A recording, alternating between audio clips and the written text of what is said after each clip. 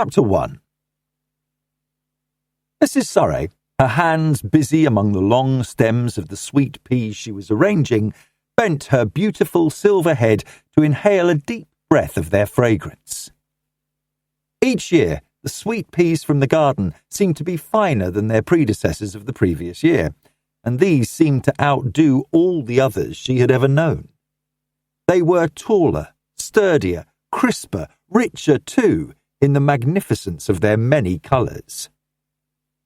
Her slim fingers, busy with the task of fitting the stems into the block at the bottom of the great cut-glass bowl, she reflected that flowers had a magic all their own. Each season, the garden gave her a fresh shock of joy, for there was about flowers none of that feeling which haunts middle age. It's lovely, but surely not so lovely as it was when I was young. This year, the profusion of flowers seemed more than ever a miracle. After the May frosts, when all the gardeners had surpassed Job himself in their lamentations, the garden had broken out into a belated flowering, so that the blossoms of midsummer were ablaze late into July. The delphiniums and lilies, the roses and sweet peas seemed intent on making up for their tardy advent with incredible richness of scent and colour.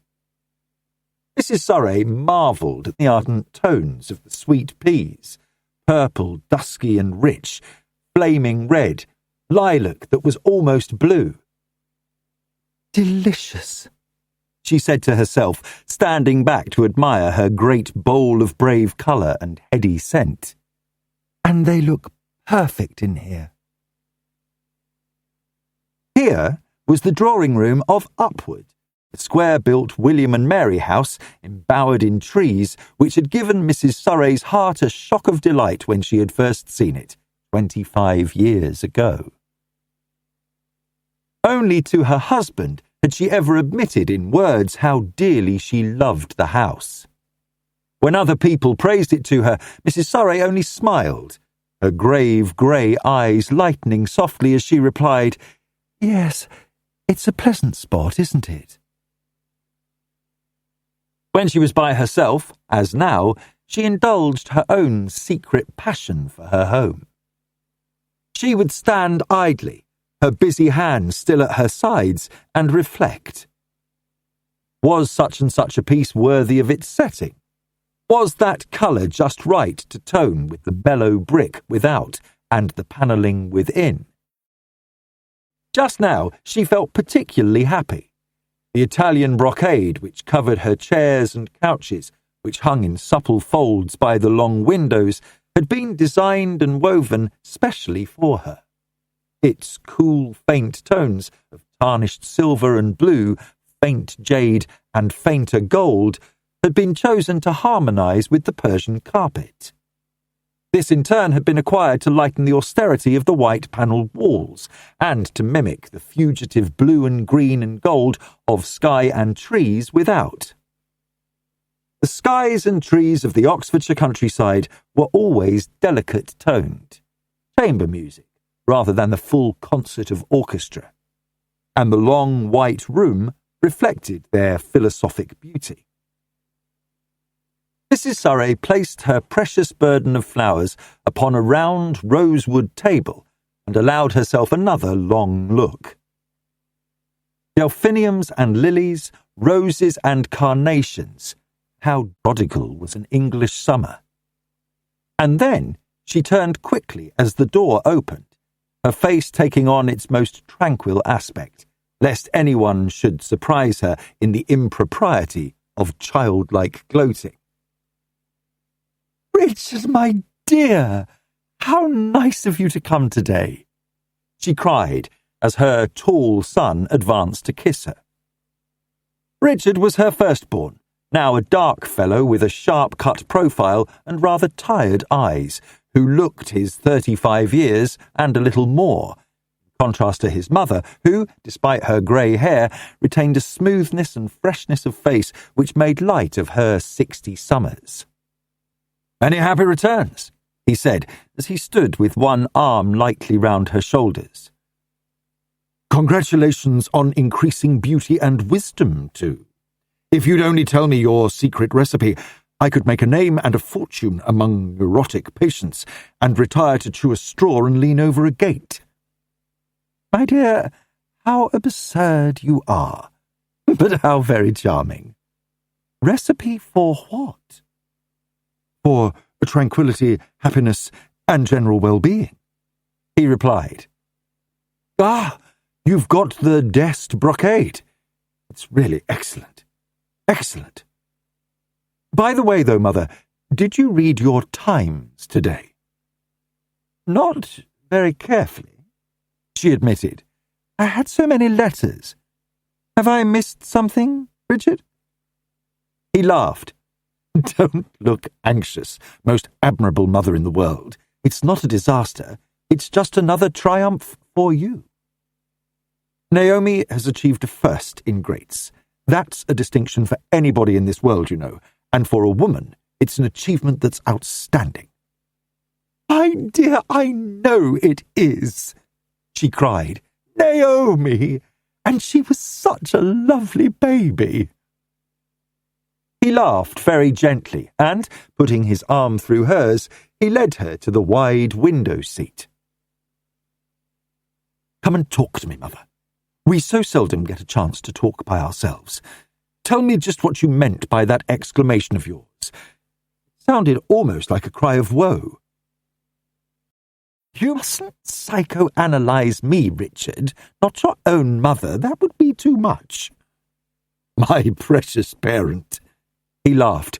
"Analysis is for the abnormal and pathological mind. I've told you. If everybody were as sound in mind as you, I and my fellows would go out of practice. No, I want to gossip. The sort of long chatter you and I indulged in before you became famous," she interpolated. "Richard, will you promise never to let me down and give me away if I tell you an awful secret?" "Promise," he replied, his tired eyes smiling at her while he rummaged for a pipe in his untidy pockets. Mrs. Surrey's lips twitched a little. "I don't know if you'll be able to understand, Richard, but if you can't, nobody will. I have had a shameful ambition for years, and hidden it from everybody. It would have been such relief if one of you children had ever failed in an examination." He laughed, throwing back his dark head and showing the white flash of magnificent teeth, and then his dark face grew gently grave again. "And you feel that your last hope has gone? Naomi, the lovely baby, has got a first in Greats? You'll have to tell me some more about this feeling, Mother. I want to understand it a bit better." Mrs. Surrey laughed as she met her son's intent gaze. "I'm being ridiculous, Richard. I shouldn't dare put my secret into words before anyone but you. You may laugh at me and I shan't mind. My care is loss of care. When you were all children, I used to hope and to plan for you all. I was so anxious for you to do well. I needn't have worried, need I? From the time you got your Winchester entrance, you went straight ahead, and after you came Robert, romping to the top of everything he ever attempted. When Ruth did the same thing, I did begin to think that the family was getting stereotyped by success. And I was glad that Judith seemed such a harum-scarum when she was little. And then Judy got her Somerville scholarship in the teeth of family derision," said Richard, his eyes smiling at her. And Mrs. Surrey went on, "Yes, and when Judy got married and had her baby, she showed the same cool, unruffled competence that distinguished her in her vivas. There was nothing she did not know, nothing she couldn't manage. And now, Naomi." She broke off for a moment, and then made a gesture indicating the lovely room in which they sat. "Take this room, Richard, and the garden. I've been planning to make them beautiful for half my lifetime. Can you remember Upwood when we first came here? murky green paint indoors and a wilderness out of doors. It's lovely now, isn't it?" "It is indeed," he replied, and she went on, "It's so beautiful that my occupation has gone. I can't plan any more because I've achieved what I set out to do. I can only sit with my hands folded and murmur nunc dimittis. Can you understand that a little, my dear?" "Yes," he said. "It's a solemn thought. Years of thought and devotion to achieve perfection. It's rather curious you told me about all this today. You have a feeling, shall we call it the nostalgia of accomplishment? Your family is grown up, standing on the legs whose sturdiness you framed, whose very minds you fashioned. The house is complete. You fold your hands and say nunc dimittis. Not yet, I think." His voice changed. "When I came down here today, I was considering a problem, and I was pondering whether I should discuss it with you. I hesitated. I always think of you as the happiest woman in the world. I think I'm right there, for you have a genius for life.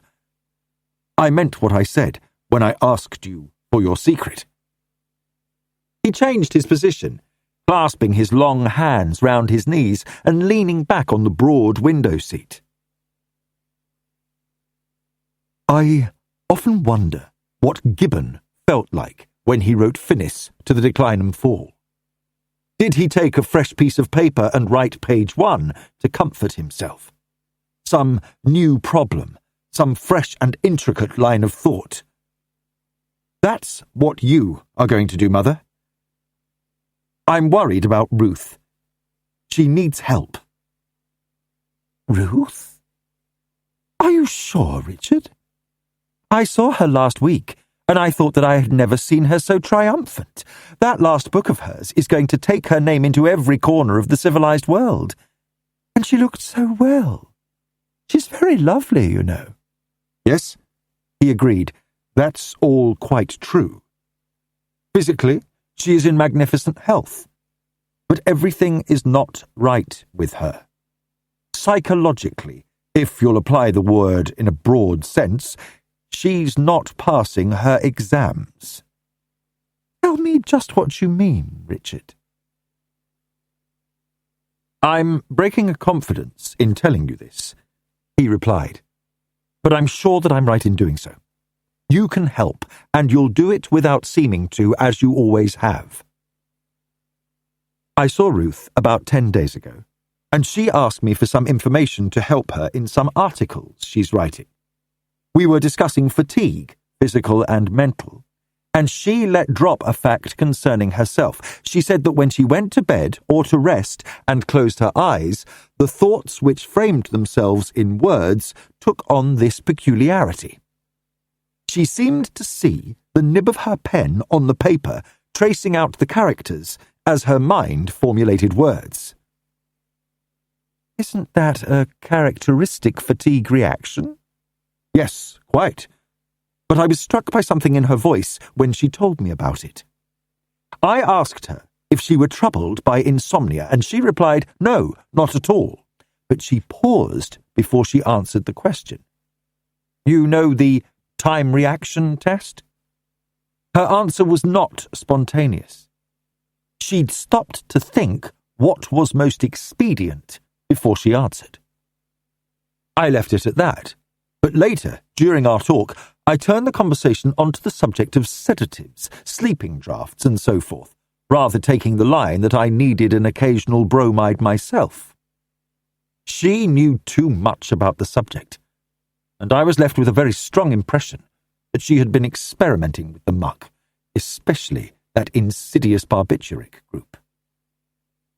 Surely you warned her of the unwisdom of it? Richard Surrey shook his head.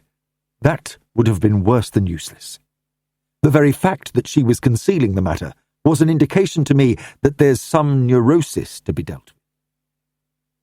The only thing I did was to suggest that she should go to have a talk with Marshall and discuss this visualization business with him. He's an expert on the treatment of mental fatigue. I can only tell you that she did not go, and I'm not happy about her. You see, I can't help her myself. She has begun by putting up a defense mechanism against me. And, in any case, it's impossible to treat your own family. That's recognized in every branch of the profession. Mrs. Surrey nodded. Yes, I understand that. Have you any advice to give me on the subject? He smiled at her. I don't think you need any advice. You have a natural facility for helping people, and a wisdom that does not falter. No, I leave it to you, because I have great respect for your ability. Mrs. Surrey shook her head in some distress. But Richard, I am proved a broken reed to start with.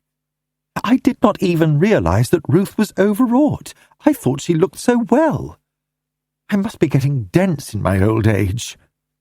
No, he replied. Don't worry about that. I should have had no idea myself that she was other than perfectly normal and healthy in every way if she had not uttered that revealing little phrase about seeing the tip of her own pen when she closed her eyes. Mrs. Surrey pondered in silence for a while, and then she said, I am puzzled a bit and surprised. I have seen Ruth working. One of the nicest compliments she ever paid me was telling me that she didn't mind having me sitting in the same room while she was writing, because my brain wasn't one of the sort that made a noise and interfered with her own while we sat silent. Richard smiled and nodded. He knew all about such interference, and Mrs. Surrey went on, Ruth struck me as one of the type who doesn't tire at her work because she has such joy in it. She writes with a facility and delight which seem to invigorate her, as though she renewed her vitality rather than draining it by the very act of creation. Is there anything else, Richard? You're very far-seeing, Mother, aren't you? You would do my job as well and better than I do it myself. I think there is something else. Ruth is feeling the wear and tear because her mind is only half free to concentrate on her work. You spoke just now of interference? Who is he? Said Mrs. Surrey simply, and once again her son laughed. I think I'll leave all that alone, he replied. I feel a little bit guilty over having said as much as I have. Ruth is very acute, you know. She will realize very quickly if you know the very things she has been at pains to conceal. I'd rather leave you to find your own way about. It occurred to me that you might get her to go away with you for a bit. Weren't you talking about wanting to go to Spitzbergen or somewhere like that, to interview the Midnight Sun? Ruth's very fond of you, you know, and she loves doing courier. With this book of hers safely through the press, I think that she might be glad to travel for a bit. I do need a change, said Mrs. Surrey thoughtfully, and he chuckled as he patted her hand. Poor darling. Just when the sweet peas are at their best, and the rose garden is a dream, and the lilies asking to be admired by moonlight. It's a bit hard, but then you voluntarily shouldered responsibilities when you bore your children. Human beings are different from rooms. You've never finished with them. They won't stay put, and you won't be able to say your nunc dimittis until you wake up on the other side. If that's all one wakes up for, one might as well stay asleep, replied Mrs. Surrey. Tell me about yourself, Richard. Now you do look tired. And I'm not ashamed to admit it, he replied. I am. I'm dog-tired. However, I can carry on until next month without loss of efficiency. We're all rather damned fools nowadays. I admitted it when I said that we strived too much. I can't be content with a good practice. I've got to write up my cases half the night after working all day just to prove to all the world that previous conceptions on certain minute reactions are really misconceptions, and by the time I get my book through the press, it'll be obsolete, I expect. We move these days. Physician, heal thyself. She laughed gently, and he replied with a shrug. Oh, I'm all right, my dear. I sleep when I get time, like a log, and eat like a tiger. It's only my confounded conceit which makes me cut down my sleeping hours to 5 when I could do with 8 like any other fool. It will be all right next month, you know. I'm going to Banff, in the Rockies, and I shall sleep throughout the voyage like a hibernating bear. What about the rose garden? Are those new HTs up to expectations? Come and see, my dear. Mrs. Surrey got up from her place and led the way through a French window out onto the terrace. Before them lay a glorious stretch of turf, bounded on either side by herbaceous borders, ablaze with all the glory of summer bravery. The delphiniums and lilies predominated, the former in towering blue spires 5 feet tall, faint azure to dark ultramarine, with occasional touches of deep purple. Catmint made a soft cloud of lavender along the borders, and the clear blue of flax and violet of veronica were interspersed with the royal purple of salvia. My Tibetan poppies have really established themselves at last, said Mrs. Surrey. Look at that mass of blue at the shady end of the border. Talking of Tibet reminds me, have you seen anything more of Keith Brandon? I went to his lecture about his climbing experiences in the Trans-Himalayas. She turned to the right along the terrace, walking slightly in front of him and reaching out her slim fingers to the doves who fluttered down from the old pigeon house as she appeared, and perched on her outstretched arm until she threw them lightly into the air again. Richard raised his eyebrows a little at her question about Brandon. Was this chance, guesswork, or intuition? No, I haven't seen him, or anybody else save Patience, for weeks, he replied. Brandon's being lionized a bit, of course. That's only natural, considering the remarkable things he did in the climbing line. I didn't know you'd been to hear him lecture. What did you think of him? He drew level with her as they left the terrace by a flight of shallow steps at one end and went through an arch in a tall hedge of sweet briar which led to the sunken rose garden. The sight of it made Richard forget everything else for the moment.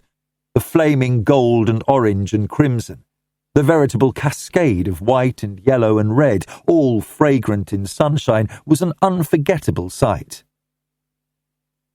Tea roses tumbled from pillar to pillar of the Ionic pergola, deepest orange to palest green, and their scent made him catch his breath. Gad, it is glorious, he said. Look here. Surely Spitzbergen's not necessary. Get Ruth to stay here. Nobody could feel out of tune for long in this place. It's too lovely. Mrs. Surrey looked lovingly at her roses and at the water lilies floating in the circular stone basin in the centre of the lovely little plot. Above them, a slender bronze nymph was poised with beckoning finger. It is heavenly, isn't it? She said wistfully. I wish you could come down more often, Richard. You haven't been here since Easter. But about Ruth, I'm sure you were right in your first suggestion. She wants something new to occupy her mind to the exclusion of other things, and she loves the sea, too. This is too familiar. A garden is a place to be contented in, but it wouldn't take her mind away from everything. She sat down under the burdened pergola and patted the seat beside her in invitation.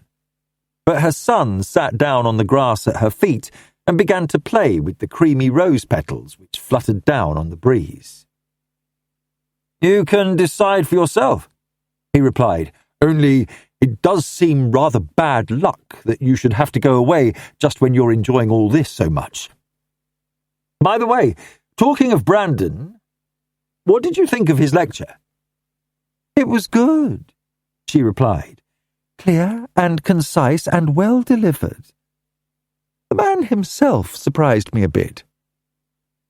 Most men who have done anything outstanding in the way of exploring or climbing have a peculiar sort of diffidence when they talk about their own doings. The bigger the achievement, the less tendency is there to brag about it." "Brag? That's rather hard, isn't it?" he put in, and she went on, "I don't mean that he bragged. He didn't. But there was a suggestion of condescension about him. One was left with a vague feeling that had Brandon been with the last Everest expedition, things might have ended differently. Perhaps I'm not being fair," she added. "It may be that extraordinary vitality of his gave me the impression of abounding self-confidence, and from that it is only a small step to egoism. He's a magnificent specimen physically. I've never seen a man whom I was more disposed to admire." Richard chuckled a little, shifting the rose petals from hand to hand as though enjoying their delicate texture. "I like the way you phrase your antipathies," he replied. "Your point of view about Brandon is rather original. Most women fall at his feet, and most men say splendid fellow, either because they admire what he's done or are afraid of being thought mean-spirited if they don't." "And you, dear?" "I told you. I haven't seen much of him lately, so I haven't had a chance to observe if lionizing has gone to his head. It oughtn't to have. He's got one of those long Norse skulls which are generally impervious to that sort of thing." "Like Nansen? I think your friend Brandon is a bit like Nansen, obscured by mental adipose." "Their minds are swollen with fatness," chuckled Richard. "He's not really a friend of mine, Mother, only an acquaintance. Ah, hello, here's the pater." He jumped to his feet as Professor Surrey's long figure appeared through the briar rose arch. "Morning, Richard.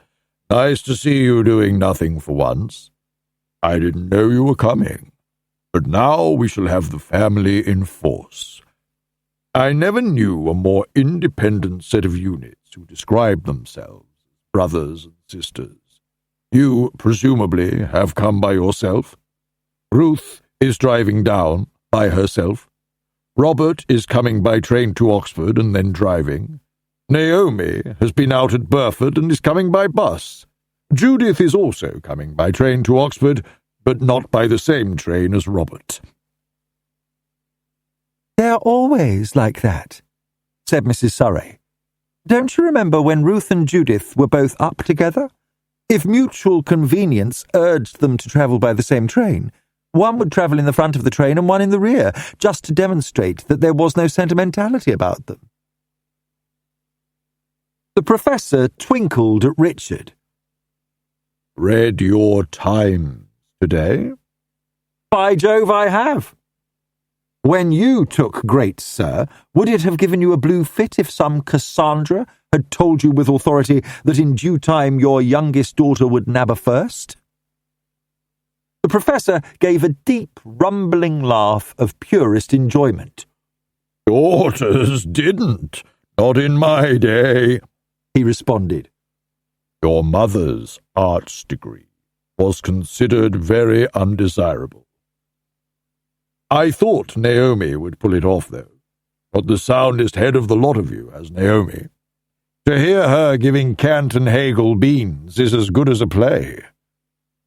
We ought to have something worthy to toast them in. Your mother and Naomi. None of your cheap cocktails or champagne. It's a low drink, only fit to comfort elderly virgins at wedding breakfasts. I've still got some port that's worthy of the occasion. What about it? Though I'll drink my toast in brandy that makes that port feel juvenile. Don't ask me, replied Richard. They drink the vilest brews nowadays. Mixed gin and champagne and orange juice and God knows what else. Whiskey too, I expect. Make it port, sir, and educate their palates. Are you going a-jaunting next month, or staying here in peace to enjoy life? I thought of going to Heidelberg, if British nationals aren't verboten. The professor replied. It's good for the elderly to travel, makes them appreciate their blessings at home. I'm seriously thinking of going to Spitzbergen, John, put in Mrs. Surrey. I've always wanted to penetrate the Arctic Circle. If I wait much longer, I shan't have the courage. If I go to the Rockies, and Robert goes to the Dolomites, and Judith goes to the Pyrenees, and Naomi goes to the Outer Hebrides, we should be keeping up the tradition of the United Family Front very efficiently, murmured Richard. And Ruth? Inquired the professor. I don't know about Ruth. Somewhere strange and remote, I imagine, replied Richard. We can't have your mother jaunting off to the Arctic Circle alone, said the professor, but his wife only laughed. Leave that to me, dear. I'm quite good at my own devices. I'd better go in and see about lunch. There's plenty of everything, and it's all cold. Richard, shall I have cocktails or sherry? Both, my love, chuckled the professor. But tell the children that they're not to be mixed. I believe in keeping the family respectable. Chapter 2. Despite their academic achievements, the Surreys made a merry luncheon party. Over the cold salmon and the lobster salad, the quails in aspic and the pigeon pie, their voices rose in a crescendo of mirth and enjoyment. From Richard, dark and tired about the eyes, to Naomi, fair-haired almost to whiteness and fresh-skinned as her favourite Irish elegance rose, they chattered and laughed, challenged and riposted, derided and encouraged, until the long dining room fairly echoed with their cheerful voices. It was after they had toasted their mother, crying congratulations and good wishes with a vociferous sincerity and delight that nearly brought tears to Mrs. Surrey's grey eyes, and then had raised their glasses to acclaim Naomi's achievement, that Robert, the only red-headed member of the family, demanded, "Well, kid, what are you going to do about it? A career seems indicated, but what? Do, for the love of Mike, strike out on something original. We're all so damned obvious in our high-browed callings." "Sconce him. That word's défendu," groaned Judith. "A proof of my correct use of it," said Robert. "It's a popular word, wherefore we bar it. You know they say that Mr. Selfridge gives quite good jobs to people with passable degrees, or that new store in Regent Street with alabaster fitments? Culture for the counter, Hegel in the haberdashery, and Comte in the counting-house. What about it?" "Don't take any notice of him.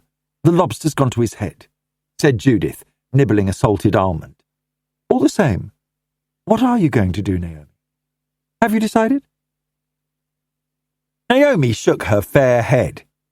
Her hair was bobbed with a straight fringe, and its shining folds framed a face which looked impossibly young and serene for one of such erudition. "I don't know the least bit," she replied. "After my fever, I was rather pleased with myself, and I know that's considered fatal, so I took ploughing for granted and decided I'd become a games coach. If my philosophy's bad, I know my lax is good." "Oh, no school-marming," groaned Robert. "That's MBG anyway. No head would take you lest you found out her ignorance. I know, kid. I'm sick of my job. Let you and me take a pub at Bletchley and run it in the modern method. Plato in the bar, Plotinus on bedside tables, and drinks fit for heroes." "Why Bletchley, of all rotten places?" inquired Ruth, and Robert retorted, "That's why. And if you'd ever played in a match against the Tabs while you were up, you wouldn't ask such footling questions. The railway authorities specially arranged for all the Oxford trains to lose the Cambridge connection, so consequently all the best people inevitably spend a certain portion of their youth in Bletchley. As things are, they can't help it, but if we started a pub, they might spend longer." "I've only one suggestion to make, Naomi, and that's a negative one," said Judith. "Don't do anything which involves writing a book at the end of it. The number of Wentworth Surrey books already published is quite overpowering. Father and Richard write scientific treatises. Ruth writes books which are just books. Robert was involved in galley slips last time I paid him a surprise visit." "Here, confound you! That's not public property yet," complained Robert. "Just a few words on the unfilterable viruses," he explained to his father. "Look here, Judy, what's yours about?" "It isn't," she replied. "I burnt my manuscript when I'd finished it to save the world more confusion. I've seen wretched people tie themselves into knots because they thought they were reading J.S. Haldane and they'd got hold of a JBS by mistake. If, in addition to R. Wentworth Surrey being Robert and R.C. Wentworth Surrey being Ruth and R.S. Wentworth Surrey being Richard and J. Wentworth Surrey being father, we added J.M. Wentworth Surrey being me, the librarians will ban us en bloc. And quite right too, it's not decent. So no more books." She laughed at Naomi. "You know, Judy, I'd thought of that too," said Naomi. "And it's very difficult. There's a Maguire travelling scholarship going, a real snip, £500 a year for 3 years and no restrictions, but you've got to write a book at the end of it." Professor Surrey laughed. "I know, infant. The Bantus, their tribal culture. The Samurai, their unpublished laws. The Americans, their attitude to state insurance. Don't you do it. If you want to travel, you can, but forget the notebook habit for a while." "Just go gay," murmured Robert, and then Ruth put in, "Why not explore, Naomi? You're interested in unmapped regions, and you've got the right physique for roughing it." Richard pricked up his ears. Was there acrimony behind that low, pleasant voice? Was Ruth so edgy that she was ready to be cattish to her sister, a failing almost unknown in that curiously friendly family of theirs? "That's no go either, Ruth," he put in. "If you do an exploring stunt, you have to write a book about it, just to defend yourself from the lies the journalists write. It's inevitable, like waiting on Bletchley platform." "Isn't it awful?" groaned Naomi. "I'm game to do anything, and every prospect is barred by pen and paper at the end of it. There's beauty culture, of course, and feet," she ended despondently. "I won't be a don. I'd rather sell hats. Donnishness is devastating."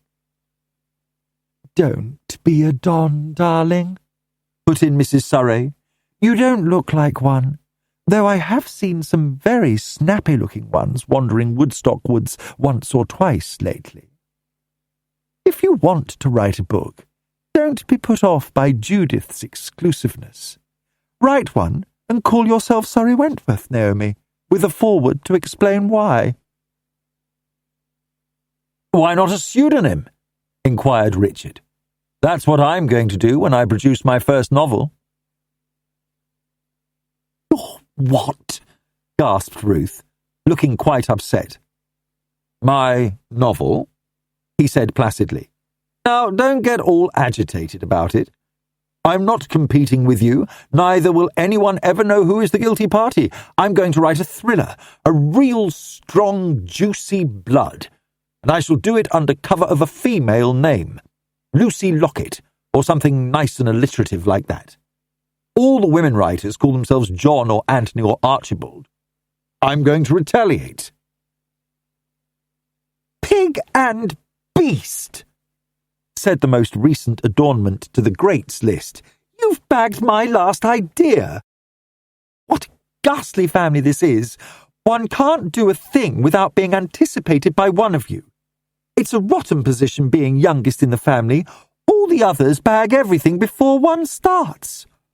Don't worry about that, said the Professor. Richard isn't being original, even so far as this family is concerned. I wrote a blood once. I was 25 at the time, and I got £25 for it, quite appropriately. It sold 307 copies altogether, and the publisher went bankrupt the following year. Richard pulled out a pencil and a notebook. Name, sir, please. This is a new one to me. No, my lad. You're not going to get the chance to giggle over my youthful optimism. Nobody but your mother knows about that little excursion, and she won't tell you. That £25 came in very handy. He chuckled. Now, tell us about your crime. Take my advice, and don't try to be intellectual over it. What the public likes is blood. Oh, I can do that all right, said Richard cheerfully. I can't tell you the plot because I haven't made one yet. But I'll tell you what gave me the idea of writing it. Last Wednesday, at the end of a grilling day with more patients than I'd patience for, the final effort walked in for his consultation at 7:15. I'd kept him waiting half an hour through no fault of my own, and when I saw him, he got my goat. He was a big, lean chap, tanned and straight as a Gardie, and looked so loathsomely fit that the sight of him made me terse. I don't mind missing my dinner for a nice pathological case, but to be asked to be patient with this lad was too much. Look here, says I. If you want to know what's the matter with you, I'll tell you. Nix. Got that? Thanks, says he. I'm disposed to agree with you. I didn't come to talk about myself. And he shoved a card under my nose. He was Chief Inspector MacDonald, the cove who got himself talked about over the to-do at Waldstein's Folly. Really, Richard, said Robert, this is a revelation. Hyde Park, my bonny lad. Have we a crime in the family at last? Or has your last cargo of books from Germany proved too much for the susceptibilities of His Majesty's customs? Inquired Ruth, and Richard lighted a cigarette before he replied. Sorry to disappoint you, no. The bloke had come on quite bona fide business to ask me to take a case. It's a damned remarkable story, he exclaimed. Would you believe that anything that once wore constabular boots would walk into a consulting psychologist and say, yours, I think, with reference to a criminal case? I can't get over it. What's the story, old boy? Tell me more, demanded Robert, hopefully. And his brother went on, put briefly, something like this. The local police force had been flummoxed in a certain district by a series of incomprehensible attacks on a boy of 18, wounding, batting over the head and other items, and they got Scotland Yard onto the trail. This MacDonald fellow examined the evidence and came to the only sane conclusion. The boy had damaged himself. He'd never been attacked at all. Now, there's nothing remarkable in the fact of a trained CID man reading evidence aright. It's his job. What is remarkable is that this one proceeded to reason like an intelligent being and not like a policeman at all. He took the trouble to find out that the boy had failed matric twice running and couldn't get the job he wanted as a consequence. Result, complex over his own failure and a subconscious desire to assert himself and get notice taken of him, which resulted in this self-wounding game. Your diagnosis or the inspector's? Put in the professor. His, bless you.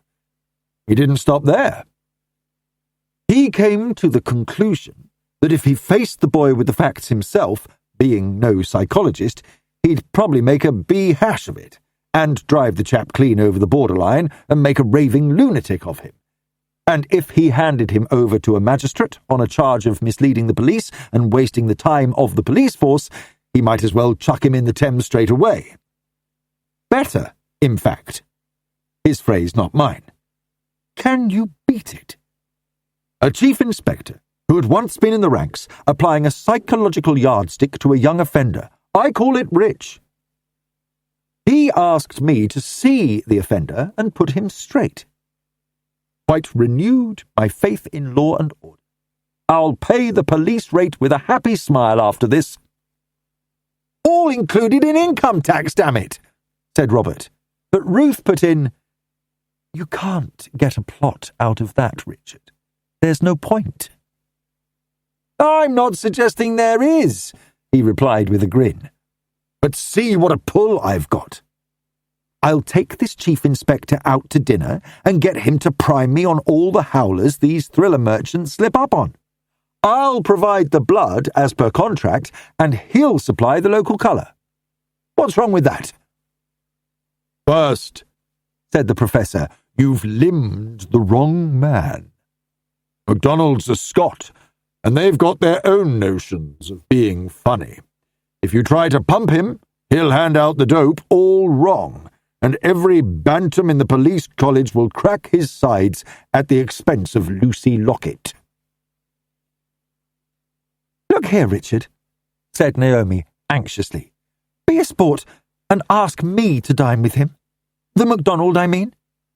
You haven't time to write a blood, and I should simply adore to. Besides, MacDonald wouldn't hand me the dope all wrong. I look so virtuous when I try that his better feelings would prevail. Give me this one. Call it a birthday present, she pleaded. I won't write it under the family name. Honest to God, I won't. Oh, Lord. That's what comes of telling stories in the bosom of the family, groaned Richard. I can't, infant. If I mentioned I'd a sister to that bloke, he'd run miles. Sorry and all that, but there it is.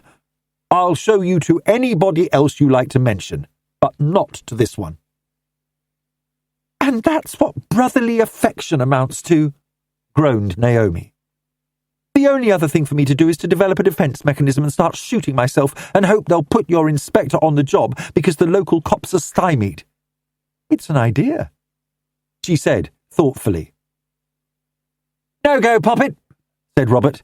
Your eldest brother would go into the witness box and give evidence against you, malice aforethought and all that, just to prove the integrity of the scientific expert. Headlines in the Sunday papers. My own sister, but science comes first. Funny, aren't you? Said Judith. Frankly, I'm disappointed. I thought Richard had a really good corpse up his sleeve, and it all boils down to shop. Poor Naomi's left on the dole without hope of employment. Mrs. Surrey got up at this juncture, saying, If any member of the family would like a little fresh air, they can take their coffee to the rose garden. I'm assuming with my usual optimism that you'll all stay to tea. Will there be beds for all? Murmured Robert. If so, count me in. Judy, come and talk to me sub rosa. I'm thinking of getting married, and I want to be told the snags before I go too far. Facts of life by one who knows. The family wandered out into the garden, arranging themselves into groups. Robert and Judith, Mrs. Surrey and Ruth, Richard and Naomi paired off together, while the professor produced a book from his pocket and settled down in the strategic shade of an immense flame-coloured rambler on a seat which held one, and one only. Come down into the paddock and see old Charity, said Richard to Naomi. Charity was a pony who had been ridden by most of the family on occasions. Her name indicated her nature. Charity never faileth, beareth all things, endureth all things, had been inscribed over her stall by Naomi long years ago, and Richard slipped his arm inside his youngest sister's, and they walked together over the smooth lawns, through the walled garden where peaches ripened on the warm walls, and into the fragrant paddock, where the ancient pony came ambling happily towards them. "It's all rather difficult, Richard," began Naomi without further preamble, as one who is certain that she will be understood at once. "Ruth has got all tetchy these days. She and I were staying a weekend with the Downings at Staining, and she seemed to resent my existence. I've never known her like that before." "She's tired, although she doesn't know it," replied Richard. "She wouldn't admit it, but it's a greater strain for a woman to live up to a peak of intellectual endeavour than it is for a man. Ruth never condescends to the commonplace." "Perhaps that's why I annoy her," said Naomi, and he laughed and gave her arm a squeeze. "Don't wash, my child. Tell me about the Downings. They give rather good parties." "This one was a corker, but they made a mistake in asking me when Ruth was there. Erosio was the lion. You know he sang Walter at Covent Garden this year? And Wilfred Hanks, the communist, terribly amusing, and Setterby, the economist, and Keith Brandon, you know him, don't you?" "A bit, yes. Was it you who sent Mother a ticket for his lecture?" "Yes, I wanted to hear what she thought of him, but she wasn't very forthcoming." Richard looked at his sister with troubled eyes. "You don't really worry about him, do you, Naomi?" It was characteristic of their attitude to each other that neither beat about the bush. "I do," she cried passionately. "I worry a whole lot. I got to Staining a day before Ruth did, and during that day I got to know Keith all of a sudden, plop, like diving into a pond. How was I to know that Ruth considered she had vested interests in him? It's not fair. Ruth's got half London prostrating itself at her feet. She's an intellectual. She'd shrivel up and die if she had to spend an hour in company with a commonplace idiot. Keith isn't intellectual. He's not a fool, and he's not commonplace, but he can't live in that rarefied atmosphere Ruth breathes." "That being so, how was it that he ever came to be on such intimate terms with her?" asked Richard quietly. "I don't know anything about their friendship, Nummy, but I do know that Ruth isn't the woman to assume what you call vested interests in a man without some expression of reciprocity on his part." Naomi flushed unhappily. "Whatever there was, it was only on what Ruth would call the plane of intelligence," she replied. "Can you imagine Ruth responding to any man's passions? If she went away with anybody, she'd spend the night discussing the emancipation of the intellect." Richard's lips twitched a little. "You're only arguing with yourself on those lines to convince yourself about something which you know isn't sound," he replied. "Men and women aren't intelligent beings in their inner consciousness. Far from it. Ruth's as human as a gypsy underneath. I'm sorry about all this, Naomi. It's bad luck. Tell me, can't you cut it all out?" Naomi's white forehead showed lines which seemed unnatural to that smooth young face, and her square jaw set itself in a manner which altered her curiously. The child was gone, and it was a woman's eyes that met Richard's. "Can't I cut it all out?" she cried angrily. "Ask Ruth that, Richard. Why, because I was born later, should I have to accept only what Ruth has rejected? I mustn't write, not because there are too many Wentworth Surreys in the Times catalogue, but because Ruth might be embarrassed by her younger sister's publications. She wouldn't know what to do about it. If I didn't come up to her standard, she'd live in constant fear that people would muddle me up with her, and if I did succeed, She'd live in a nightmare that someone would congratulate her on having written my book. It's true, Richard. Ruth's got 10 years advantage of me. She's got there before I've begun, and yet, when it comes to Keith Brandon, you turn to me and say, can't I cut it all out? Stand down, be a good child and behave nicely. Ruth must have a clear field. My dear, I'm so sorry. I didn't realise it was as bad as this, said Richard. Never mind about the books. That'll settle itself. We've got to get to the bottom of this other thing. You're utterly wrong in one of your arguments, you know. Ruth hasn't 10 years advantage of you. You have 10 years advantage of her. Youth is a complaint that cures itself automatically. There's no cure for growing older, Naomi.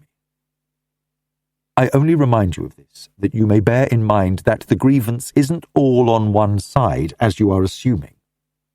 You speak of Ruth bitterly. Perhaps she feels a little bitter when she sees a young thing like yourself sailing in and grasping what she thought was her own. There's this about it too. Ruth has been very late in awaking to the emotional nature of life. She spent her girlhood in writing about the things which she was too fastidious to touch experimentally. Isn't it awful? Groaned Naomi. Why didn't someone warn us about the dangers of intellectuality? Judy was the only sensible one of the family. She burnt her manuscript and had a baby instead. Ruth ought to have got married young like that.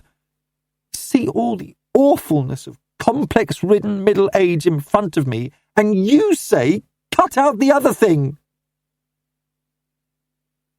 Richard laughed a little and squeezed her arm.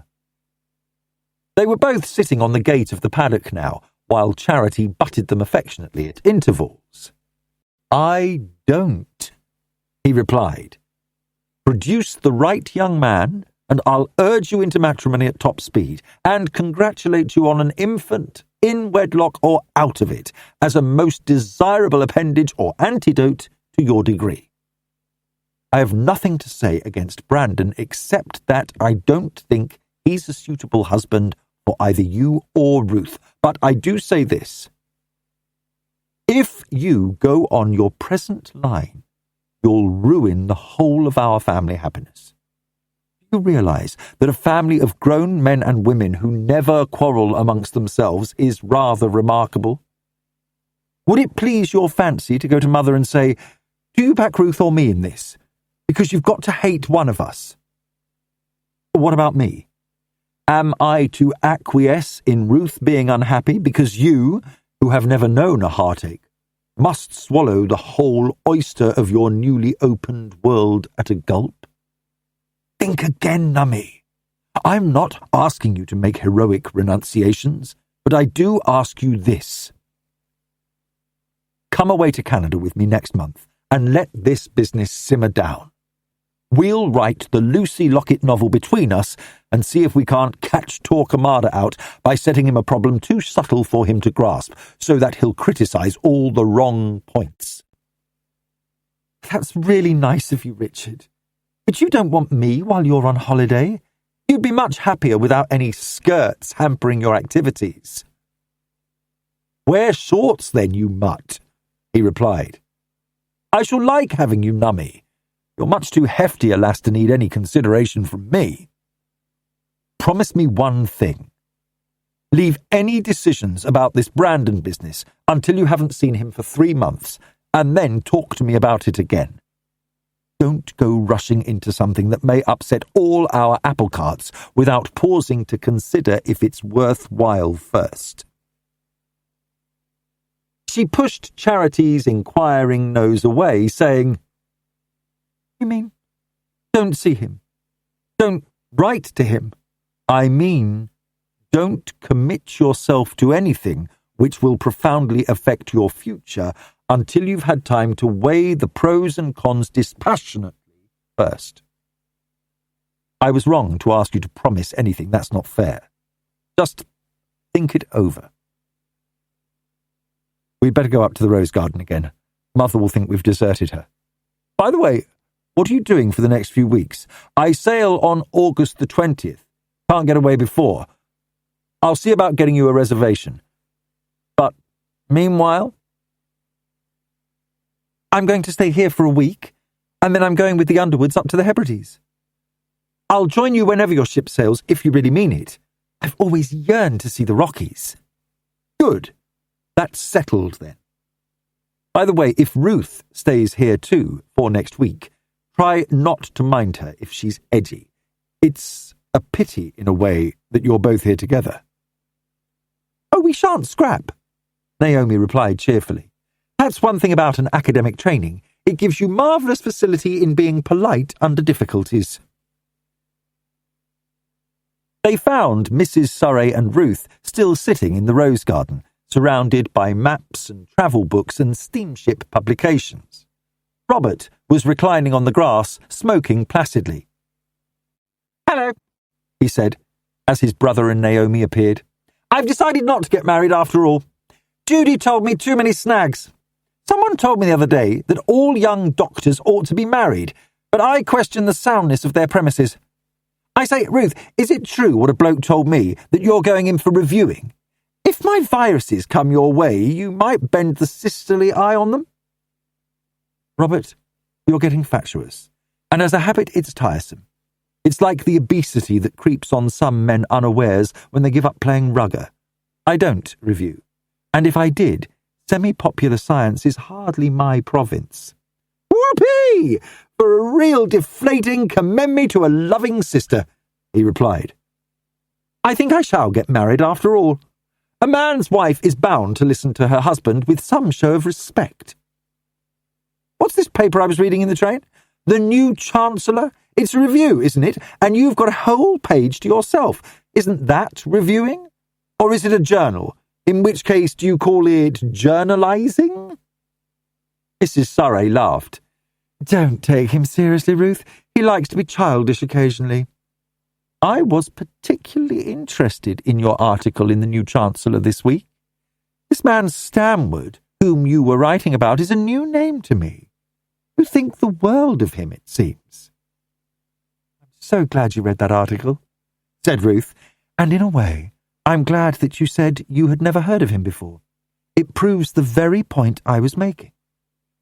Geoffrey Stanwood's work is outstanding, and his prose is the finest I have read since Hardy died, and yet no one has heard of him. I picked up his book by chance in Hatchard's and started reading it, and I was simply amazed. It's an awful indictment of the average reviewer that such work should not have been recognised and acclaimed at its true worth before. His books are sheer works of art." "Well, you've given him a boost and no mistake," put in Robert flippantly. "The poor devil must be ready to lick your boots. Recognition is precious to the artistic soul." Ruth shot a glance at her brother, but ignored his sally. To Mrs. Surrey she said, "I got into touch with Stanwood, of course. He has a most interesting and original mind.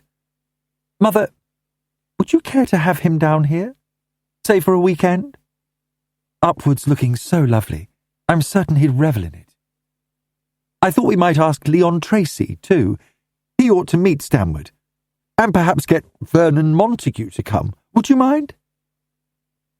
"I should be delighted," said Mrs. Surrey warmly. "It would be most interesting. I must get Mr. Stanwood's book, Ruth, and read it before he comes." "I've brought you a copy. I know you'll love it," replied Ruth. "You'll tell people about it too, won't you? I'm so anxious to do all I can for him. It's belated recognition, I know, but I do feel that all intelligent people should do something to make up for their previous neglect." "How nice all this is," chuckled Robert. "And they say writers are a jealous crowd. This'd alarm them.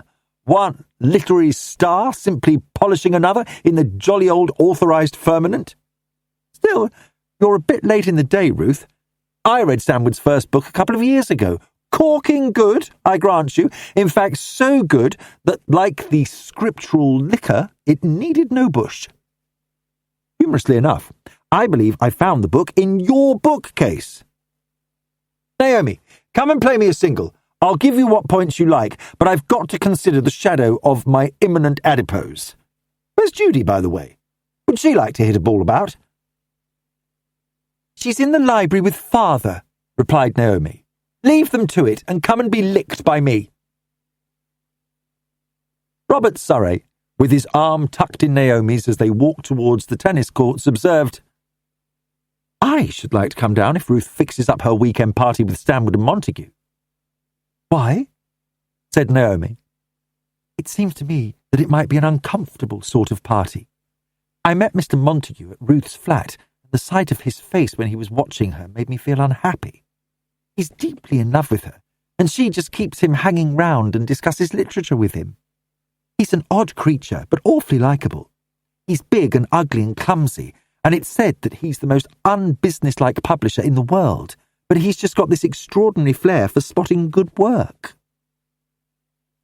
I don't think you need waste any tears over Montague, said Robert. If he trails around after Ruth, you may be quite sure he gets more pleasure than pain from the process. I wasn't thinking about him.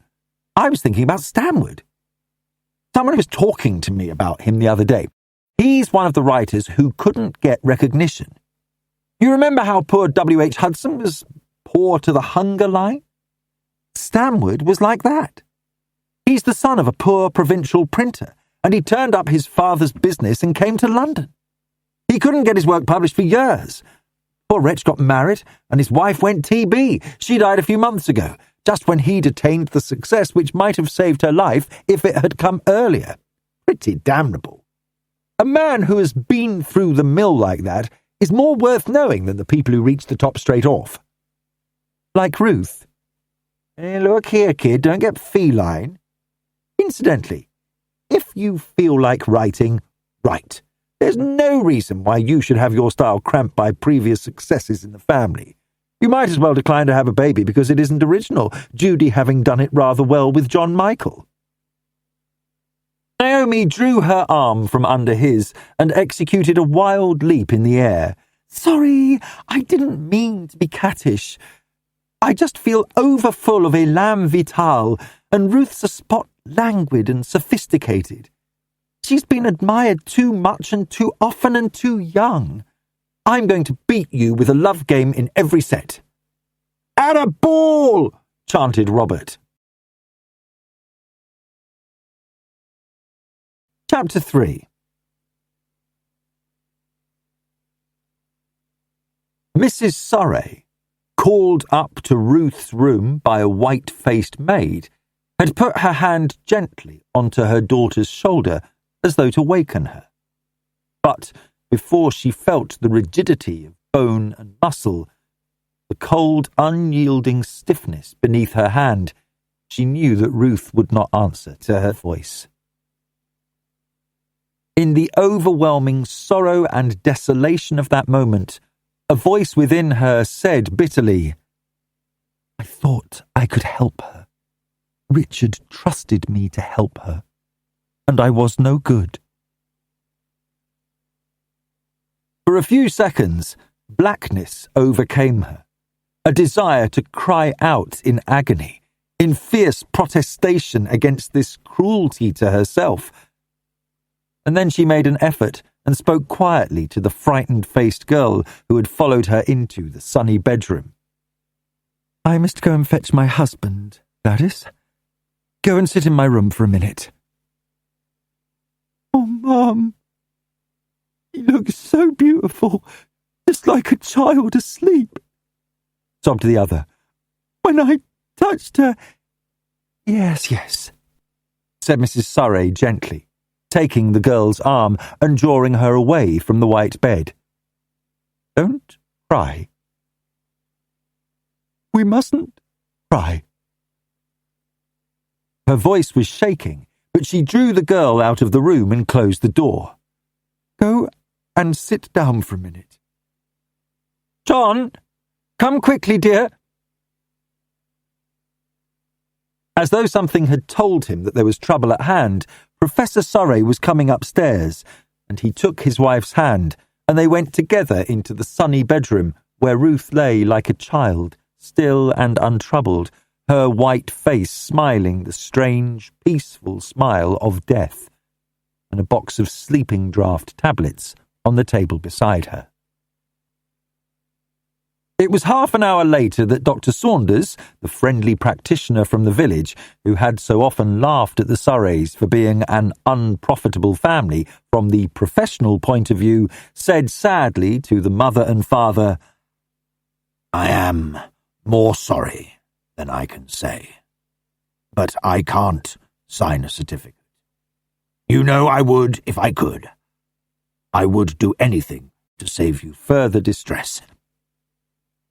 But he could not do it, and both Mrs. Surrey and her husband knew it. In addition to the heartbreaking sorrow at the death of their daughter was to be added the horror of a coroner's inquest, the inevitable gossip and surmise of popular curiosity, the raking over of intimate things which supplied paragraphs for the popular press. White-faced but self-controlled, Mrs. Surrey bent her head in acquiescence. "I know," she replied. "It's got to be faced. This means the police, too. Dr. Saunders, you are an old friend and a tried friend. I can trust you, and you will not misunderstand me. I am not afraid of breaking the law. It exists in this case only to hurt us more, and to hurt Ruth's memory. If I take it into my own hands to destroy those papers we found on the table beside her, would there be more hope of a verdict of death from misadventure? Could we prevent that ghastly verdict of suicide? It hurts. I can't tell you how it hurts." Dr. Saunders shook his grizzled head sorrowfully. "We can't do anything. However much we long to, we are all helpless. If you destroy evidence, you may make things worse, far worse. Those papers prove, so far as proof can be taken to exist in circumstantial evidence, that Ruth ended her own life. In the absence of that evidence, the police would be bound to make a far wider and more searching inquiry. The question would immediately arise, did she die by her own hand? Forgive me if I hurt you, but you must face the facts. Moreover, at present, the cause of her death is merely presumptive. I don't know. I can't be positive until after the holding of the post-mortem." "Yes," said Professor Surrey. "Saunders is right, my dear. However hard it may seem, this inquiry must take its course. We are helpless. The thing is beyond our power to alter." He turned to Saunders with quiet dignity. "It is your duty to acquaint the coroner with the facts. We have guests in the house. Is it necessary for them to stay, or can they leave us, as in the normal course of events they would be doing?"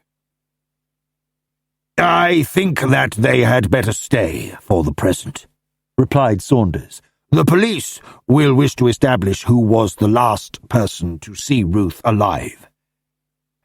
It is a bitter business, but their inquiry has of necessity to be wide. I think that you would do well to let me lock the door of her room and leave everything as it stands. I will save you as much distress as I can," he added gently. "I know you will," replied Mrs. Surrey, and she choked back a sigh, which would have become a groan had she been by herself, and continued with the same self-control she had shown throughout. "I must tell Naomi when she comes in from riding. John, will you tell Mr. Stanwood and Mr. Montague, and telephone to Richard? I think that he ought to be here." It was several hours later that the professor and his wife had the chance to talk together alone. There had been a series of interviews with the police in which the courteous and sympathetic superintendent did his best to do a painful job as humanely as he could. There had been Naomi to deal with, a new, wild-eyed Naomi who uttered the strangest self-accusations, whose distress at the loss of her sister was fraught with a terror and agitation which poor Mrs. Surrey could not understand. Of one thing she was determined. Naomi should not be called upon to give evidence by the police if she had any power to prevent it. At last, after many weary hours, she went with her husband to his study and sat down beside him on the big leather-covered Chesterfield. She could not bear her beautiful panelled drawing-room just now, and the rose garden was equally intolerable. They seemed to be full of Ruth. Her tall figure seemed to be flitting like a shadow through the briar arches, across the terrace, and about the long white room which she had said was the most restful place in the world. Only in the austere book-lined study, with its long windows facing the little sunlit rock garden, could she bear to sit down and think. "Rest a little, my dear. Put your feet up and let me read to you," said her husband. "You're tired out now. I wish I could bear this for you," he said. She shook her head. "I can't rest, John. I can't stop thinking. Not yet. If you and I were to go over things quietly together, it would help most. I've got confused with answering so many questions, and I'm afraid of making things worse tomorrow if I don't get things clear. All those questions have got to be answered clearly, and I want to go through everything now before I muddle myself afresh." Just as she spoke, the door opened and Richard came quietly into the room. "I'm sorry that I didn't get here earlier," he said. "I was out in Essex at a consultation." "Come and sit down, Richard," said his mother after he had kissed her. "I was just telling your father that I wanted to talk things over and try to arrive at some statement that isn't muddled or garbled. Since we have got to be questioned at the inquest, I want my answers to be clear. All the world will be watching our distress, and I don't want to make things worse by having to be asked the same thing twice over and exhibiting my own confusion." "If that is what you wish, let us put all the facts we have gathered before Richard," said the professor, his deep voice as quiet and calm as though he were giving a lecture.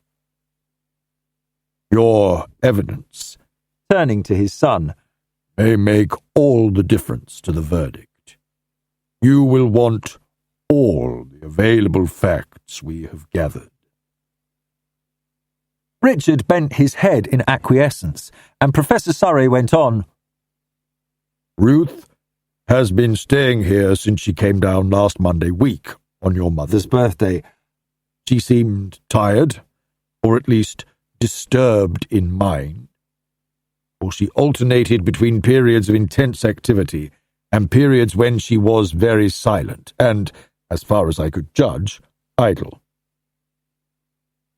She said that she was not writing anything for the time being, but I took it for granted that she was busy thinking, working out some new matter for a fresh book. I did find her unlike herself less prone to start a discussion, less prolific of ideas than usual. However, early in the week, she told your mother that she was writing to Mr. Stanwood to invite him to come down here for this weekend. She also invited Mr. Montague and a young essayist whom she had not previously met, a man named Charlton Fellows. She seemed to be looking forward to their coming, and herself suggested that Mrs. Trant should be invited to round the party off. So, on Saturday evening, 8 of us sat down to dinner, the 3 literary men and our 4 selves, Ruth, Naomi, your mother, and myself and Mrs. Trant, who, you remember, is a painter and illustrator. So far as I could judge then, Ruth was perfectly normal. She talked well at dinner in her most witty vein, and seemed to have thrown off the abstractedness of the previous week. "Tell me a little about the visitors," said Richard. "Montague I have met. Stanwood?" "He's a quiet, likeable man of 40, more given to listening than talking. But when he talks, he's worth listening to. The chief point about him was that Ruth took any amount of trouble for him. She did her best to keep him in the conversation and to get him and Montague onto topics of mutual interest. I was glad to see her so alert and so enthusiastic over Stanwood. He is obviously a man who has seen a good deal of hard luck. She took an obvious pleasure in paying him a sort of homage, nothing in the least exaggerated, but with a determination to show him every possible courtesy and to greet him as a fellow writer." "You remember hearing her talk about him, Richard?" put in Mrs. Surrey. "I was glad that she was so interested in his work. It seemed to take her out of herself a little." "I remember," replied Richard. "And the other man? Fellows?" "A cheerful lad, under 30, I should say, devoted to Ruth, rather inclined to hang on her words. I welcomed him because he had a touch of originality about him. He's not of the academic pattern, and thinks along fresh lines. Mrs. Trant, as you know, is an established painter, but somewhat too heavy in her dogmatic assertions about topics of which she knows little or nothing." "You wanted an idea of the party, Richard. That's the best I can do, but I'd add this. They all revolved round Ruth and admired her. Montague, as a publisher, would be only too glad to have got a contract with her. Stanwood owed to her his first genuine recognition. Fellows obviously adored her, and Mrs. Trant wanted to paint her." "Let me go on here, John," said Mrs. Surrey, "and tell me if I make any mistakes. At dinner on Saturday evening, everybody seemed happy and jolly. I may have been dense, but I could not sense the least undercurrent of nerviness. I had been watching Ruth pretty closely too, and I felt perfectly happy about her. After dinner we sat in the rose garden and everybody talked furiously, as is the way with literary people. Naomi and Mr. Fellows bantered away at one another. Your father argued with Mrs. Trant, and I chatted to Mr. Montague, while Ruth talked to her new discovery. You couldn't imagine a more jolly, sociable evening. Then, on Sunday morning, Ruth drove Mrs. Trant together with Montague and Stanwood over to Sudeley Castle, where she'd got permission to take them over the grounds. Naomi and Fellows stayed at home and played tennis. Lunch was especially arranged as a movable feast, so that people could come in when they liked.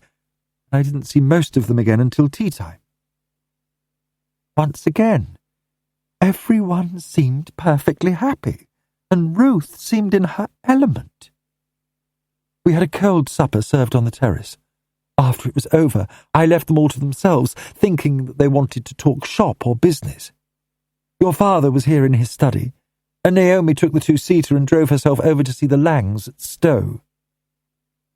I went into the drawing-room just before 10 o'clock. Montague and Stanwood were both in there talking to Ruth. Fellows was on the terrace. Mrs. Trant had gone to bed with a headache. It had been very hot all day. I said good night because I was tired too, and Ruth said, "We shall none of us stay up late. We're all yawning already. I expect it's the sun." She walked out into the hall with me and said, "Good night, darling. Everybody's loved it all. Thank you so much." And I went up to bed.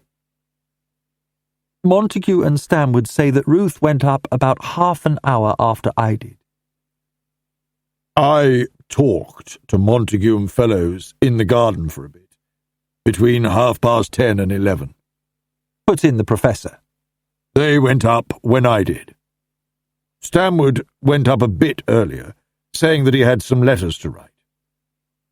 All three of them have given it as their opinion since that Ruth seemed perfectly well and normal, perfectly happy, in fact, during the whole day. At 9:30 this morning, Gladys, the housemaid, who does Ruth's room, came to fetch me and asked me to come up to Ruth. Went on Mrs. Surrey. She, Ruth, had said that she was coming down to breakfast. She usually had it in her room, as she intended to drive Stanwood and Montague into Oxford before they went back to town. Gladys took Ruth's tea in at 8 o'clock, but did not like to wake her because she was so fast asleep. The girl knew that Ruth liked to have her sleep out.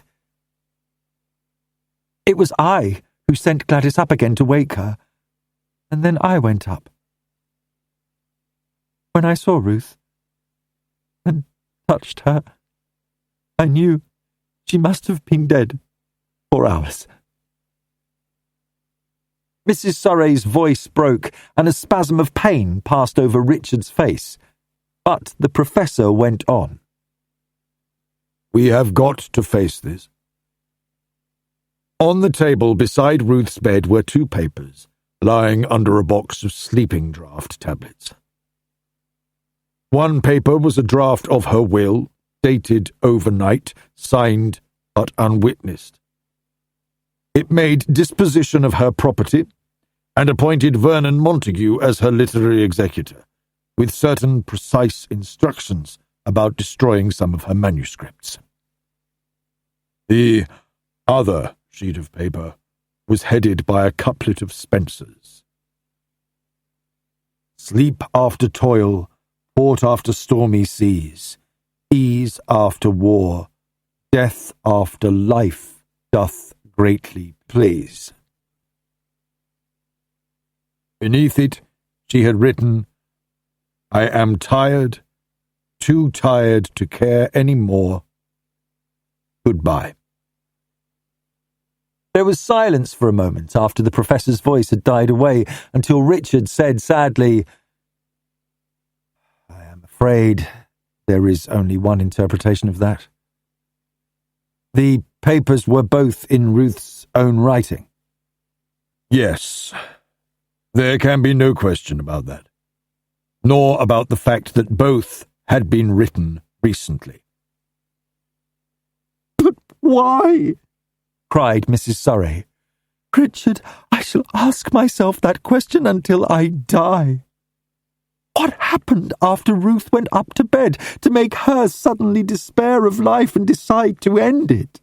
Without a thought of us, without a care for our distress. I know she cared for us. I know, too, that she was feeling more rested, less troubled in mind. We can't answer those questions, he replied gently. None of us can probe another's mind against their will. What we have got to face now is a practical problem. If it be proved, as seems certain, that Ruth died from an overdose of an opiate, the discovery of those papers by her bedside make the coroner's verdict a foregone conclusion. If a coroner considers that the facts germane to his inquiry are so clear that no problem arises, he can sit without a jury and return his own verdict. If any question arises as to the interpretation of the facts, the inquiry becomes wider in scope. Consequently, more misery is involved for those who care. I would say this, out of consideration for you especially. Once the post-mortem has settled the cause of death, the briefer the inquiry, the better. It will not help Ruth nor anybody else if a searching scrutiny is to be made of every detail of her life. If we can avoid the horror of unnecessary probing, let us do so. On the face of it, I don't think that there can be two interpretations of the facts. There is not the remotest vestige of suspicion of any foul play. Ruth chose to end her life because her mind was weary. She could not face the effort of living. She chose sleep after toil. For God's sake, let her memory rest in peace. We don't know her motive, but there is that clear explanation of overstrained nerves, of an overworked mind, which reached a breaking point that no one could have foreseen. Don't ask why or wherefore. It won't help you or Ruth or any of us. So far as publicity is concerned, God knows you are right, said the professor. But your mother has the right to know the answer to her question, if answer there be. Do you know it, Richard? No, I do not, he replied quietly, and put all the willpower he had into controlling his voice to express the certainty he was very far from feeling. Richard Surrey's one desire at that moment was the instinct of a physician to prevent the spread of a deadly disease. He feared desperately that other lives might be involved in this web of emotional confusion, and he foresaw fresh misery for his mother and father and sister if certain possibilities were made public, were dragged into the searchlight of popular curiosity, and his voice was quite steady as he continued. Ruth was a mature woman, no child to be cross-examined as to her actions and motives. My attitude towards her was that of a brother to his sister.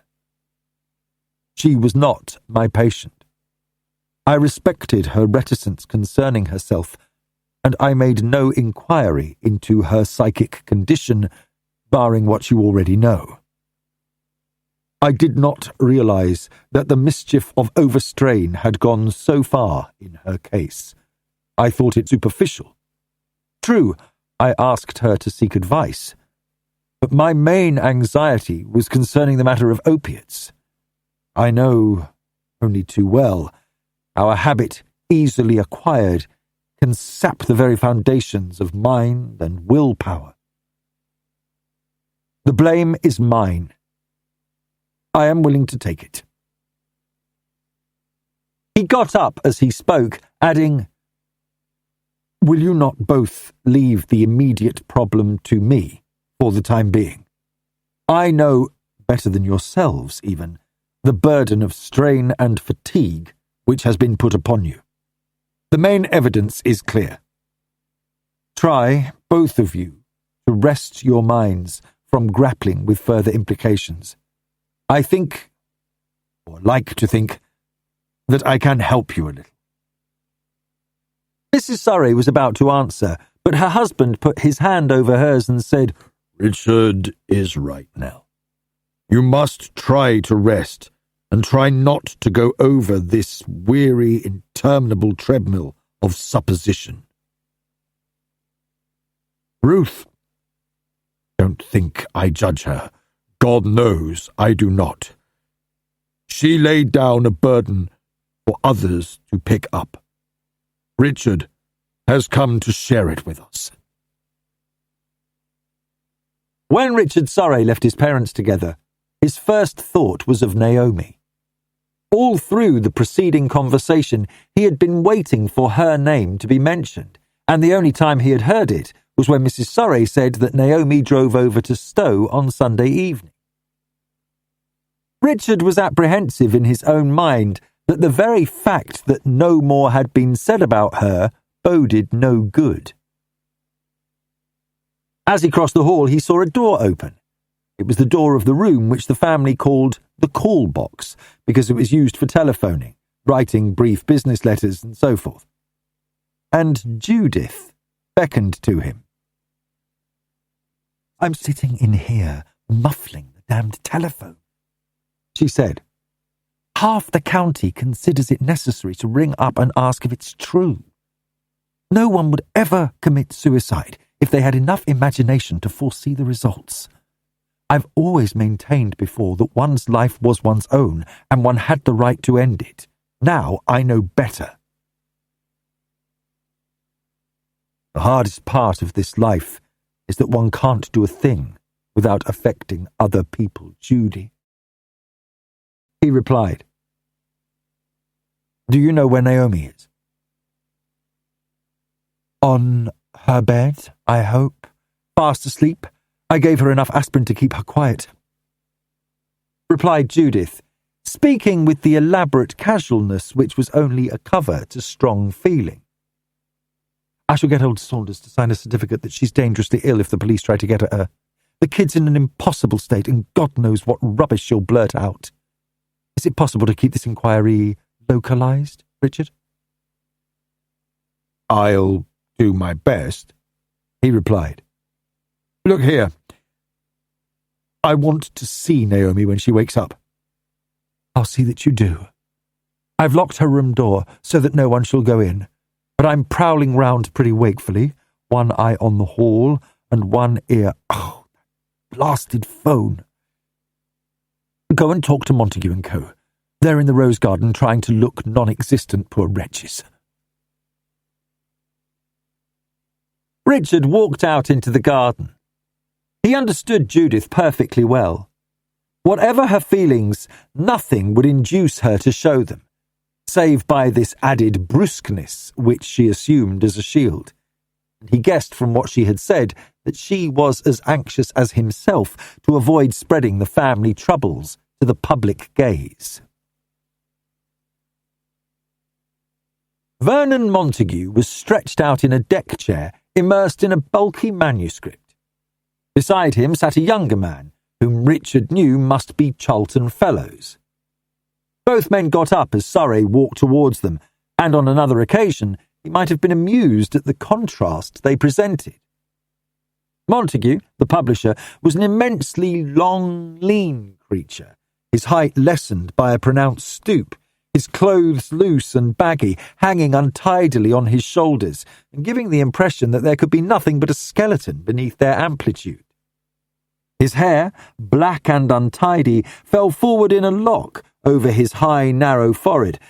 His dark eyes were set beneath penthouse brows, the dark eyebrows shooting up at an odd angle away to the sides of his hollow temples. Fellows was a square-built, compact fellow, fair of skin, noticeably erect and neat. He looked a very short figure beside Montague's sprawling 6'3", and his fair skin seemed as fresh as a girl's in contrast to the other's pallor. Montague, pulling off his glasses with a characteristic nervous gesture, fumbled the loose sheets of his manuscript together as he hitched his long limbs awkwardly out of the deck chair. But as Richard Surrey came up to him, he spoke with a simple sincerity which betrayed no awkwardness at all. "I'm so sorry, Surrey. So very sorry. It would be easier for you if Fellows and I were out of the way, but your father seemed to wish us to stay on here for tonight at least. I don't think you know Fellows." Richard nodded to the younger man and replied, "It's a difficult position for you both, I know. Montague, I'd be glad of a few words with you." And with Mr. Fellows a little later? The younger man said, "Of course, I'll stroll down towards the paddock. You'll find me thereabouts any time you want me." Richard sat down beside the publisher, saying, "I needn't beat about the bush with you, Montague. You knew Ruth pretty well. Is there anything you can tell me which bears on her death? You can be quite frank with me. If there is anything to tell, it's easier for you to say it to me than to my father and mother."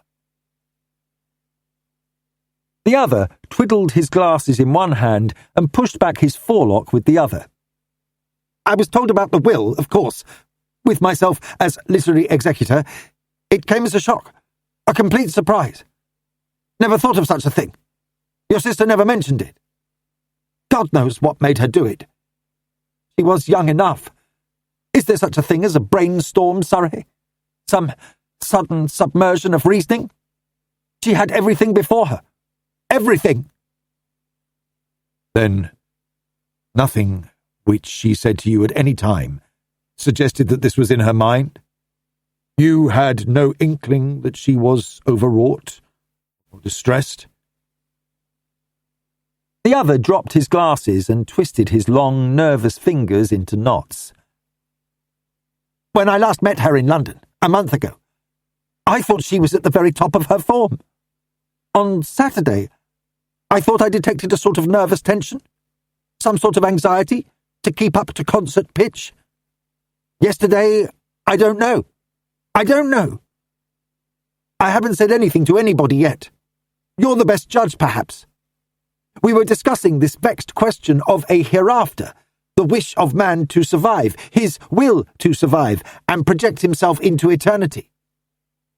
She said something to the effect that the desire for a future life was primitive. The move developed a man's intelligence, the less he wished for immortality. For herself, she wished for annihilation, blackness. Those lines of Davies's, 'Take me in my sleep, O death, and do not wake me.' All philosophic, I thought, not impinging on reality. I don't know." "Then there was something in her mind or on her mind yesterday," said Richard slowly. "You've no idea what it was. You don't know of anything which happened later in the day to upset or distress her?" "It's like this, Montague. If Ruth was as normal as she seems to have been yesterday, I can't understand what precipitated this. It's unlike her. You may think it's trivial reasoning, but I can't see Ruth, who had a nice sense of conscientiousness and hospitality, choosing to do a thing like this when she had the well-being of guests on her mind. I have heard her discuss suicide quite coolly and thoughtfully, and she said it's an unmannerly business. If people wish to put an end to themselves, they've a perfect right to, but they might take the trouble not to inflict themselves on other people more than is necessary. It's not decent." Montague shook his heavy, dark head. "Can't tell. If a woman gets to that stage, she doesn't reason. It's like possession. The normal faculty goes. Do I mention that conversation or not? It's just as you think. Utterly beastly, all this inquest business. No sense in it. The thing's done. Better leave it at that." "Much better, but one can't," said Richard bitterly. "I spend my life trying to eliminate consequences of previous mistakes and accidents. So far as that conversation goes, I think you'd better give it in evidence. I shall attest myself that Ruth had been overwrought. Her brain was fatigued, though I didn't realize how far the mischief had gone. About this man Stanwood. Was he there when the conversation took place? Yes. We were out at Sudley. He's all right, Surrey. A reticent fellow, not given to spreading himself. He only wants to do what he can to help you. He owed a lot to Ruth. I was fixing a contract with him. I told her. I'm glad, because it was what she wanted. The last thing I said to her. His abrupt staccato voice sounded utterly miserable, and Richard thought again how many people had wanted to please Ruth. This big, lean, ugly fellow wasn't only the homage of a publisher to a successful writer, something far more intimate, a devotion which the big man would not express in words, but which showed in every twitch of his queer, expressive face. The verdict's a foregone conclusion, isn't it? He asked. Insane, they always add. The queer idea of charity. Those whom the gods wish to destroy. I'm sorry, Surrey. I'd have done anything. I ought to have done something. I was here, but I just didn't see. No one could have done anything. Don't distress yourself with regrets. I hope the inquest will be brief and merciful. They'll go through Ruth's papers, of course, but I'm hoping that will only be a formality. I know she destroyed letters as they came, and she didn't keep a diary. Ghastly. Have one's secret thoughts paraded in the press. God, how I do loathe those papers that batten on people's miseries. He looked up with a start as he became aware of a figure between himself and the light, and Montague, looking up also, said, "This is Stanwood, Surrey. You were asking about him." Richard got up as the other man hesitated and went towards him, and Stanwood murmured, "I'm sorry. I didn't realize that you were here talking to Montague. Won't you come and sit down?" said Richard, feeling again that anticlimax of discomfort which he had mentioned to Montague. The fact of these men being in the house, involved in the wretchedness of this inquiry, wasn't it the very thing Ruth would have hated? Stanwood looked embarrassed, as well he might, a stranger brought into close contact with a sorrowing family. He was a nondescript-looking man, with mouse-coloured hair, grey eyes and a pale face, but he had a fine head and a certain poise that gave his figure dignity for all his ill-fitting clothes. He sat down beside Richard and spoke with an obvious effort. Sympathy, at a time like this, can't be expressed adequately. I've been through some bad times myself, I know. Words are useless. We only use them with our minds. It isn't only the mind that feels. "Thanks," said Richard, replying rather to the effort than to the words themselves. As you say, the mind seems singularly unable to meet some demands. I was talking to Montague, and he mentioned a conversation you two had with my sister yesterday About her own attitude to a future life? "Yeah," said Stanwood slowly. I have been thinking about what she said. She had her own convictions on the subject. Montague was wondering whether that conversation were best forgotten. Thinking back to it, one realizes that her mind was preoccupied with the subject of eternity, in the sense of eternal peace and rest. She was saying, a little bit earlier, that the mind of the writer, the creative, imaginative mind, has moments of intense depression when inspiration fails and there is a consciousness of frustration, uselessness, as though the well had gone dry. Nothing is left but a mechanical ability to spin words. We all feel like that, sometimes. Richard nodded, his face sombre. You and Montague, then, can both give evidence that my sister was suffering from mental depression and exhaustion. I think it is better that you should do so. For the sake of my father and mother, it is best to have this inquiry as brief and simple as possible. I understand that both of you were with her in the drawing room, just before she went up to bed. We were all three there, Fellows, Stanwood, and myself, said Montague. I was the last person to speak to her. She said just at the door, I am glad you were able to come down this weekend. I feel as though I have accomplished something useful. It's a good thought. So many impulses are barren in their results. Sleep well.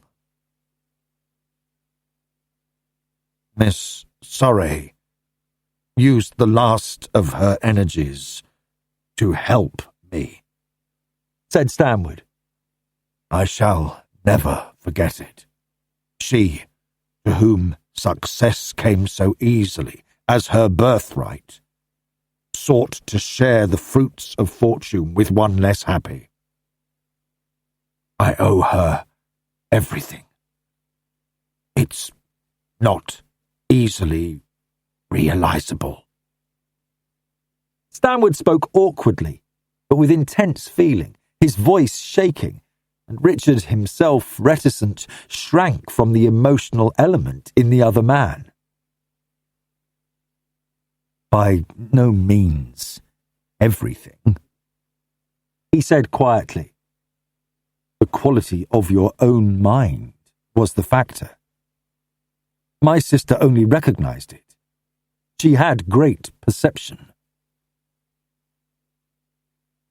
Without her, I might have gone on groping, replied Stanwood. Life is like that. Ability is not enough. Richard got up. He felt edgy and exhausted, and the intense feeling in the writer's voice grated on him. There was an emotionalism in it which had a morbid quality, and the psychologist felt that the very intensity of Stanwood's gratitude to Ruth had that tinge of excitability which was just what he, Richard, wished to avoid catching. The atmosphere was tense enough already, without further charging. I want to go and see my younger sister, he said abruptly. Meantime, will you two regard yourselves as perfectly free to do what you wish? If you care to stay here until the inquest, please do so. The house is absolutely at your disposal. But, since the preliminary inquiries are through, I imagine there is no reason for you to stay if you would rather go. But, since you must both be here for the inquest, it may be more convenient for you to stay. I am only saying this so that you need not feel it incumbent on you to stay. I realize that the atmosphere of this place must be distressing for both of you, and though I should be glad to talk to you again later, I don't want you to feel tied. In any case, I shall be seeing you again at tea time, but I must just go and have a word with Naomi.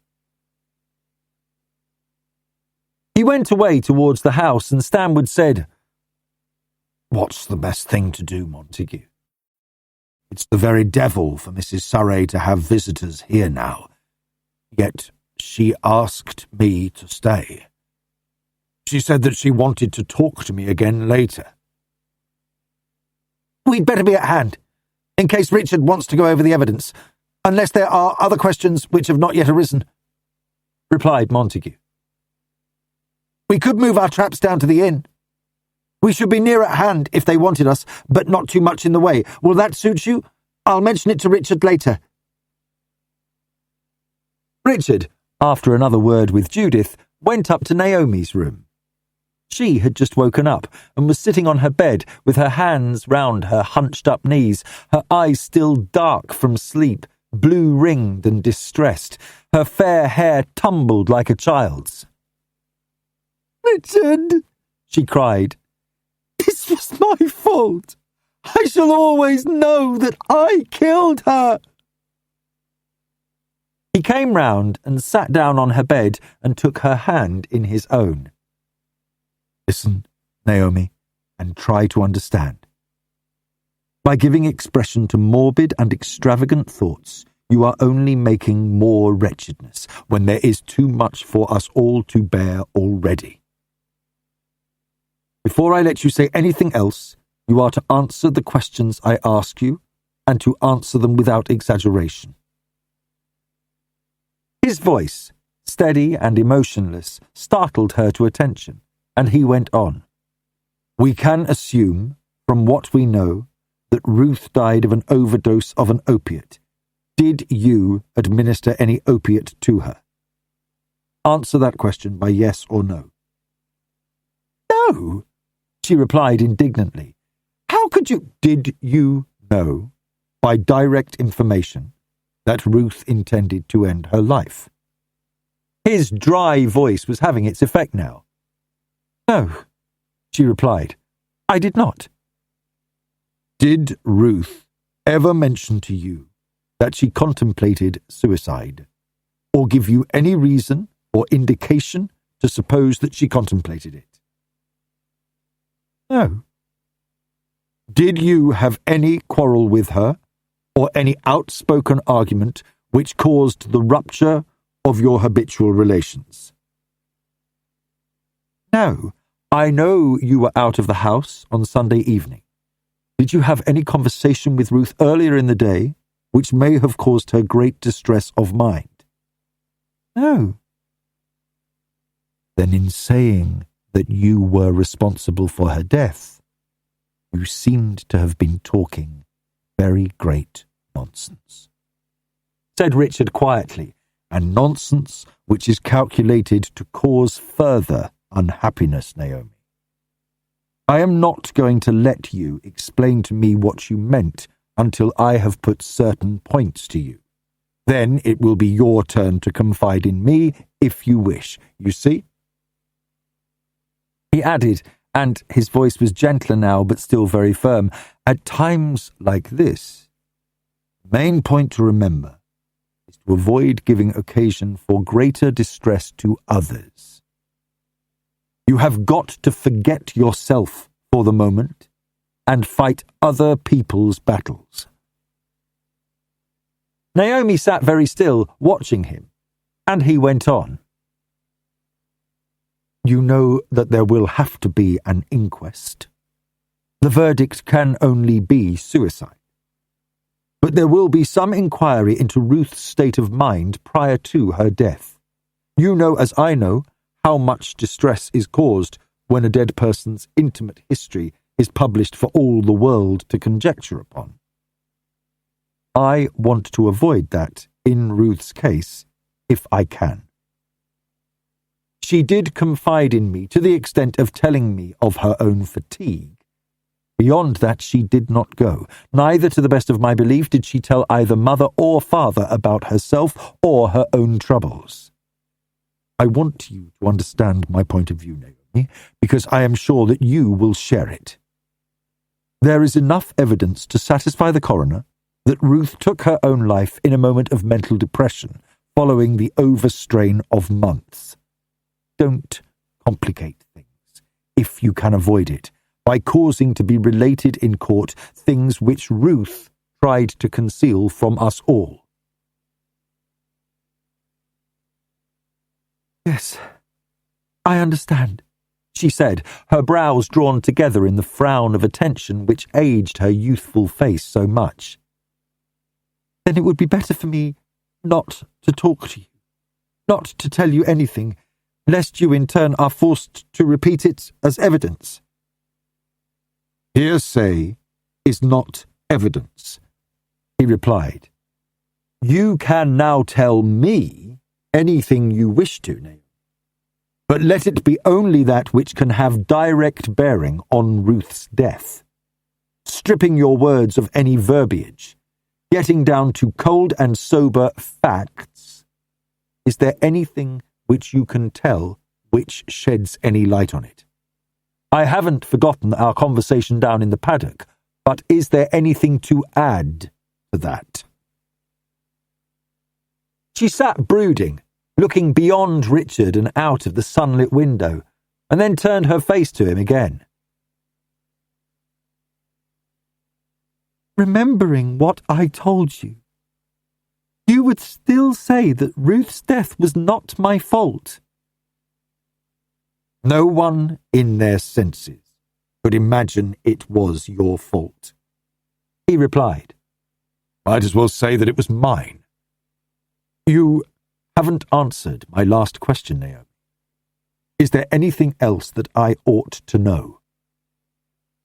She pushed back her hair from her face with the gesture of a child, and her unhappy eyes turned again to the window.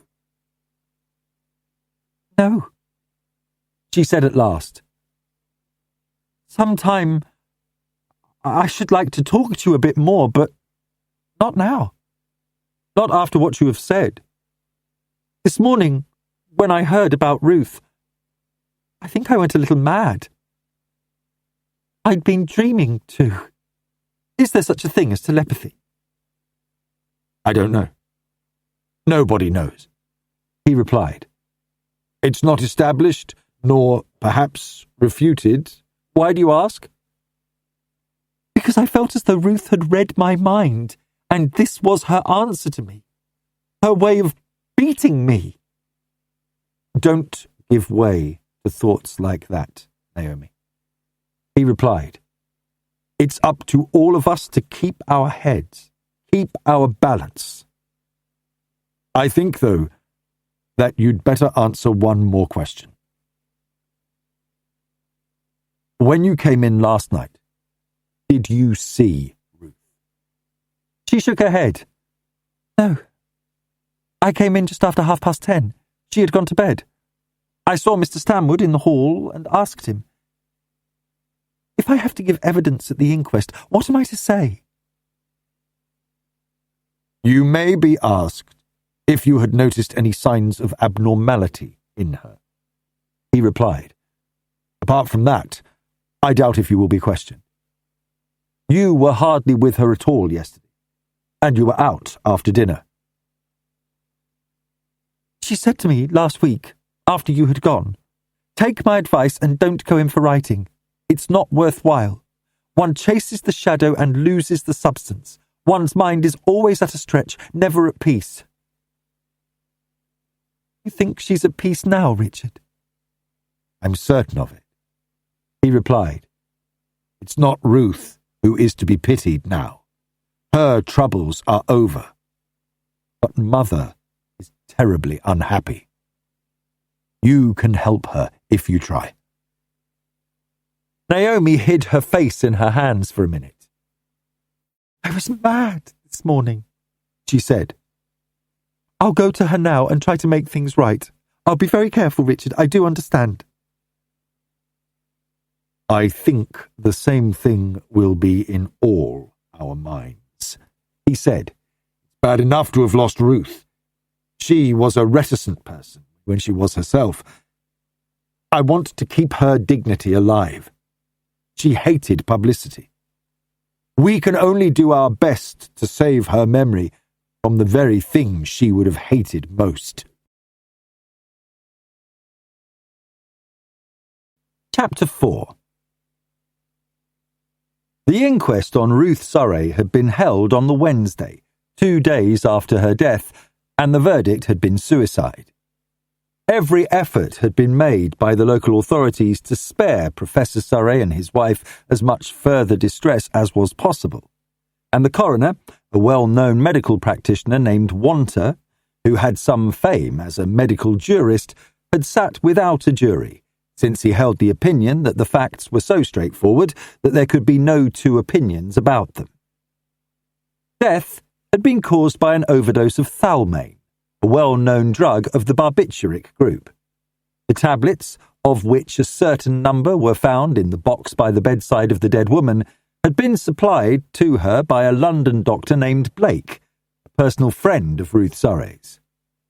Giving evidence, Dr. Blake said that Miss Surrey had consulted him over a month ago, saying that she suffered from sleeplessness owing to the intense mental activity of her recent work.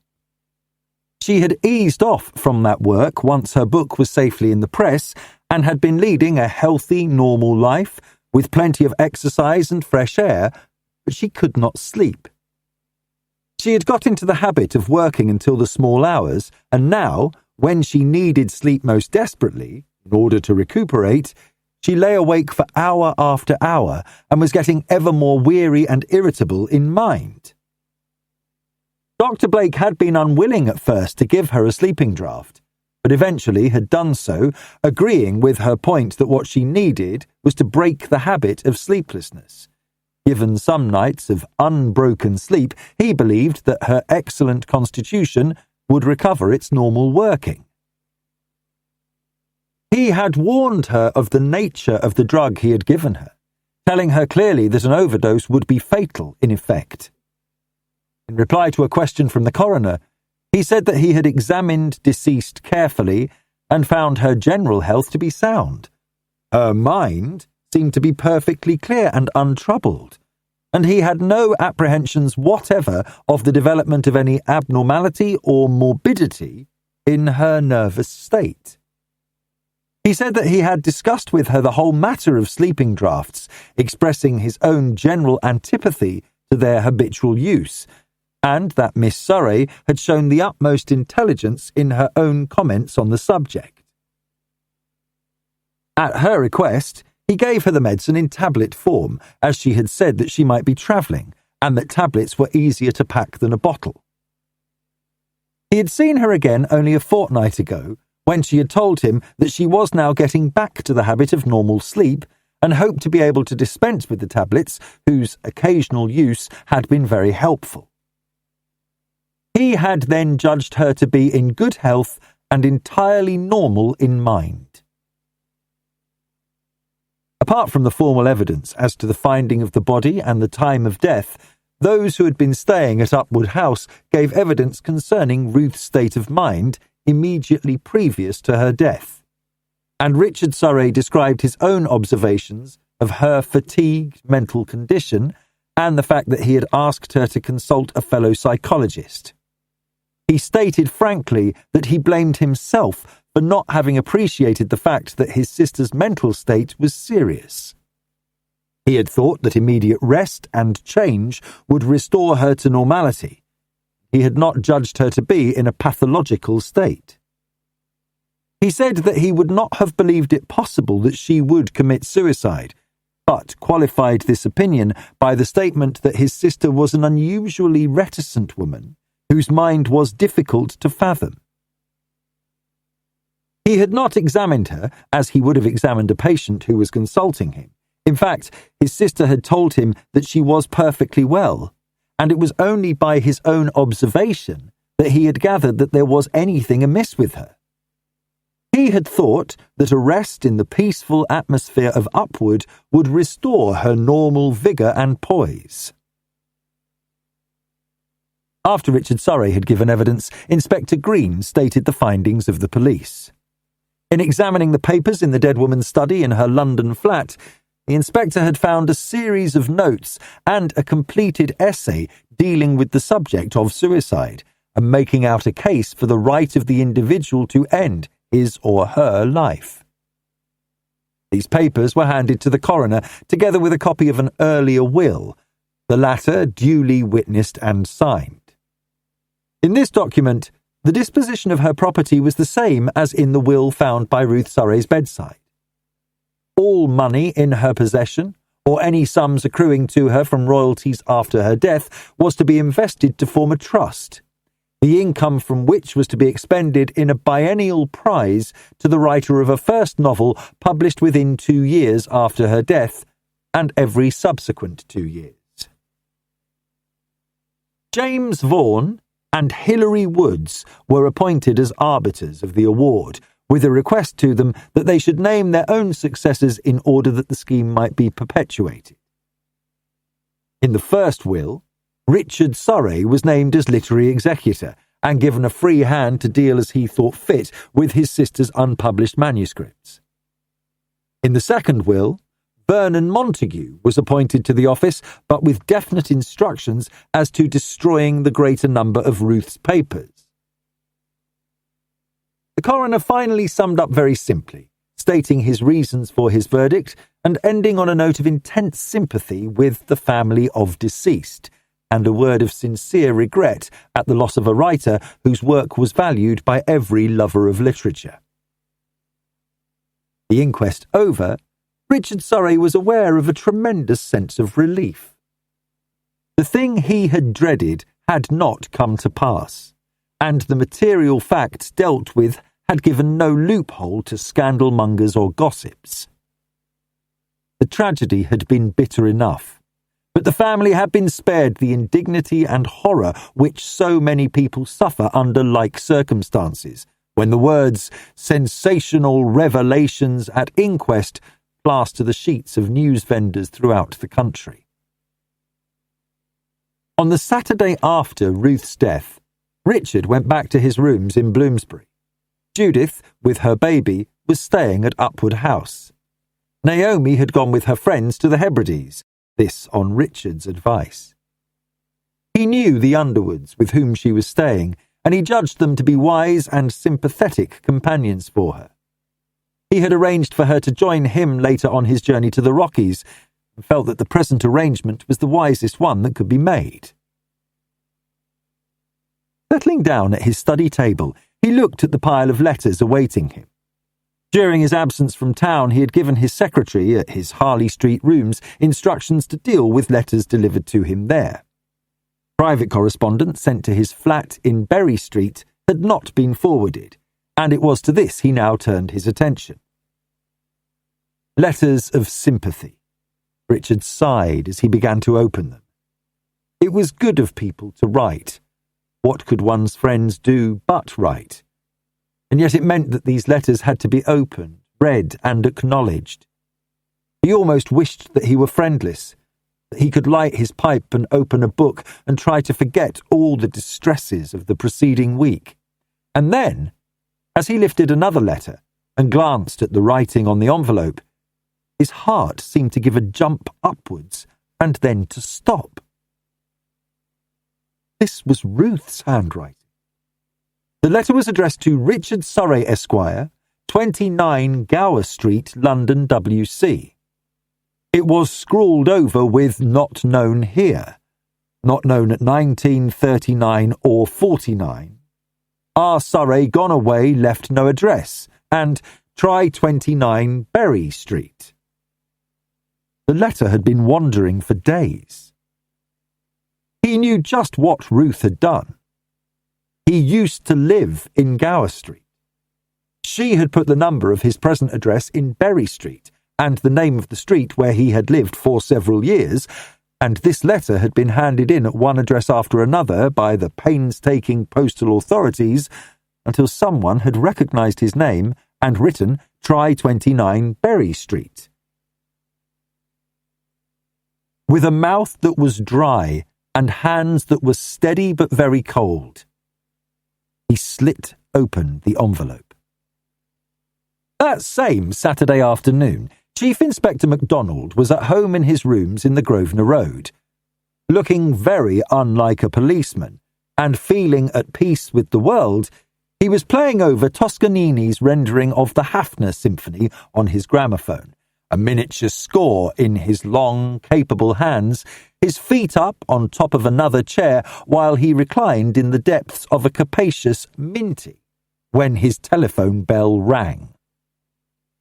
With an expression of extreme disgust, he got up, lifted the needle carefully from the disc, and went to silence the intruding noise.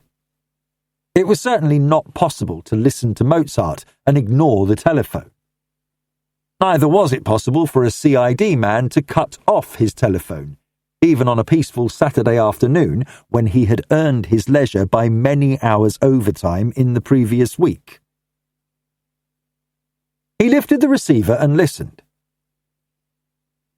Sorry? Yes, of course. Certainly, if you think I can help. Oh, I'll come along to you. I'm quite free. I should be glad to help if I can. You were very helpful to me. In about 20 minutes? Right. It was rather less than 20 minutes later that MacDonald was shown into Richard Surrey's study. The Chief Inspector had thought when he first saw the psychologist that the man looked tired and worn. But on this occasion, he looked really ill. His pale face was heavily lined, and the dark eyes seemed to have sunk back into their sockets. It's good of you to come, said Richard. I'm in trouble, and I want your advice. You heard about my sister's death? Yes, I was very sorry, replied the other. Did you read the evidence at all? Yes, fully. That's a great help. I shan't have to go over it all again. He took up a letter and handed it to MacDonald. This was written to me by my sister and posted, presumably by her, sometime on the evening before she died. It has only just reached me.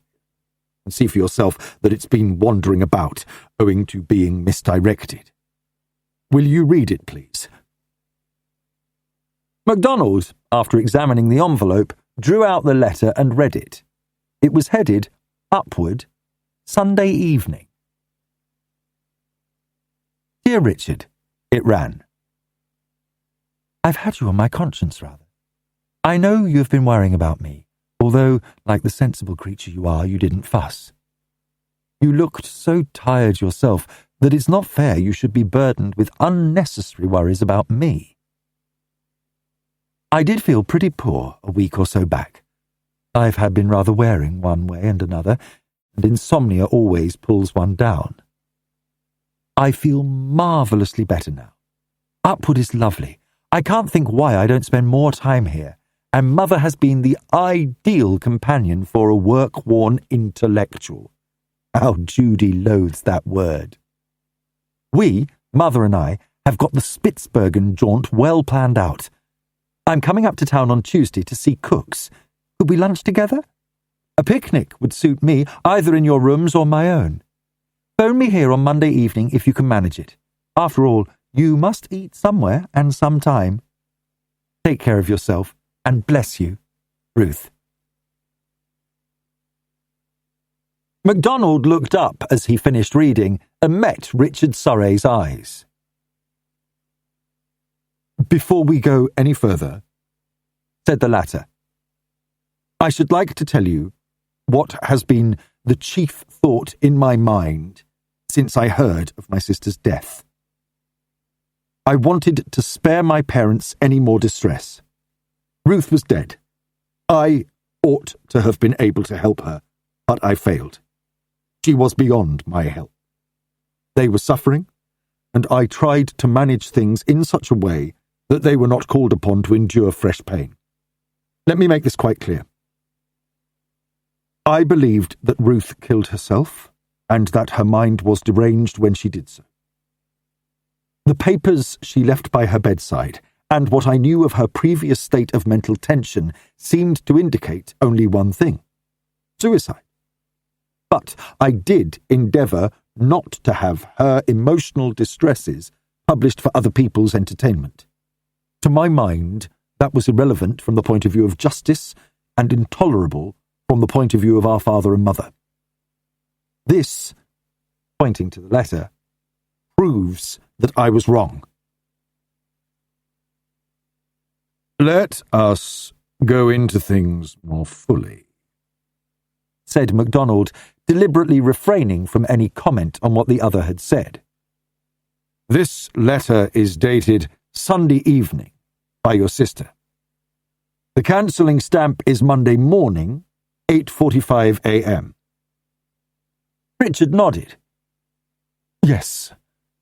The Sunday post goes out from Upwood at 6 in the evening.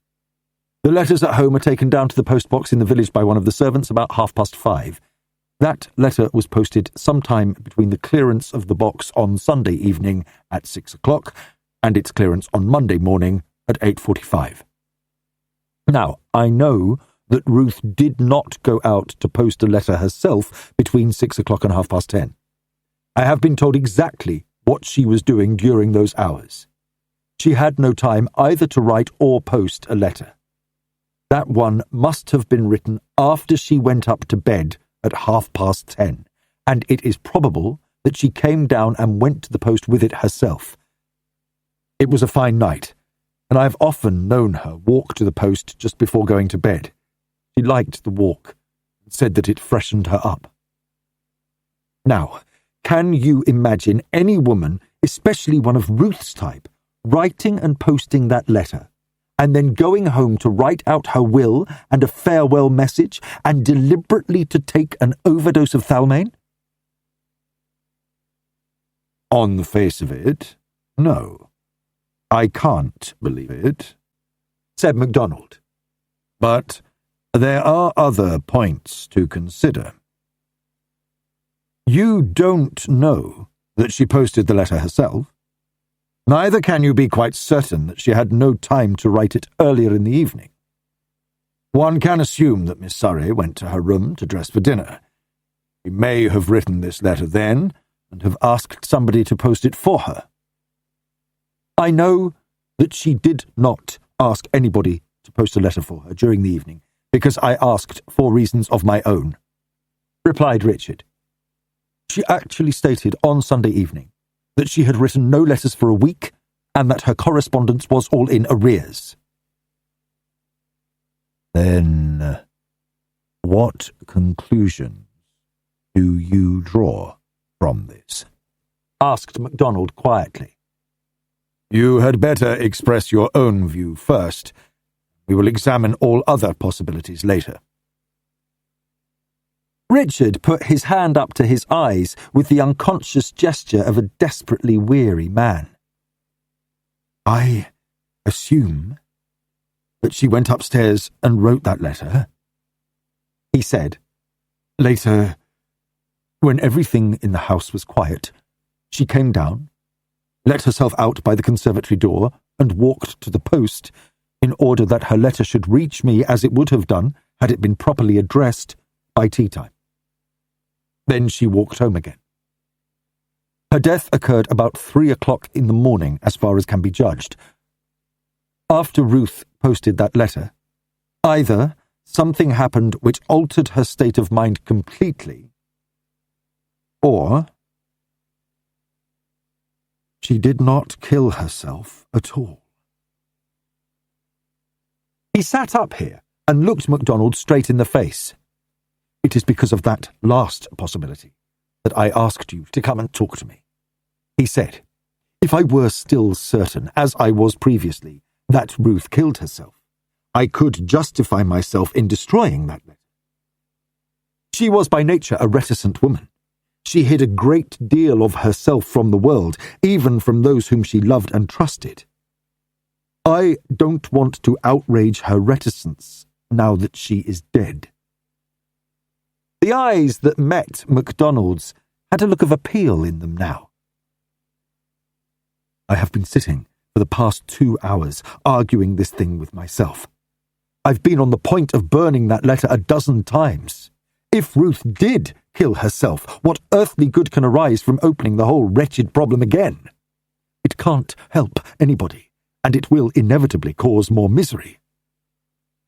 I'm putting this matter to you because I know that you will look at it with humanity and intelligence, not only with the mind of the official. If it had been your sister who had died, your mother who would suffer from the reopening of an inquisition, what would you have done?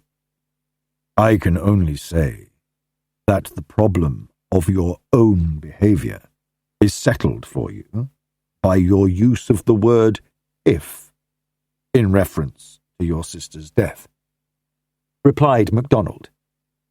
It is not for me to judge the wisdom or unwisdom of your previous reticence concerning her, when you were convinced that she had taken her own life. Once the faintest suspicion of uncertainty has crept in, there is only one course open to you, the one you took when you showed me that letter. Against your own reason, you hoped that I might say destroy it. You know that I could not say it. Neither could you bring yourself to do it. I realize perfectly well the pain which this must cause you. But there is no choice.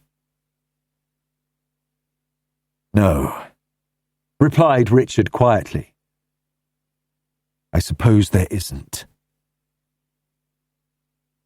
When MacDonald spoke again, the latter deliberately cut all sympathy out of his voice and proceeded as though he were stating a case to a jury. It is the business of the coroner to gather all the facts having a bearing on the death whose cause he is investigating, particularly the last known actions of the deceased. At the inquest, in the absence of other information, it was assumed that Miss Surrey went straight to her room and stayed there after she had said good night. You have proved to your own satisfaction that she did not do so. She came downstairs again and walked to the post. She may have met someone out of doors. She may have talked to someone who was staying in the house, or even have admitted a visitor. You argue, quite rightly to my thinking, that something happened to her after she had written that letter to you. It might have been something which altered her whole outlook and caused her to commit suicide. It might be something totally different, which alters the entire case, so that the verdict of suicide is no longer tenable. One thing is certain. The evidence produced was incomplete and consequently misleading. It has to be reconsidered. That being so, replied Richard, is it possible for you to help us in this way? If I put before you every scrap of evidence obtainable, giving you access to every material fact, and putting before you every idea which may have occurred to me, could you personally put the investigation through and report it further if need arise? I still grasp at the hope that the verdict can stand without our being subjected to publicity. If Ruth did kill herself, even though further evidence be forthcoming, there is surely no necessity to publish every particle of it immediately, to focus the attention of everybody by a renewal of public inquiry. Can you not investigate unofficially at first until you can draw some conclusion as to the rightness of the verdict? MacDonald shook his head. Whatever my own attitude is, and no matter how strong my anxiety to help you as a friend, I cannot investigate unofficially. From the point of view of my own job, it's impossible. Neither would it be desirable. I can only say this. The evidence relevant to your sister's death went through my hands. It was one of those cases which, while seeming obvious at first sight, are subjected to greater scrutiny than is generally realized. In some cases, the coroner's verdict has been reversed when fresh evidence has been procured. Sometimes a verdict has to stand even when it is considered unsatisfactory, because there is no evidence obtainable to enable the police to go forward.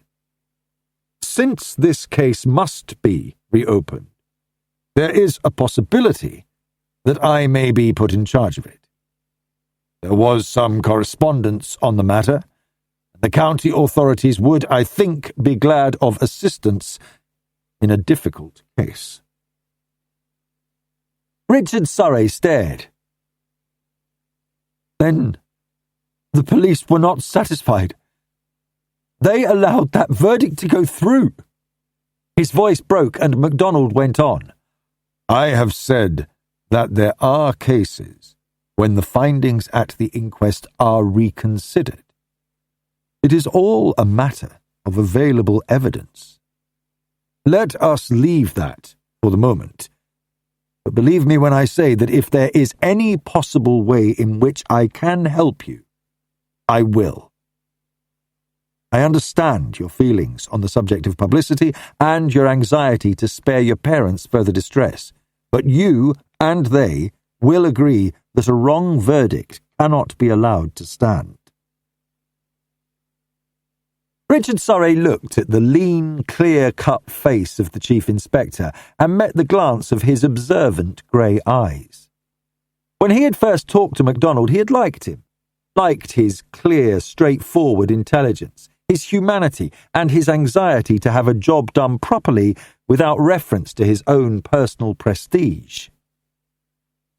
Watching him now, Surrey knew that there was an element of ruthlessness, too, in that clear mind. MacDonald was not the man to let sentiment interfere with his job. Humane he might be, but he would stop at nothing in the pursuit of justice. And to him, justice could only be obtained by minute examination of the evidence, all the evidence, omitting nothing. That I admit, replied Richard. Yet, if you consider the facts, admitting the validity of the will and the farewell message, can any other explanation than suicide be arrived at? You know who was staying in the house, 4 people, all of whom were devoted to Ruth. Montague, an old and trusted friend. Stanwood, whose gratitude to Ruth was unquestioned, and whose admiration for her was unbounded. Fellows and Mrs. Trant, the most normal, healthy people who ever lived. It's impossible to associate them with the idea of murder. More impossible still to credit them with a motive for such an action. Richard broke off and stared at the Chief Inspector with a question written large all over his face. Can you imagine any of those 4 people, including Ruth, to write her will and a farewell message, she being in a perfectly normal and cheerful state of mind? Remember that your present hypothesis is that she did not kill herself or intend to kill herself. For reasons unknown, she was persuaded to write those documents. Then, a triple dose of thalmane was administered, and finally, the documents were placed at her bedside with nobody's fingerprints on them but her own. Does that sound reasonable to you? Richard got up here and began to pace the room as though he could no longer bear to sit still. The whole thing suggests the craziest solutions, he cried. Take it that Ruth was murdered. The obtaining of those documents, which presupposed suicide, can only be explained by the most extravagant and ludicrous suppositions. Do you imagine that she was put into a state of hypnosis, and in that state it was suggested to her that she rewrite her will and take an overdose of thalmane? If that were possible, it is an explanation which would meet the facts, replied MacDonald. I gather from the manner in which you speak of it that you are satisfied it is not possible. That suggestions can be made to a subject while the latter is in a state of hypnosis seems established, replied Surrey. The hypnotic state can only be induced with the consent, more with the cooperation of the subject. The popular fallacy concerning hypnotic powers exercised against the active will of the subject has no foundation on fact. Moreover, the power to induce an hypnotic state is limited to very few individuals. I do not believe for one moment that a course of action involving the writing of an elaborate and detailed document could be suggested under those conditions. Moreover, Ruth was not a person who would ever have consented to place herself in the hands of a hypnotist. I have discussed the matter with her, and she held that nothing is known with any certainty of the working of the mind in this way, and she would not have risked subjecting her will to another's, even for the most trivial experiment. He shook his head as he came to a halt by the fireplace, leaning back with his arms stretched against the mantel. There is no reasonable explanation which meets the facts according to your murder hypothesis. The other, that Ruth did suffer some experience which changed her whole mental outlook between the hours of 10:30 and 3 o'clock on the night she died, that I am willing to believe. When you first spoke to me this afternoon, went on MacDonald, you admitted that you had observed certain reticences concerning her at the inquest. That is no longer possible. Whatever you know about her had better be told plainly, else the ensuing inquiry may result in the very publicity which you dread. From the police point of view, I can assure you that nothing will be published unnecessarily. This conversation of ours will be valueless, and any help which I may try to render you made null if you cannot bring yourself to be quite frank. He looked steadily at the other man. You are afraid of something, Dr. Surrey. Since you have trusted me so far, since you have shown me that letter greatly against your own wishes in certain respects, why not trust me with the rest of it?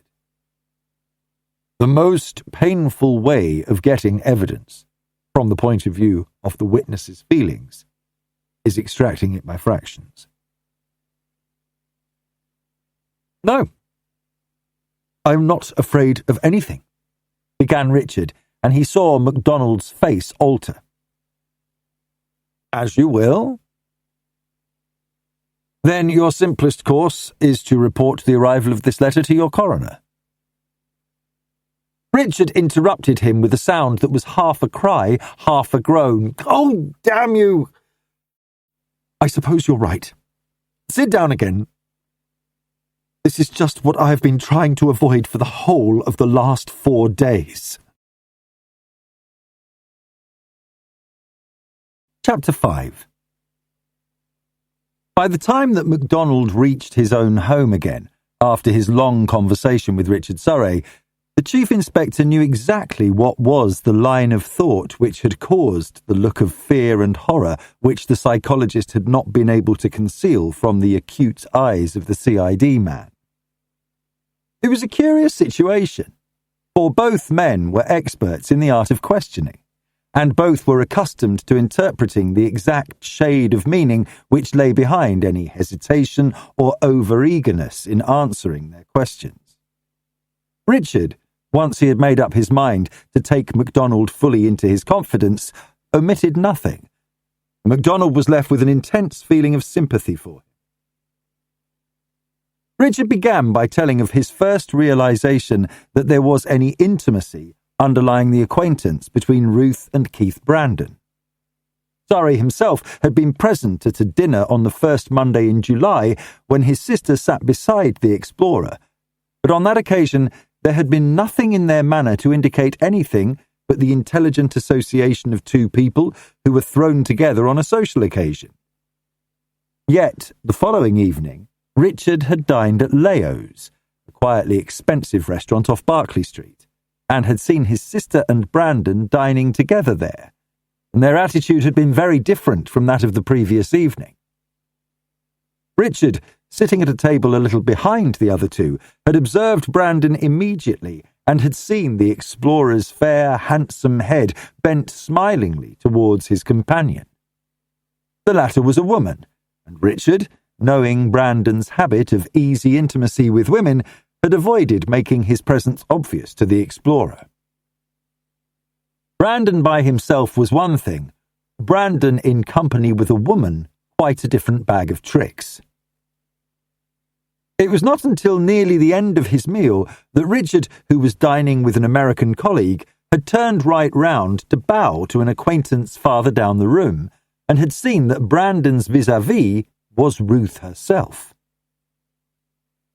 Richard saw her in profile, her beautiful dark head bent forward, her lips parted, her eyes fixed on her companion's face in a way which told him that she was oblivious to everything except the man whom she was watching.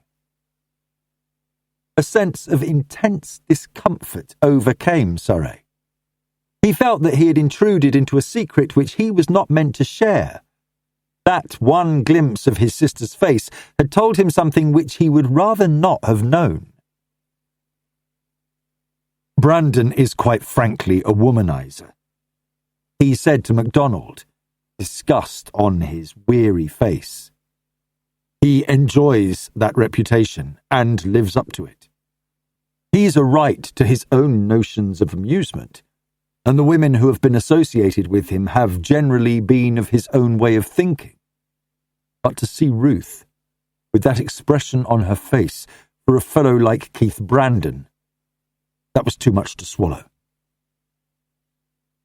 In the pause which followed, MacDonald had asked if Surrey had ever spoken to his sister on the subject, but the psychologist shook his head. Ruth, he said, was no child, but a woman of mature mind who needed no guidance in the ways of human beings. She lived among people who were in the habit of speaking their minds on any subject, and her attitude to moral questions was one of cool impartiality. If she chose to have an affair with Brandon, it was nobody's business but her own, and she would certainly have resented any advice or interference from her brother. I saw her face that evening, said Richard. I thought that I knew her so well that I could picture her under any circumstances. But then I saw something which I had no power to imagine. To talk to a woman with that expression on her face, and my own sister at that. No. Richard went on to narrate that he learnt of Ruth's visit to the Downings. That visit, he was certain, was dictated by Brandon's presence there, for Ruth hated weekend visits as a rule. It was not until this juncture in his story that he mentioned Naomi, and told MacDonald of the girl's infatuation for the same man who had been the first to light up Ruth's face with the passionate love of a woman for a man. It was the sort of situation which fairly takes your breath away, he said to MacDonald. Naomi knew that Ruth's feelings were involved, but she was in a queer, bitter, unreasoning mood. No one, man or woman, is quite sane when they are in love. You can't move them with facts or arguments. You've just got to wait until they recover some degree of sanity. I was in two minds. I could have said to Naomi, "Do you realize what type of man this one is?" And she would have replied, "Tell that to Ruth. I don't care, and I don't believe you. If the immaculate Ruth can be friends with him, that's a good enough testimonial to his value. You're only repeating smoking room gossip, and in any case, I don't care what you say." MacDonald nodded, although he did not know any of the three people involved in the difficult triangle. He could see the difficulty of Surrey's position. "I thought it over," went on Richard, "and the only thing I could think of was to approach Brandon himself. I knew him pretty well at one time. In fact, we were friends, till he got himself in a mess and came to me to help him out of it. I needn't go into all that. I undertook to keep silent over it, and shall continue to do so, as other people besides Brandon are involved. It's enough to say that I was able to do him a service, and, in the process, to lose any feelings of friendliness I once held towards him. When I left Upwood on the Monday evening, my mother's birthday, I found out that Brandon was in town and went to see him. Having told him that I had noticed his friendship with my sister, I went on to tell him that unless that friendship ceased, I would take steps to make certain of his doings known in such a way that he would lose the backing he had been promised for his next expedition. In other words, I warned him off. Sounds as though it might have been a violent interview, with potentialities of shouting and bloody heads, but it was nothing of the kind.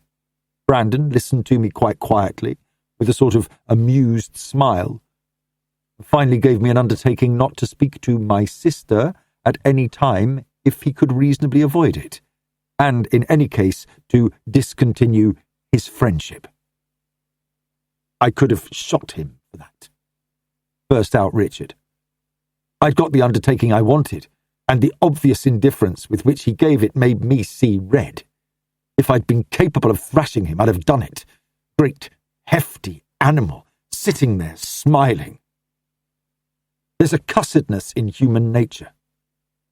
I'd got what I wanted, and the very ease of obtaining it made me more savage than if he'd told me to go to hell or smashed my face in a blinding rage. His attitude was, what do I care about your sister or sisters? There's as good fish in the sea as ever came out of it. My God, For a man who, as MacDonald knew, was not given to swearing, Richard Surrey produced some surprisingly original and telling invective, and the outburst did him good. A little colour returned to his haggard face, and his eyes lost a little of their weariness as he resumed his story. So far as I could see, I'd settled the situation where Brandon was concerned. He understood me perfectly well. He wasn't intending to try conclusions with me. He's an ambitious beggar. He's got no money of his own. In order to carry out this new Tibetan expedition, he's got to have financial backing, and old Griffin's putting up most of the money. Griffin would drop the chap like a hot coal if I told him a few facts. That was that. Now we come back to the main part of the story. Surrey went on to describe the conditions at home with Ruth and Naomi staying in the house, on the surface at any rate ignoring the bitterness which each felt. At last, he came to the previous Sunday evening, and it was here that he hesitated and became confused, so that MacDonald had to make out the main thread of the other's apprehensions for himself.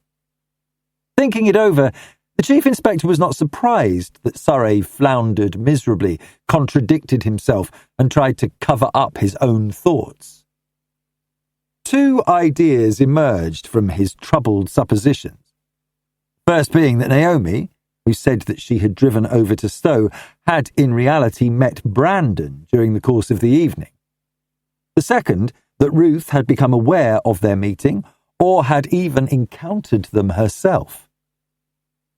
In his arguments to and fro over the unhappy business, Richard suggested that Naomi had managed to get in touch with Brandon on the telephone and had urged him to the surreptitious meeting, and that Ruth, coming upon them when she went to post her letter, had suffered just that emotional revulsion which had led her to take her life.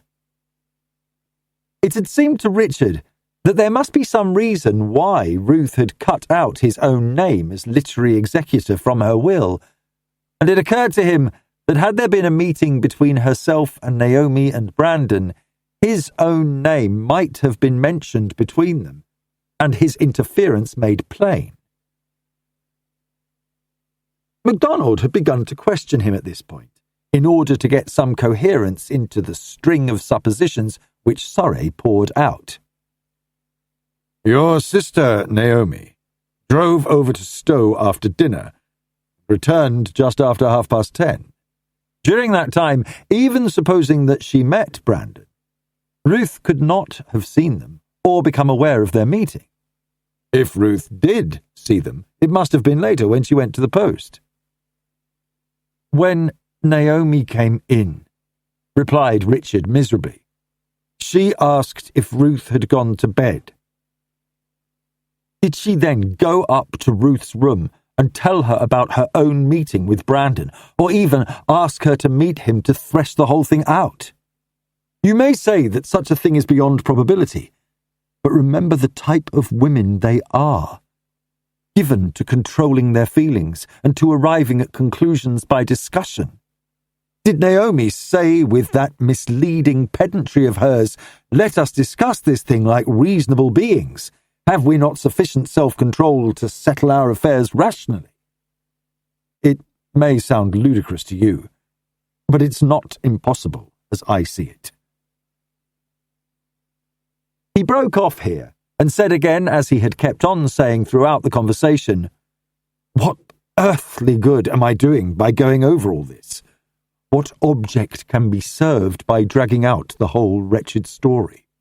If those three did meet, and Ruth killed herself in consequence, am I to drag her name through the mud and ensure that all the world knows how she lost her heart to a man like Brandon and killed herself because he preferred her younger sister? Am I to be the instrument to break Naomi to, and involve her in a horror which will poison her life almost before it has begun? Aren't things bad enough already, without you and me digging over it all, like dogs over a buried bone?"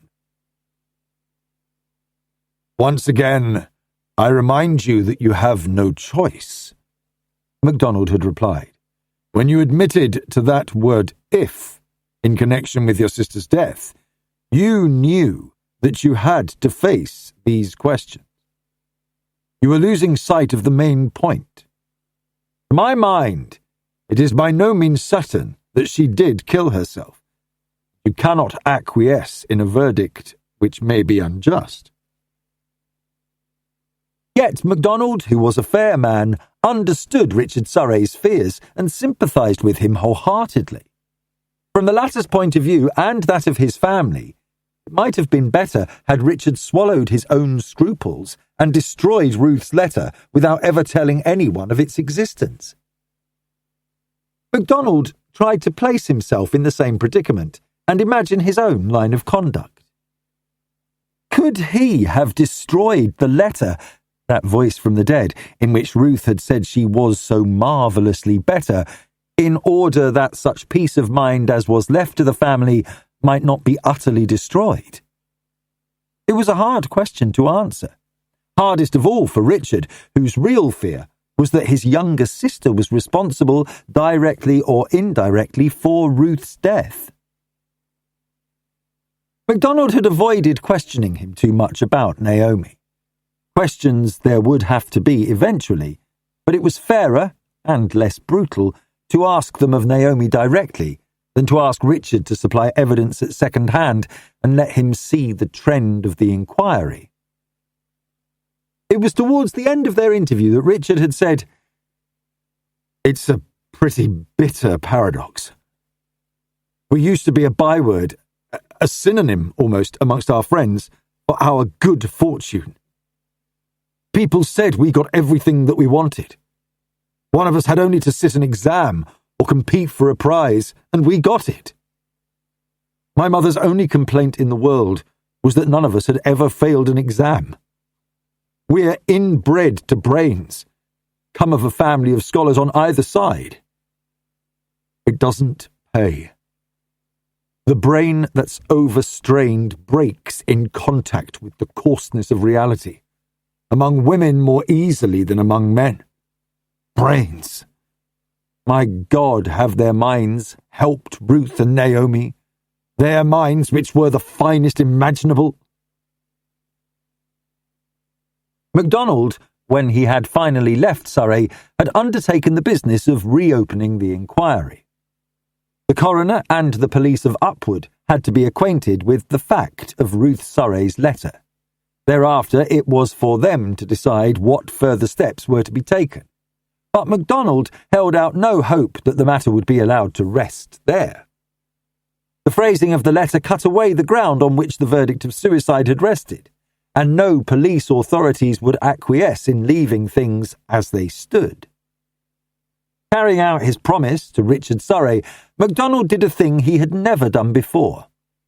He went to his own immediate chief, Colonel Ragley, the Assistant Commissioner, and asked that if the cooperation of the Yard were asked, he might have the handling of the case. "A wretched business, sir, whichever way you look at it.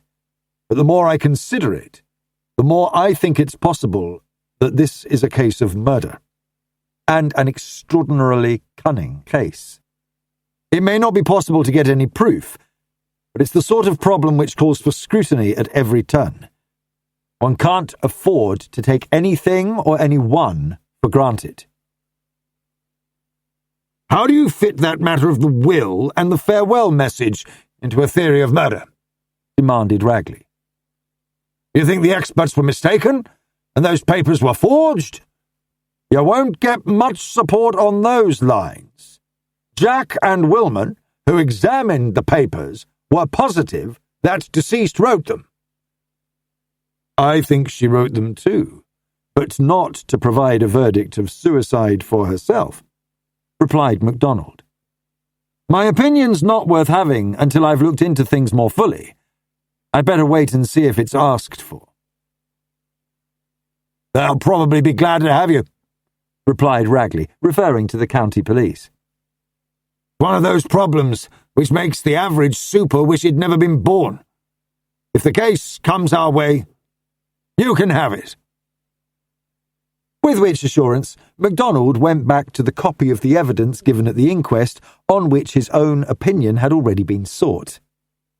He had replied then that the verdict seemed to be consistent with the evidence, and since it seemed improbable that further evidence would be forthcoming, he had left it at that. Brandon's name was not mentioned from first to last. All of those who had given evidence had attested in one way or another that Ruth Surrey had been depressed and overwrought. Richard had confined himself to telling of his own conversation with Ruth and his observations upon it. He had been able to be strictly truthful and had not broken the letter of the law in any way, for MacDonald knew that Brandon's name had never been mentioned between Surrey and the dead woman.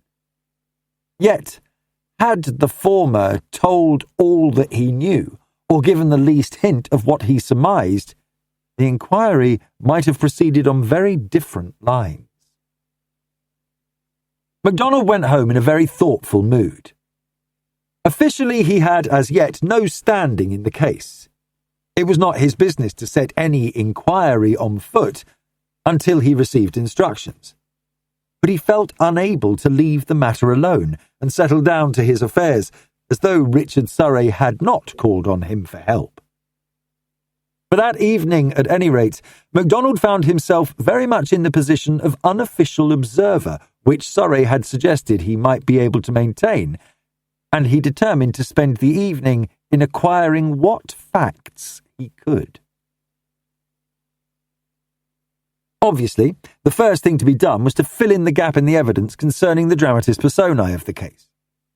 Brandon, through the medium of Surrey's evidence, seemed to cast his shadow across the stage, and yet had made no appearance on it. And it was on Brandon that MacDonald's attention fixed. Just before dinner, the Chief Inspector rang up the Explorers' rooms in Jermyn Street and gathered the information that Brandon was dining at the Mountaineers in Cork Street and giving a private view of the film taken in his last expedition. It was, MacDonald gathered, an informal occasion, when only the members of the club would be present, not a guest night, or one of those occasions when the Mountaineers held a reception at which you might find most of the famous names in society.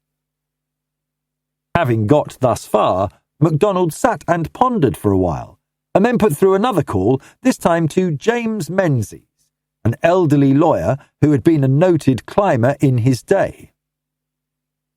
MacDonald was not a mountaineer, either in the sense of being a member of the famous club or in that of being an alpine enthusiast, but he was a fine rock climber, and had made Menzies' acquaintance in the Lake District, when the two men had met while negotiating peaks in the neighbourhood of Striding Edge.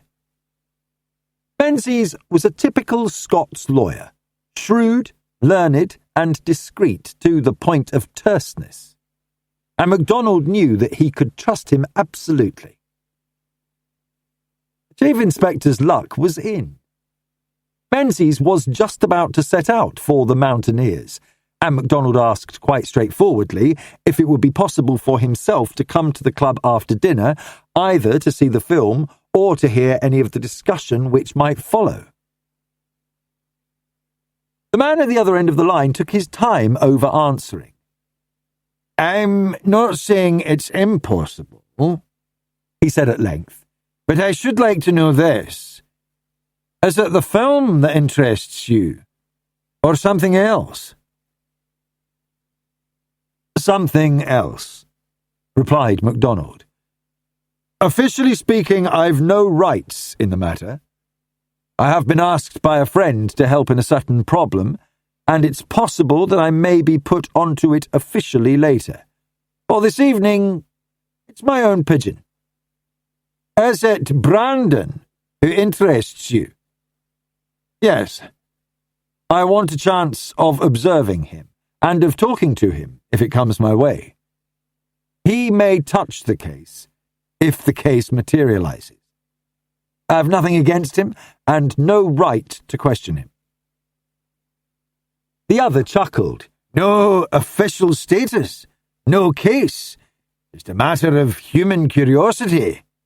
Well, I'll warn you, Brandon's not the fellow to allow liberties, and he's not likely to forget a face once he's seen it. He's got weak points, but he's not altogether a fool. On your own head be it. Since it's not the film which interests you, it'd be better if you looked in later. Make it 10 o'clock, ask for me, and I'll see what I can do." MacDonald thanked him and rang off, and then had his own dinner. With the best part of 2 hours to spare, he dressed and then went out into the fine summer evening and made his way to Jermyn Street. Here he found the constable on point duty, an elderly but eminently trustworthy fellow named Harris, whom MacDonald had known for some years. Warning the constable that his inquiries were confidential and must not be divulged, he inquired if Harris knew Brandon by sight and what make of car the latter drove. Harris not only knew Brandon to look at, but had had occasion to speak to him about making an obstruction by leaving his car standing beyond the permitted length of time. The car was a Humber saloon, number AXO9876. Knowing the reliability of the trustworthy though slow-witted Harris, MacDonald determined to risk a further step. "You know where he garages his car?" "Yes, sir. At Broad's, just off Twist Street." "Then go along to Broad's and see if you can find out if the Humber was in the garage on last Sunday night. You can say that you are investigating a complaint of a collision which took place about 11:30, and that you think the number of the Humber was similar to that given you by an eyewitness. You noticed the Humber coming out of the garage, and finally you've been mistaken over the whole thing. The number you really want is AXQ. Got that? Just casual inquiries, nothing important." "Yes, sir. Report to you at the yard?" "No, I'll make a point of seeing you later. This is unofficial, remember? Just between you and me." Harris nodded. He liked MacDonald, and their trust was mutual. The chief inspector never let his men down. "Very good, sir. I'll see to it and see it goes no further." Leaving Jermyn Street, MacDonald took a bus up to Fleet Street, where he had many useful acquaintances, and spent best part of an hour over the odd occupation of scanning files of one of the best-known society dailies. Keith Brandon was being lionized, and when he was present at a function, reporters promptly noted it. On Sunday evening, July the 28th, Mr. Brandon's name was among those present at the Stage Society's presentation of Shadowy Heights. Turning to a dramatic critique, MacDonald learnt with much satisfaction that the play centred around an Englishman who had become a Buddhist monk, and that one scene represented a lamasery in Tibet.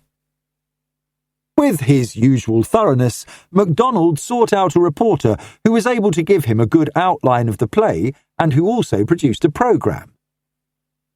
This accomplished, he hastened back to Jermyn Street en route for Cork Street, and found that Harris had done his job and was able to report that the Humber had been taken out of the garage at 7 o'clock on the evening of Sunday the 28th and been returned in the early hours of Monday morning the 29th between 4 o'clock and 5. At 10 o'clock, MacDonald presented himself at the Mountaineers and asked for Mr. Menzies.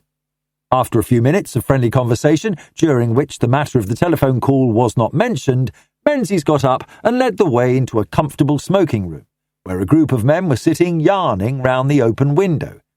Indicating a chair to MacDonald, his host said casually, "You know, Jarrett, I expect." As a large, grizzled man pushed back his chair a little to make room for the newcomer. A nod was all that was necessary in reply, and MacDonald sat back in his chair and produced his pipe. Nobody took any notice of him. In that easy circle of friendly experts, if old Menzies liked to bring a chap in, they left the chap to find his own level, and the conversation went on blithely. Weights, heights, oxygen, endurance, less weight and less oxygen, the burden of the cylinders when every step was a supreme effort, a slow advance, a final effort unhampered by overmuch equipment.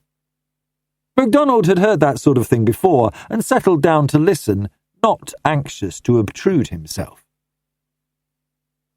Mr. Justice Hassocks was sitting in the far corner, and though the learned judge was reputed to be as blind as a bat, MacDonald did not want to draw the glance of those near-sighted old eyes. Looking round through his cloud of pipe smoke, MacDonald recognised Tolling, the man who climbed Mount McKinley and Hall of Mount Kenya fame, before his eyes came to rest on Keith Brandon himself. The latter was sprawling across his chair, arguing good-humouredly with Hall. A very big fellow, unusually large for a climber, Brandon was beginning to put on weight after his summer among the flesh pots. He was fair-skinned, deeply tanned, with a fine-shaped head well set on a long neck and sloping shoulders. There was a magnificent vitality about him, and he had a look of easy self-assurance and good temper, and a handsomeness of feature that it was difficult to carp over. His good looks were so eminently a matter of fine proportion, the solid brow to the square cleft jaw, well-shaped ears and magnificent teeth. This was no matinee idol type of good looks. Strip him of his fine clothes and set him to work sweating under a tropical sun in shorts and singlet, and he would look his best, thought MacDonald, who admired physical fineness when he saw it. A magnificent animal, this one, with a reputation for dogged determination and the endurance of an Arctic wolf. MacDonald, who could see a lot without appearing to watch, had turned his head away from Brandon and was looking at Tolling's lantern-jawed face when he became aware that Brandon was watching him. He turned his head again and met the stare of the surprisingly blue eyes. MacDonald was not a quick-tempered nor impulsive man, but something stirred within him at the calm, appraising stare of the big man with the flushed, fair face. It was as though the Scots blood in his veins moved to a challenge, and something inside him grew taut as he met that coolly insolent stare. It was then that Brandon unexpectedly gave him his opening. "Haven't I seen you somewhere before?" he asked. It was Mr. Justice Hassocks who replied, before MacDonald had time to speak. "You've met him on a mountain somewhere, perhaps? He's a good man with a rope." MacDonald caught the shrewd old eyes and knew that the judge had spotted him, myopic or not. He also knew that Hassocks would not go further than that grim piece of humour. "No such luck," replied the CID man. "I only go rock scrambling, not your stuff. Weren't you at the Stage Society show on Sunday? I wondered what you thought of that lamasery scene. From the point of view of someone who knew the real thing, I suppose it was merely comic. Sunday, said Brandon and paused. Time reaction, thought MacDonald instantly, remembering Richard Surrey. Oh, that stuff, went on the other. I was bored stiff. If I go to a show, I like to be entertained. Sven Hedin's the chap who knows what the inside of a lamasery looks like. Dirt, decay, and childish posturings. Their thoughts as rotten as their buildings, crumbling from the inertia of the occupants. I had an idea I'd seen you somewhere else. I first met him on Great Cable, put in Menzies with a chuckle, and he showed me a new traverse. If he comes to you for a job any time, Brandon, I'll tell you he's worth his keep. By the way, are you really trying for Kinchinjinga from the east? Ever been in the Dolomites? Said a quiet voice at MacDonald's side. Fortunately, he had, and having a good memory and a considerable acquaintance with the literature of the region, he kept his end up. The conversation went on until Mr. Justice Hassocks got up to go. The dry, wizened old man had been a pioneer of some now famous alpine routes in his day, and he couldn't help a friendly dig at MacDonald as he passed. If I were roped up with you in a climbing party, I'd have you behind going up and ahead coming down, he said. You're said to be a safe chap. Good night. His going was a signal for the party to break up, and a moment later MacDonald found himself in the lounge with Keith Brandon beside him. The Chief Inspector was a tall man, more accustomed to looking down on his fellows than up to them, but he had to raise his eyes to meet the other's oddly persistent stare. Can't think where I've seen you before, he said. Somewhere or other. Can I give you a lift? Thanks very much. No, I'm waiting for Menzies, replied MacDonald. You didn't tell me what you thought of that show. I didn't go to it, so that won't wash, replied the other coolly, and turned away. MacDonald was a bit puzzled. He was certain that he had not seen Brandon before, and wondered if the other's preoccupation with himself could be caused by telepathy. There seemed no other explanation, for MacDonald had been much too cautious to study him overtly, though his mind had been intensely busy in registering impressions of him. A few minutes later, Menzies appeared, and he and MacDonald went out into the pleasant summer evening. I don't know if you've got what you wanted, he said, but that chap's not going to forget you in a hurry. Is it a fact you've not tailed him before? Never seen him in my life, and never had any dealings with him, replied MacDonald. I'd like to meet him with a pair of gloves on. He'd take some pounding before he was laid out. Oh, you were laid out, chuckled the other. I share your feeling, rather. He's a hefty great brute. Old Hassocks will have me on the carpet over this, though. I didn't count on him being one of the party when you rang me up. A man's a man for all that, replied MacDonald. One's a right to one's own existence.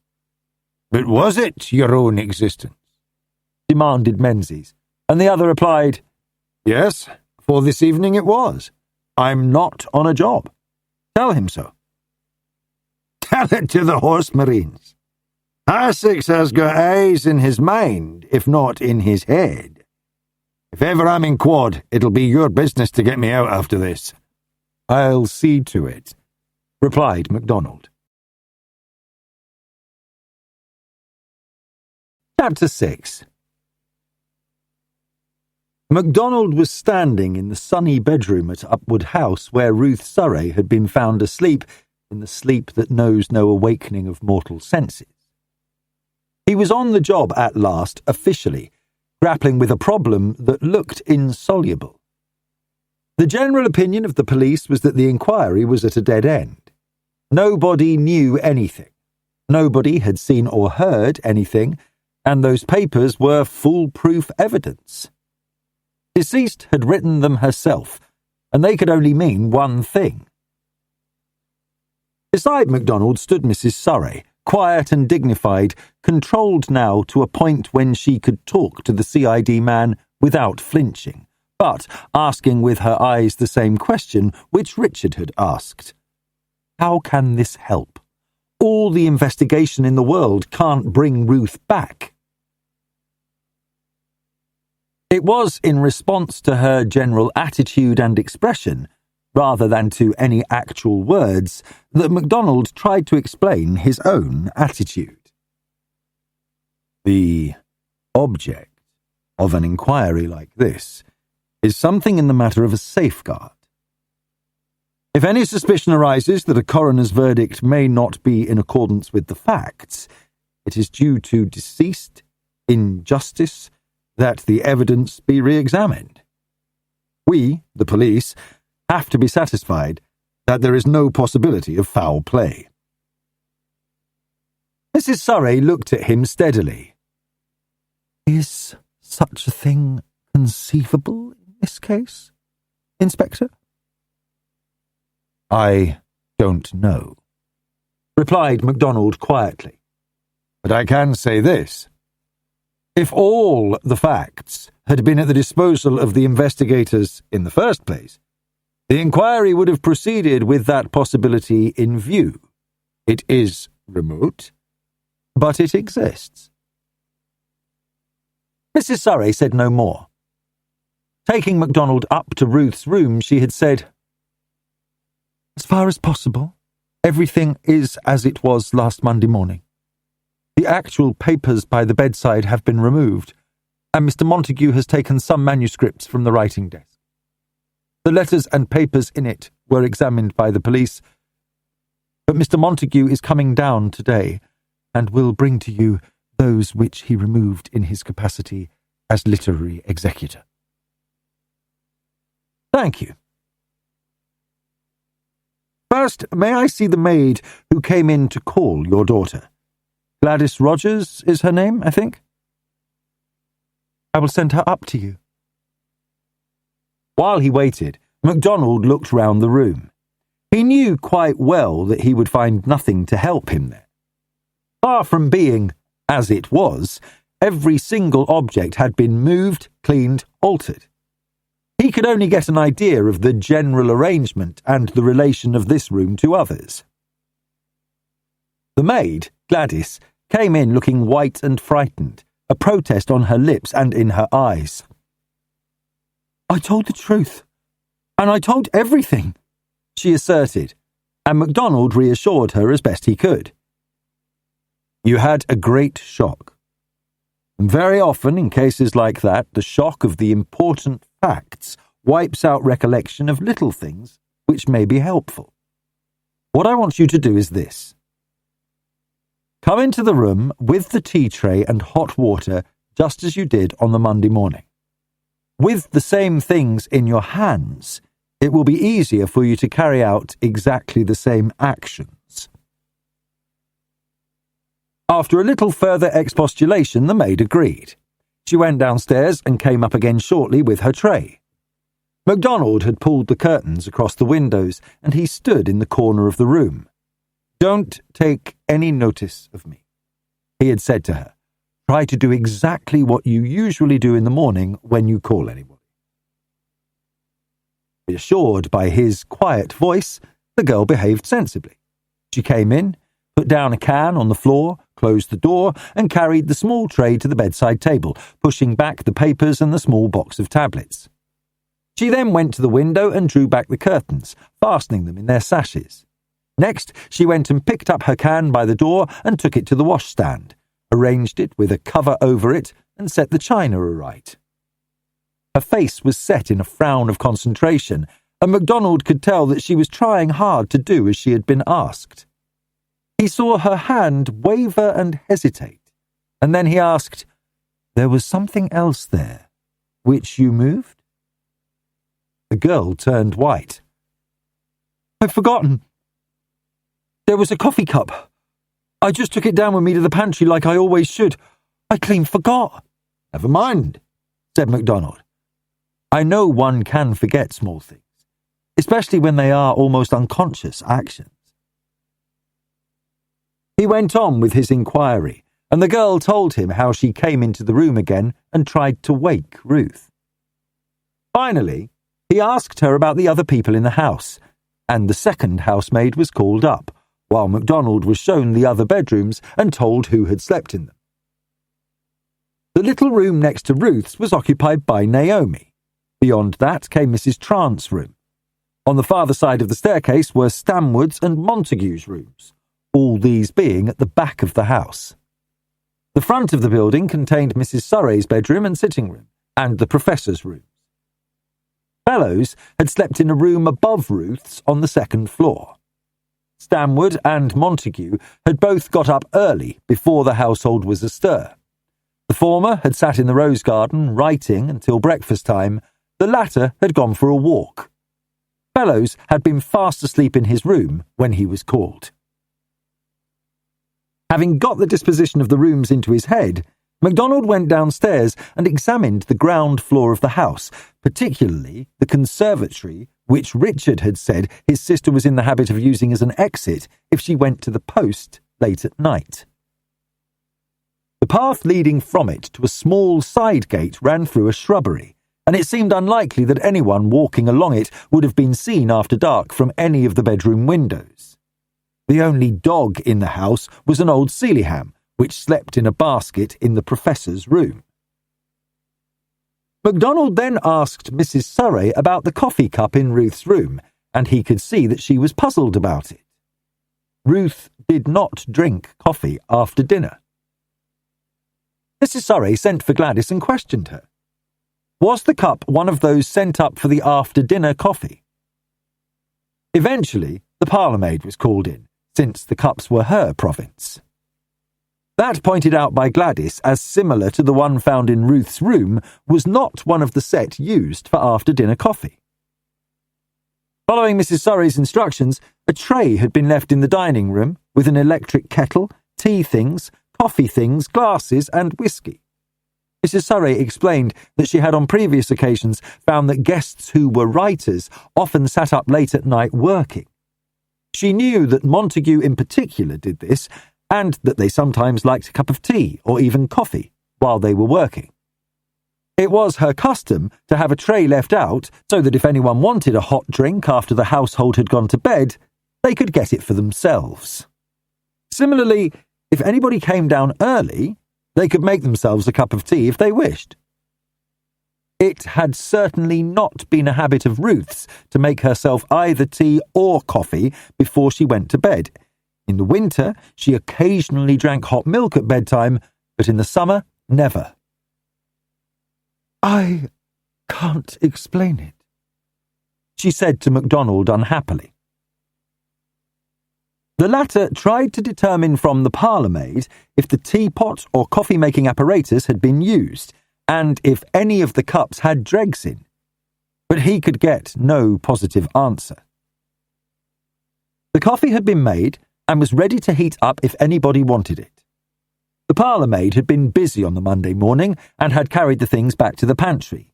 Any china that had been used had been washed up while breakfast was in progress in the dining room, together with the cups and teapots from the early morning trays. To the best of the girl's recollection, nothing had been used on the trays in the dining room, but she could not be certain. In reply to Mrs. Surrey's question, MacDonald replied that it looked as though Richard's theory were right. Ruth had written her letter and come downstairs again, and had made herself a cup of coffee either before or after she went to the post. He did not add the remainder of his theory, that she had had a conversation with somebody during that interval which had induced her to remake her will. Neither Mrs. Surrey nor the professor had heard anything after they went to bed, which led them to suppose that anybody was astir in the house after 11 o'clock, but as both were sound sleepers, nothing much could be argued from that. The maids, who slept on the top floor, were all agreed that they had heard nothing. Shortly after midday, Vernon Montague appeared, bringing with him the papers he had taken from Ruth's writing desk. He came into MacDonald in the professor's study, which room had been offered to the former for his use during his investigation, and MacDonald looked up as the tall, round-shouldered man came across the room with a dispatch case in his hand. Montague put forward the inevitable question. "Is this added inquisition justifiable? Aren't things bad enough already?" With him, the chief inspector was curt and to the point.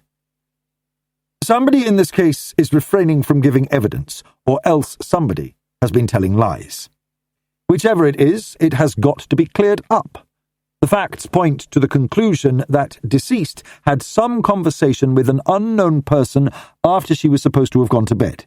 It is necessary to find out who that person was and why they have not come forward." "Police point of view. Nobody has a right to call their souls their own," said Montague in his clipped staccato way. "If Ruth Surrey confided a secret to someone, they may prefer to keep their faith with her rather than be regarded as a sound witness by Scotland Yard. I don't give a damn what you think of my principles. If I'd been Richard, I'd have burned that letter. Here are the papers I took from her desk. I haven't destroyed any of them yet, though there's nothing here which can be of any concern to you." "I'll go through them later," replied MacDonald. "It will be a pity if you determine to be hostile at the outset. You regard Miss Surrey's death as suicide, presumably. I am disposed to regard it as murder. It makes a difference to one's outlook." Montague's jaw dropped, and he stared incredulously at MacDonald, pulling off his glasses and fidgeting with them unconsciously in his astonishment. "Don't believe it. No one would. My God, it's unbelievable. Her will, that message, not forged, couldn't be. You chaps get murder on the brain." "You're obsessed by one idea. Perhaps I'm obsessed by another," replied MacDonald. "But it's my business to prove which of us is right, if proof be possible. I want you to answer some questions.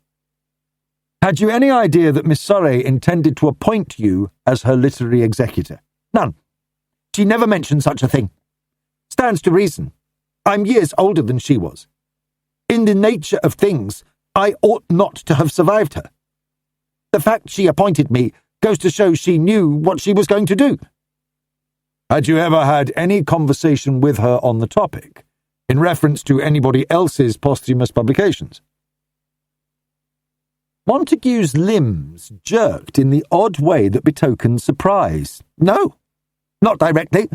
I acted for Paul Weathering. Didn't discuss it with Miss Surrey, though I heard she approved of what I did. Had to decide whether to publish an unfinished work, not a coherent narrative like Conrad's Suspense. No kindness to a man to publish stuff he'd only roughed out. But I never discussed it with her directly." "Does the same problem arrive with regard to any manuscripts of Miss Surrey's? Is there anything unfinished over which you will have to exercise your own judgment?" "Problem doesn't arise. Clear instructions as to what I'm to do. There's one completed manuscript, a short novel. I'm to publish that. Nothing else. Most of her work, notebooks, sketches, outlines, verse, and short stories, are to be destroyed." "Doesn't it occur to you that her will was curiously explicit, considering the circumstances under which you supposed it to have been written?" went on MacDonald. "In cases of suicide, the mind is generally too preoccupied with its main intention to concentrate on practical details." Miss Surrey was an unusual woman. Very businesslike over practical details. No use arguing about it. She wrote that will on the Sunday night, clearly dated. She didn't do it without a reason." "Oh, I'm quite sure she didn't. My own idea is this. She was intending to go abroad for a holiday shortly. Perhaps she thought it would be desirable to rewrite her will before she left. Accidents may happen to any of us.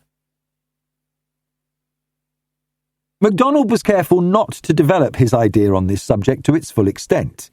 He wanted to see if Montague would respond to the suggestion. The man was known to have an acute mind, but in this interview he did not seem to be exercising it. Montague twisted his lower lip between his fingers, his forehead corrugated in a frown that was almost a scowl. Doesn't make sense. She was used to travelling. Going abroad was no more portentous to her than going to Brighton would be to you. Not given to nerve attacks over railway smashes or disasters at sea. Does any of the evidence make sense? Or are you making sense of your argument? Replied MacDonald.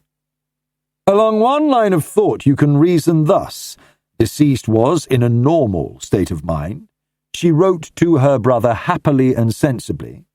Therefore, one has to look for a normal explanation of her actions. She wrote a coherent, business-like document for reasons which may be adduced as sensible. No nervous premonitions of disaster. On the other hand, you can assume that she was in such a state of nervous instability that her mental processes were not predictable. Either point of view is tenable, but not a mixture of both. He paused here to see if Montague would reply, but, receiving no answer, he went on. Your evidence at the inquest was to the effect that deceased had been in a state of nervous depression. Can you account for that in any way? Have you any knowledge of her private life which would account for that depression? Montague answered promptly here. None whatever. Her state was due to brain fag, insomnia too.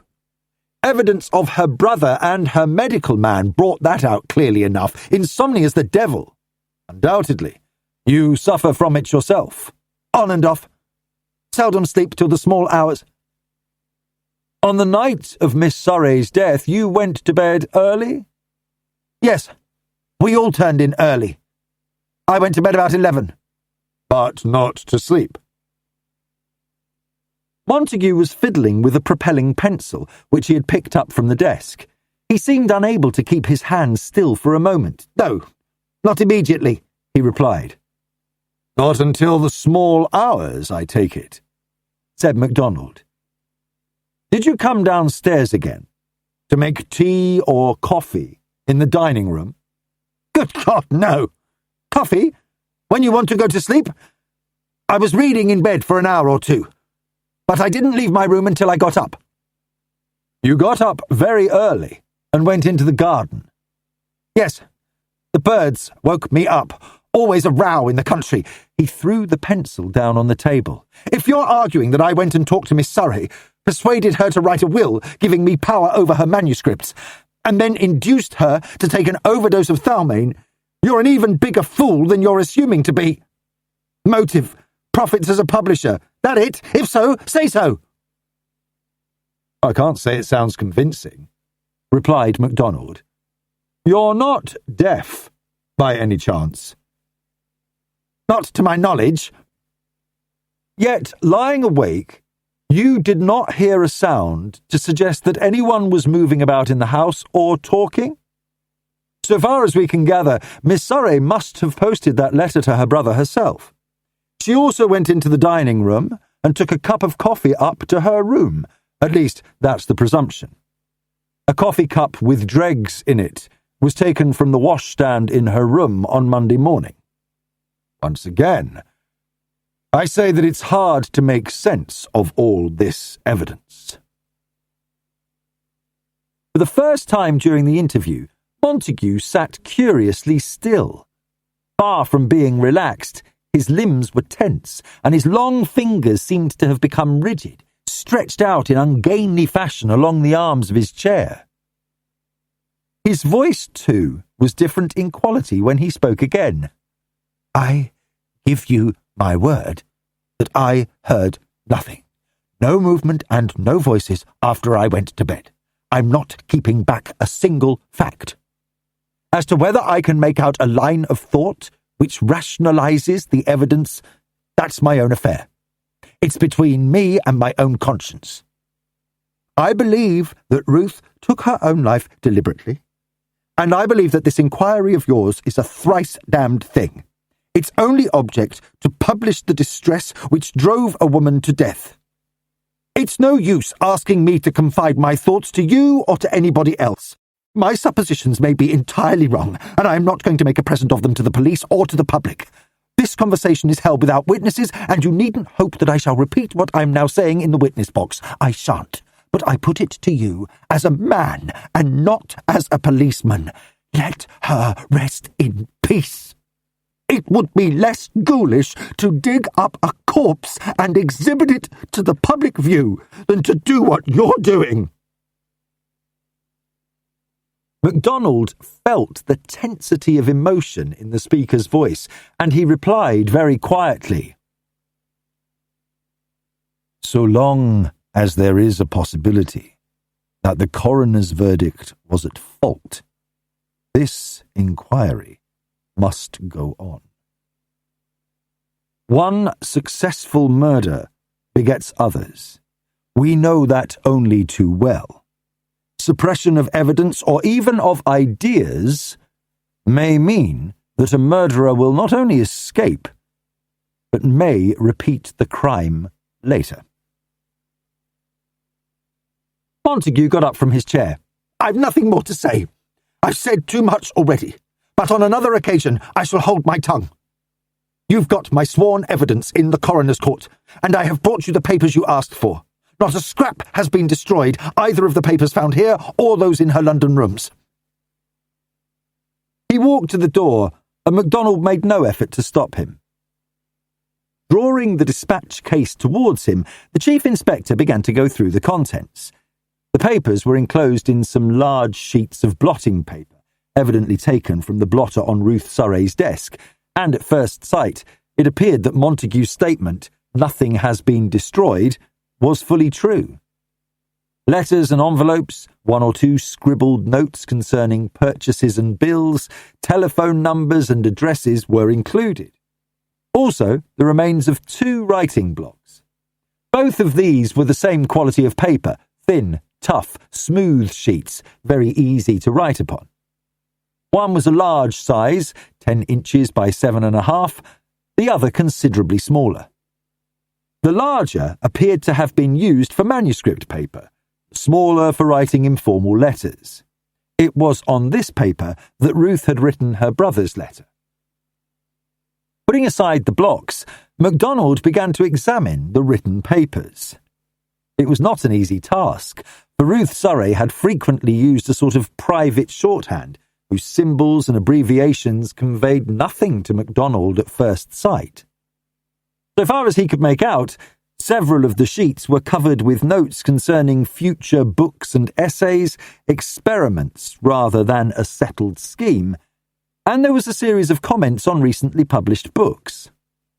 These latter were sufficiently legible to be read without difficulty, and MacDonald put one aside for further consideration. He knew something of the book dealt with, a collection of essays, notes and short stories published after the writer's death. The manuscript which interested him most was an unfinished short story describing an incident in the life of a newly married girl. The theme was simple and commonplace enough, the reactions of the young wife to the discovery of her husband's previous liaison with a married woman old enough to be the bride's mother. It was the writing which made the narrative memorable. So beautiful was the simple phrasing, so complete the understanding of the theme. MacDonald could have sworn that the husband in the story was a portrait of Keith Brandon. While studying the latter at the Mountaineers, MacDonald had noticed Brandon's long, flexible hands, with powerful yet supple fingers, loosely webbed so that their span was remarkable in length, spatulate of tip, with flat, strong nails. He read on, getting more and more interested, until he was brought to an abrupt end where the manuscript broke off at the bottom of a page. He searched through the remaining papers, but could find no continuation, nor were there any notes to give a hint of how the story should have ended. Putting aside the manuscript, he examined the blotting paper which had been folded round the sheets. He carried it to the light and studied the reverse side. Then, turning up the reading lamp, with the aid of a mirror and a reading glass, he continued his scrutiny. Finally, he felt satisfied that his case was clear. The manuscript of the story which had interested him broke off at page 12. On the blotting paper was a faint reproduction of the top of another page, numbered 16. And the first line beneath the number showed that there had been more of the story written than was contained in the dispatch case.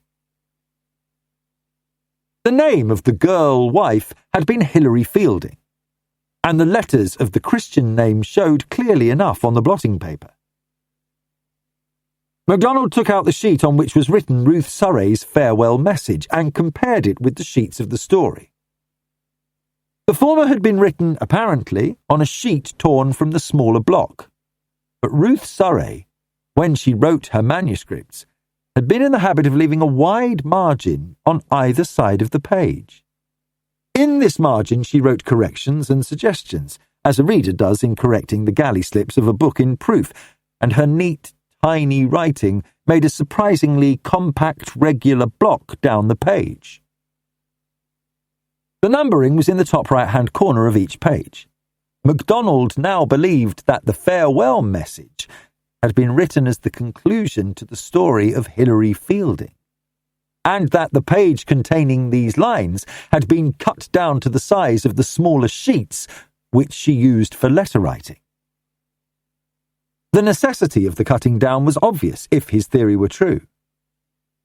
It was necessary to get rid of the numbering at the top of the page, and since it would have been obvious immediately if the page did not conform in size to the other large sheets, the whole had been cut to the size and shape of the smaller block on which Ruth Surrey had often written breadthwise.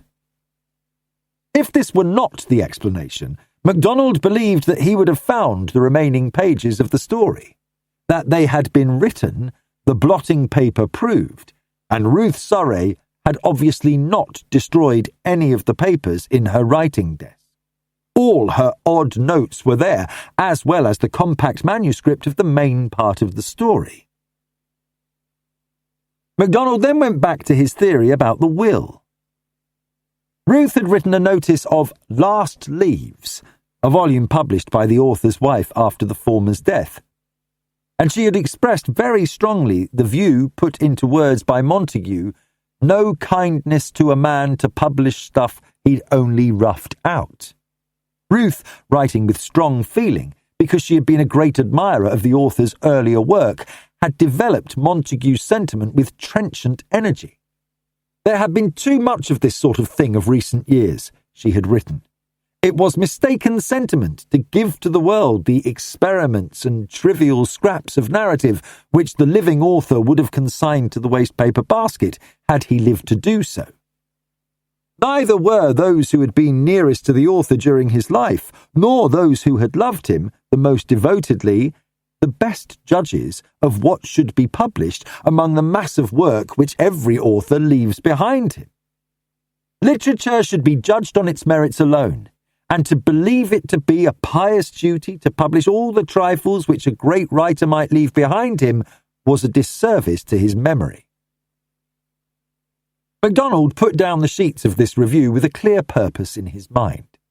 He meant to find out if this work had been commissioned or were intended for publication, and if the book in question had been sent to Ruth Surrey to review. In his own mind, he believed that the book had been given to her by one who was preparing the way for murder. How should I like to have all my papers published after my death, to suffer the same treatment meted out to other writers in like circumstances? Had that suggestion been made to her, so that Ruth, impulsive in the sense of acting quickly after a decision had been made, had rewritten her own will to safeguard herself in the contingency of her death? MacDonald went back to the story of Hilary Fielding. At the top right-hand corner of the page was a date in minute Roman numerals. 15/7/1935. Apparently, it was the writer's custom to date her work in this way, a touch of pedantry which seemed to conform to the scholarly writing and meticulous neatness of the completed pages. July the 15th. Ruth Surrey had been staying at the Downings on that date, and Keith Brandon had been there too. Had he read the story of Hilary Fielding and recognised the description of some of his own physical attributes hidden under a portrait sketch which, in the main, resembled him not at all? From the short story, MacDonald turned to the will. The date on this was also written in Roman numerals, but the word Sunday was clear enough in the characteristic writing which the experts had declared to be valid. Could the date have been altered in any way? He traced out the figures and came to the conclusion that it could have been done very easily. 29/7, the 29th day of the 7th month. The mere addition or deletion of a stroke would make all the difference in the world. At this stage, MacDonald put down the papers and began to fill his pipe. He was in danger of theorising too much. How far would any of these ideas go in convincing other people that Ruth Surrey's death was not the result of suicide? Montague had said, "You're obsessed with the thought of murder." Other people would say the same thing. What concrete evidence was there to support his theory? That certain sheets of the short story had been destroyed was no proof of anything. Authors habitually destroyed portions of their work when it did not satisfy them. Was it possible to prove that one sheet had been cut down? If that point were established, there could be no argument about the likelihood of foul play. It would then be a certainty. Examining the edges of the sheet under his lens, MacDonald felt sceptical of the result. If it had been cut, it had been done with great skill. A razor blade must have been used, guided by an accurate straight edge, a metal or ivory ruler which was absolutely true. Fitting the sheet over one of the pages of the smaller block, MacDonald saw the manner in which the two coincided, and he knew how difficult it was to cut a sheet to that degree of exactness. He put it aside. This was no job for mere visual comparison. A high-power magnification would tell if the cut were made by hand or by machine. Apart from that, what other evidence could he hope for? There was the fact of the used coffee cup on the washstand. No hope of evidence to show what it had contained or how it had come to be there. He might theorise as much as he liked, but against the persistent ignorance of those in the house, how could he hope for fresh facts? Vernon Montague, for instance, lying awake in bed, reading, rising at dawn, woken by birdsong, denying that he had heard or seen anything. MacDonald looked down at the sheet of paper with the Spencer couplet on it. Sleep after toil, port after stormy seas. If the microscope proved his present theory and the fact of murder was established, would the reticence of these witnesses break down? Packing the papers carefully away in his own case and locking it, MacDonald rang the bell and asked for Mrs. Surrey. He asked her if she would take him round the house, adding that he wished after that to carry out some experiments regarding the sound-carrying properties of some of the rooms. Mrs. Surrey acquiesced at once, saying that she would go round with him herself, and after that he could carry out any experiments he wished. She was a very thorough guide. Beginning with the kitchens, she opened each door with a word of explanation: cellars, cold storage, furnace room, electric pump, fruit room, where fruit and vegetables from the garden were stored in winter, jumble room, where old oddments were housed before they were disposed of for charitable purposes. As she was about to close the door of this tiny room, MacDonald made his first inquiry. All the waste paper, from paper baskets and so on, is put into sacks and sent away? Mrs. Surrey nodded. Yes. We seem to amass an enormous amount of it in this house. My husband writes, of course, and the whole family seem to take after him in that respect. Then there are papers and reviews, an endless supply. It was rather a problem to dispose of it, until we made an arrangement with Hills. They collect the sacks about 4 times a year. Can you remember when they collected last? Early in June, I think. About then, anyway. Then I shall have to examine the sacks. Could you have this door locked until I have done so? Certainly. The key is there. You can take charge of it. She made no other comment, and MacDonald locked the door and put the key in his pocket.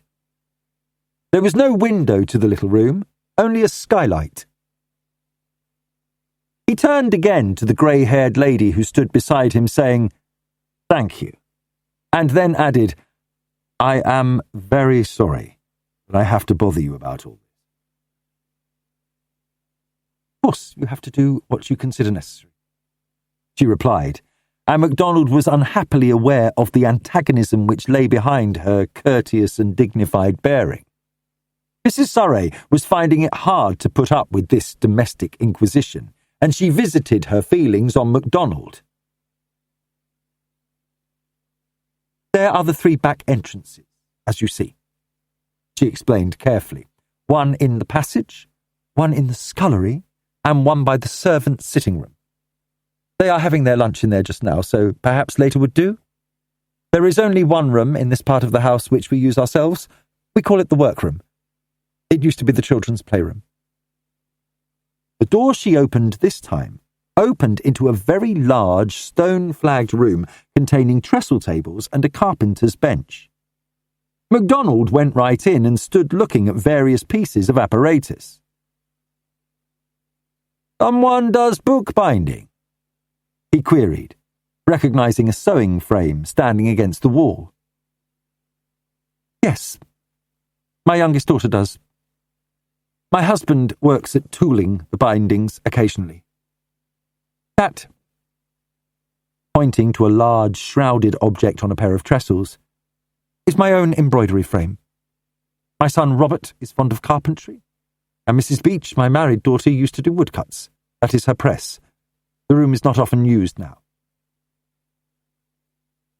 MacDonald felt increasingly uncomfortable as she talked. In just such a tone of serene, impersonal courtesy, Mrs. Surrey might have talked to a dealer who had come in to value her furniture. She did not display any feeling, just that cold, detailed deliberation, as of one who says, "This man has his work to do, let us get it over as soon as possible, but let us be thorough over it." "You would perhaps like the key to this room too?" she ended up, seeing MacDonald studying the benches. "No, thank you," he replied quietly. "I have seen all that is necessary in here." They went on, Mrs. Surrey mentioning the use of each room. "The drawing room, the morning room, the men's cloakroom, the telephone room. Letters to be posted are left here on the chest. No, we have no post bag. The dining room, the study. This is all on the ground floor." She completed the round of the house with him, adding as they came downstairs, "Luncheon is at 1:30. It will be served for you in the morning room. Would you like the other detective to lunch with you, or would it be more correct for him to have another room? I'm so sorry, I felt I ought to know, but it shall be just as you wish." MacDonald felt his face grow a little hot. This quiet-voiced lady was not being easy to deal with, but he replied with a calm equal to her own. Thank you very much. It was kind of you to think of it. But it would be more correct if Detective Reeves and I had our lunch in the village. I shall not be bothering you again for the time being, I hope. But I should like to see Mr. Montague after he has had lunch. Mr. Stanwood and Mr. Fellows are both coming here this afternoon, I understand. It would be convenient if I could see them here before I return to town. She looked at him as though she were uncertain whether to reply or not, and suddenly MacDonald determined to say a word more.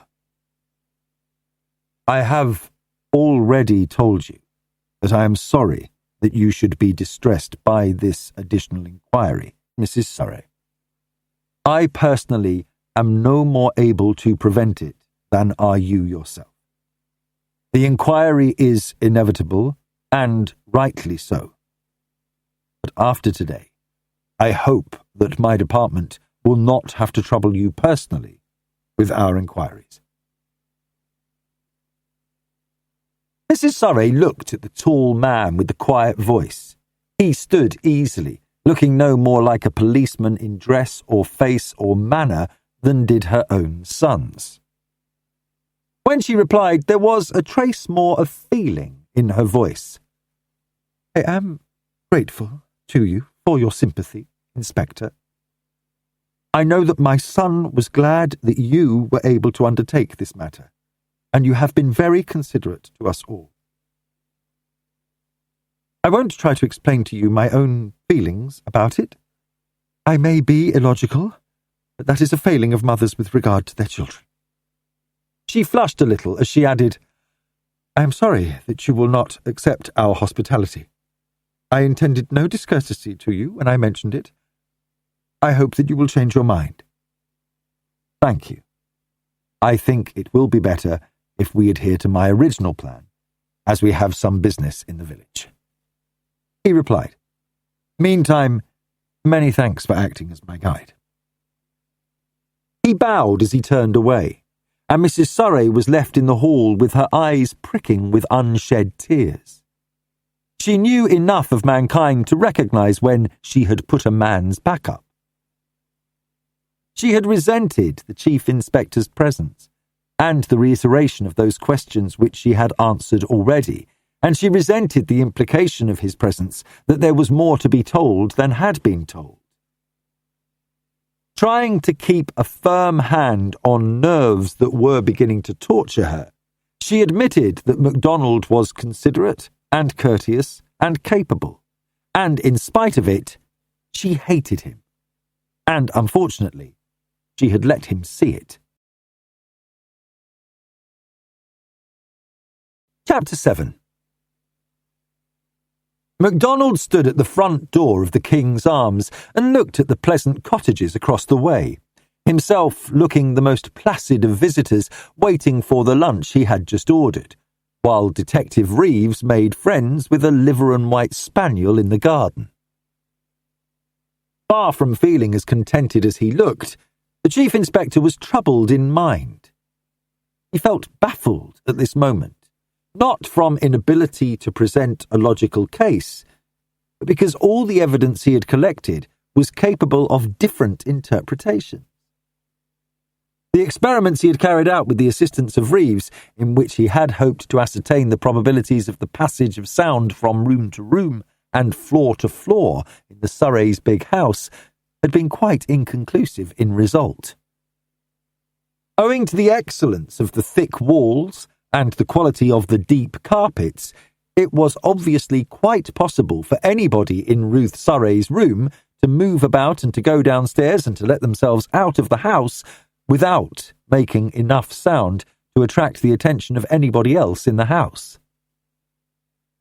A conversation in Ruth's bedroom would be faintly audible to anyone sleeping in Naomi's room next door, but would not be heard by the occupants of Montague's or Stanwood's rooms, which were divided from Ruth's by the wide stairway. Similarly, with sounds from below, a conversation in the dining room should have been heard to some extent in Montague's room. The sound of voices and movements seemed to come up the chimney space.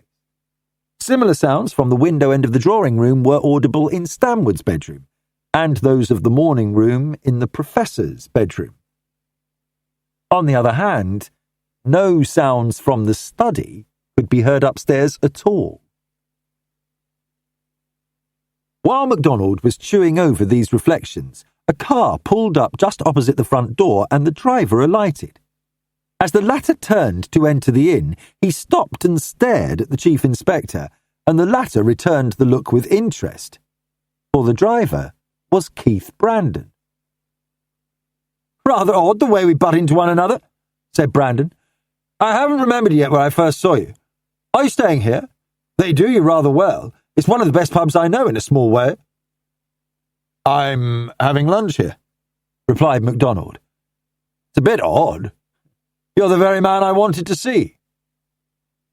"Thinking of scrounging a job in my next show, as Menzies suggested?" "No, I'm 10 years too old, and definitely occupied otherwise. It's something quite different."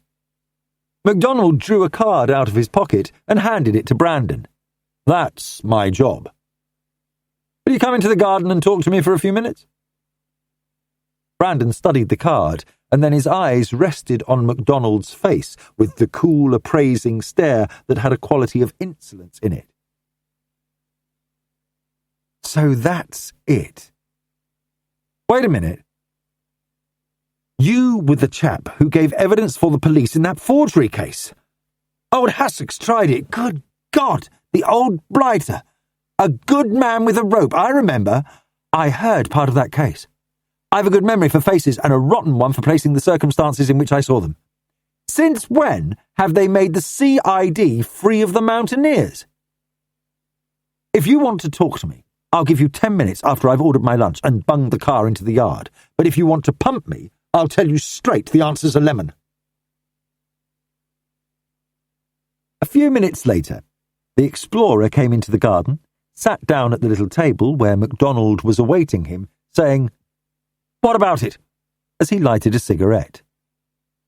"I am down here in connection with the death of Miss Ruth Surrey," said MacDonald, his eyes on the other's face. He saw the muscles of Brandon's jaw contract, and there was a pause before the latter answered. "I thought that case was over. The coroner gave a straight verdict. No fencing about it. Other evidence has been brought forward which has caused the inquiry to be reopened." "What has that to do with me?" "I believe that you knew Miss Surrey. I thought it possible that you could tell me something of her state of mind." "Good Lord! Why the devil? I barely knew her." "Let's think. I met her at some function at Grosvenor House, and then again at the Downings' place one weekend. Not in my line. Too precious. The word highbrow affronted her good taste, but there you have it." MacDonald met the other's eyes squarely. "That's rather curious. I thought you must have known her rather well." "Then you thought wrong. Whence these deductions, might I ask?" "I have been reading some manuscripts she left, in the hope of getting a lead in a difficult case. In a short story there was a very good description of yourself, so detailed in some ways that it seemed as though she must have had opportunities of observing you pretty closely." There was no doubt that this sentence got home. Brandon's face flushed, as some fair faces do flush, until his ears were scarlet. "Since Miss Surrey is dead, I won't use the expressions I might have done. There's no end to the impertinences of these bestsellers. Journalism's mild in comparison with them. If that manuscript's published, I'll take action against the publishers in double-quick time. As a guardian of law and order, you might like to tell them so in advance." "Why?" queried MacDonald. "I didn't say that the story was libelous. I only suggested that the writer seemed to have had opportunities of observing you." Brandon was beginning to recover from the shock of hearing about the short story. "And how were you able to recognize a description of my own peculiarities? Hell, anybody might think you'd had me through the Bertillon business. Better watch your own step a little." "It's my business to observe people's peculiarities," replied MacDonald. "It will save time if I tell you that you are fencing. You have met Miss Surrey on more than the 2 occasions you mention." If Brandon had got up and told him to go to hell at this juncture, MacDonald would have regarded him with a much more sympathetic eye. It seemed so out of character for this huge, quick-tempered fellow to sit there trying to swallow his all-too-obvious wrath unless he had some motive to do so.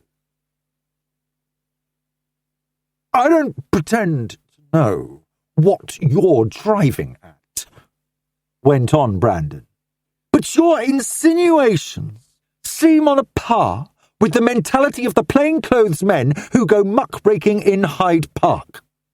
Miss Surrey may have been an acquaintance of mine, but that's all there was to it. And if you're suggesting anything else, you're asking for the hell of a kick in the pants, and you'll get it."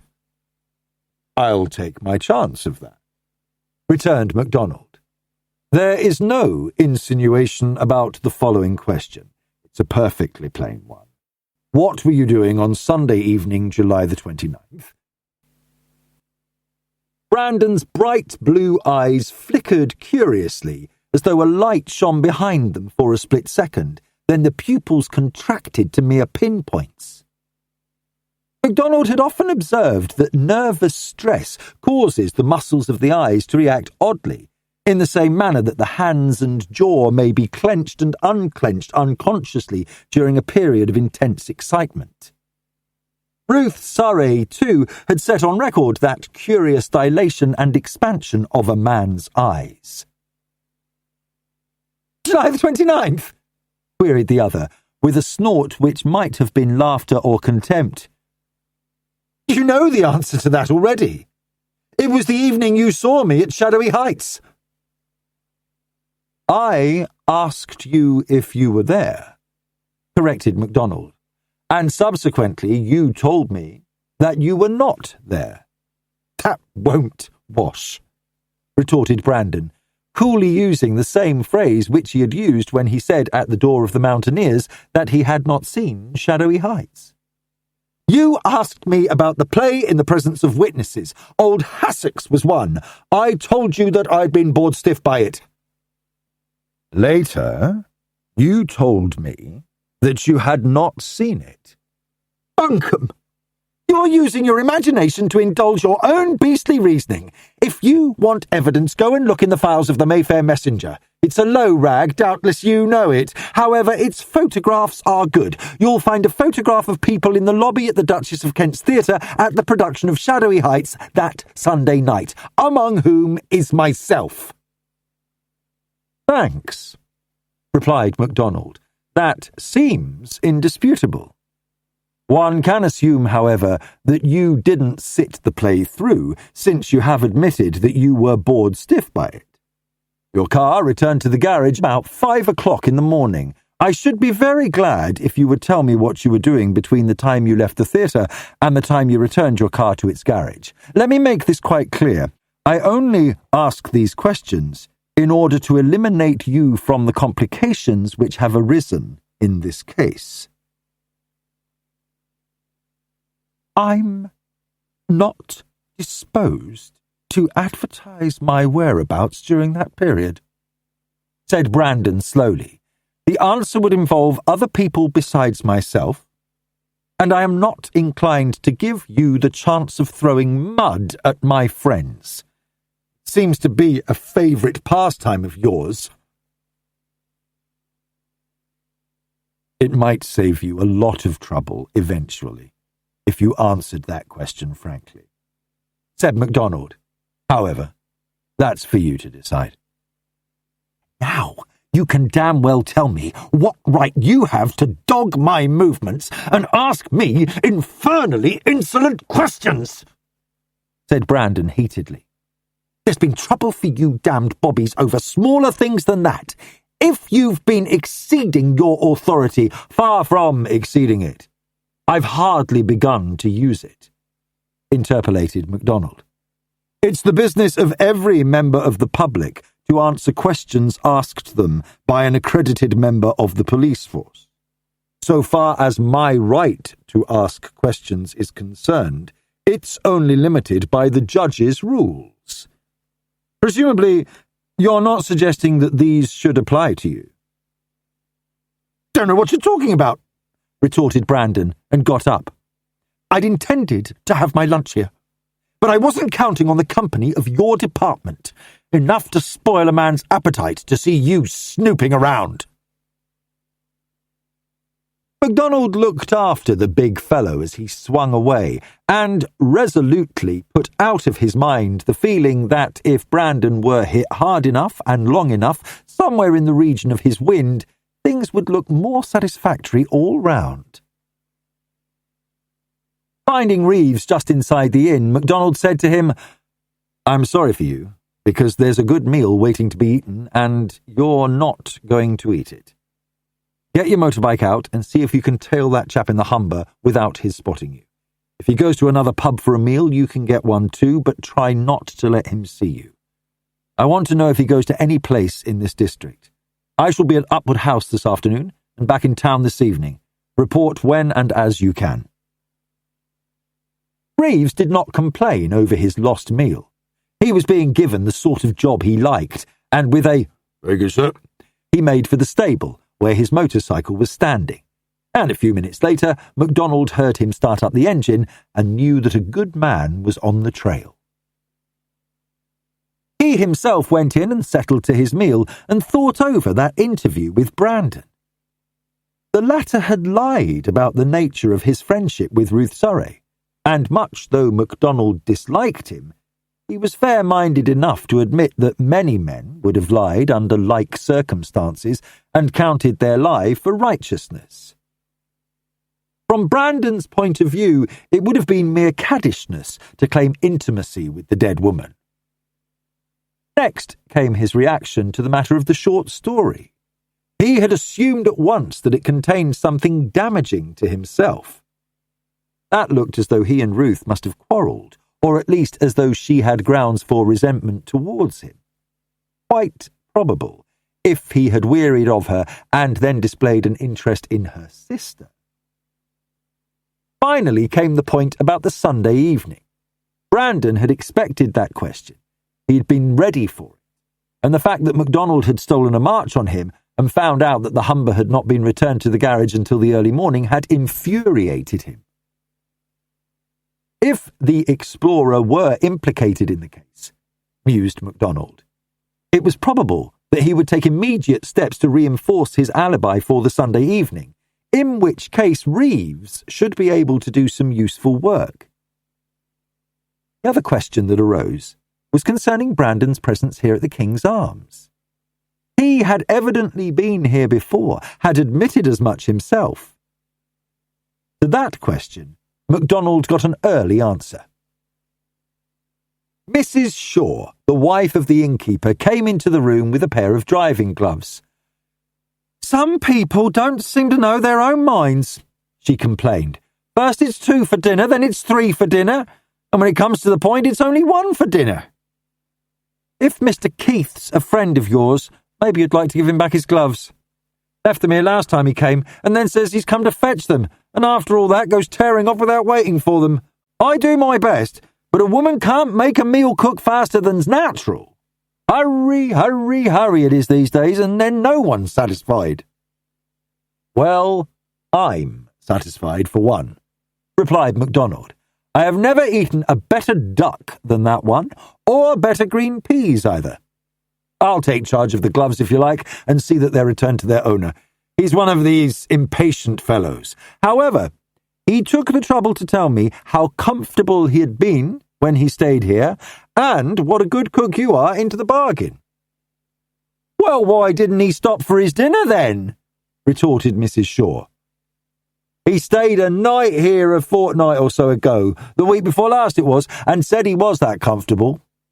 I've looked after his gloves for him, thinking he might drop in for them. They're a good pair too. And then he goes tearing off like a lunatic, forgetting all about them again. There's a raspberry tart coming, sir, and some very good Stilton we've got." Then you have got all the things I like best, replied MacDonald. I should like to come and stay here sometime. Good cooking's all too rare nowadays.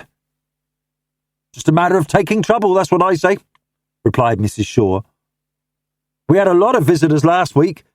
For the inquest it was. You all have read about it? MacDonald nodded. Yes, a sad business. Sad? I should say it was. I'd known her from a child. As nice a family as there is in this world. Too much learning. That's what I say. Now, if Miss Ruth had got married and had a few babies to think about, that'd never have happened. I can't think what came over her. You don't know the family, by any chance, sir? Slightly, replied MacDonald, though I never met Miss Ruth Surrey. I've read some of her books, though. Ah, I thought that might be it, replied Mrs. Shaw placidly, taking the tart from the girl who had just brought it in and setting it before MacDonald. I hope you'll enjoy my pastry, sir. I'm a rare one for pastry. Good butter's the secret.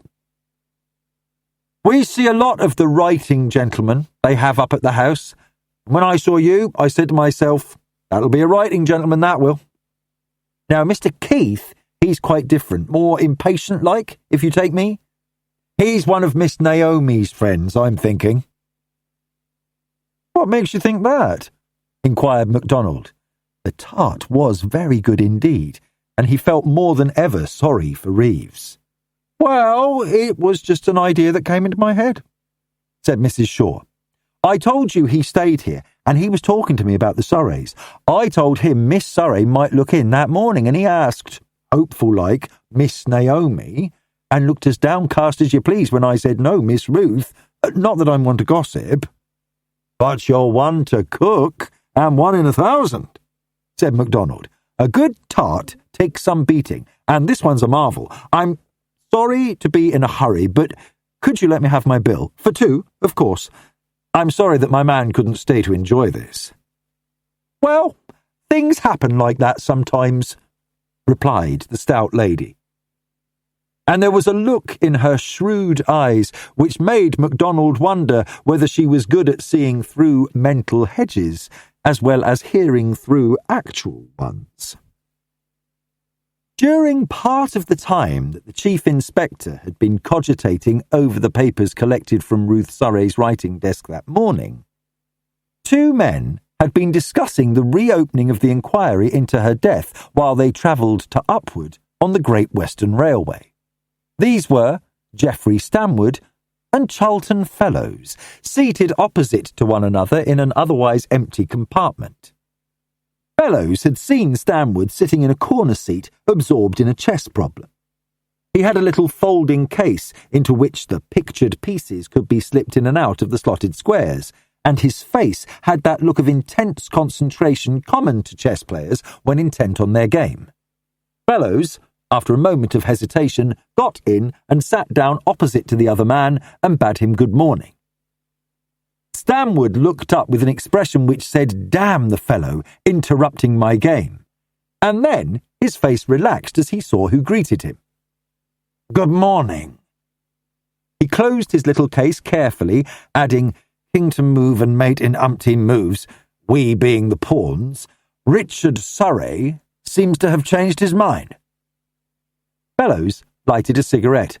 "Yes, though I don't see how he could have acted otherwise. It's a hellish problem. What's your opinion about it all?" Stanwood studied the younger man's face. Fellows looked out of form, heavy-eyed, patchy in colour, queer about the eyes. "Difficult to have an opinion without knowing the facts," Stanwood replied, and his searching look made Fellows squirm irritably. "What's Surrey getting at?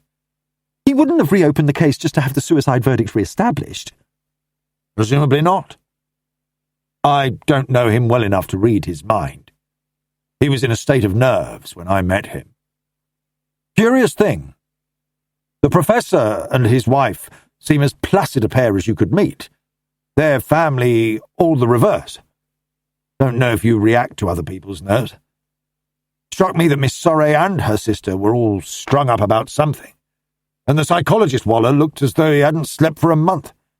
Anything may happen when you get minds of that caliber stretched to breaking point.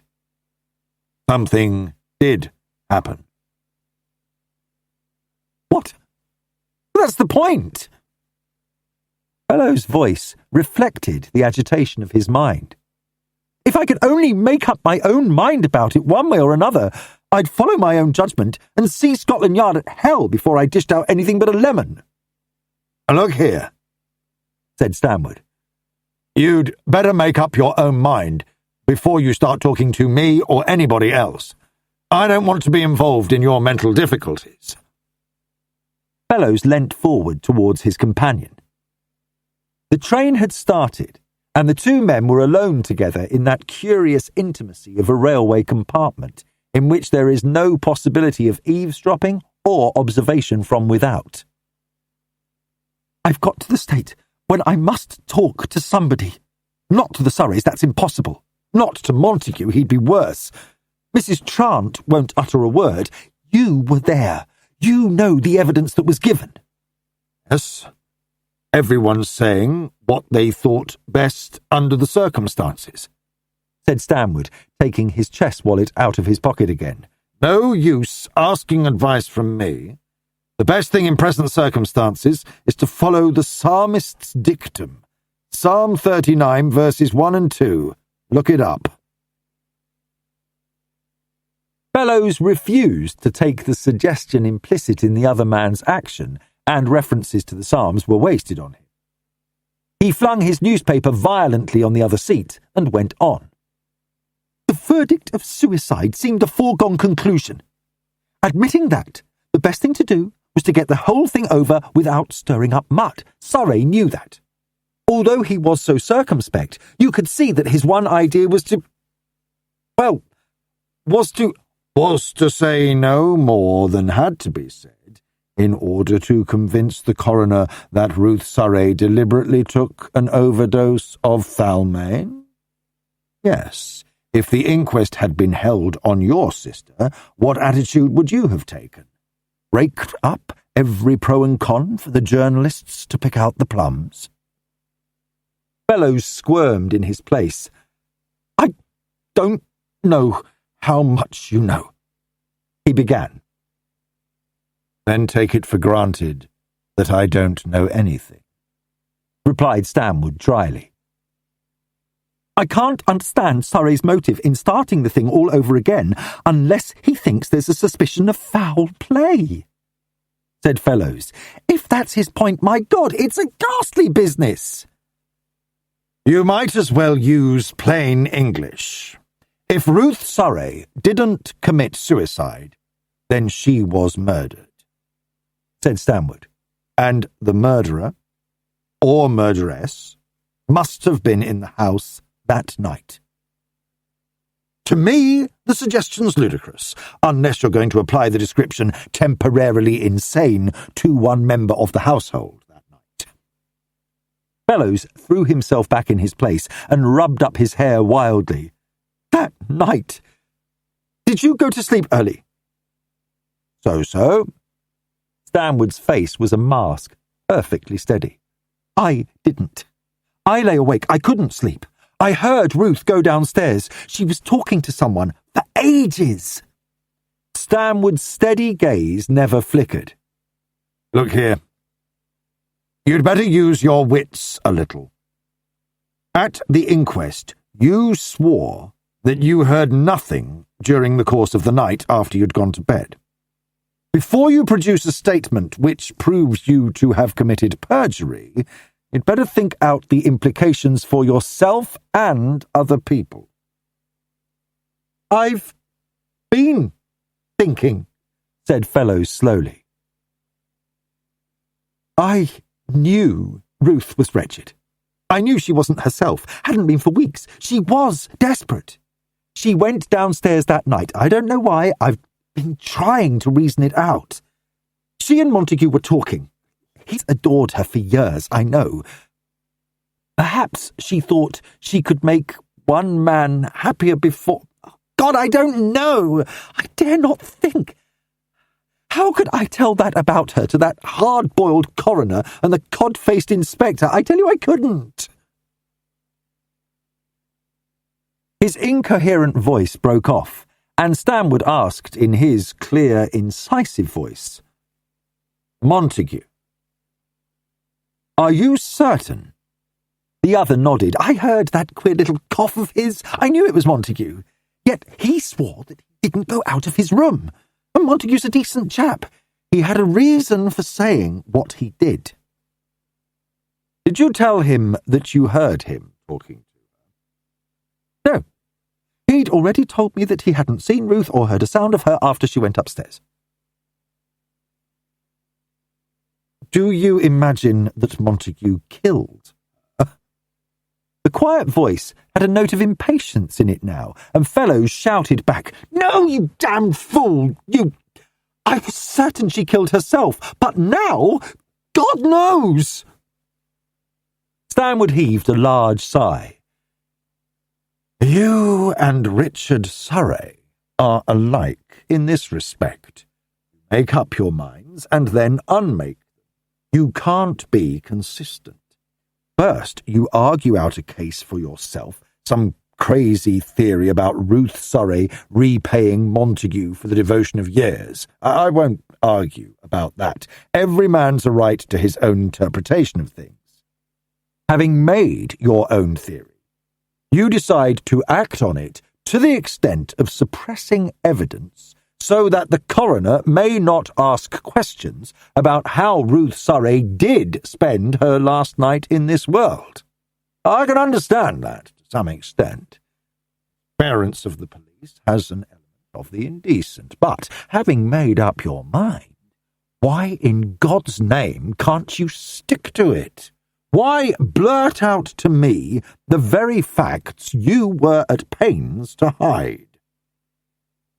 "Because you're the only person I can talk to," groaned Fellows. "You understand. You knew her." Stanwood cried out for the first time in sheer impatience. "Don't go dragging me and my feelings into your sickening arguments. Whatever I felt about it isn't your business, damn you. Try to think clearly for a change. You're debating with yourself whether to give the journalists their headlines. What are the police going to say when you tell them you've changed your mind and have another story to tell them? Blast the police! I don't care a tuppenny damn for them."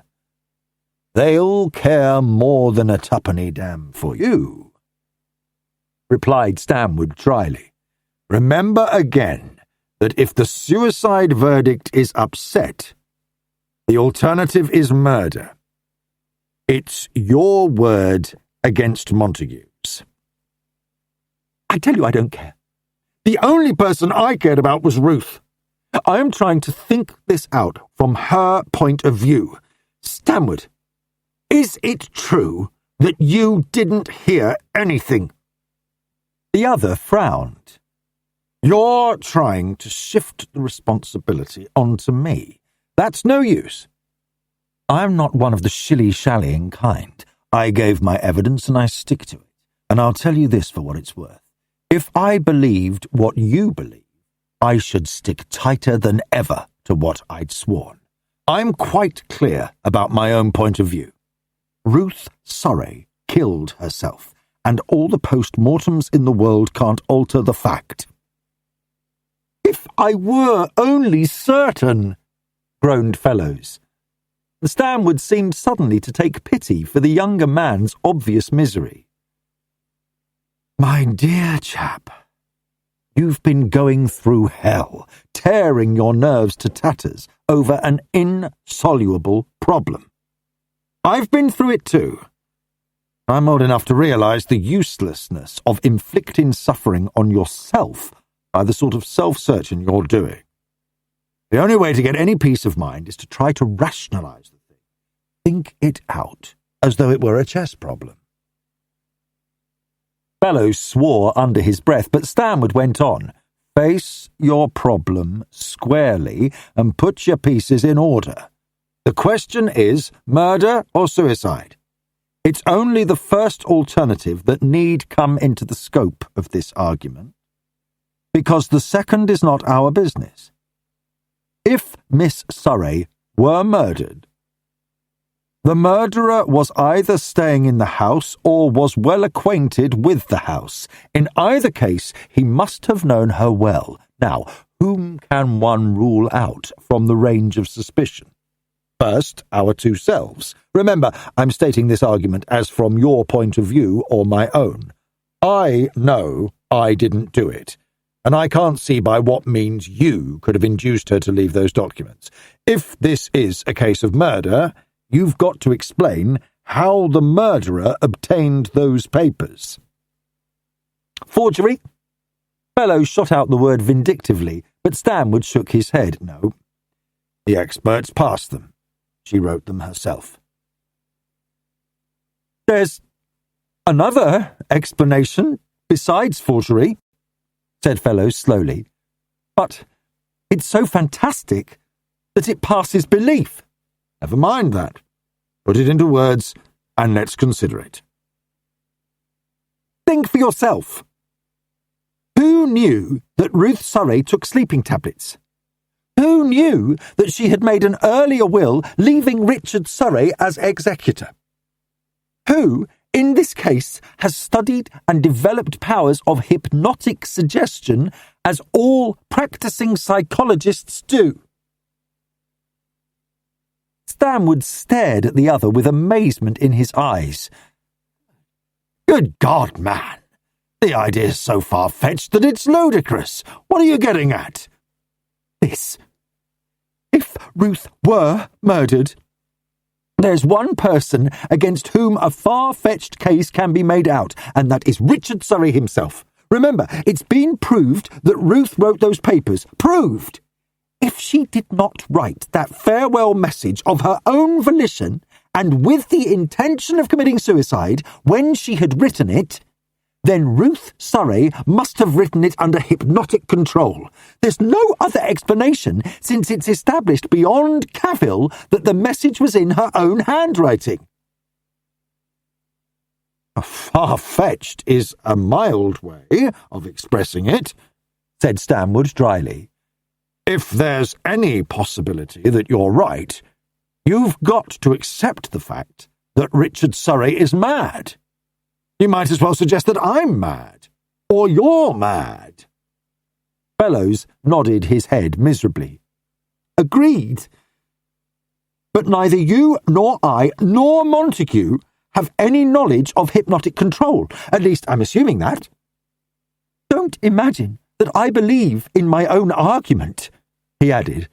It's just that you urged me to think out all the possibilities, and that one did occur to me. After all, isn't it true to say that Richard Surrey did his best to obtain a verdict of suicide? Stanwood nodded his head in agreement, his face as calm as Fellows was agitated. Quite, and so would you or I have tried to get it over with as little publicity as we could. But how do you fit in Montague with this last theory of yours? You're not supposing that he and Surrey aided and abetted one another in this horror? My God! I don't know. The whole thing is driving me crazy. Perhaps I'm mad too. Steady on, put in Stanwood quietly. I told you to try to use your mind and to control your emotional bias. The only way I could get any peace was to treat the whole thing as an intellectual problem, using the only facts at my disposal. What about the additional factor you had up your sleeve? He looked steadily at Fellows. You say that Montague was downstairs talking to her. How can you be certain that it was Montague? Did you, for instance, hear a single sentence of the conversation? Oh, of course I didn't. I got up some time after midnight. I'd fallen asleep for a bit and I woke up, Lord knows why, and I opened the door of my room. It It was a hot night and I was restless. I heard someone moving downstairs and knew it was Montague because I heard him cough. Then a door opened somewhere down in the hall. I heard Ruth's voice just faintly, and a door shut. Then just an occasional murmur, enough to tell me they were talking. I shut my own door at last. Then why in the name of common sense didn't you tell Richard Surrey what you had heard when he asked you? Or even ask Montague about it? I can understand anyone fighting shy of the police, but to say nothing. It would have been like eavesdropping and then telling, mumbled Fellows. If Ruth talked to Montague like that, after saying goodnight to him in front of all of us, it was because she didn't want us to know. If Montague had thought the police should know, he'd have told them. Stanwood shrugged his shoulders as though the other man's argument passed his comprehension. It's difficult for me to judge, he said slowly. You and Montague both knew her well, knew that there was something to hide, it seems, but common sense tells me this. If you go to the police with your new version of that night's doings, you're asking for suspicion of yourself as strongly as of Montague. It's obvious that any of us could start a hair. I might say that I heard Richard Surrey's voice downstairs that night. I'm not saying it, though. Do you mean that you did hear him?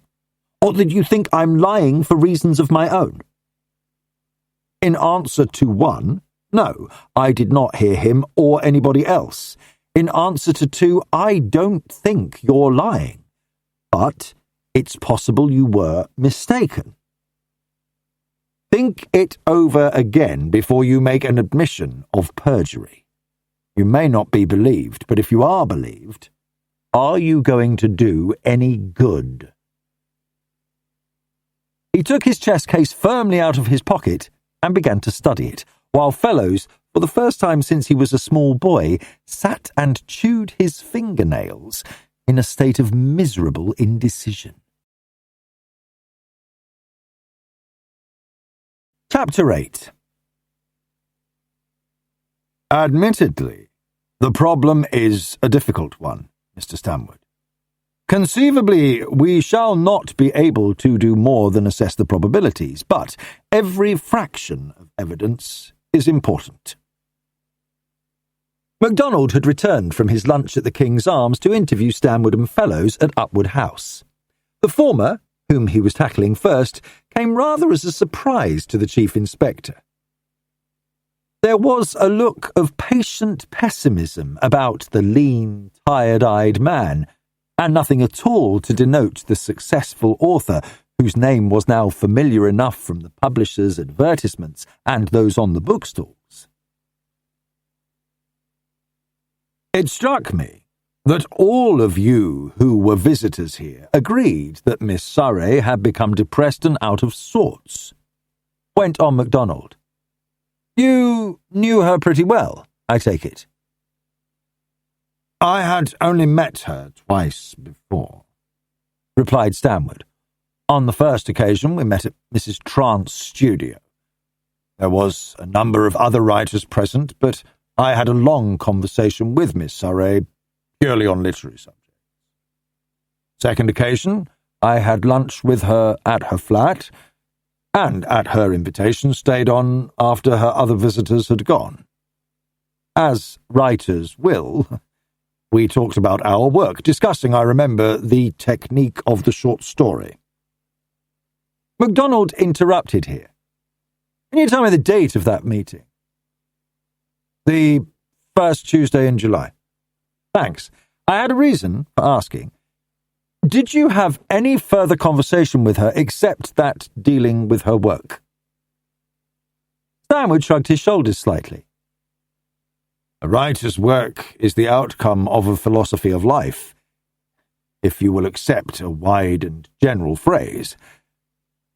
Miss Surrey had reached a stage when she no longer regarded the happy ending as characteristic of life as she saw it. I wouldn't go so far as to say that she was unhappy in herself. I didn't know enough of her to risk guesses which would be impertinences, but I did find that she was preoccupied with the question of human suffering. From my own experience, I should say that a person has to suffer themselves before they have anything worthwhile to utter on that subject. So far as you could tell, was she in a normal state of mind during the weekend preceding her death? Again, that slight shrug and a lift of the dark brows. How can I answer that? I had not had enough experience of her to judge what was her normal state. I saw no traces of hysteria or nervous excitability. She was calm and cheerful, most thoughtful for the welfare of her guests, more than thoughtful for my own particular welfare. I owed her a great deal, something which I can never repay. He broke off here, as though mistrusting his own voice. This is all particularly horrible, he went on after a moment's pause. All of us have reticences. We do our utmost to conceal our own emotional instability. And at the very moment when life proves too great a burden and its thread is cut short, a searchlight of inquiry is directed on the things which we strove to keep secret. He stopped suddenly, as though aware of his own incoherence. I'm talking nonsense. But I do feel very deeply that this delving for motives of suicide is indecent. If it were certain that Miss Surrey's death were due to suicide, you might justify that attitude to yourself, said MacDonald. But that is not the point at issue. However, you would give it as your opinion that her mind was distressed during the period when you were able to observe her? So far as I could tell, yes. But I did not know her long enough for my opinion to have any value. Did you gather at all the nature of her distress? No. Returning to the subject of the Sunday evening when she died, can you remember if she took a book up with her when she left the drawing room? Stanwood pondered. Not to my recollection, but I can't be certain. She had been discussing the Willoughby memoirs earlier in the evening, I am told, and had said that she intended to finish the book when she went to bed. It was found in the morning room the next day. It occurred to me that she might have come down to fetch it. I don't know. The point's immaterial, isn't it? Aren't you assuming that she went out to post her brother's letter? Presumably, yes. Can you remember if Miss Surrey took any coffee after dinner? No, she did not. She never drank after dinner coffee, or so she said. After you said good night to the professor on the terrace, did you go into the dining room? No, I went straight to bed. Did you fall asleep quickly? Reasonably quickly. You sleep well? Very well. These must seem very futile questions to you, Mr. Stanwood, but there is a modicum of sense in them. I'm quite willing to assume that there is, even though I can't see the drift. After you went to sleep, did you wake again before morning? No. I woke first about 6 o'clock, when the servants began to move about downstairs. I was awake for an hour or so, and then fell asleep again. Did you hear anything whatever during the course of the night which may have indicated any movement or activity, either inside or outside the house? Nothing. I remember thinking how intensely quiet the country seemed. I live in a flat in London, and I am used to the traffic and noises made by other tenants in the building. The silence here was noticeable to me on that account. Then you can tell me nothing whatever which can throw any light on Miss Surrey's death? Nothing. I came down here today at Dr. Surrey's request, but I knew beforehand that I could be of no assistance. I am sorry. There's one other point, said MacDonald. When you were discussing writing with her, did she mention any of her current work or show you any manuscript which she had recently written? No. Oh, that is to say, she showed me no manuscript. She mentioned one short story that she was working out concerning the psychology of a judge who was hag-ridden in his old age by the recollection of death sentences he had uttered. An unusually grim topic for one of her philosophic trend.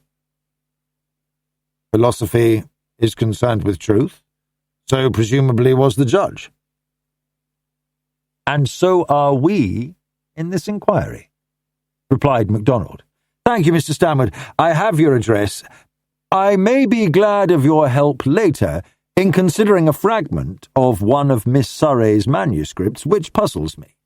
As a writer whose method of work has been compared to hers, your opinion may be valuable. Stanwood frowned.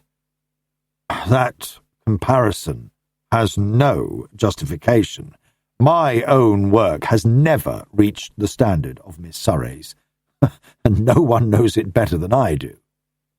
I am, however, at your service, though I admit that the prolonging of this inquiry seems to me to be as useless as it is painful.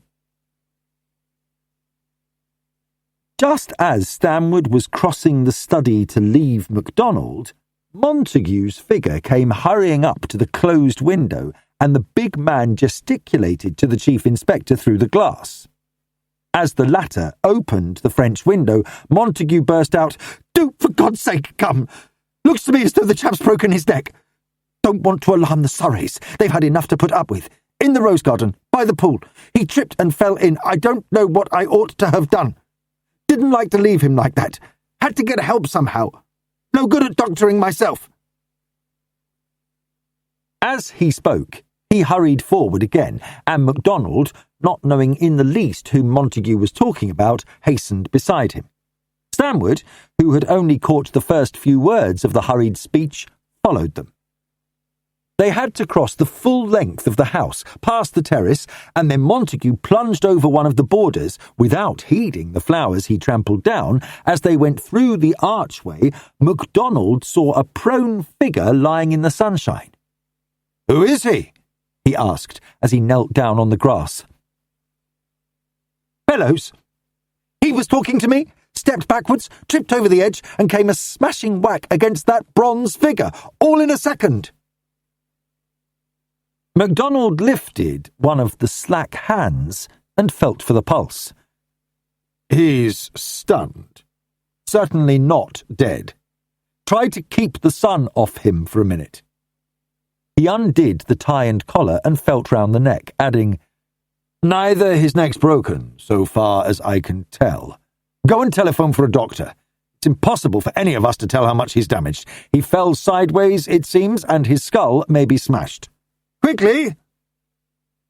He spoke sharply to Montague, whose wits seemed to be wool-gathering, and added, "Ask the doctor about sending an ambulance. He'll have to be moved carefully. Hurry up!" Stanwood put a word in while MacDonald was still examining Fellow's head. "We'd better rig up something to keep the sun off him. If he's badly hurt, it'd be safer not to move him ourselves. We might finish him off if we jarred him. What do you make of him?" "He's alive. That's all I'd care to say. A smashing whack about describes it. He's not bleeding much, not externally, anyway. If you move those chairs and we put our coats across them, That'll keep the sun off him." When they had made a shelter so that Fellows now lay in the shade, MacDonald added, "I'll stay here. Go into the house and tell Mrs. Surrey there's been an accident. Get some cold water and swabs and boracic, if you can. I shan't risk bandaging, but a wet compress can't do any harm. If he's been head first in the pool, that won't improve things. The water's septic, of course." Stanwood hurried off. MacDonald could see that he was cool and level-headed, and guessed that he would do what he could. The Chief Inspector was loath to leave the wounded man. This might be an accident or it might not, and, since Fellows was still alive, MacDonald intended to keep him alive if he could, and he guessed that a very little would be enough to kill him. When Stanwood hurried off, MacDonald stood and looked at the pool and measured the distance with his eye from the parapet to the bronze figure. A man, standing with his back to the pool, might trip over the edge if he stepped back against it suddenly. But it seemed odd that he couldn't have saved himself by sidestepping. On the other hand, if he had been deliberately tripped up or thrown backwards, the accident might have resulted in the smashing whack. And moreover, a blow from behind with a loaded stick would have had the same result. All around, the fragrant pergolas shut the place in from observation, a safe spot to stage an accident. In a very few minutes, Mrs. Surrey came through the archway carrying a first aid box and followed by Stanwood with a bowl of water. "You think it would be dangerous to move him?" she asked quietly, and MacDonald replied, "I don't like to risk it. He's badly hurt, and moving is a skilled job. I'll make a compress for his head, and he wants covering up. His clothes are soaked. How long will it be before the doctor can get here?" "A very few minutes. He's coming up now, and the ambulance will be here from the cottage hospital quite soon. You can manage the swab? I'm sending a screen down, and I'll get some rugs. Poor boy." MacDonald was still kneeling by Fellows, adjusting swabs as best he could, when Dr. Saunders arrived. After a brief examination, he, together with MacDonald and the ambulance man, got Fellows onto a stretcher and had it carried to the ambulance. To MacDonald's satisfaction, the doctor insisted on having the injured man taken direct to the hospital, saying that he would need to x-ray his head to ascertain the extent of the damage. "May be all right, but it may be all wrong," he said. "If his skull's splintered, we may have to operate. He must have come the devil of a cropper to have damaged himself like that." Before the doctor left, MacDonald contrived to get a few words with him alone. "When you examine him, will you ascertain that there are no marks other than those accounted for by the fall?"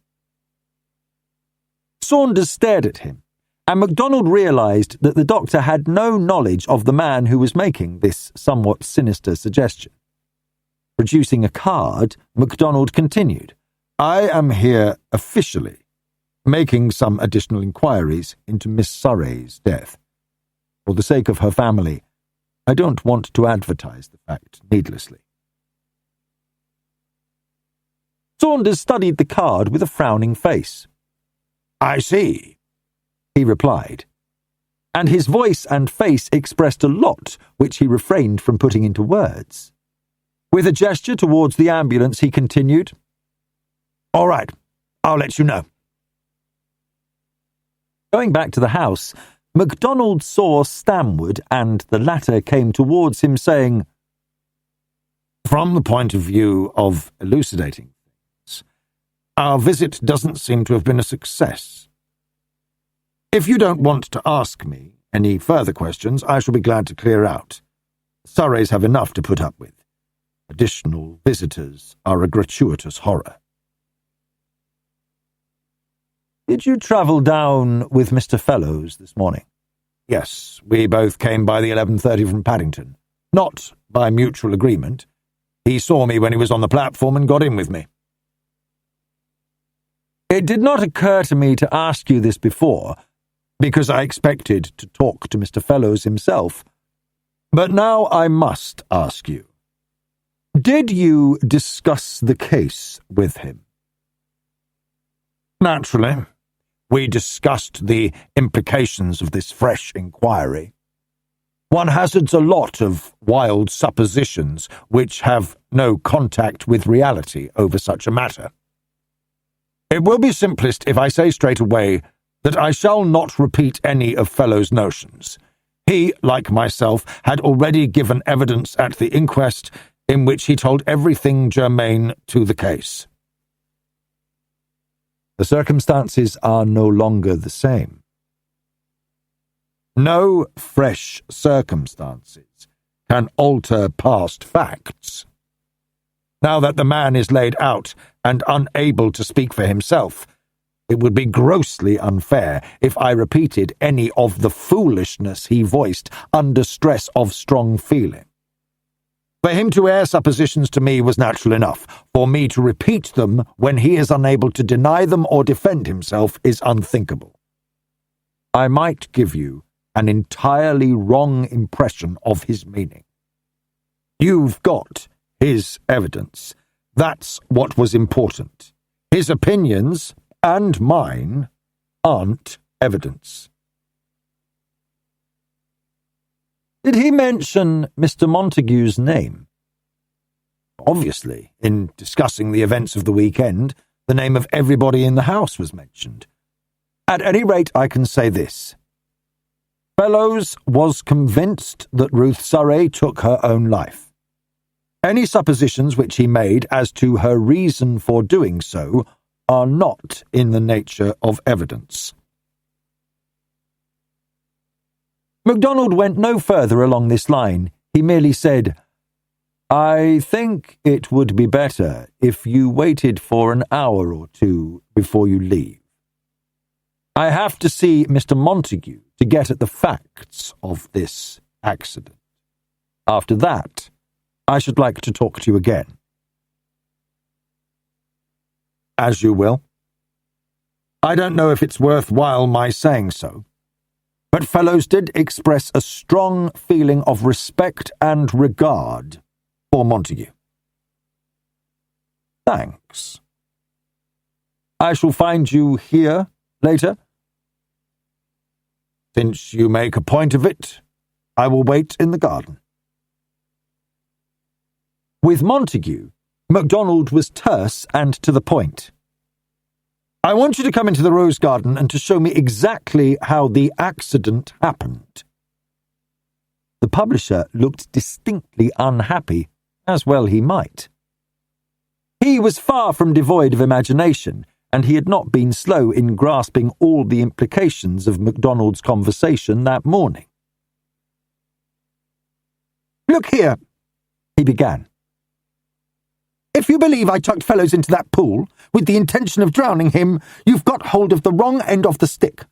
You're out to prove that we're all raving lunatics, or that I'm a raving lunatic.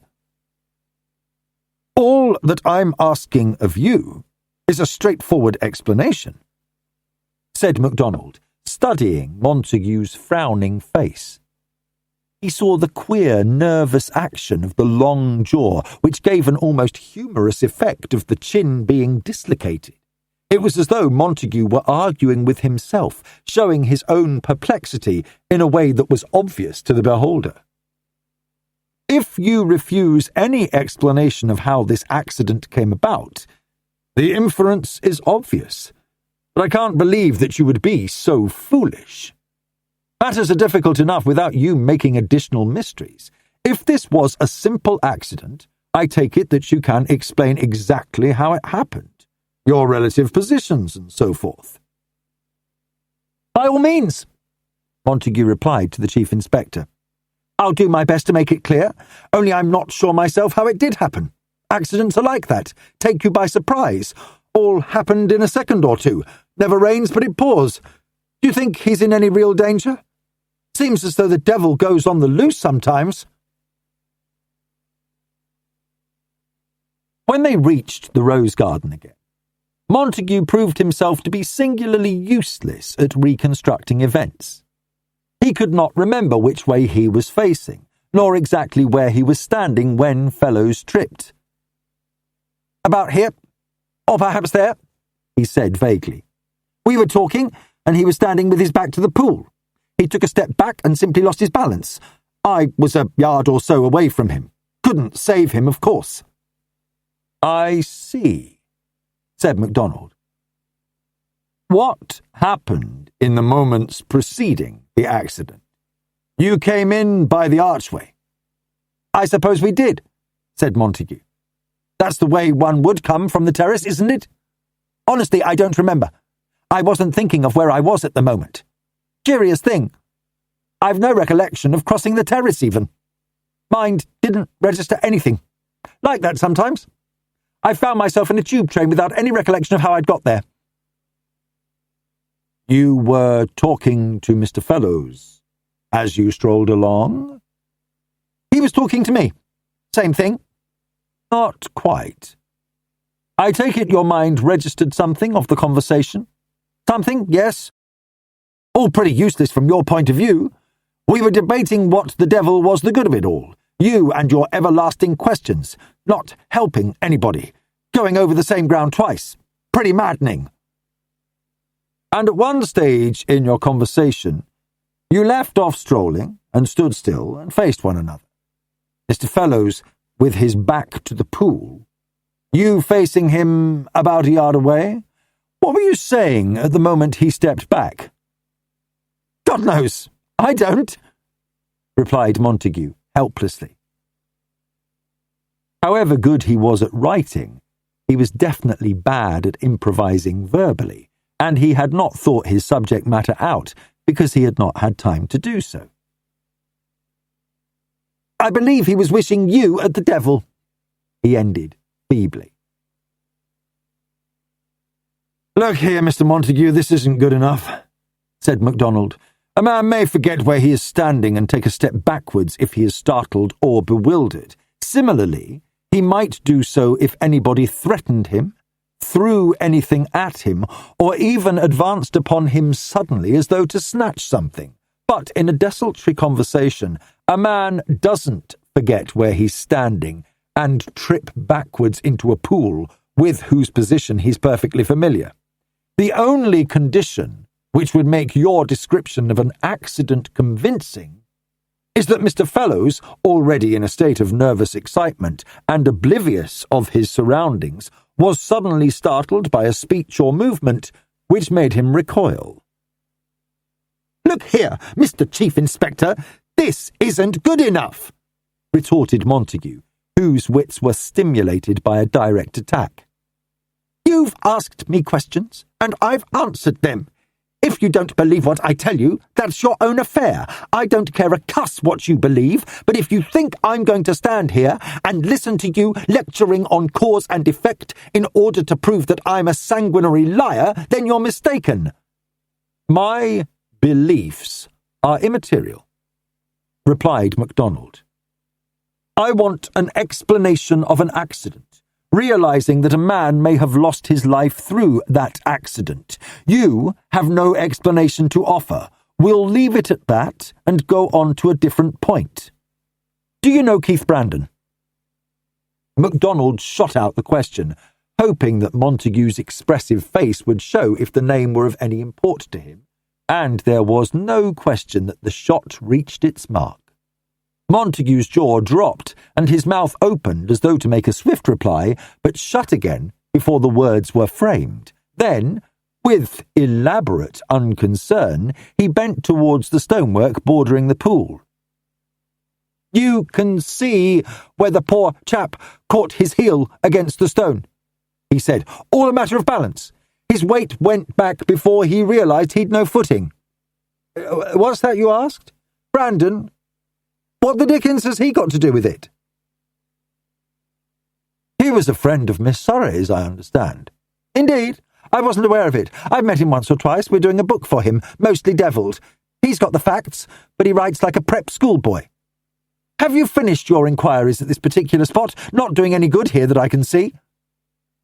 "Perhaps not," so I won't keep you any longer for the moment," replied MacDonald, and Montague strode off with a frown corrugating his lofty forehead. After Montague had left him, MacDonald spent some time in the study making notes of ideas which had occurred to him during the day's happenings. The door opened, and he saw Stanwood looking at him with an inquiring face.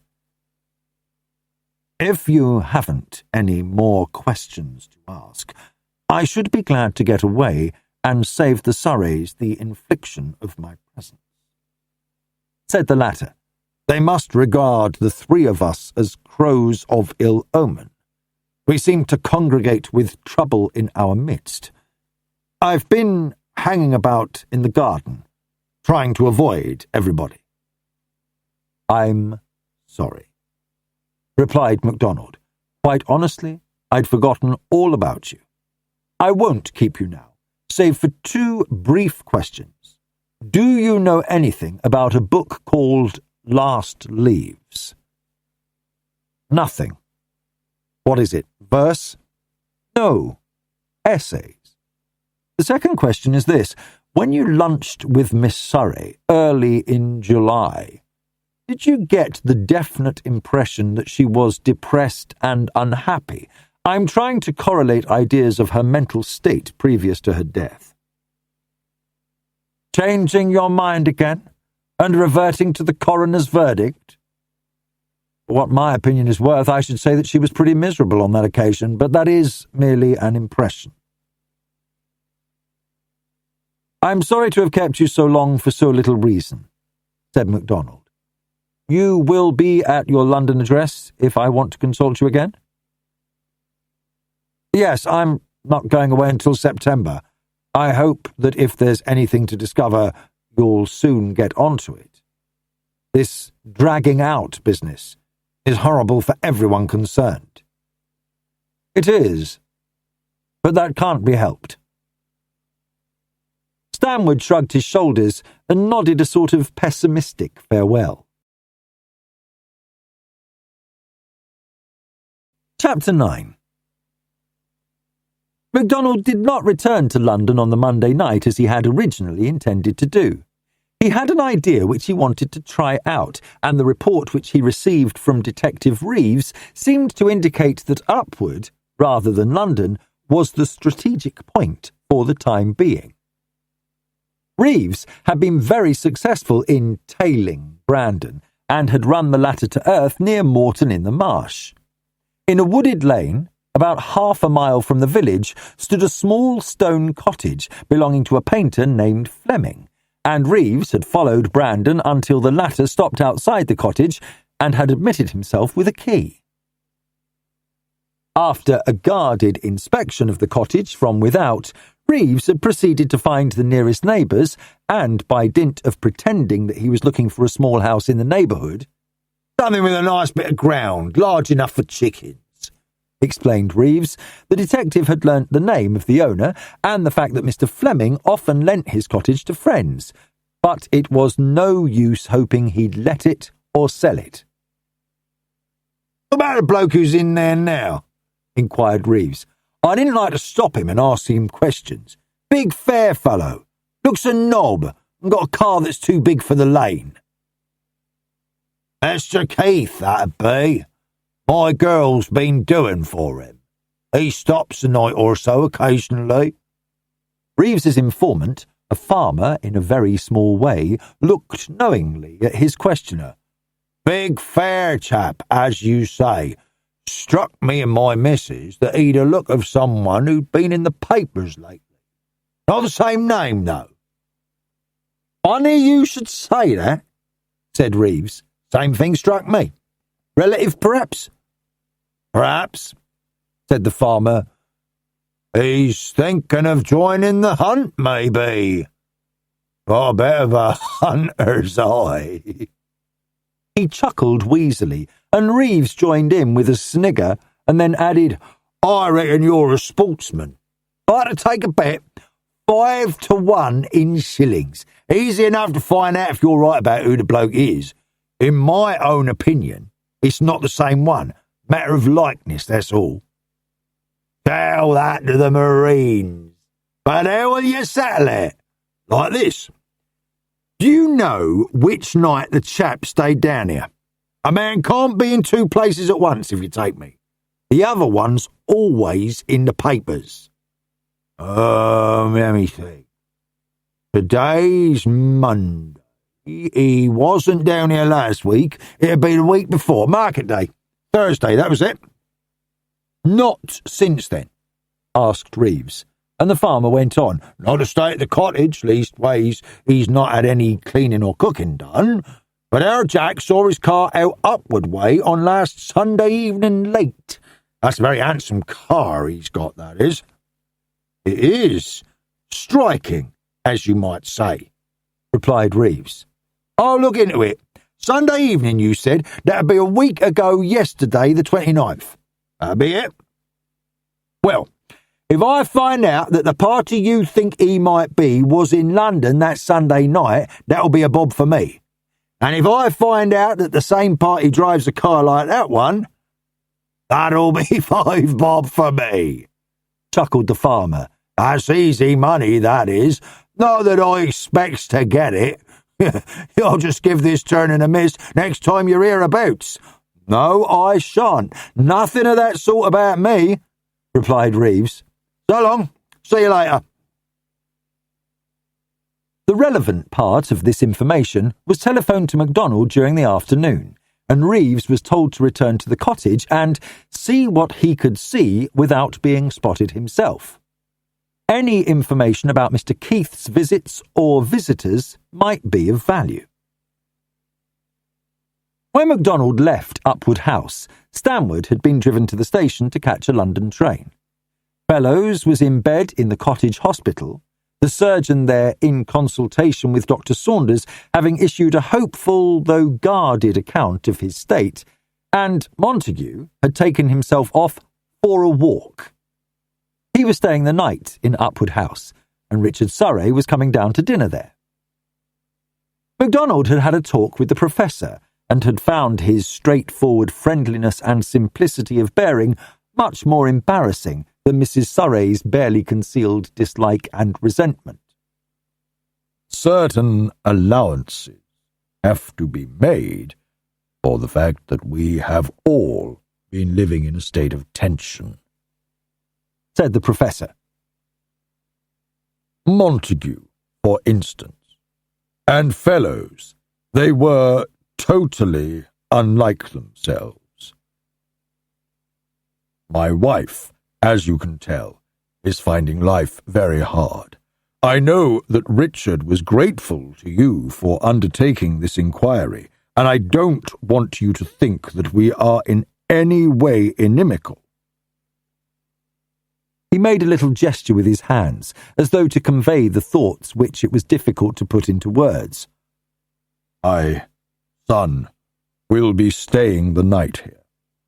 I know that he will be anxious to talk to you.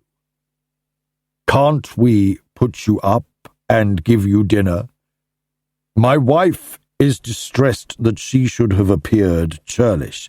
Please don't let her think that, said MacDonald quickly, and thank you very much for your offer of hospitality. I am sure that both you and Mrs. Surrey will understand me when I say that it is better for me to remain quite a free agent. My comings and goings are of necessity erratic, and I don't want to bother you with my presence here. Just as you like. The whole thing is so difficult. It's hard to see light anywhere. Richard had to do what he did over that letter, but it's a wretched business for my wife. I know, I do realize that fully, replied MacDonald quickly, and the knowledge that I am here only makes it worse for her. MacDonald did not go up to the house again to talk to Richard Surrey after dinner. At this stage in the case, the Chief Inspector felt that he could not afford to be frank with anybody except the Assistant Commissioner, to whom he would have to report. He could imagine Colonel Ragley's brisk voice saying, "What? tangible evidence have you got to prove that the coroner's verdict was mistaken? Suppositions, I grant you, but pretty contradictory at that. The matter of Brandon's presence in the neighbourhood gave MacDonald employment after he had dined at the King's Arms. He wanted to get a clear idea of the roads between Morton and Upwood, and while he was near at hand, he determined to call in at Stow to make inquiries about Naomi's visit there on the Sunday evening. The problem of Naomi was looming ahead and would have to be faced.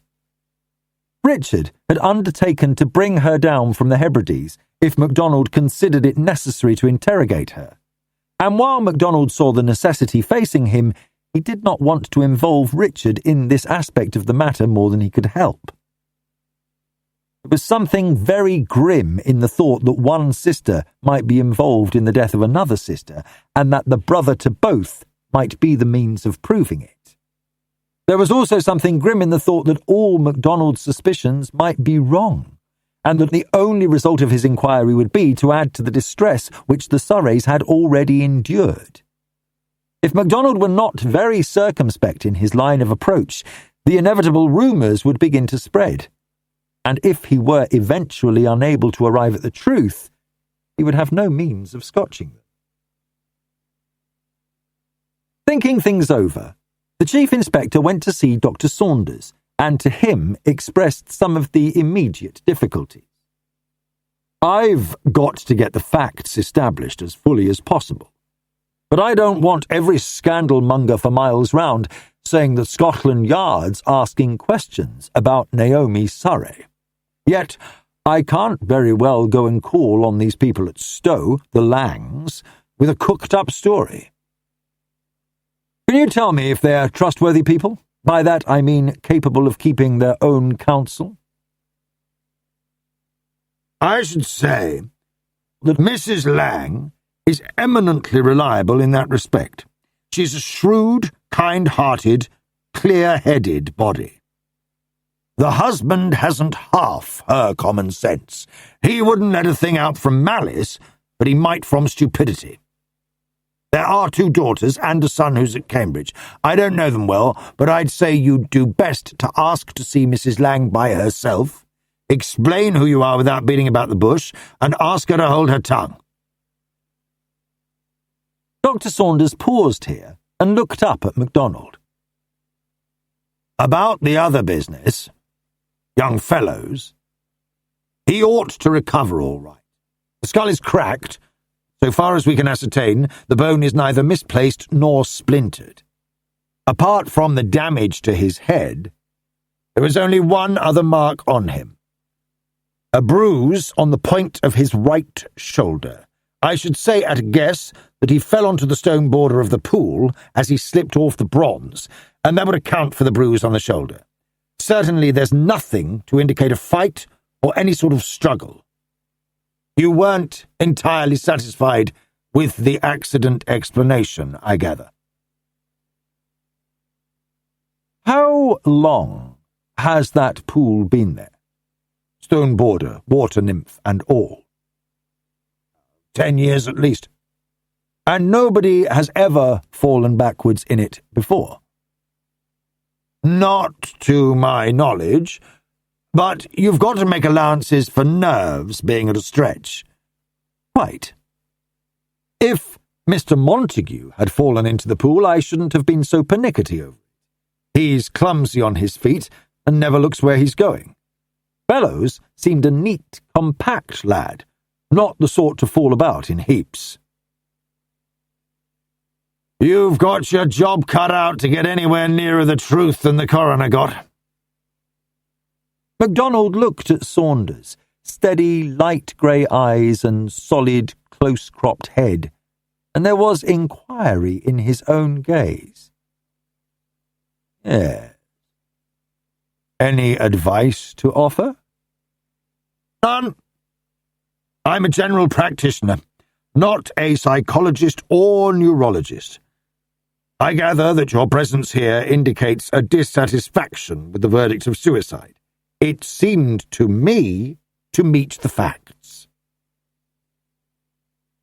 The worst of the facts in this case, from Ruth Surrey's goodnight speech to her mother to Fellow's broken crown, is that you can take them to indicate either of two meanings. However, lest I come to the conclusion that the coroner got as near the truth as I'm capable of getting, I'll try not to set tongues wagging. Dr. Saunders arranged some papers on his desk and seemed to address the table rather than his visitor. I liked Ruth Surrey. I like Naomi even better. Simpler, less precious, less sure of herself. It'd be a pity to drive her to the same extreme as the other one. I take it you wouldn't regard that as a successful conclusion to your case? He raised his head and met MacDonald's eyes at the conclusion of his sentence, and the latter said, "Won't you be more explicit?" Ruth's death came as a severe shock to all of them, particularly to Naomi. She was precious near to hysteria and on the way to nervous breakdown.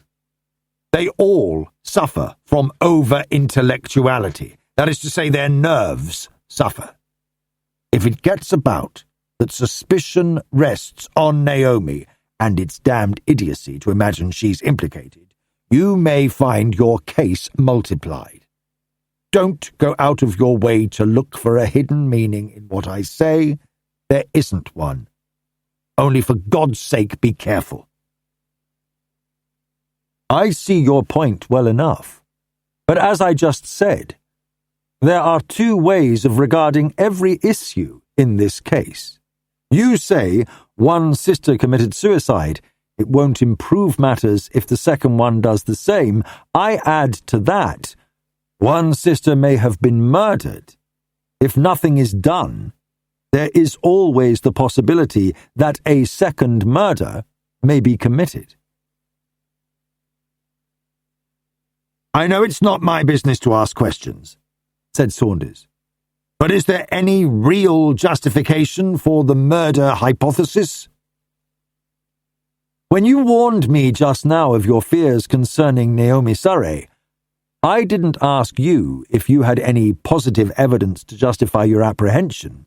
I take it you have a hunch, based perhaps on a collection of ifs. So have I, but I'll bear your warning in mind. Driving over to the Lang's house at Stowe, MacDonald wondered what would be the best manner of framing his inquiries, and found it exceedingly difficult to decide. A flimsy pretext which might break down under subsequent examination would be more harmful than simple straightforwardness. But it took him some hard thinking before he decided on his best method of approach. Arrived at Prior's Place, the Lang's house, MacDonald was told that Mrs. Lang would see him if he could wait for a few minutes, and he was shown into the parlour, a pleasant white-walled room with a great ingle-nook fireplace. There was a fine collection of old brass and copper. The gleaming surface of the metals reflected the colour of the butcher-blue curtains and cushions. On the walls hung old maps of the district, and while he waited, MacDonald was able to enlarge his acquaintance with the topography of the district between Stowe, Moreton-in-the-Marsh, and upward. When Mrs. Lang appeared, she turned out to be a sturdily built, weather-beaten woman of about 50. She had a finely shaped head, her curly grey hair being shingled almost to a close crop, blue eyes, and a wide, humorous mouth. She wore an evening dress of black satin, so severely cut that it gave a tailored effect, and a monocle dangled on a long ribbon round her neck. "Mr. MacDonald, about the Nursing Association fete in our garden, I take it?"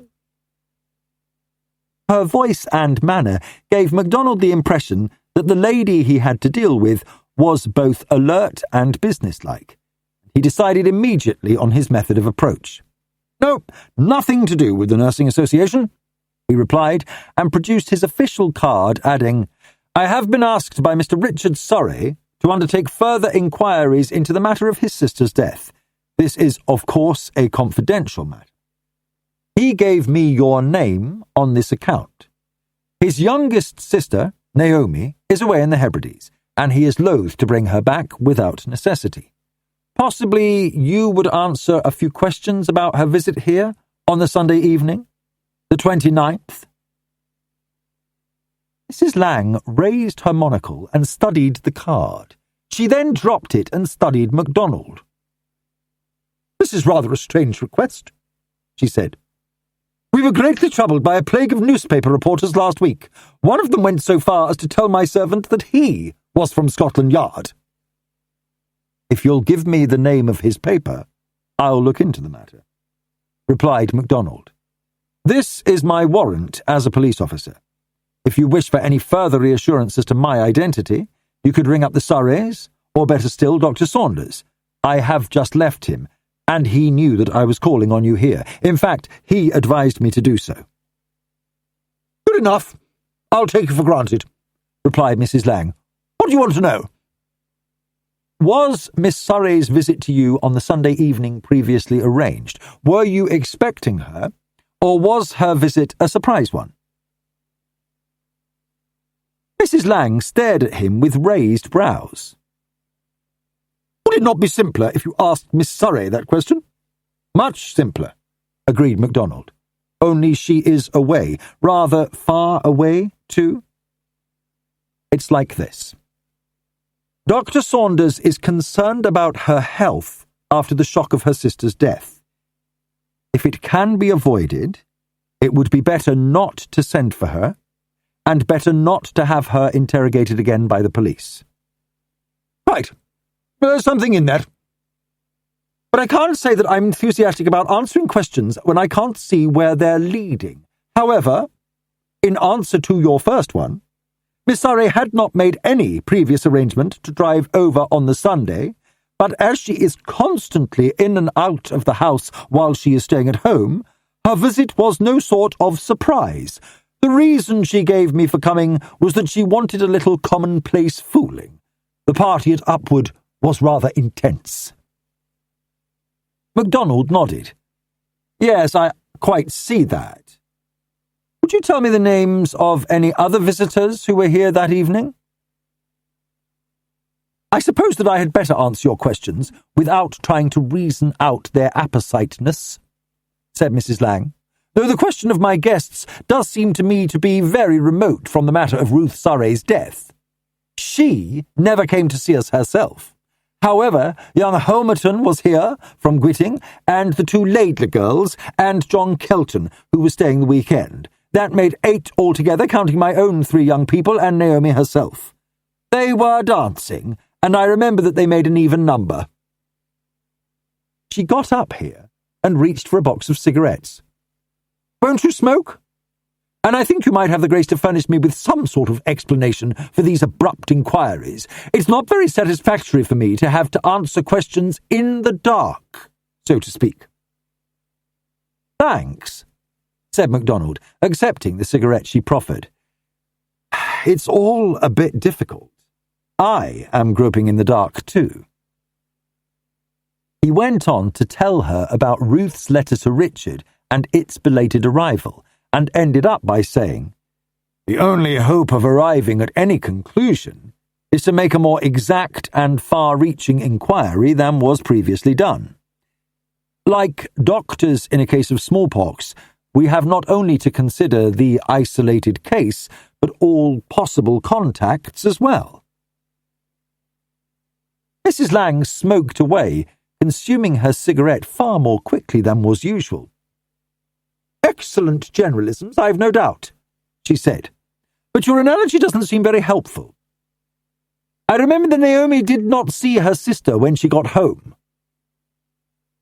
"While she was here," persisted MacDonald, "did Miss Surrey use the telephone, or did any call come through for her?"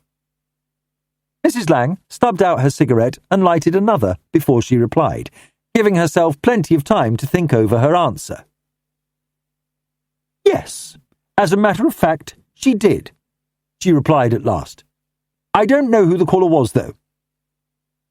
"Perhaps Ruth Surrey rang up her sister," began MacDonald, But Mrs. Lang cut in. Ruth? Rubbish.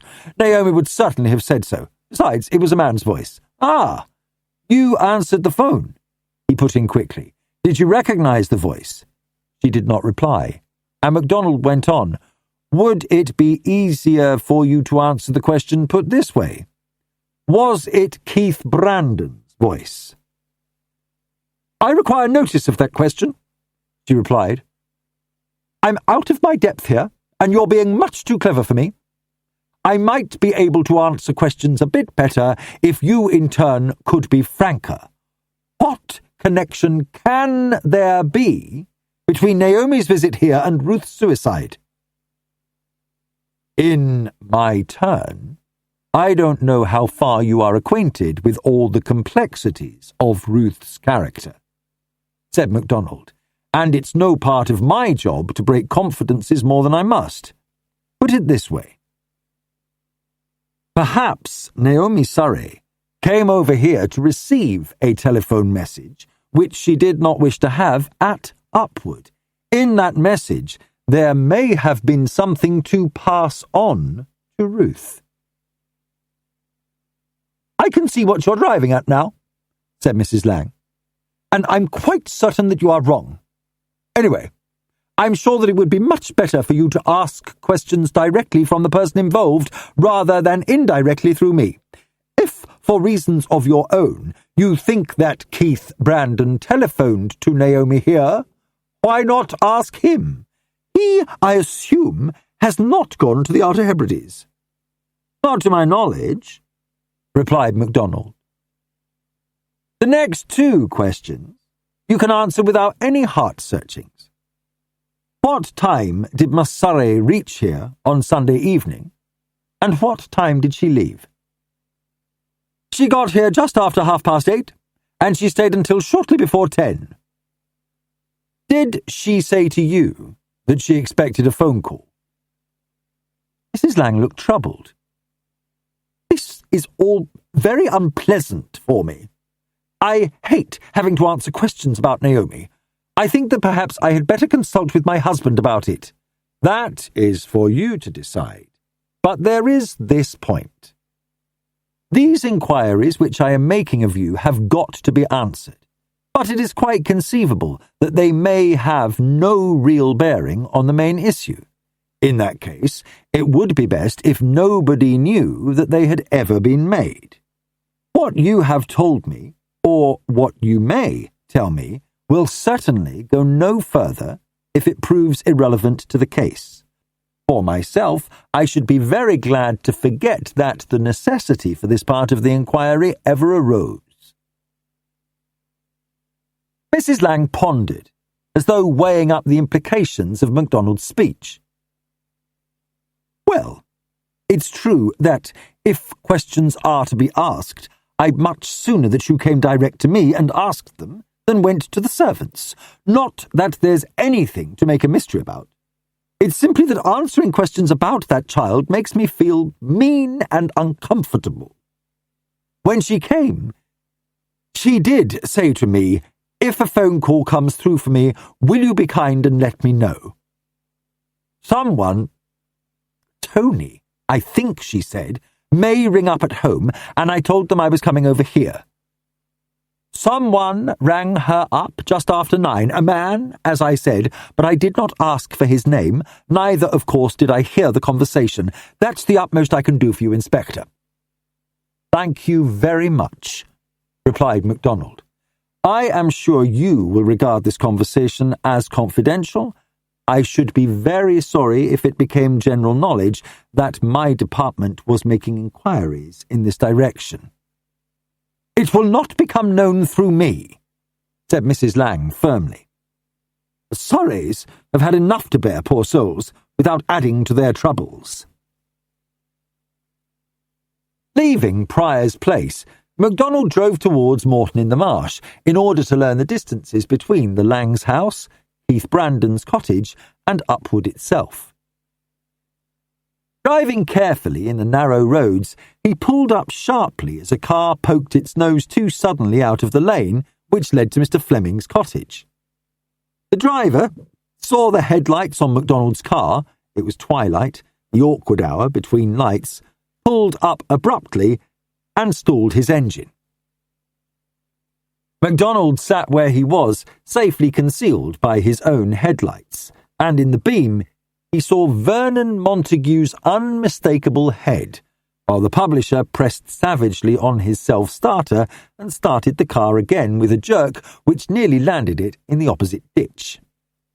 Eventually, he manoeuvred it into the main road and drove off with MacDonald behind him, the latter reflecting that if he himself were a traffic cop, he would certainly have summoned the man ahead for dangerous driving. Montague and Brandon. What did that imply? Both men, it seemed to MacDonald, had something to conceal, and the latter was inevitably suspicious of them separately.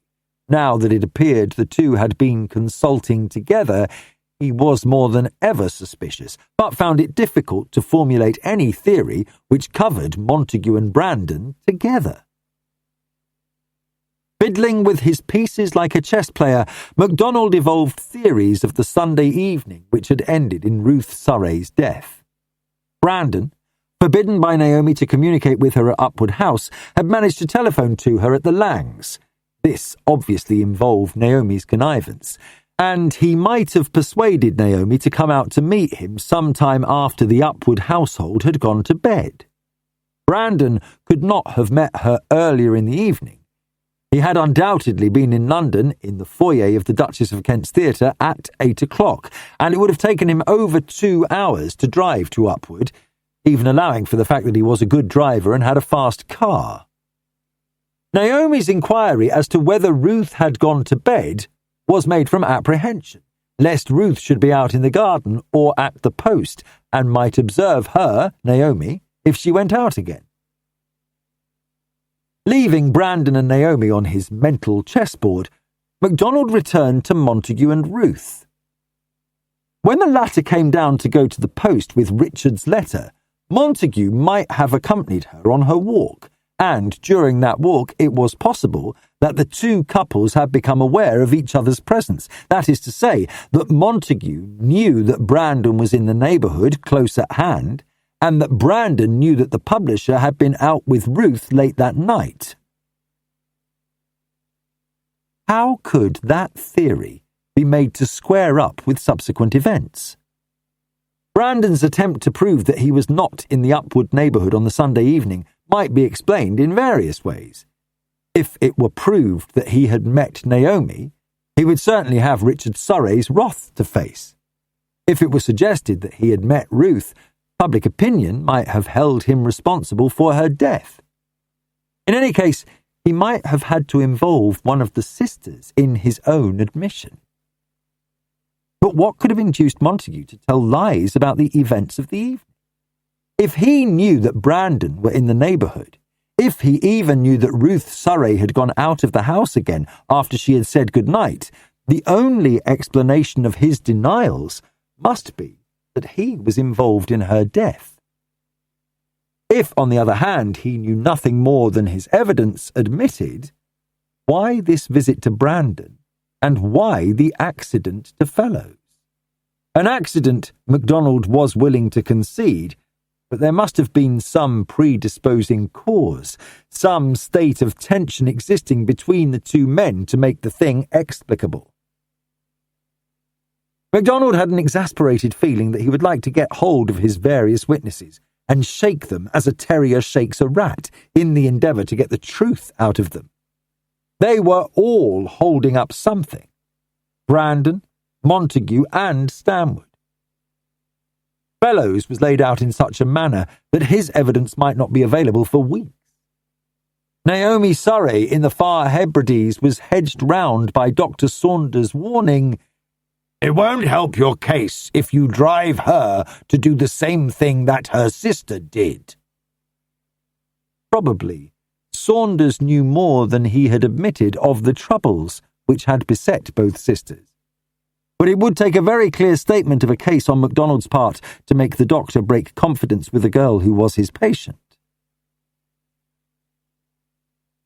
Following in the wake of Montague's spasmodic speeding, MacDonald took himself to task.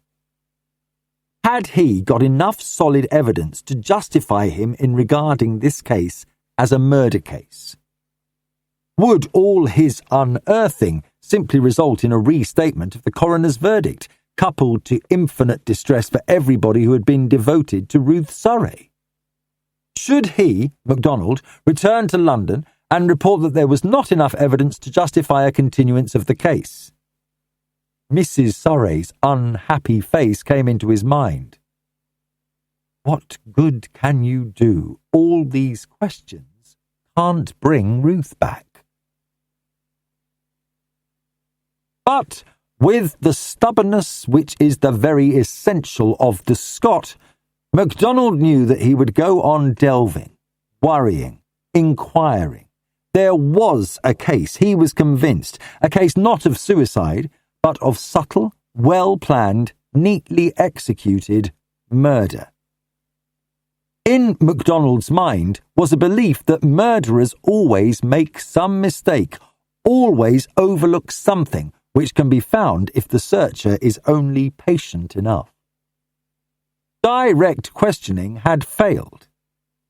The evidence given at the inquest would simply be handed out to him again and again. I heard nothing. I saw nothing. Sympathy seemed to be nothing but a weakness in this case. Richard Surrey, tired and nerve-racked, might be holding something back. Mrs. Surrey herself, quiet of speech and wary of eye, might be saying to herself, I shan't tell him that. It's nothing to do with him. Conscious that his day's inquiry had landed him in a confusion that was more exasperating than the mere emptiness of the original facts, MacDonald determined to pursue the case until he reached a solution, or until it broke him by its sheer imperviousness. He had as tangible evidence a coffee cup which no one could explain, a will on which the Roman numerals might have been altered, and a sheet of manuscript paper which might have been cut down. For intangible evidence, he had the feeling that everybody was concealing something, that Fellowes' accident was not fully explained, and that Montague's visit to Brandon was somehow connected with the case. Chapter 10. When MacDonald decided to walk from Upwood House to the post box shortly after midnight, he was simply putting into practice a theory of his own to the effect that if you want to see what a person might observe during a midnight walk, it was better to cover the ground at the same time that they had done, rather than to inspect it at noonday. It certainly seemed probable that Richard Surrey was right in his conjecture that Ruth posted her letter to him sometime after the household had gone to bed. MacDonald, unknown to the Surreys, was prowling round the garden soon after 11. He watched the lights being extinguished and noticed that the servants, who occupied the top story, had all put their lights out by the time he arrived. A light went on burning in the professor's study until midnight, and there were still 2 lighted windows on the first floor when MacDonald made his silent way round the house until he reached the small conservatory door. From here he struck across the garden and out into the paddock, whose lower gate gave onto the lane leading to the high road and to the village. Using his imagination, because he had no other guide, he thought that this lane would have been a likely enough spot for Naomi to meet Brandon, if any of his guesses had hit the mark. Out of earshot of the house, and remote from traffic at that hour, it would have served their purpose admirably. Hither then came Ruth, but to make sense of the rest of the story, Montague must have walked with her, or was he behind her? Arguing the matter out at every step, MacDonald reached the junction of lane and high road. There was a cottage here, and a watchdog barked and rattled his chain as the quiet footsteps passed. A good watchdog, that. Had he barked on that Sunday night? There was only one other house to be passed before the pillar box was reached, and MacDonald arrived there almost simultaneously with another man. The Chief Inspector flashed a light on him at once and saw Dr. Saunders, with a Dalmatian puppy at his heels. In reply to the doctor's expostulation, MacDonald switched the beam off after having first let it play on his own face. "What the deuce are you up to at this hour?" demanded the doctor irately. No man likes to be the target of an unexpected flash lamp. "What you might expect," replied MacDonald. "I'm really looking for someone who is in the habit of posting letters at midnight. Did you post any about this time on Sunday night the 29th?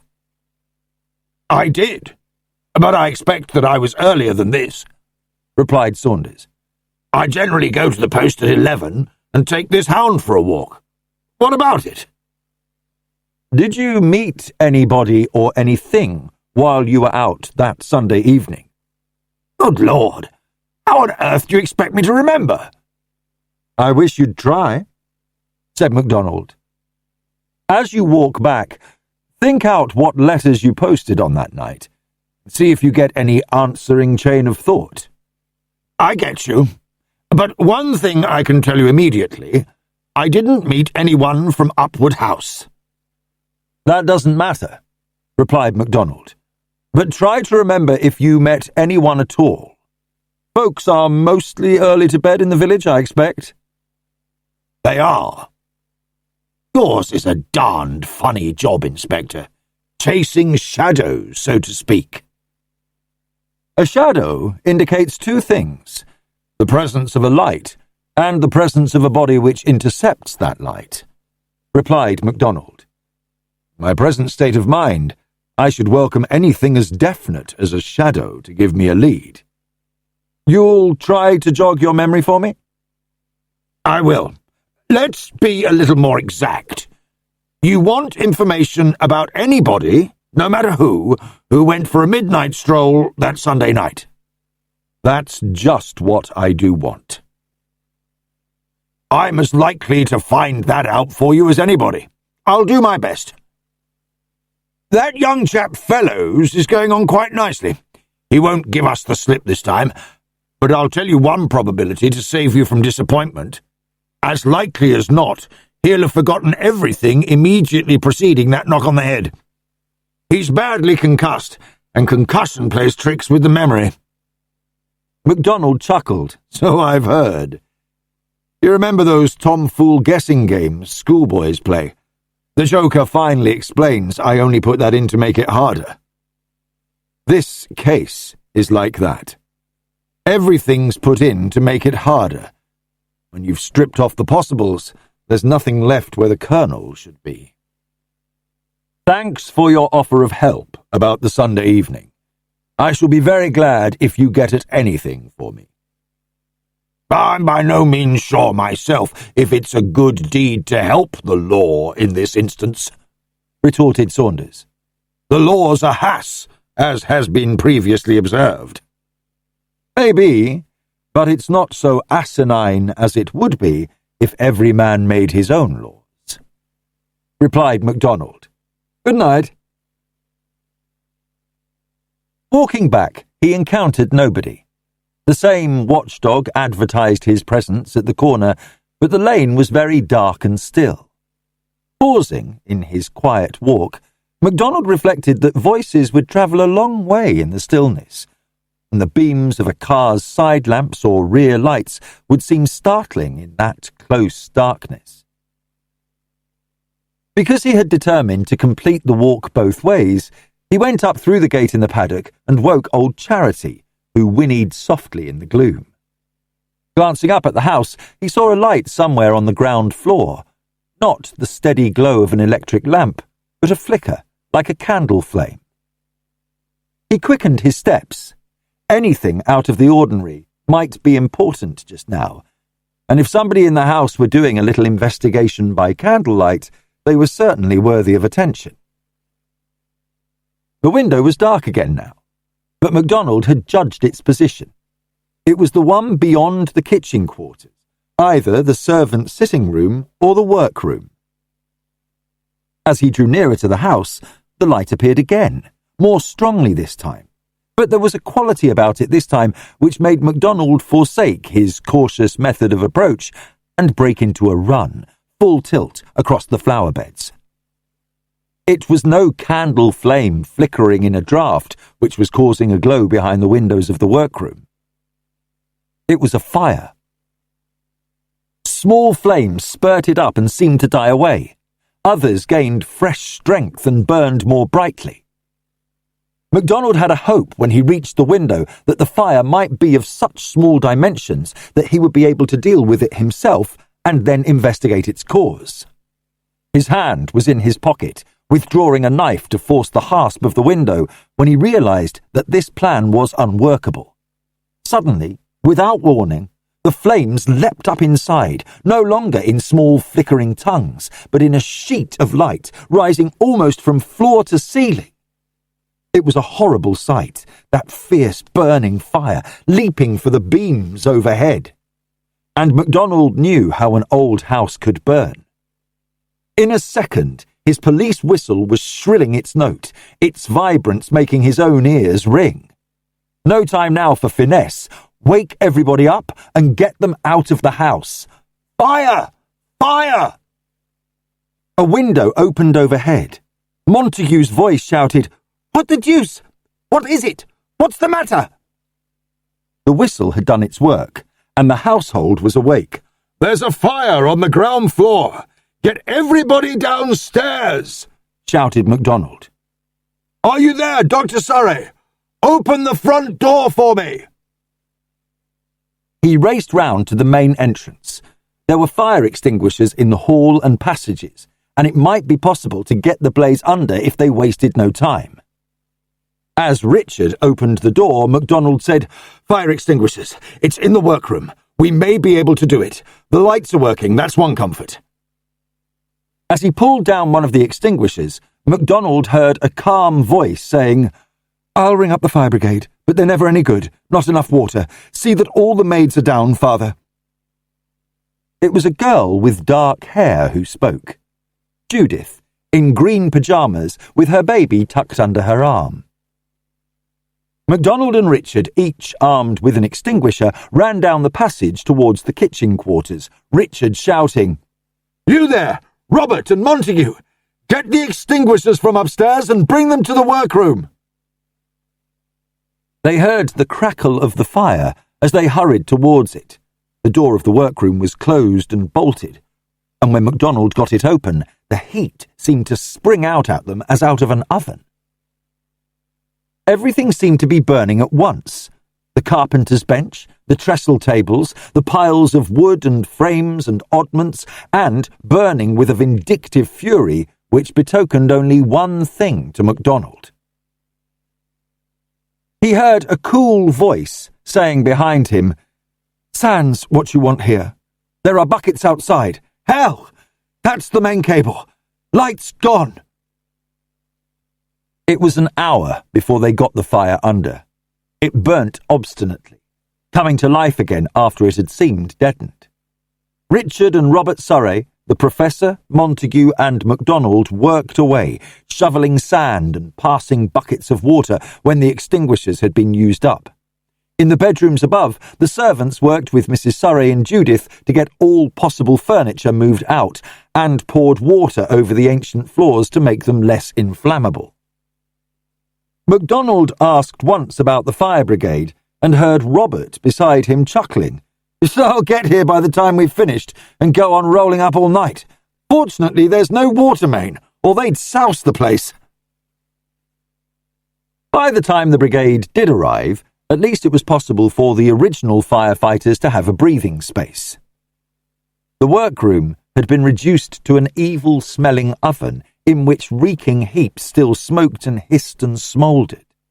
The smell of burning and that foul, sour smell of acrid smoke permeated the house, but there seemed no risk of another outbreak. "Sodom and Gomorrah, leave me to a drink," spluttered Robert at last. "God knows what all the jolly stink is, but part of it appears to be the glue pot and old rubber tyres. This has got the outpatients department beaten to a frazzle. Leaving the local firemen, amateurs to a man, to watch over the ashes, the others made their way back to the hall, lit now by oil lamps. They made a fantastic group, all blackened and tousled out of recognition, with sweat making runnels down their darkened faces. Richard, still clad in scorched dinner jacket and blackened shirt, Robert in striped pyjamas, once mauve and green, with the jacket now in tatters. Vernon Montague had a silk dressing gown wrapped around him, the wet, dirty, draggled piece of finery consorting strangely with his powerful head and sombre eyes. All of them were parched and exhausted, and waited until they had swallowed their drinks before saying much. Then Robert, refilling his glass, turned to MacDonald, saying, "I've no notion who you are, but you're a stout fellow. Here's how." Explanations followed, and then the inevitable chain of surmise about the origin of the fire. "Must have been a short circuit.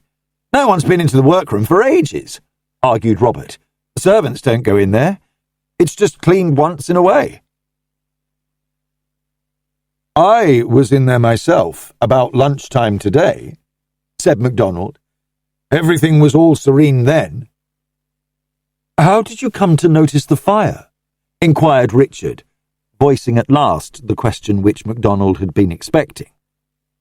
He looked round at the strange little group. "You all know who I am, and what I am here for. I was outside in the garden just after 11, and about the grounds until nearly midnight. There was no sign of a fire then. I walked to the postern back, coming and going through the paddock. I first saw a light on the ground floor when I was a couple of 100 yards away. It was a mere flicker, and I took it for candlelight. Then, all in half a minute or less, say 15 seconds, the flicker burst out into a blaze which filled the whole room with flame." He turned and looked at the professor. "Do you know anything about the contents of that room, sir? Was there any petrol or paraffin there? Any drums of inflammable oil or cinematograph film, or anything else that would flare up in the way I have described?" The older man shook his head. "I can't believe that there was anything of the kind. We are quite cognizant of the danger of fire in old houses of this kind, and there is a strict rule that all paraffin, turpentine, petrol, and such like is to be kept in the outhouses. I don't know who was working in the room last, but I don't believe that they would have left anything inflammable carelessly exposed." "Wire fused," put in Montague. "Probably smouldered for hours, and then burst into flame when everything got hot together. I've seen it happen before. Amazing the way a fire will get hold. Everything's dry with the hot weather, like tinder, ready to catch."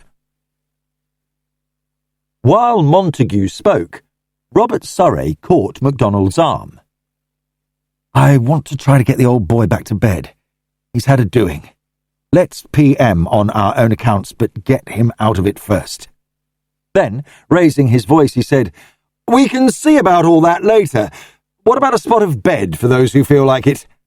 He touched his father's arm. "It's safe enough now, and there'll be plenty of us watching. Can you persuade Mother to go and lie down again?"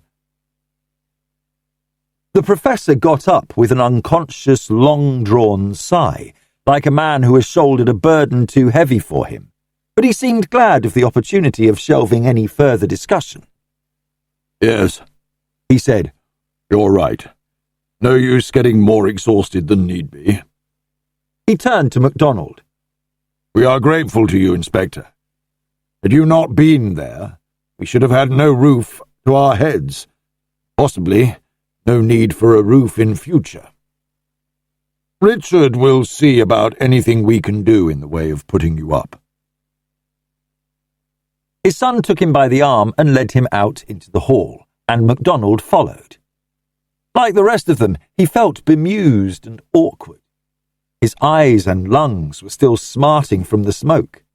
He was battling between two impulses. The first, an almost overpowering desire to go to sleep. The second, a lively curiosity concerning the remains of the fittings in the burnt-out workroom. He heard Mrs. Surrey's voice addressing him almost apologetically. "Is there anything I can do or get for you, Inspector? Are you hurt at all?" And he pulled himself together from the state of dizziness which was the result of heat and smoke and a long whisky and soda. "No, not in the least, thank you," he replied. "I think you can rest assured that there is no further danger. We shall watch carefully, of course, and the local men will stand by. The smell is very horrible, but the house is safe enough now, I think." "Oh, the house," she said sadly. "I loved it so much. Now I'm beginning to hate it." Judith's clear voice put in behind her mother, "I think the bathroom in the West Wing's still functioning, Inspector. The others seem waterless. Mother, I've had some mattresses and a camp bed dragged out onto the lawn. I can't bear the smell of the house, and the infant can't either. Wouldn't you rather come outside?" MacDonald left them, thinking what a sensible, practical creature this married daughter seemed to be. On his way back to the workroom wing, he turned into the kitchen and put his head under a tap which still functioned, and felt better after he had washed off the grime and cooled down a bit. Then, hurrying along the passage, he found the superintendent of the fire brigade, and once more impressed on him that nothing was to be moved among the charred debris of the workroom unless it was necessary owing to a renewed outbreak.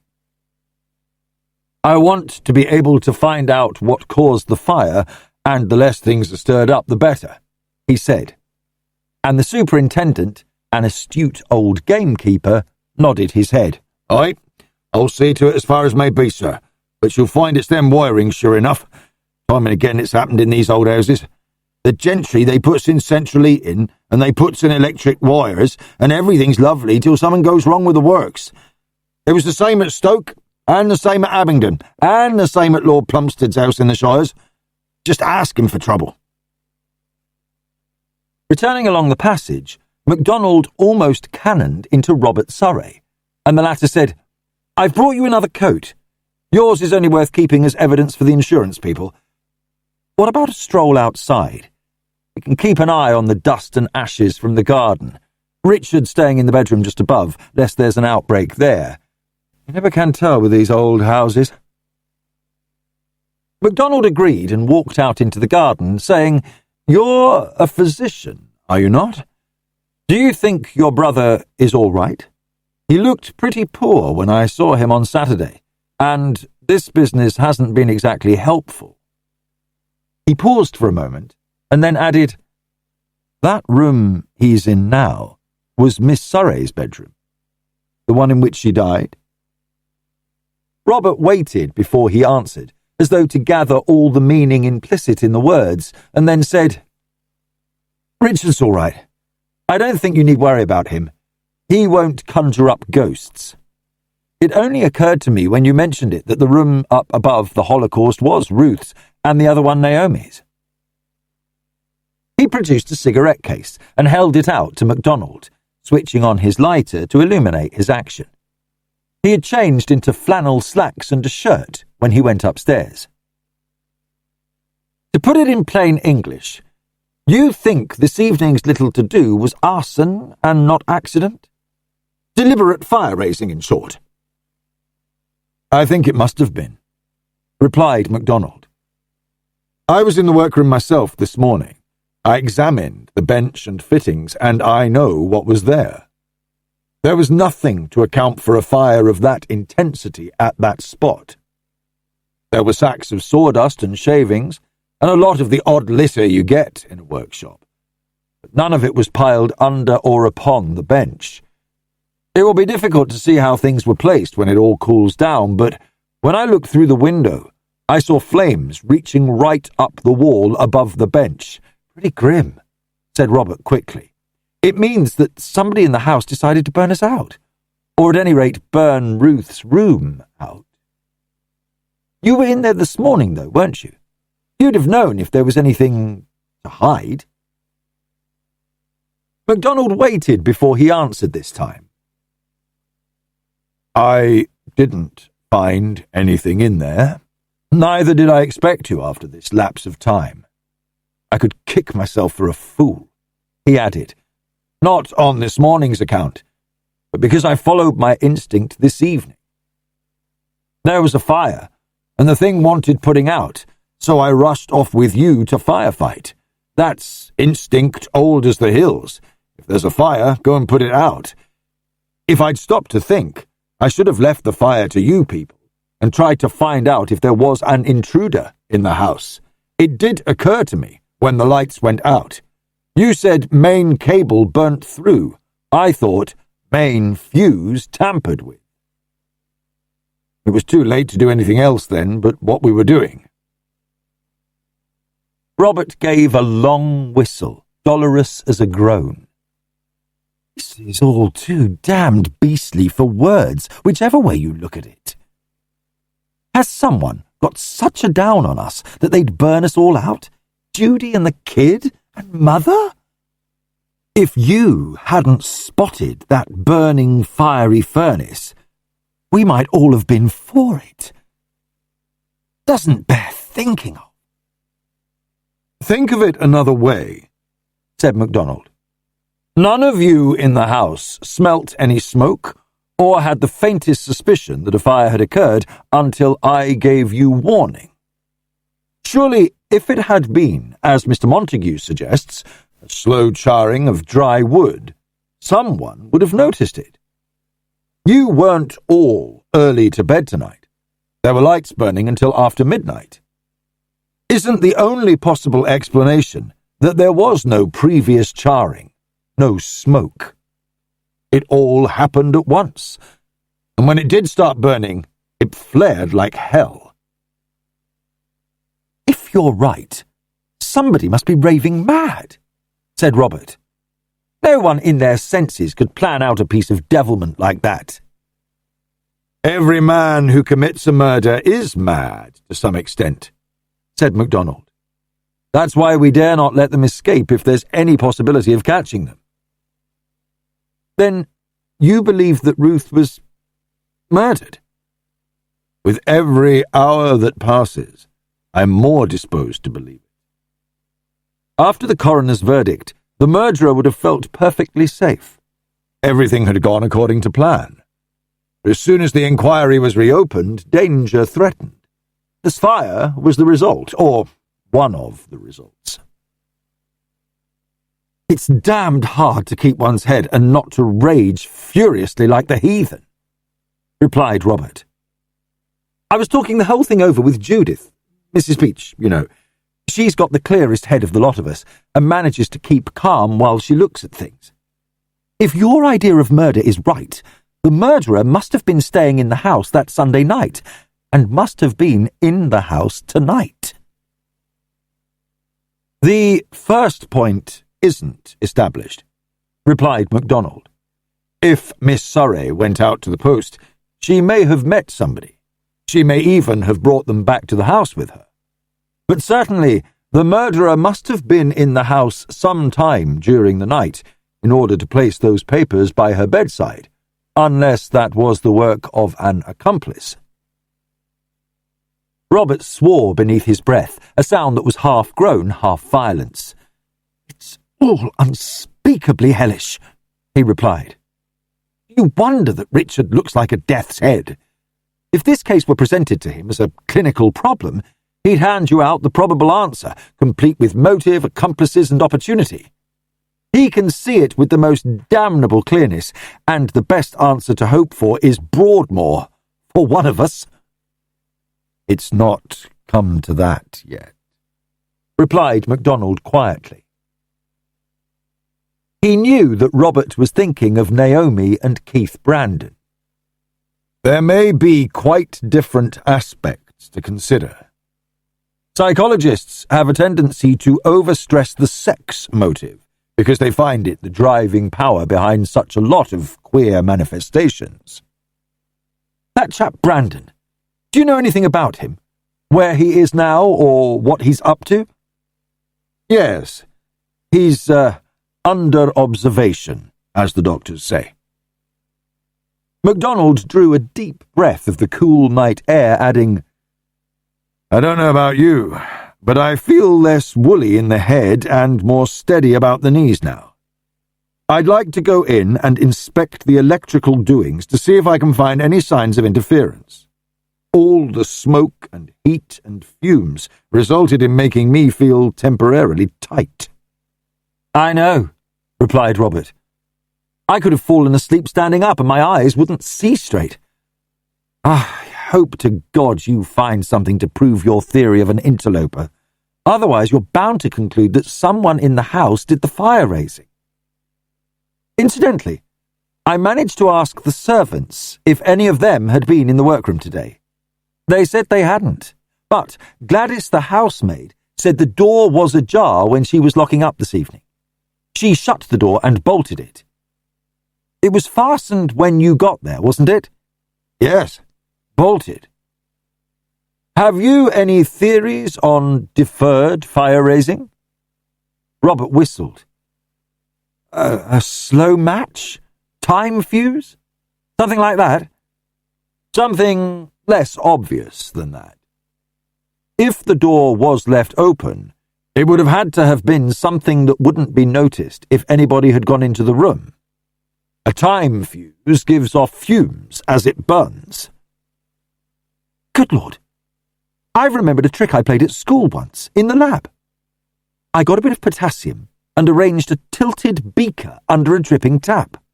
When the beaker overflowed, a dribble of water ran down to the potassium. It flares when water touches it, you remember? I'd put some cotton waste above the potassium, and the fire started just in the middle of a dull chemistry lesson, as per arrangement. It was a great do.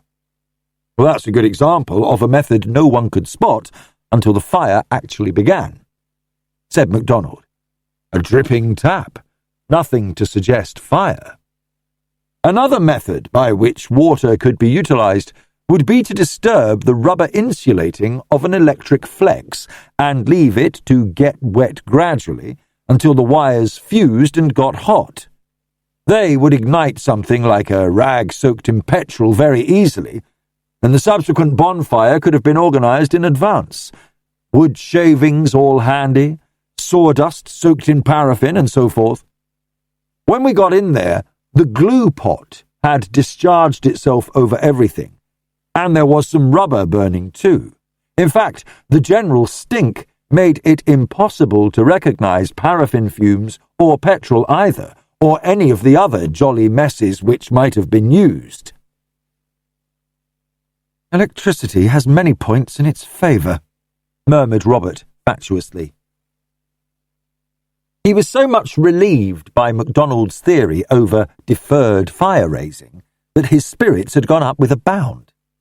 Every ass in existence knows something about short circuits and whatnots. I once worked out a glorious defective about a chap who listened to the wireless in his bath. What is a defective? Demanded MacDonald, who knew quite well in reality. A family description of detective, on paper, replied Robert. A lamp is indicated here, and the main fuse and other doings are in the first cellar under the pantry. I know they are, and I know the main fuse is blown, replied MacDonald. The point is, if my short-circuit theory is any good, the main fuse should have blown earlier in proceedings. I want to trace the entry of the cable and find out what happened when the lights went and why it happened. MacDonald and Robert Surrey between them had a good working knowledge of electrical installations, but they found nothing in their researches at Upwood House which was in any way suggestive or helpful. They traced the cable through the cellars and noticed where it ran up through the workroom floor, where the wires branched out to the various rooms above and around, but since the wooden cases were burnt away from the wiring in the burnt-out room, it was obvious that the insulation would also have been destroyed. MacDonald studied the remains of the workroom wiring as best he could by the light of his torch. The room was still very hot, and the smoke made his eyes stream and his head dizzy. He turned to Robert Surrey, saying, "I've got an idea which is trying to come to the surface, but I've also got such a thick head that I can't think clearly. The best thing we can do is to lie down and go to sleep for a couple of hours. It'll be full daylight then, and our wits will be in better working order.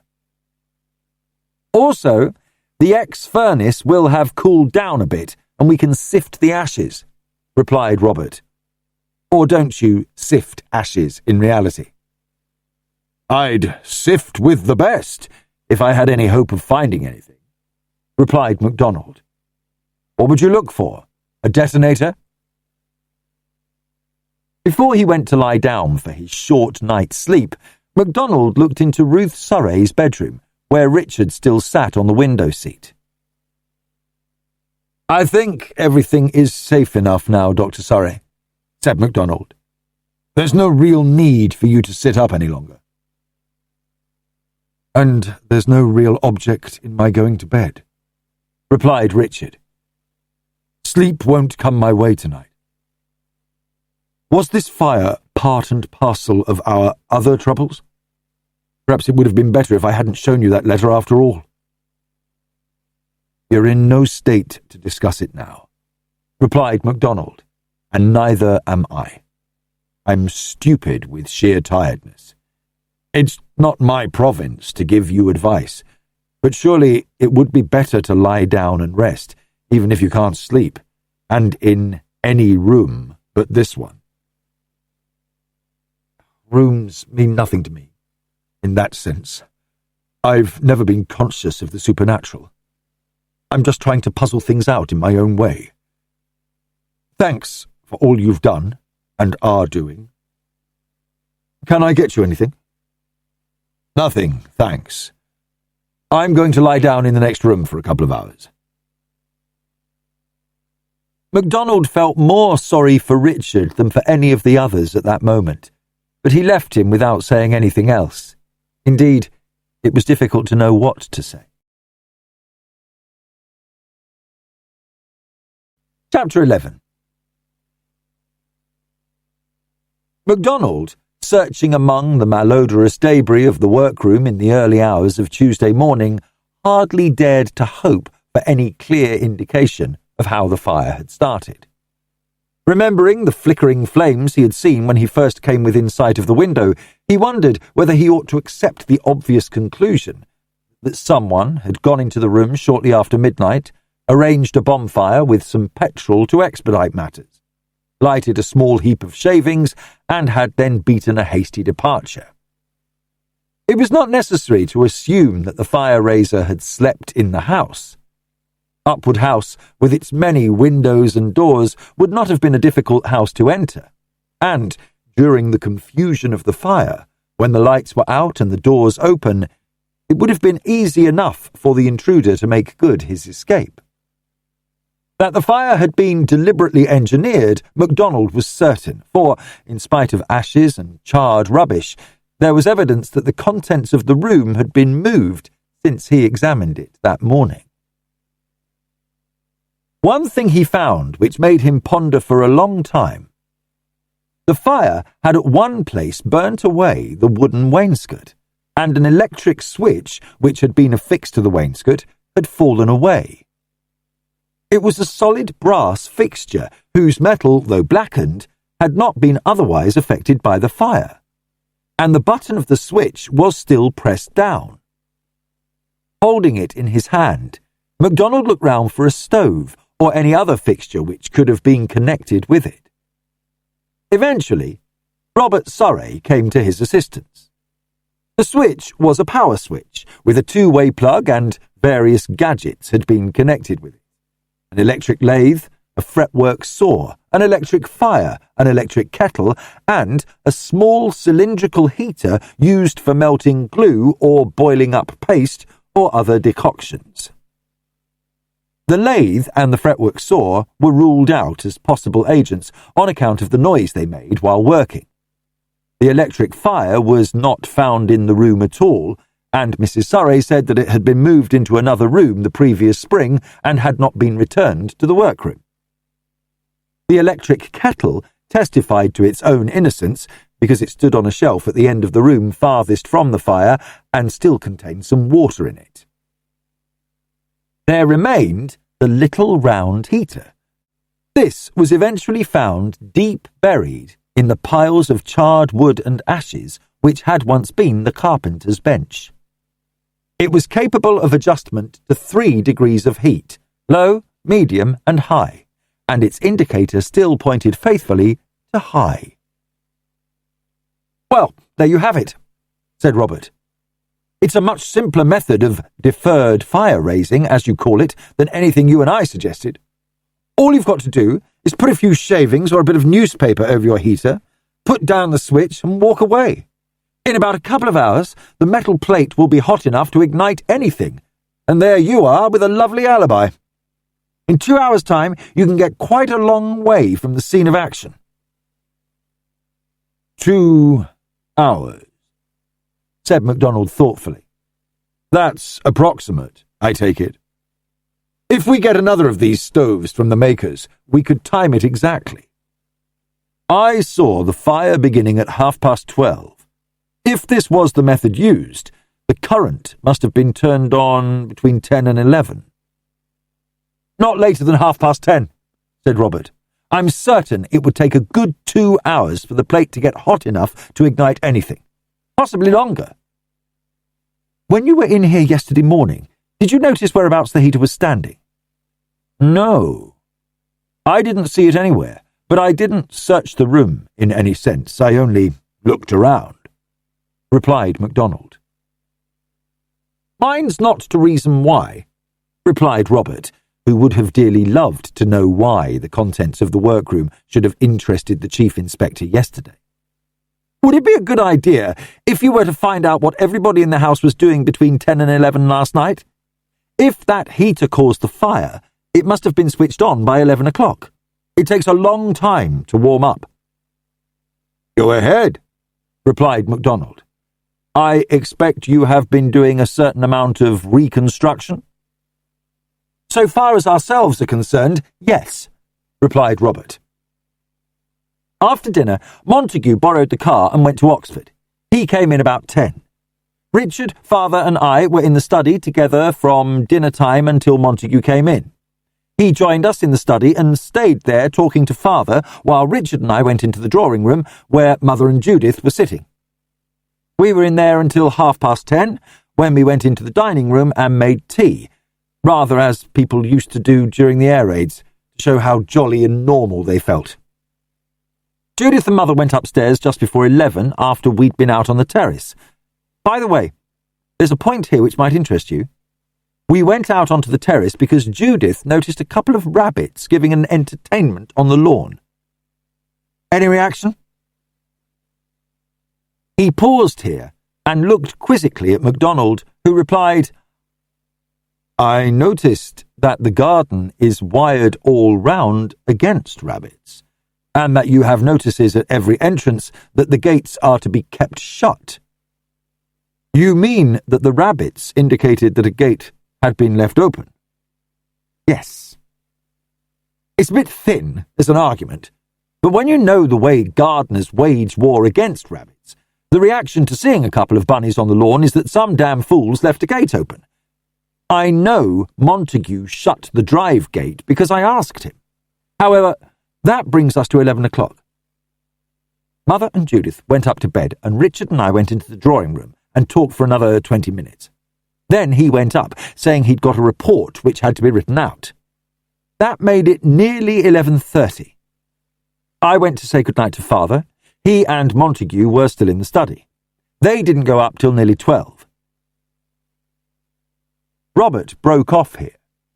He had managed to keep his voice to a normal tone of narration, as though he were discussing something of merely abstract interest. But his face and voice changed as he added, "I don't want to stress the obvious, but it may have occurred to you that one of us is a criminal lunatic. His excuse s'accuse and all that. At least it's a crumb of comfort to know that everybody's doings can be accounted for until nearly midnight." "Thanks," replied MacDonald. "Questions have to be asked.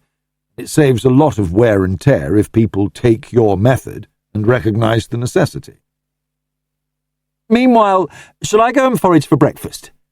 The servants have come down, and you might like to talk to them straight away."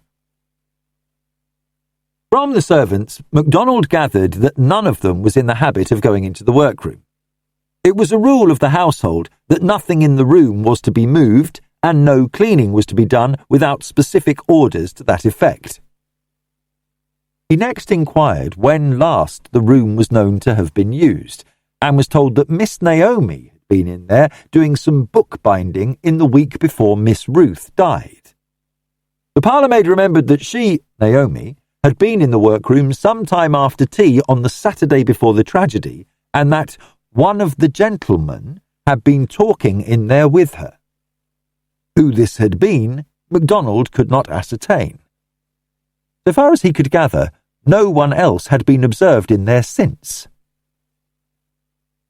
With regard to the previous evening, all the servants had been in their bedrooms by 10:30. This was easy to ascertain, because each of them shared rooms with another one. The cook and the sewing maid, who was also Mrs. Surrey's personal maid, were sisters and shared one room. The parlourmaid and the head housemaid shared another, and the kitchen maid and the under housemaid shared a third. It was Gladys who had done the locking up on the ground floor the previous evening, and she told MacDonald that she had seen the door of the workroom was ajar when she was going her rounds. She had not gone inside the room, only shut the door and bolted it. "How did you know there wasn't anybody in there?" he inquired.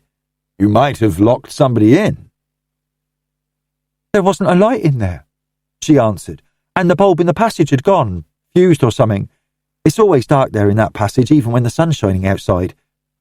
She gave a little shiver and added, "I've been that nervous since last week. I know it's silly, but I can't help it. I generally get Mabel to go round with me in the evenings, but she was feeling poorly yesterday. I didn't think anything about that door being open," she protested. "I knew you and Mrs. Surrey had been round in the morning, and I thought you might have left the door open." MacDonald knew that he had closed the door after he had been in the room at midday, but he could get no information about whether it had been seen standing open since. As Gladys said, it wasn't wide open, only just ajar, and no one used the passage leading to it unless they were going into the room. After he had finished talking to the servants, MacDonald went back to the workroom, examining the bulb in the passage on his way. Taking it down and examining it, he found that it was burnt out. The glass was blackened, and the filaments within broken and rattling faintly as he shook it.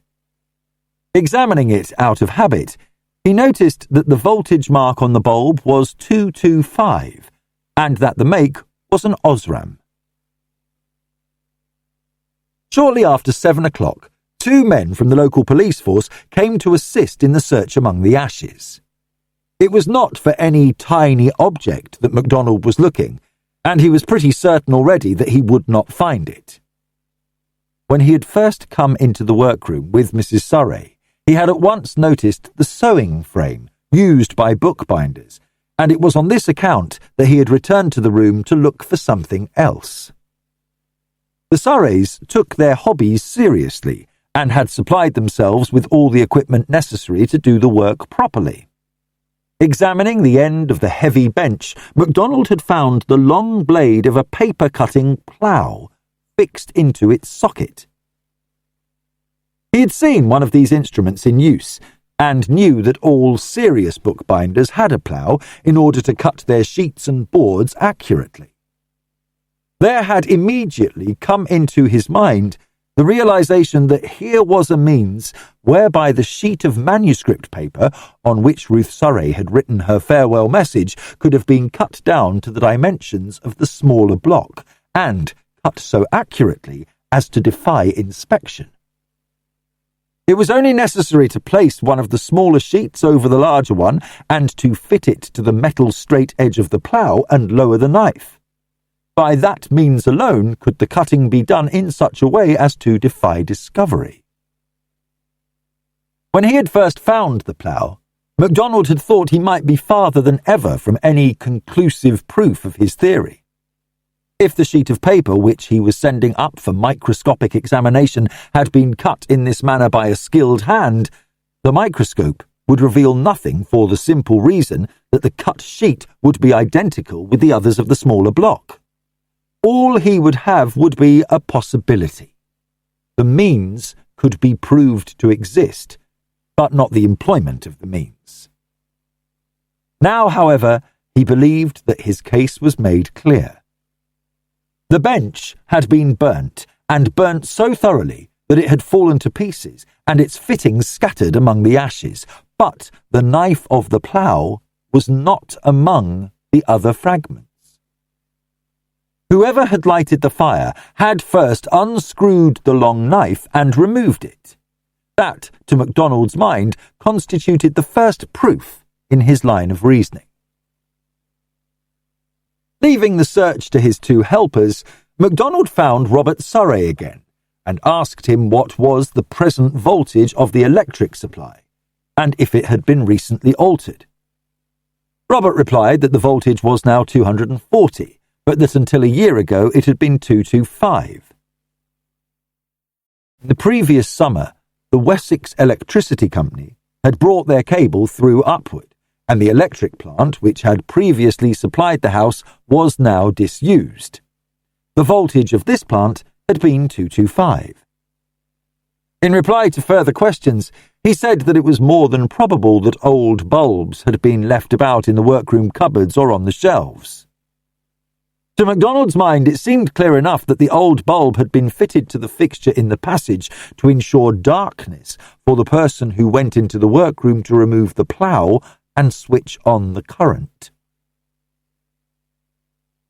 MacDonald's next activity was to telephone to the inn to find out if any message awaited him from Reeves.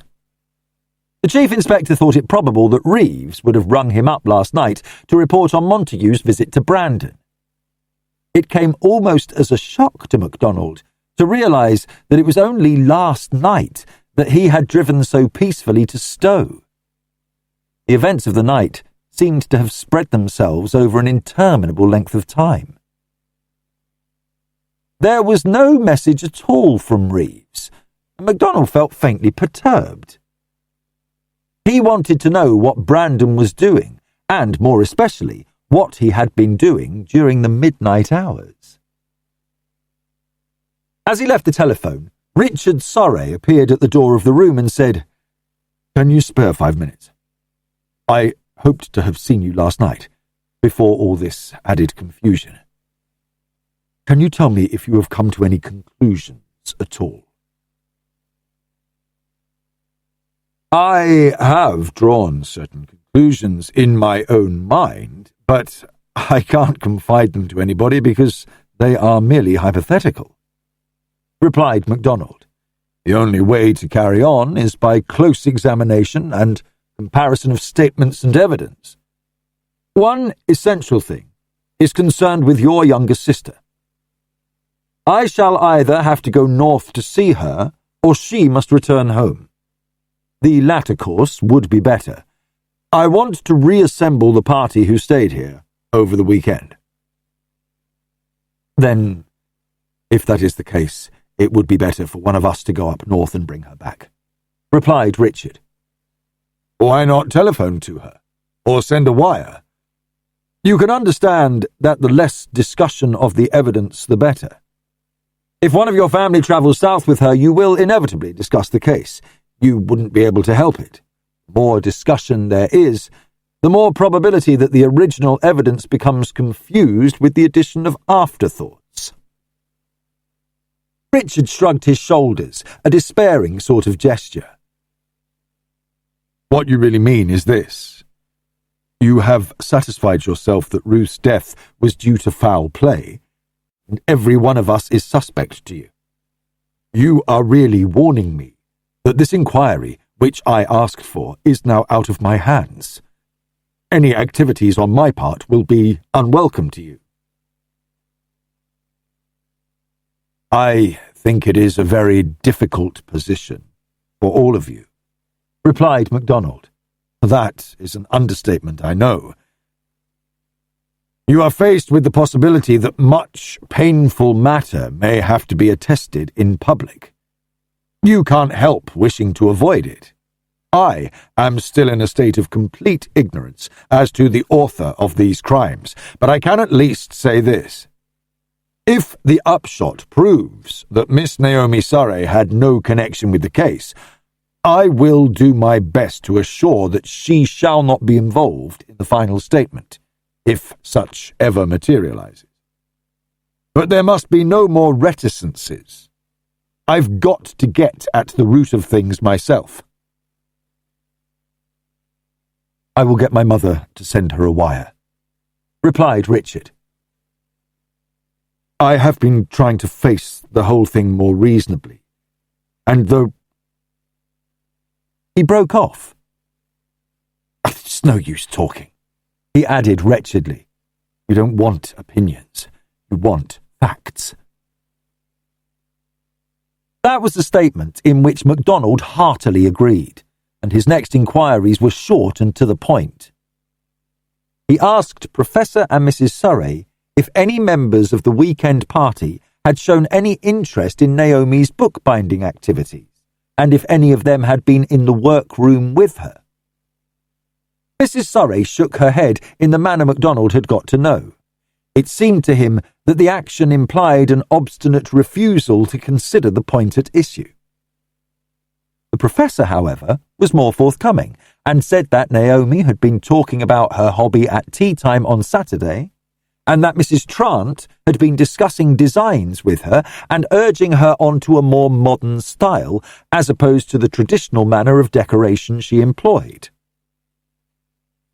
Ask Montague. He was talking about it too. He's quite good at the job himself, I believe. We were laughing at him over the idea of a publisher binding books in his spare time. MacDonald was surprised. It had not occurred to him to connect Montague with any handicraft. The man's big, clumsy hands seemed but little adapted to the nice use of tools. Montague, when he entered the study, seemed more than ever ill at ease. He listened to MacDonald's polite questions with a puzzled air, his big ears twitching a little. Yes, I remember they were talking about bookbinding, he admitted. I'm interested in the subject myself. Once tried to do a bit, but I was the world's fool at it. Never could get any common sense into my hands. I didn't actually go along to the workroom, though I believe Mrs. Trant did. You're not going to suggest that they did any damage to the wiring or anything like that, are you? Why, it's more than a week ago. Montague got up and started prowling round the room in his restless, ungainly way. Can't believe anyone would be such a devil as to fire a house and risk burning people to death. Horrible idea. Must have been an accident. Must have. I don't think it was anything of the kind, Mr. Montague. Damned nasty lookout for me, then, mumbled the other. Look here, Chief Inspector. Do you believe that I'm the man you're after or not? If so, say so.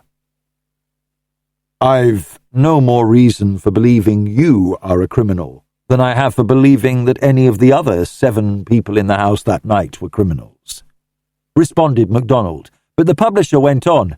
Yes, you have. I was here last night too, and you believe that fire was arson.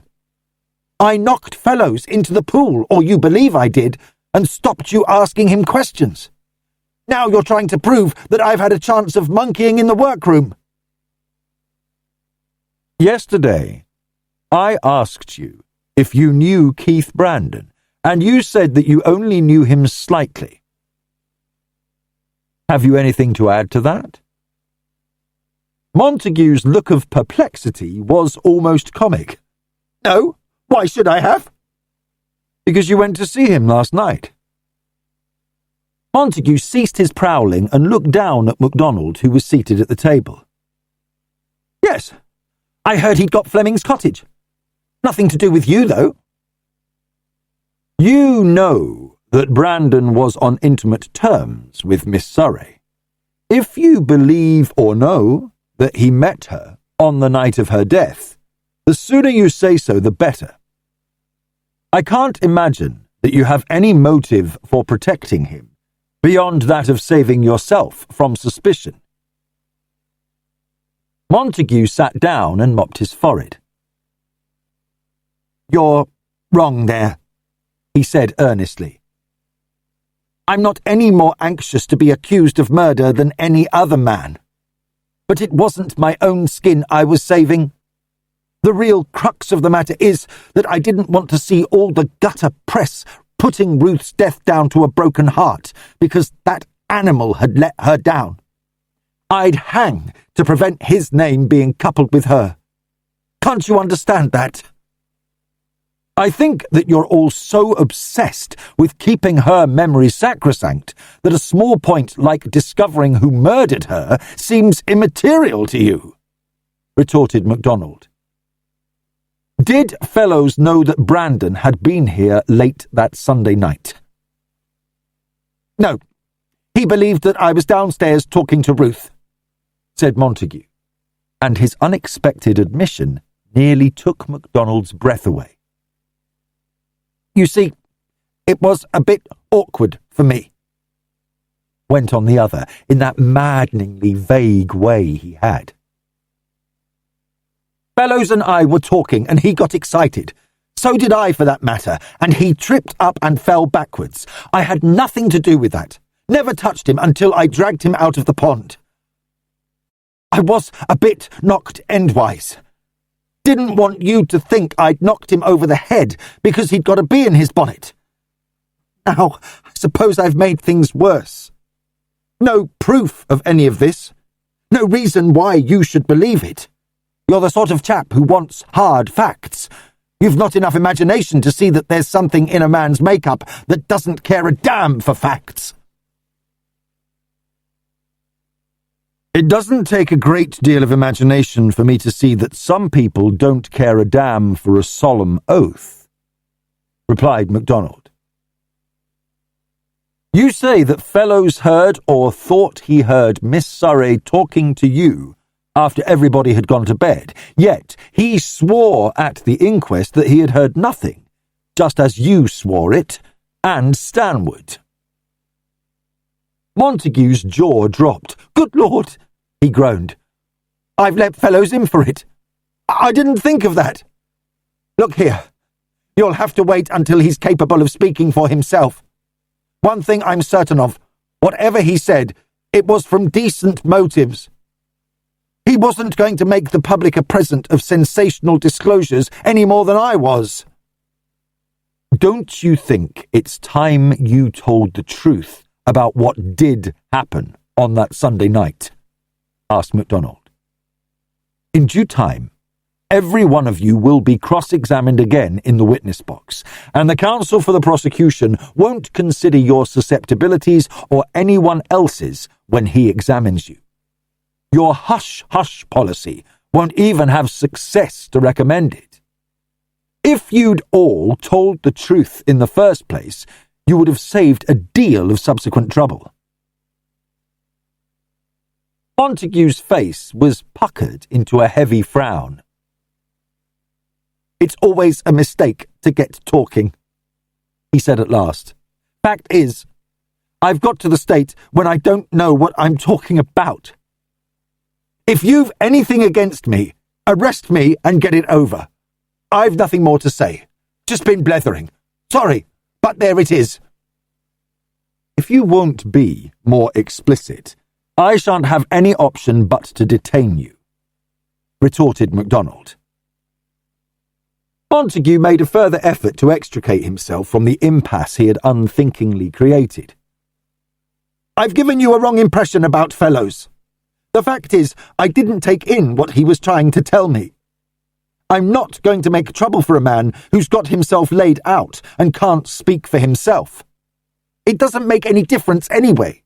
You'll have plenty of time to ask him what he did say. Neither of us is likely to do a bolt." "If you conceal evidence in a murder case, you thereby make yourself accessory after the fact," replied MacDonald, and Montague retorted, "Tell me something I don't know." "I'm convinced that Ruth Surrey took her own life. I've got the coroner's verdict to bear me out." The coroner was, naturally, unable to get at the truth of the matter if the witnesses gave perjured evidence. "There are two questions you've got to answer, Mr. Montague. The first is, what statement did Mr. Fellows make to you immediately prior to his accident? The second is, have you any reason for believing that Mr. Brandon was in this house on the Sunday night when Miss Surrey's death occurred?" "In answer to the first, wait until Fellows is able to speak for himself. In answer to the second, I've every reason to believe that Brandon was not in this house on the Sunday night, and I'll add this. You say you're working on a murder case. If you suspect me of murder, it's your business to warn me before questioning me."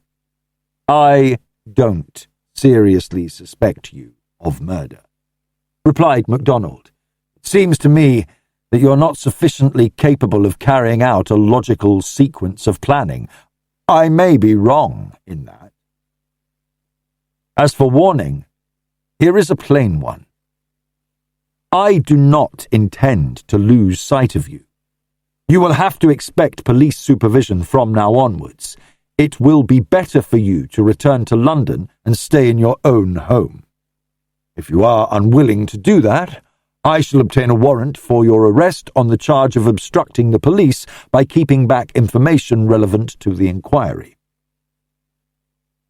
A twinkle appeared for a second in Montague's eyes, the first sign of mirth which MacDonald had observed in his heavy countenance. "I was born a mug, Chief Inspector. I'm like the chap in Browning who chanted, 'No end to all I cannot do.' I've only one saving grace. Give me a manuscript, and I'll tell if it's worth publishing, either because it's so good that it'll do me credit as a publisher, or so bad that it'll be a bestseller. That's my job, and I claim that I've made good my boast. Your job is spotting criminals. If you've spotted me as one, then I have the consolation of knowing there's one bigger fool than myself in the world, and that's you. At least I'm reliable at the only thing I say I can do. You, apparently, are not." "It's the old conundrum again, Mr. Montague. Is it better to look a bigger fool than you are, or to be a bigger fool than you look? There's one particular type of foolishness which I cannot afford to indulge in, and that is the luxury of accepting my fellow men at their face value." When MacDonald left Upwood House, one of the county detectives was detailed to keep Montague under supervision, while others were still busily engaged in examining the debris of the workroom. MacDonald had worked out an idea of his own about the fire-raising question. At first, he had been puzzled that no smoke had been observed in the house from the slowly heating pile of debris above the electric plate, until he remembered a case of arson where impregnated charcoal had been used. If this material had been put on the hot plate, it would eventually have glowed and become red hot, but there would have been no smoke until the whole carefully prepared bonfire burst into flame. While he drove towards Morton in the Marsh, MacDonald's mind was busy with the problem, trying ideas and then discarding them. The motive of his present journey was to get into touch with Reeves and learn what he could of the Montague-Brandon meeting of the evening before. It was unlike Reeves not to have reported progress in some way, and the Chief Inspector was anxious to get in touch with him. Approaching the lane which led to Brandon's cottage, MacDonald sounded a special horn which was fitted to his car, the note whereof was known to all members of the CID. He pulled up for a while and then drove on slowly, sounding the horn at intervals. There being no answer of any kind from Reeves, MacDonald drove his car down the lane, past the cottage — it was called Far Away — and noticed that its front door was shut and the windows also. Leaving the car a little way past the house, he got out and went back to Prospect, but could see no sign of life. It appeared that Brandon had departed, Reeves presumably following him. MacDonald turned away, but some disquietude in his mind made him change his mind, and he walked up the garden path and knocked at the front door. If Brandon were in, he would have a few words with him. If Brandon were not in, he would have a look at the cottage. The sound of his knocking died away, and he stood listening. There was certainly some noise going on in the cottage. Someone was hammering. A heavy, muffled sound came through the solid old door, and then, in addition, a sound which MacDonald recognised at once, that of a police whistle. The latter came from inside the cottage, and instead of blowing his own whistle in reply, MacDonald gave a rapid series of long and short on the knocker, which implied help coming. Then, without further finesse, he sprang to one of the side windows, smashed it without ceremony, undid the latch, and swung his long legs over the ledge as soon as he had raised the sash. A tattoo from the passageway guided him to a door beneath the stairs. It was a very solid, ancient door, and the big key was still in the lock. Turning it, MacDonald got the door open, and Detective Reeves emerged, looking rather green in the face and owlish about the eyes.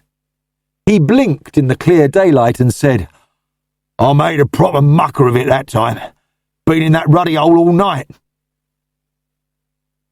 "A spot of breakfast," Sims indicated then, replied MacDonald. "Come along into the kitchen. I expect there's something in the food line if we look for it." He put his hand under the other man's arm, for Reeves seemed a bit shaky on his legs, and led him to the kitchen and pushed him into a chair. Drawing a flask from his pocket, MacDonald drew some water from the pump at the sink and handed over a pick-me-up, and then filled the kettle and put it on the primus stove. Reeves looked distinctly the better for his drink, saying, "There wasn't room to lie down in there, nor even to squat properly. What you'd call a poor night." "I try to be too clever for once. About 9 o'clock last night, a man drove up here in a car. It was Mr. Montague, who was at Upward. I knew the front door here was open, and I thought I might get a chance to hear what he'd come to say.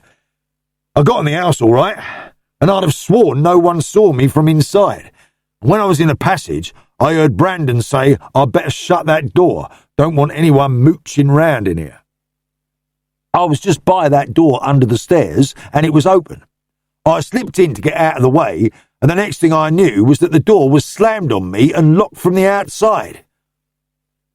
I was pretty sick, but I didn't believe Brandon had spotted me. I didn't see how he could have, so I just stayed doggo.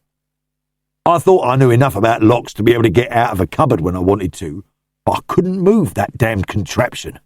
Came out of the original Ark, I reckon, with Rust of Ages to help. I'd landed myself, sir. You said, don't let him spot you. I thought I'd managed that part of it, and I wasn't going to kick up a racket and give the whole show away." "Bad luck," said MacDonald, busy pumping the primus. "As a matter of fact, I expect Brandon did spot you. He's got a sort of extra sense and can smell when he's in danger.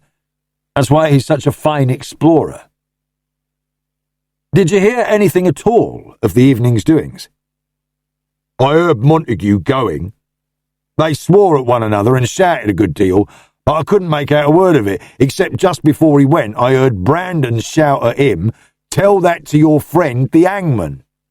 Then the door slammed. About half an hour later, I heard the engine of the Humber start. The car was in the stable up against the wall of the house, and she backfired as he got her out. Then I reckoned the coast was clear, and I tried to manage the lock. I'd got a small pair of pliers and an electric torch, but the key was too large and the pliers too small. I couldn't get a grip. As for kicking the door down, I nearly bust myself, but it wouldn't budge. When they built this cottage, they used the right sort of stuff, replied MacDonald as he made the tea. He found tea and sugar on the chimney-piece and bread in the pantry. That door's been there for 300 years, or I'm a Chinaman. As for the lock, it would resist a battering ram. Get outside some of this, indicating the tea and the loaf, and I'll have a look round to see if there's anything worth seeing. What time was it Brandon went off? About 10? 10:15, sir. I'm sorry I made a hash of it. Let you down all right this time. Oh, bunkum. Anyone might have been had that way. I'm glad it was you and not me. There's been some more dirty work at Upward. Arson, this time. The bastards, said Reeves indignantly, and MacDonald left him swallowing a scalding saucerful of tea. Nothing doing, said MacDonald a few minutes later. He had looked round the cottage but found no signs of Brandon's occupation. My car's outside. We shall have to get on to the fellow's tail and see what he's up to. You can have the pleasure of tailing him again when we pick him up. If he's gone in his car, he'll be easy enough to find. By gum, I owe him one, said Reeves wrathfully. It would be a long time before he forgot the ignominy and discomfort of 12 hours spent in the cramped quarters of Fleming's wine cellar. Chapter 12.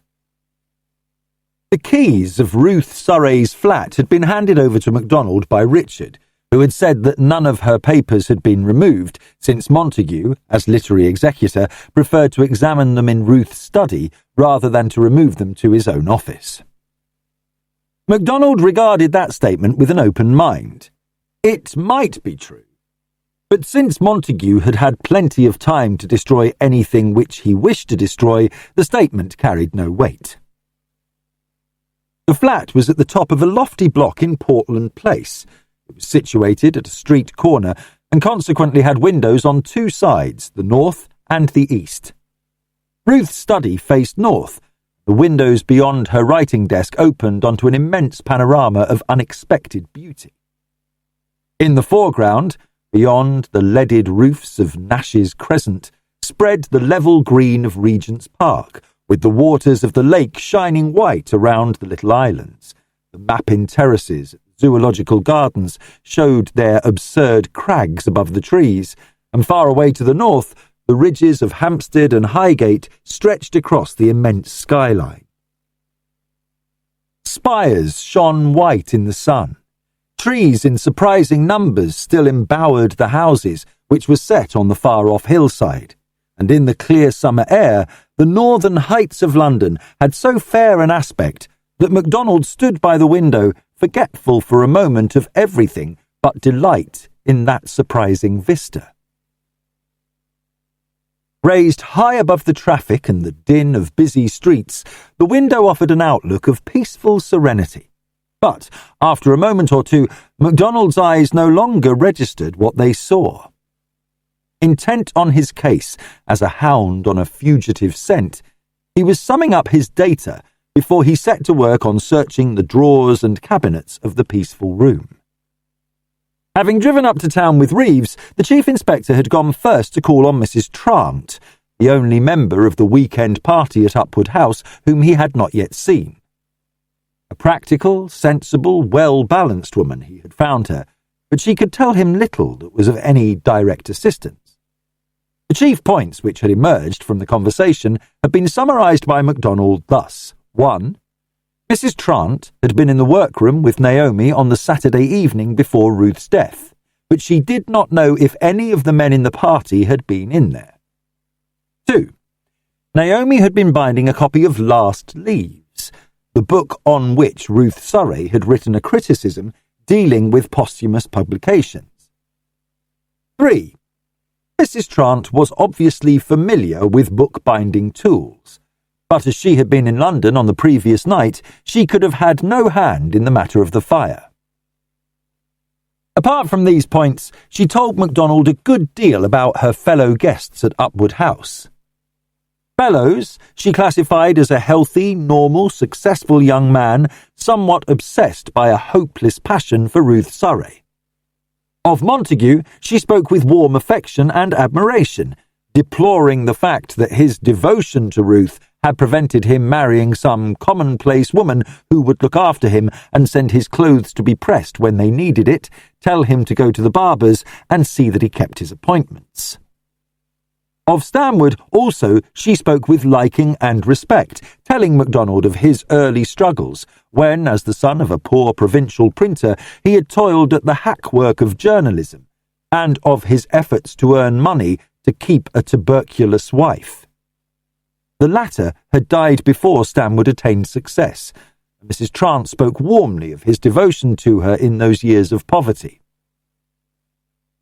"I never sat at Ruth Surrey's feet and adored her as most people did," said Mrs. Trant. "I knew she was really a self-centred woman, but I do think that the way she backed Stanwood was one of the most admirable things she ever did. He spoke of her as though she were an angel. Small wonder."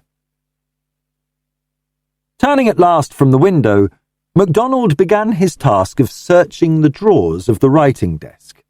Admittedly, he did not expect to find much to guide him, but even the absence of certain things could be useful in assisting to formulate a theory.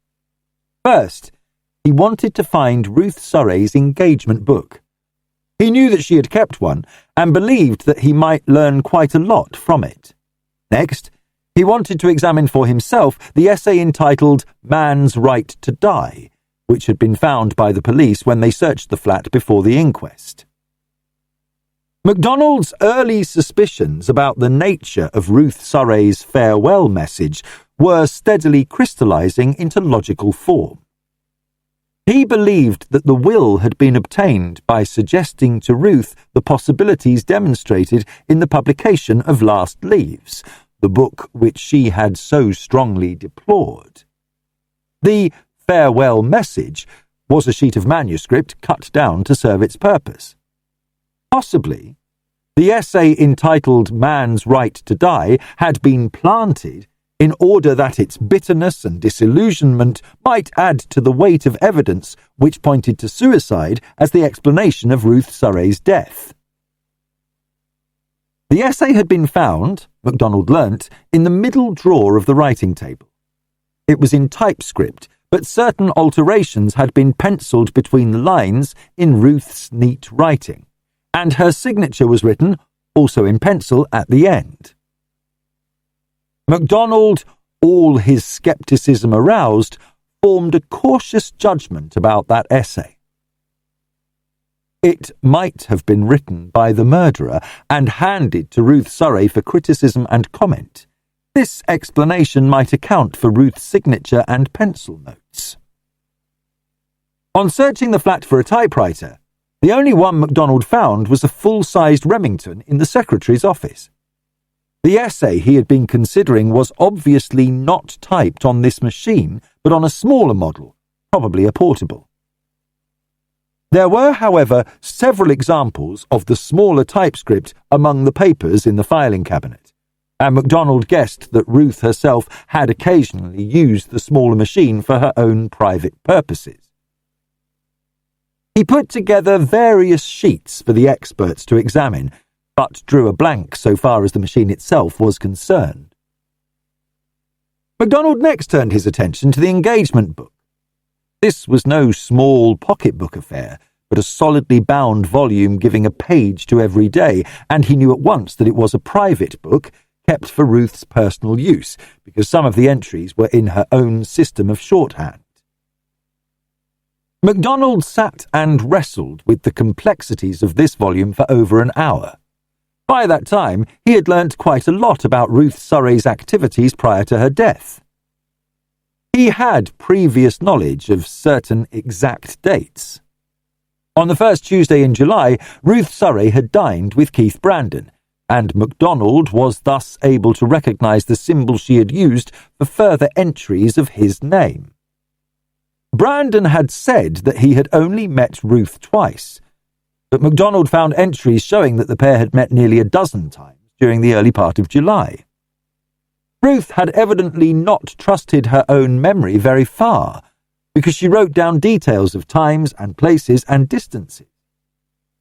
She and Brandon had spent evenings together on the river, it seemed, meeting at Sonning and Bourne End.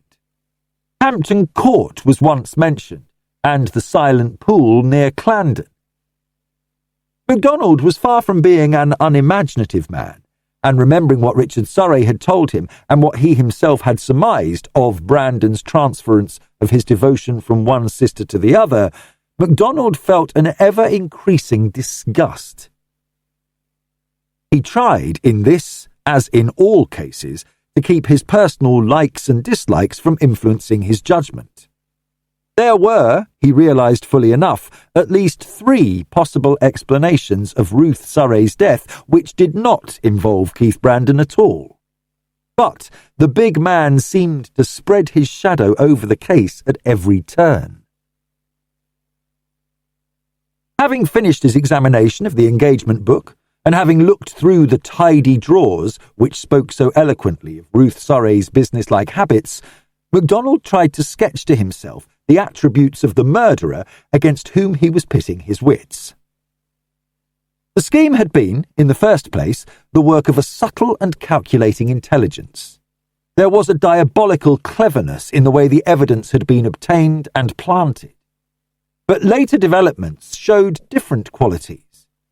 It was as though the murderer had been cool enough before the act and cool enough when the coroner's verdict had crowned his or her scheme with success, but there was clumsiness, as well as brutal disregard of human suffering in that matter of the fire.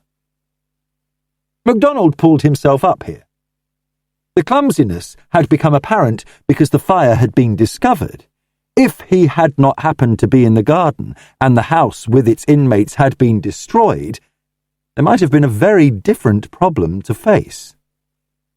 Could any sane man have planned that callous attempt to destroy a whole family by fire? Was it not the act of a madman whose actions were unpredictable?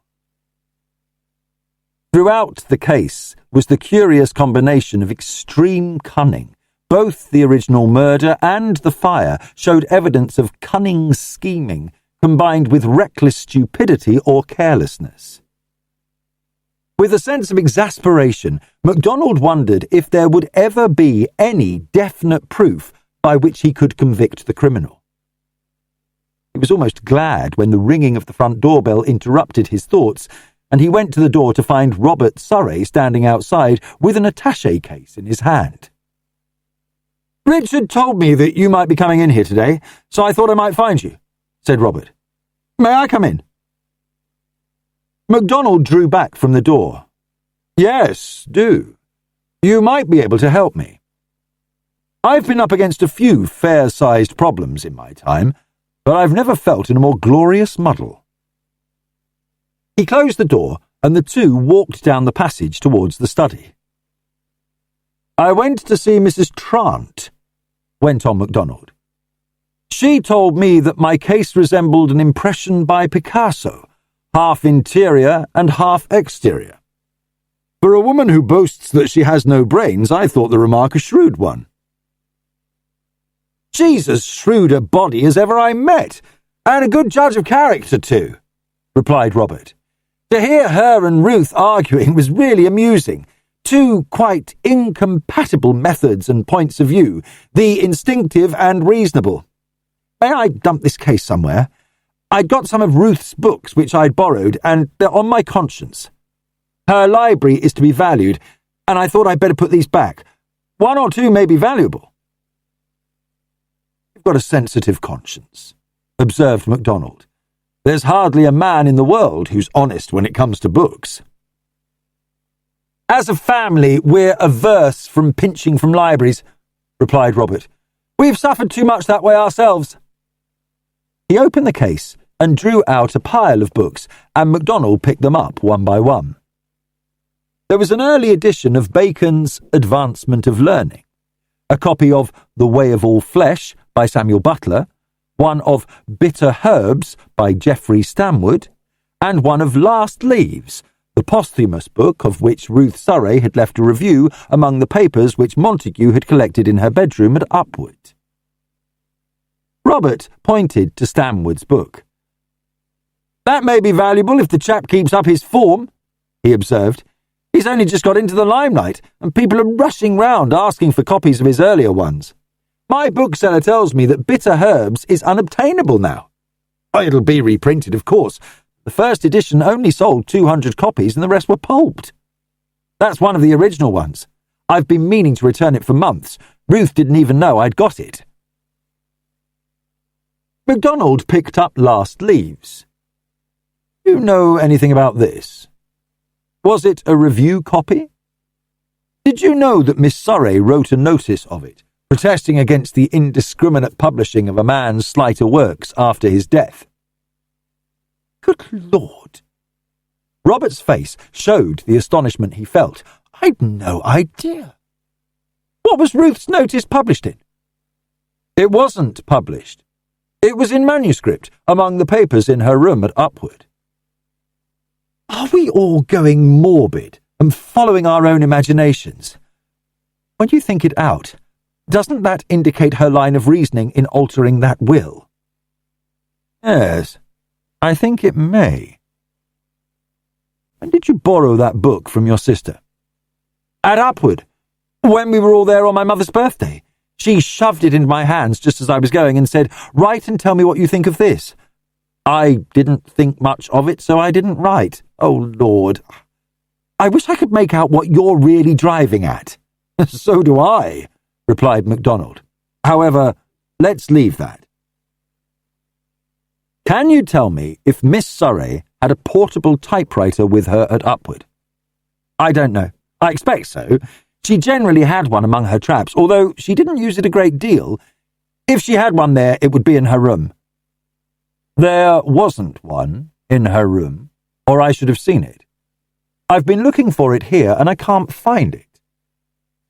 You can telephone to Upwood and ask my mother. She would know.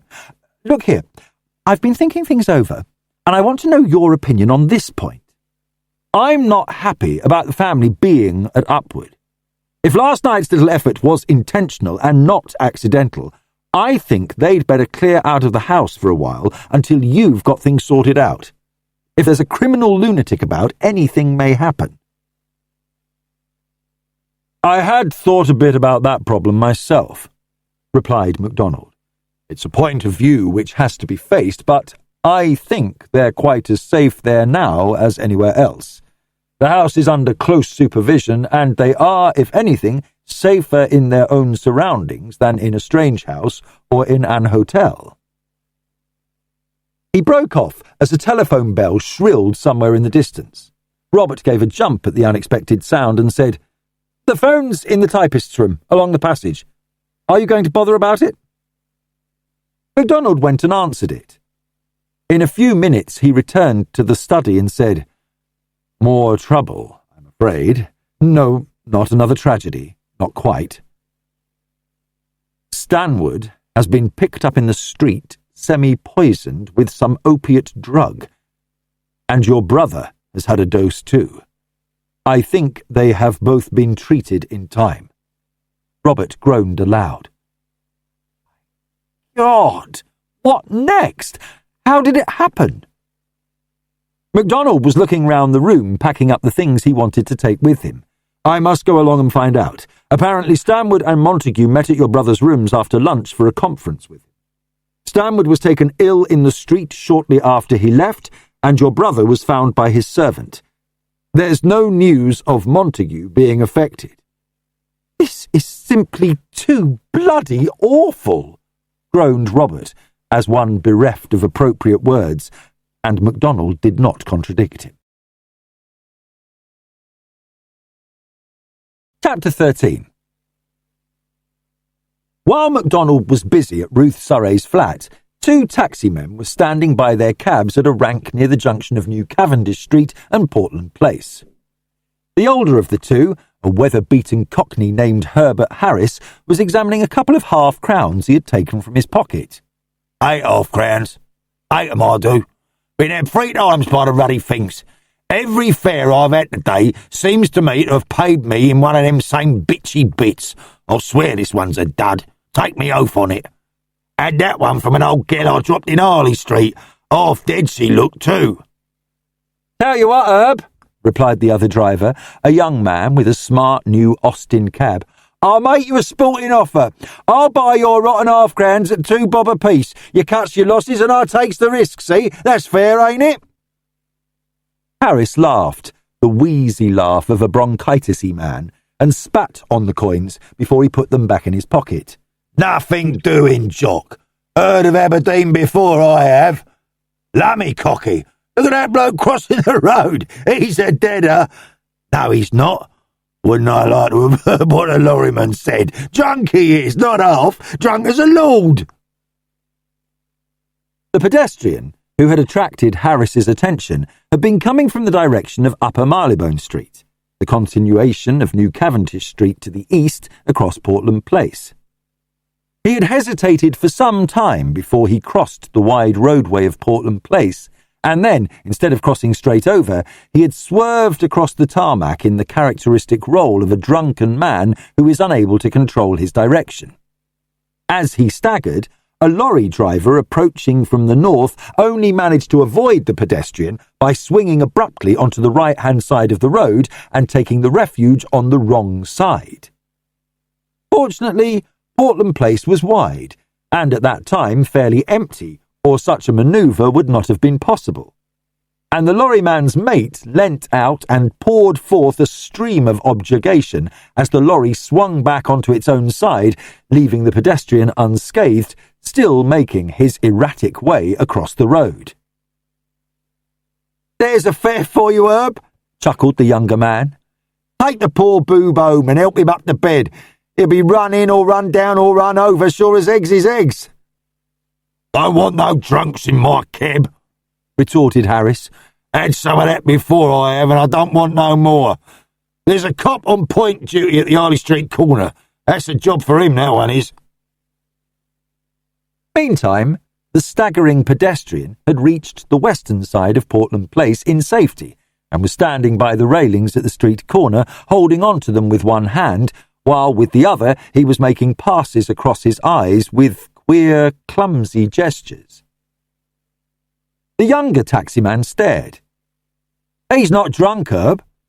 Never seen a drunk like that. Look at his dial. Ill, that's what he is. Hastening up to the man by the railings, Jock Summers put a hand under the man's arm. Feeling queer, sir? Better get home, you know. Taxi? Can't see you. Can't see anything. Blind. The man spoke in a queer, thickened voice, his lips seemingly stiff and unmanageable. He made an effort to go on speaking. I've been poisoned, you hear? Poison. Must be. Get to hospital. Doctor, quickly. Doctor. He made a step away from the railings, but would have fallen if Summers, with the help of Harris, had not caught him. Doctor, he repeated thickly. Well, there's plenty of 'em about in this neighbourhood, said Harris. That's a doctor, ain't it, Jock? He pointed to a brass plate in a nearby house, but Summers shook his head. That one's an oculist. Better get him to hospital. God, he'll be a goner in a minute. The unfortunate man was sagging down between them, and at that moment the door of the oculist's house opened and 2 men appeared, one elderly and bareheaded, the other just setting his hat on his head as he held out his hand and said, Well, goodbye and many thanks. Summers, still clutching the arm of the now half-unconscious man, let out a yell. "Hi, doctor! Accident! Chap says he's poisoned!"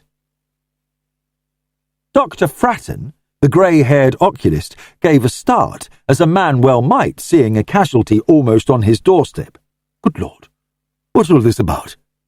He hastened towards the three men, saying, "Let him down on the pavement. Gently now. No use holding him up like that." The sick man made another effort to speak. "Name's Stanwood. Must have been poisoned. I'm blind. Ask Surrey." He swallowed convulsively and licked his lips. "Richard Surrey," he gasped out. "Been to see him. Poisoned." His head fell back, and Dr. Fratton leant over him as they lowered him onto the pavement. He lifted one of the eyelids and saw the dilated pupil, and noted the dry tongue moving feverishly over the parched lips. Then he straightened himself quickly and said, "He's been poisoned, all right. Granally, the toxicologist, lives a few doors along. This is his pigeon. Lift him inside my door. I'll go and see if I can rout Granally out. If too much time's wasted, there won't be any case to treat." He spoke to the younger man who had been taking his leave when the taxi driver hailed them. This was Basil Latham, a barrister, and he stood looking down at Stanwood for a second or two with eyes that were bright with interest. Latham had caught the two names, Stanwood and Richard Surrey, and his interest was well aroused. Like most other intelligent people, he had read the evidence given at the coroner's inquest on Ruth Surrey's death with much interest. "We'd better get him inside Dr. Fratton's house," said Latham. "We shall have a crowd in a brace of shakes and then a bobby, and by the time the bobby's taken all our names and addresses, this chap will have passed out." They lifted the now unconscious Stanwood between them and carried him into Dr. Fratton's consulting room. By the time they had laid him down, the oculist came running back with another man, this being the famous toxicologist Granally, who had come post-haste to assist at this unexpected consultation. By this time, the expected police constable had turned up, attracted from his beat further down the street by the report of "Corpse at the next corner!" yelled cheerfully by another taximan en passant. When the constable arrived, the corpse had been carried indoors, but the small crowd, attracted by Stanwood's collapse, still clustered about. "Tell them to move along," urged Herbert Harris. "They don't know a thing about it, not one of them. Just staring. Indecent, I call it." Basil Latham took matters in hand.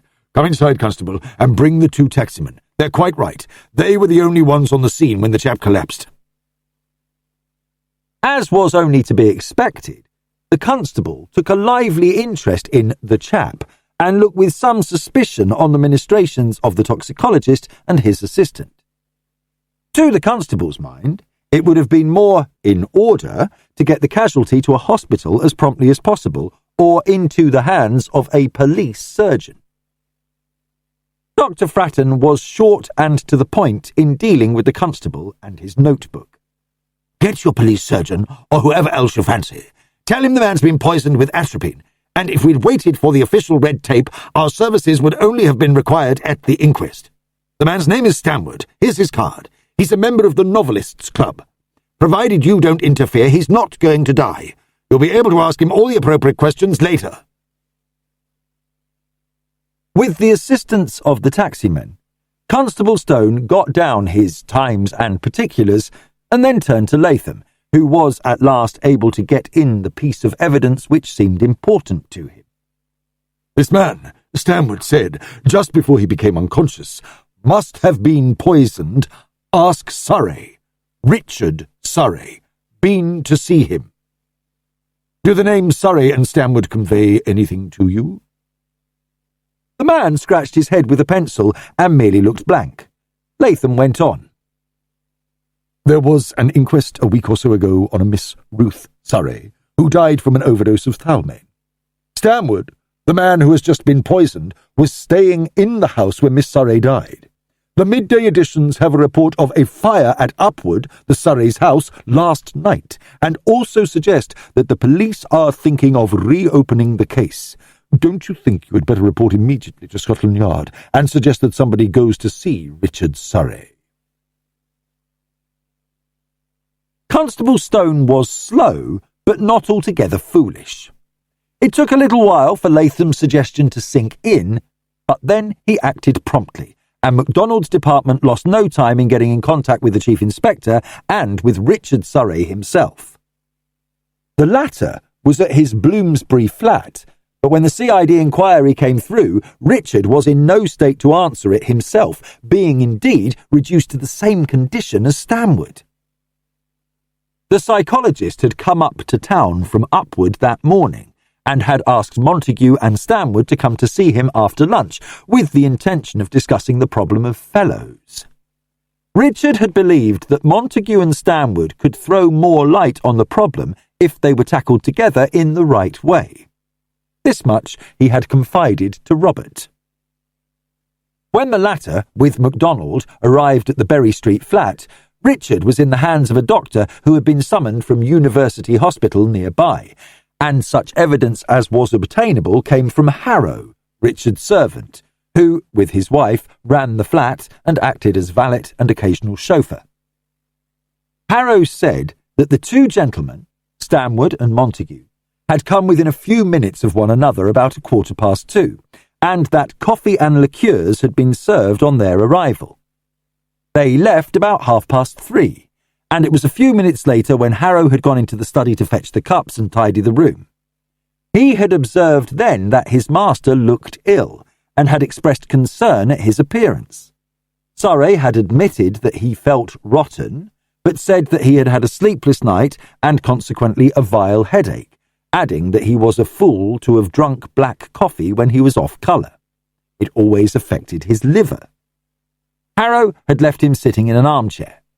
Some minutes later, just before 4 o'clock, the bell had rung from the study, and Harrow had gone up to find Richard in a state of collapse. The latter had barely been able to speak, but had managed to tell his servant to ring up a Dr. Wilmot and to ask him to come quickly. "Tell him it's poison, probably atropine. I'm half blind," had been his last words, save for an interjection of Montague a minute later.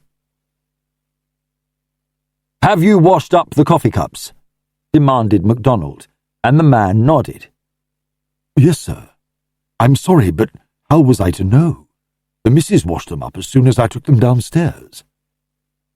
"Have there been any other visitors today?" "A Mr. Brandon, first thing this morning, sir. No one else today, barring the two gentlemen I told you of after lunch." "Mr. Surrey was away when Mr. Brandon called this morning, I take it. Did he, Brandon, come into the flat or just go straight away when he heard that Dr. Surrey was out?" "He came in to write a note, sir, when I told him that Dr. Surrey expected to be back during the morning." "Where did he write his letter? In the study?" "No, sir, in the dining room. I was doing the study with the Hoover. I'd seen Mr. Brandon before and knew he was a friend of the doctor's."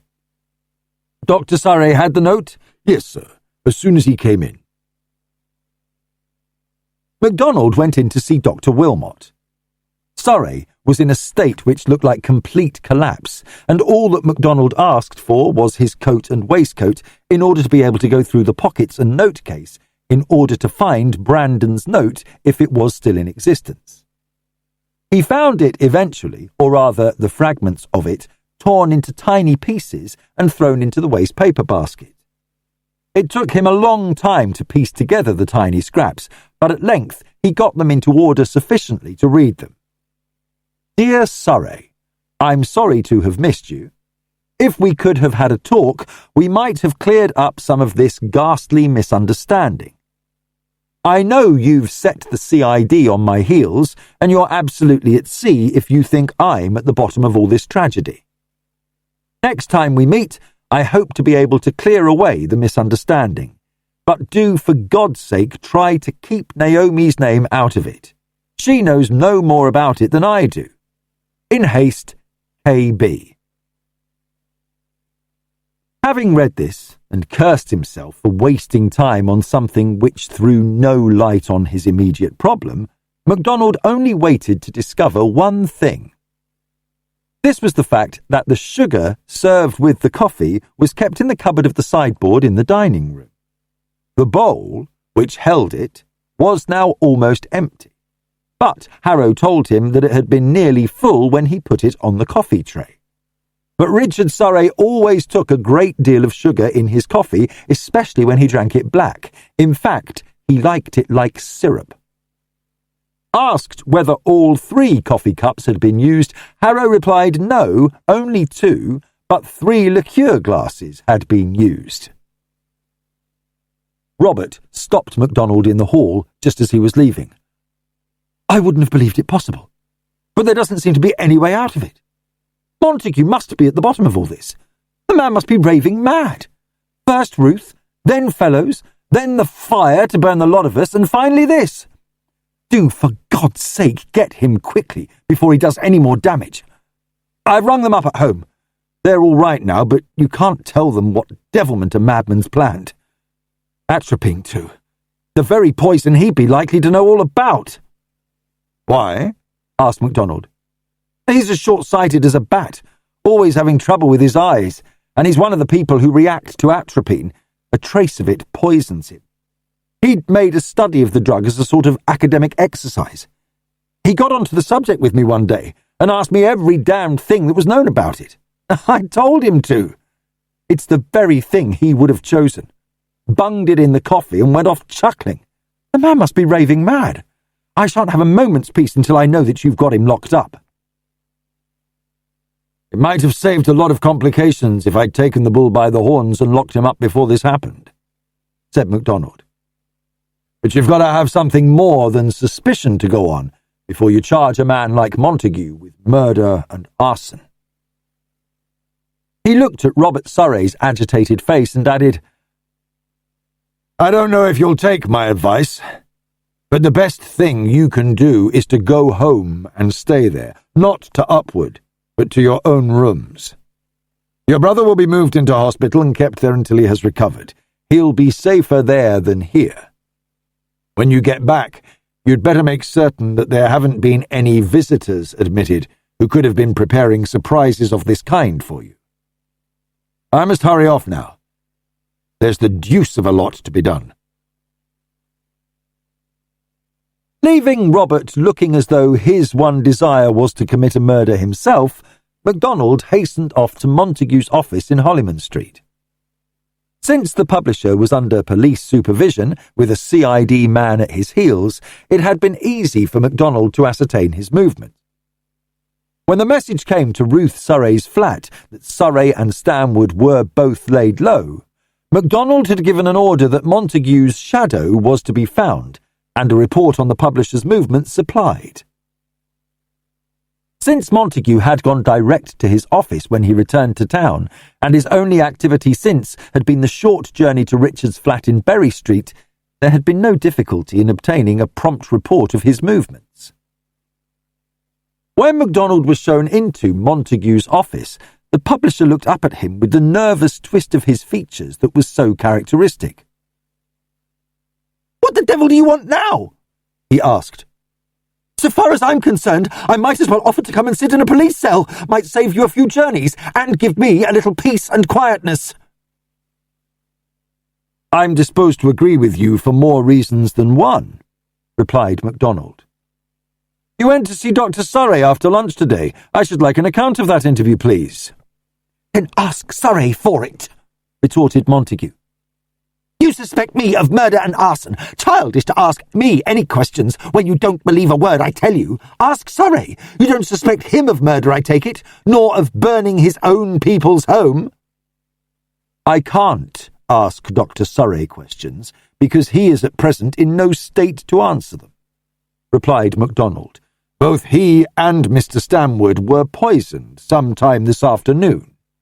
You are the only person who remains to answer questions about your joint interview." "Poisoned? Good God Almighty!" Montague's startled face was almost ludicrous in his expression of horror. Poisoned? You mean dead? He shouted the question at MacDonald, pushing back his chair with a violence which overturned the small table beside him, scattering papers and boxes in its fall. No, not dead. MacDonald waited for his words to sink in. By good fortune, they both obtained treatment in the nick of time. But understand this. The three of you met for a consultation, and you are the only one to escape harm. It's no time for equivocation now, Mr. Montague. At that interview, coffee was served. Did you drink any of it? No, never drink it, groaned Montague. You mean I poisoned them?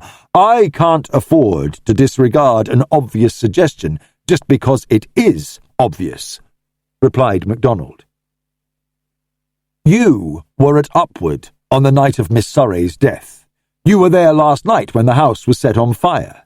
You were with Mr. Fellows when his accident occurred. I have no proof that you were responsible for any of those happenings. I have no proof that you attempted to kill Dr. Surrey and Mr. Stanwood, but it's quite plain that you had the opportunity since you were on the spot on each occasion. The whole thing sounds like raving lunacy, said Montague. This afternoon Surrey asked Stanwood and me to come along and talk. Talk! I'm sick of it, he groaned. Richard in the state when he suspects everybody, myself included, and now you come to me and suggest that I poisoned him and Stanwood. I didn't do it, God knows, but who did? He stared at MacDonald with a heavily frowning face, his restless fingers twisting a piece of paper into knots round and round until it split under the strain, and he flung the pieces away. Are you telling me the truth? He demanded. They're alive, both of them. They're not going to die.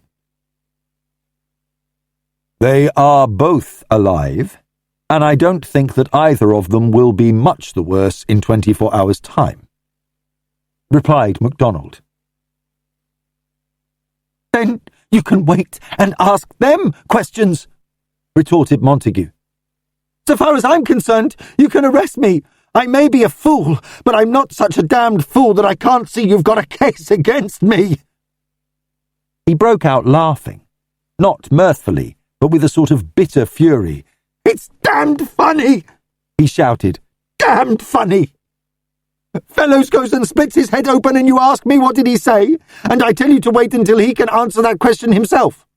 Then Surrey and Stanwood get laid out, and you ask me what they said, and I say again, wait until they can answer that question themselves.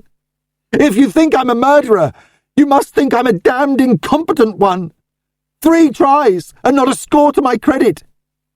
Don't you ever laugh, you owl-faced policeman? Montague's hands were shaking, and MacDonald realised that the man was in such a state of nervous tension that he hardly realised what he was saying, when he would be capable of breaking out into the wildest assertions, or even admissions, to which no weight could be adjudged. Try to get a hold on yourself, Mr. Montague. Hysteria won't help anybody, he said quietly. On the face of it, I've a good enough case to justify me in arresting you. I'm going to do this instead. I'll see you back to your own rooms and leave you there, provided you'll undertake not to go out and not to communicate with anybody unknown to me. There are 2 ways of looking at this business. The obvious one, which demonstrates that you have had the opportunity for each of these crimes, and the unobvious one, which shows you as someone else's scapegoat or as in a position of sheer bad luck. I am not going to waste time asking you questions which you're in no state to answer. I'll give you 24 hours to think things over, and then you can answer my questions or face the consequences. Montague sat with his head in his hands, a rigour shaking his big frame occasionally. The whole thing's like the devil incarnate, he said. That fire! I've a horror of fire. Gave me the blue devils. Didn't know what to think. Now this business. There's no way of proving anything. In 24 hours' time, it'll be just the same, unless someone else is killed before then. Well, you're all as safe as I can make you, said MacDonald with a flash of grim humour. Fellows, Stanwood and Dr. Surrey are all in the keeping of one doctor or another. The people at Upwood House are under police supervision, and so will you be. I ought to be able to get a few hours' peace and quietness to sort things out after this. Montague was recovering from the spasm of nerves which had shaken him, and he asked an abrupt question without looking at MacDonald. Naomi Surrey, has she come back home yet, or is she on her way home? Neither, replied MacDonald. Naomi Surrey went out with the fishing fleet a few hours before her mother's wire arrived. That means a few days' delay before she can possibly get back. But she ought to be safe enough, anyhow, he added as an afterthought. And Brandon is roaming the world on his own account. If that were not so, things might be even more trying for you than they are at present, retorted MacDonald. I asked you once why you went to see him, and you refused to answer. I shan't ask you again until I have his version to check yours. He's quite as capable of holding his tongue as I am, glared Montague, and MacDonald replied, In certain respects you resemble one another. You're experts on your own jobs and singularly lacking wits in other directions. Further than that I won't go. You've got 24 hours, Mr. Montague. You'd better go home and think things over. Things can't be much bloodier than they are now, replied the publisher gloomily. The Surreys used to be reckoned the world's luckiest family by everyone who knew them. The devil must have laughed to himself one day, reversed the deal and left them to stew. MacDonald saw Montague back to his own quarters and left a CID man installed there. It was an unusual proceeding, but it had certain advantages from the Chief Inspector's point of view, and Montague raised no protest. He had relaxed into a state of dumb apathy, as though the weariness and the nerve strain of the preceding 24 hours had exhausted his energies. When MacDonald left him, he sat down in an armchair with his head slumped forward on his chest, a very picture of dejection and weariness. Chapter 14. Detective Reeves, detailed for the job of tracing Keith Brandon, had for his starting point the garage in Twist Street, where the Humber had been left in the small hours of the morning. Reeves was a man of great common sense. Apart from the quickness of perception and neatness of action, which made him one of the yard's most efficient shadowers, he had enough imagination to think himself into another man's place. Although he had believed that he had shadowed Brandon too far away in such a manner as to have made it impossible for the explorer to have been aware of his follower, Reeves was willing to accept MacDonald's estimate that Brandon was one of those men who have an additional sense, similar to that sensitiveness which makes some people aware of the presence of an unseen cat. A sensitiveness which, in his case, was coupled to the scout's ability to read a trail, added perhaps to the guilty man's expectation of apprehension. Reeves believed that he had approached the cottage so circumspectly that Brandon could not have seen or heard him. But when he slipped inside the wine cupboard, he had drawn the door a little closer than it had previously been set. Thinking things over, he came to the conclusion that Brandon had left that door ajar on purpose. The explorer had thought it possible that MacDonald would be on his heels, and the cupboard was a very good booby trap. Brandon might easily have made some mark on the floor to denote the angle of the open door, On going into the hall after Montague had arrived, the alteration in the angle would have been enough to tell him that the bird was limed, and the quick shutting and bolting of the heavy door must have caused him a grin of complacency. Leaving the garage after a quick inspection of the car, Reeves went into a neighbouring tea shop to think out his plan of campaign. He began by putting himself in Brandon's place. A man in London, in the early hours of the morning, not wishing to go to his own rooms, which might be watched, and unable to go to a hotel whence he might be all too easily traced. There seemed to be two probabilities to read. Brandon might have walked until such time as trains and buses were running, or he might have gone to a railway waiting room, those at the main line termini being open all night. Knowing Brandon's record and physique, Reeves inclined to the idea that the man would rather have walked than merely waited. He might have set out along the Dover Road if he intended to make a bolt for the continent, and walked for several hours southwards until such time as it was convenient to take a train from some station on his route to the coast, or until the bus services could take him unnoticed on his way. Reeves made a neat list of all the possibilities which occurred to him along this line of thought, and then returned to Scotland Yard to set in motion the machinery for following up his ideas. He was a very thorough and pertinacious worker, and knew that time can most often be saved in detective work by going about a job in methodical fashion. This done, he followed up his other idea, that of the station waiting rooms.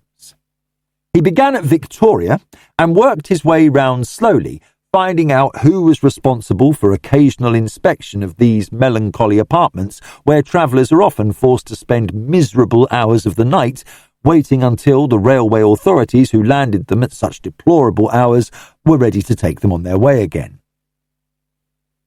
It was slow work, for Reeves had first to find out who had had the opportunity of observing the waiting room, and then to seek out that individual at his home, since those on night duty took their rest in the daytime. The detective was patient to an astonishing degree. He knew that he would get information if Brandon had been noticed leaving the country by either airports or seaports, but until then, his only means of following him was by this slow method of inquiry, working on doggedly from one disappointment to the next. Victoria, Waterloo, Charing Cross and London Bridge were ticked off his list, and he set to work on the northern group, St Pancras, King's Cross and Euston. It was at the last of these that he got news of Brandon, and unexpectedly explicit news. A porter who had been on duty when an excursion train from the north had arrived at 4 o'clock in the morning had both seen and recognised the explorer. The porter, Simpson by name, had had Brandon pointed out to him as a notability when the former had returned from a journey to Edinburgh in the summer, and Simpson was quite certain that the big fair man he had seen, hunched up in uneasy slumber in the waiting room at Euston, was Brandon, and none other. It was not until later that Reeves learnt of Brandon's visit to Richard Surrey's flat. At the time the detective struck the trail of his quarry at Euston, Reeves simply concentrated on the probabilities evoked by the possible journeys from the terminus of the London, Midland and Scottish line. Reeves knew the outline of MacDonald's case, for the Chief Inspector believed in sharing the available facts with the subordinate who was working with him, and Reeves had proved his own trustworthiness by several years of work in his department. He was not one of those who have no control over their tongues, and he was trusted by his superiors as a safe man in a difficult case. Therefore, he knew quite well that Naomi Surrey was up north in the island of Uist, and when he heard of Brandon's presence at Euston, Reeves made two guesses at the man's probable objective. One was Liverpool, whence Brandon could take ship for almost any part of the world. The other was Scotland, whence he could reach the Hebrides. Armed with the photographs which MacDonald had given him, Reeves tackled the booking offices. Once again, he needed all the patience which he possessed, but he eventually got his facts. Brandon was a noticeable person. His height and good looks made him easy to remember, and the clerk who had booked his ticket remembered both his face and his impatient, overbearing manner. The explorer had taken a ticket to Glasgow about 9:45 that morning. Once more, Reeves set out in search of porters, ticket inspectors, and barrier men, and spent a hectic time interrogating them. If Brandon had decided to travel north on the spur of the moment, so to speak, he could not have reserved a seat, and the trains at this season of the year were so crowded that a traveller arriving at the last moment without a reservation might well have had some difficulty in obtaining a seat. This reasoning bore fruit. A porter who had settled a party in reserved seats remembered having to restack the hand luggage in a first-class compartment in order to accommodate a tall, impatient gentleman who was quite unable to find another seat to his liking. This porter, having examined Brandon's photograph with maddening deliberation, at length decided, "That was him. Remember his long ears? Funny ears he had, dressed in a grey flannel suit with a raincoat over his arm and a yellow-eyed suitcase. Just the one I remembers. Thought he was the Prince of Wales and Mussolini too, that one." At this news, Reeves's spirits went up with a bound. It was now nearly 4:00 in the afternoon, but since Brandon had not left London until the 10:00 train, it was still possible to warn the authorities at Glasgow to look out for him when that train arrived there, and to see what was his next move. If he tried to leave by sea, it was possible to have enough difficulties put in his way to detain him until Reeves could reach Glasgow. MacDonald was willing to take the risk of detaining Brandon for an inquiry into his movements at the time of the fire. Reeves himself could give evidence that the car had been taken out of the garage at Faraway soon after 10 in the evening, and that it had not returned there during the night. It was at this stage in his report that Reeves returned to Scotland Yard to report. Brandon's train would reach Glasgow at 5:55 p.m. If Reeves followed him by train, the detective could not get there before 6:00 the following morning, there being no trains to Glasgow from London between the early afternoon and the evening. And the detective knew that if a man like Brandon once got away into the happy hunting ground of the Western Highlands, he could lead the authorities a merry chase with all the odds in his favour. It was essential for Reeves to obtain fresh instructions and clear authority for his next step. Reaching Scotland Yard again by 5:00, Reeves heard of the added complications to the case. MacDonald was busy at that time with his inquiry at Richard Surrey's rooms. By the time Reeves got through on the telephone, the chief inspector had left in pursuit of Montague. Reeves scratched his head. He wanted the chief inspector's authority behind him to get Brandon held up at Glasgow, and it was beginning to look a close thing. It might take too long to get in touch with MacDonald. So Reeves put his case to the authorities at the yard.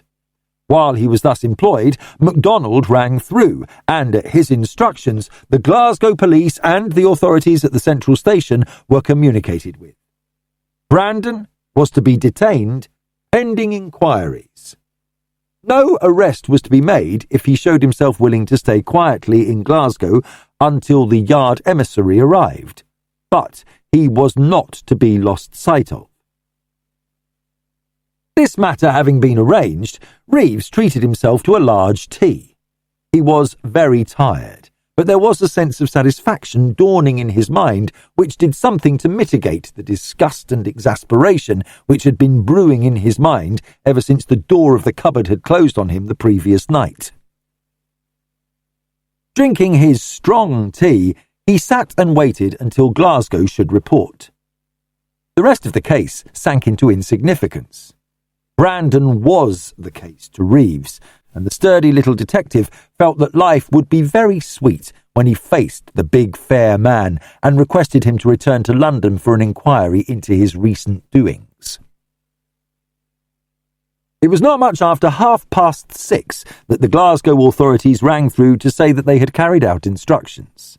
The wanted man had been spotted at the barrier and challenged by the inspector detailed for the job, and had promptly endeavoured to make a bolt through the crowd. The resulting scene had occasioned considerable excitement and disorder in the crowded booking hall, but the result had been satisfactory from the police point of view. They had their man, and they were able to detain him at police headquarters under the temporary charge of obstruction. The Yard would find him safely housed when their representative arrived to make an interrogation. Brandon had not denied his identity. On hearing that Scotland Yard wished to question him, he simply turned obstinately silent and refused to utter another word. Reeves, to his great joy, was offered the job of going north to fetch his man back. He fairly chuckled to himself now as he began to piece together the evidence against Brandon. The chap might be a superb mountaineer and a famous explorer of unmapped territory, but when it came to matching his wits against the police, he was no expert. His original alibi for the Sunday night of Ruth Surrey's death was a clumsy, incomplete affair which would convince no one. As for his alibi at the time of the fire, Reeves chuckled more. That night of his own in the cramped misery of the wine cupboard had not been wasted. He could swear to the fact that the Humber had been taken out of the garage. There was no second car housed there, for Montague had left his in the road. Brandon had left far away at 10:30, and he had not returned there. Finally, there was Brandon's visit to Richard Surrey's this morning. No wonder the chap decided to bolt, thought Reeves to himself. Unable to get a sleeper on the night train, the detective curled himself up in a corner and went to sleep.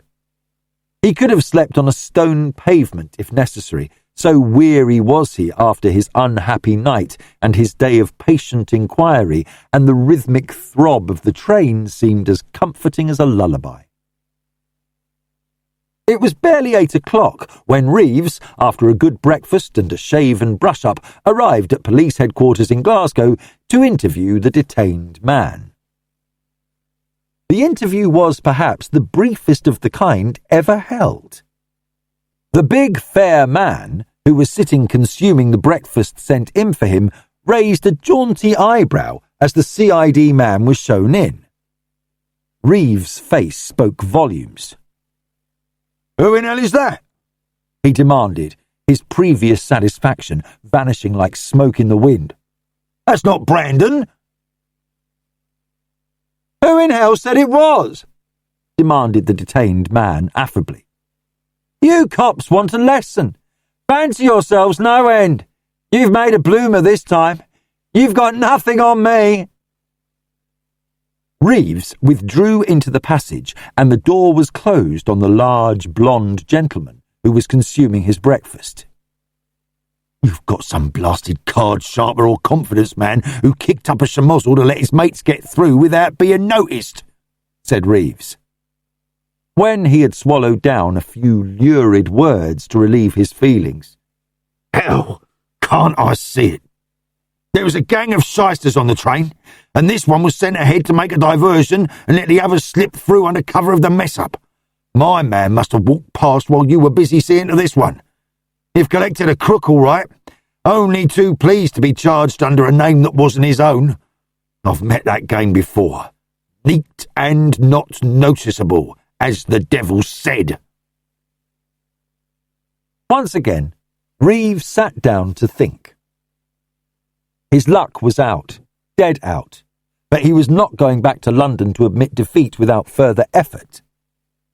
Brandon had travelled on the 10 o'clock train from Euston, and his trail had to be picked up somehow.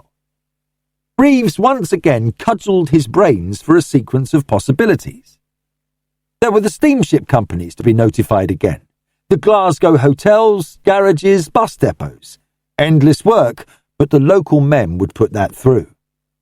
Last, and most important of all, was the possibility that Brandon had gone on to the Hebrides, and it was this idea which Reeves determined to examine himself. He had spent more than one holiday on his motorbike exploring the west coast of Scotland, from Glasgow up through Crianlarich and the pass of Glencoe to Fort William, and on through Glenfinnan to the coast, Arisaig and Mallaig and the Kyle of Lochalsh. Sitting chewing his pencil, he worried away at Brandon's probable movements after he left Glasgow if the Hebrides had been his objective. There was Oban, with its frequent steamer services to Skye and the other islands to the northwest. Oban was the most obvious route. Inquiries should be put on foot at once. But Oban at this time of year was crowded and full of the very people who might be Brandon's friends. It seemed to Reeves that his man might well avoid Oban, lest he fell in with the acquaintances he would wish to avoid. Might he not prefer to try his luck at one of those remote spots like Mallaig, the little fishing village at the very back of beyond, divided from the busy crowds by the hazardous road through Glenfinnan, a road of moor and forest and tors, swinging its narrow course round hairpin bends, clinging to the steep fell sides with a precipice below and a wall of rock above. Thinking of that well-remembered road, Reeves lifted his head and felt hope coming into his heart. Outside, a howling west wind was blowing through the busy streets. It had been blowing all night, tearing in from the stormy Atlantic. If the wind held, no vessel could put out that day from the smaller ports like Mallaig. The crashing seas were too perilous for anything but a heavily engined vessel to make headway against them. The London detective made a good impression on the Scots police. Cockney he might be, a southerner bred on foreign ground, speaking with a clipped speech which seemed devoid of R's and A's, but he knew the northwest coast. He had climbed the Ben and scrambled in the Coolins and knew the rocky coast between Arisaig and the Kyle of Lochalsh. And when he said that he was going a-hunting to Mallaig, the shrewd Scots police saw his point at once. "Anyway," said Reeves, "I know the blighter by sight. Even if he's wearing a black beard and sunglasses, he won't come it over me. I'd know his shoulders among 1,000, be damned to him." It was true, as the Glasgow men pointed out, that if Brandon reached Uist, it would be easy enough to take him there. But Reeves still hoped that he might stop the big man before he left the mainland. The detective did not confide his ideas to the shrewd members of the Glasgow force, but he had very real apprehensions on the subject of Brandon's intentions. The death of Ruth Surrey and the attempted destruction of Upwood House and its inhabitants argued the mentality of a devil or a madman. Reeves had not forgotten that he himself had been locked up into a hole from which he could not have escaped by his own efforts. If MacDonald had not come to seek him, but had assumed that he was following on the trail of his suspect, Reeves might have died miserably beneath the stone stairs of Faraway. Added to these devilments came the poisoning of Richard Surrey and of Stanwood. If Brandon were intent on killing the whole family of the Surreys, he might well make Naomi his next point of attack. She was safe enough for the moment, away with the fishing fleet. Reeves suffered a qualm when he thought of the howling gale. Had they run for shelter, or were they riding it out on that tempestuous sea? But if she returned and Brandon found her, it seemed to Reeves that another murder might crown the first. Leaving the Glasgow men to pursue their inquiries, Reeves set out for Fort William. By the time he reached there, the police might have got on Brandon's trail and be able to indicate his further movements. He would have had to get a car or a motorcycle to negotiate the road through Glenfinnan, and it would have been hard to do so without leaving a trail which the police could pick up. As the train took him northwards, Reeves worried over his problem. He could have done nothing more by staying in Glasgow, and at least it was a consolation to be moving and exploring one possibility. If Brandon had chosen the Fort William route on his journey northwest, Reeves was bound to hear of him. At the worst, it would be one possibility examined. It was not until late in the evening that Reeves arrived at Mallaig. Hope was in his heart again, for the police reports at Fort William told of a motorist answering to Brandon's description who had been held up for repairs to his car at a local garage early that morning. And Reeves reasoned it out that Brandon, having observed the schmozzle during the arrest at the Glasgow station, had argued that the railway was no place for him. He could have hired a car and driven up through Glencoe, and if the man seen in Fort William in the early hours was really Brandon, it seemed almost certain that Mallaig would be his objective. And the wind was still blowing with gale force. The long northern evening was dimming to a grey twilight when Reeves called on the constable in the little port and told his business. If Brandon had been at the place during the day, he had been careful not to advertise his whereabouts. But Reeves had the consolation of learning that no boats had put out from Mallaig that day. The wind was falling now, and the morn's morn would see the normal service working again. It would hardly have been necessary for any man with Brandon's experience of the sea to inquire if there were any sailings on a day like this. The churning waters, coupled to the gale whose force had almost prevented a man from standing erect on the quayside, answered the question before it was asked. But the wind was abating now, and Reeves had a feeling that Brandon, if he was in the neighbourhood, would be tempted to the quayside to watch events. Sailors reckon by tides, not by landsmen's hours, and at the turn of the tide, some stout-hearted seaman might venture out again. After an enormous meal, which included good Scots pies and scones of an excellence seldom met with over the border, Reeves went out into the gusty evening and prowled about by the quayside, listening occasionally to the fishermen's talk, most of it incomprehensible to a Londoner's ears, and then he heard the chug-chug of an approaching motorbike. His cap pulled down, his collar turned up to his ears, he slouched along the quayside watching as a cat prowls around a room where a mouse has passed. He saw the cycle pull up and the cyclist alight and prop up his machine, and he knew that his journey had not been fruitless. Only one man in the world had quite those broad shoulders sloping down from the long neck with the head held at that arrogant angle. Following Brandon up the quayside in the grey twilight, out of earshot of the group of men below, Reeves drew closer to his man. While the detective was still some paces behind him, Brandon turned round with the swift movement of a startled man and faced his follower. Reeves drew closer. "Mr. Keith Brandon, you're wanted." It was already half dark, but Reeves could see the exasperation on the fair, mobile face as the English voice uttered its unwelcome message. "And who the deuce may you be?" "Detective Reeves, Criminal Investigation Department. You are wanted to give evidence about your movements during the last 2 days. I have authority to detain you if necessary. You will have to return to London for interrogation." Brandon drew a cigarette case from his pocket. "Have you a warrant for my arrest? And if so, on what charge?" "I have no warrant for your arrest. That will be issued if the authorities are not satisfied with your account of yourself. The police, as you know, have the right to detain a man for interrogation. If you refuse to comply with their request, you can be arrested for obstructing the police in the execution of their duties." "Oh, parrot talk." The other laughed almost good-humouredly. "You can hold up a tramp or a communist agitator, but when it comes to a man like myself, you've got to give a few reasons to back up your request. What's the song about?"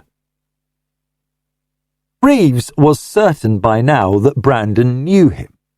certain too that the big man had locked him in the cupboard and was laughing to himself. Reeves was not going to mention that cupboard. He had had no warrant to enter Faraway, and the incident would never be mentioned officially by himself. He replied in the same stolid official manner he had used throughout.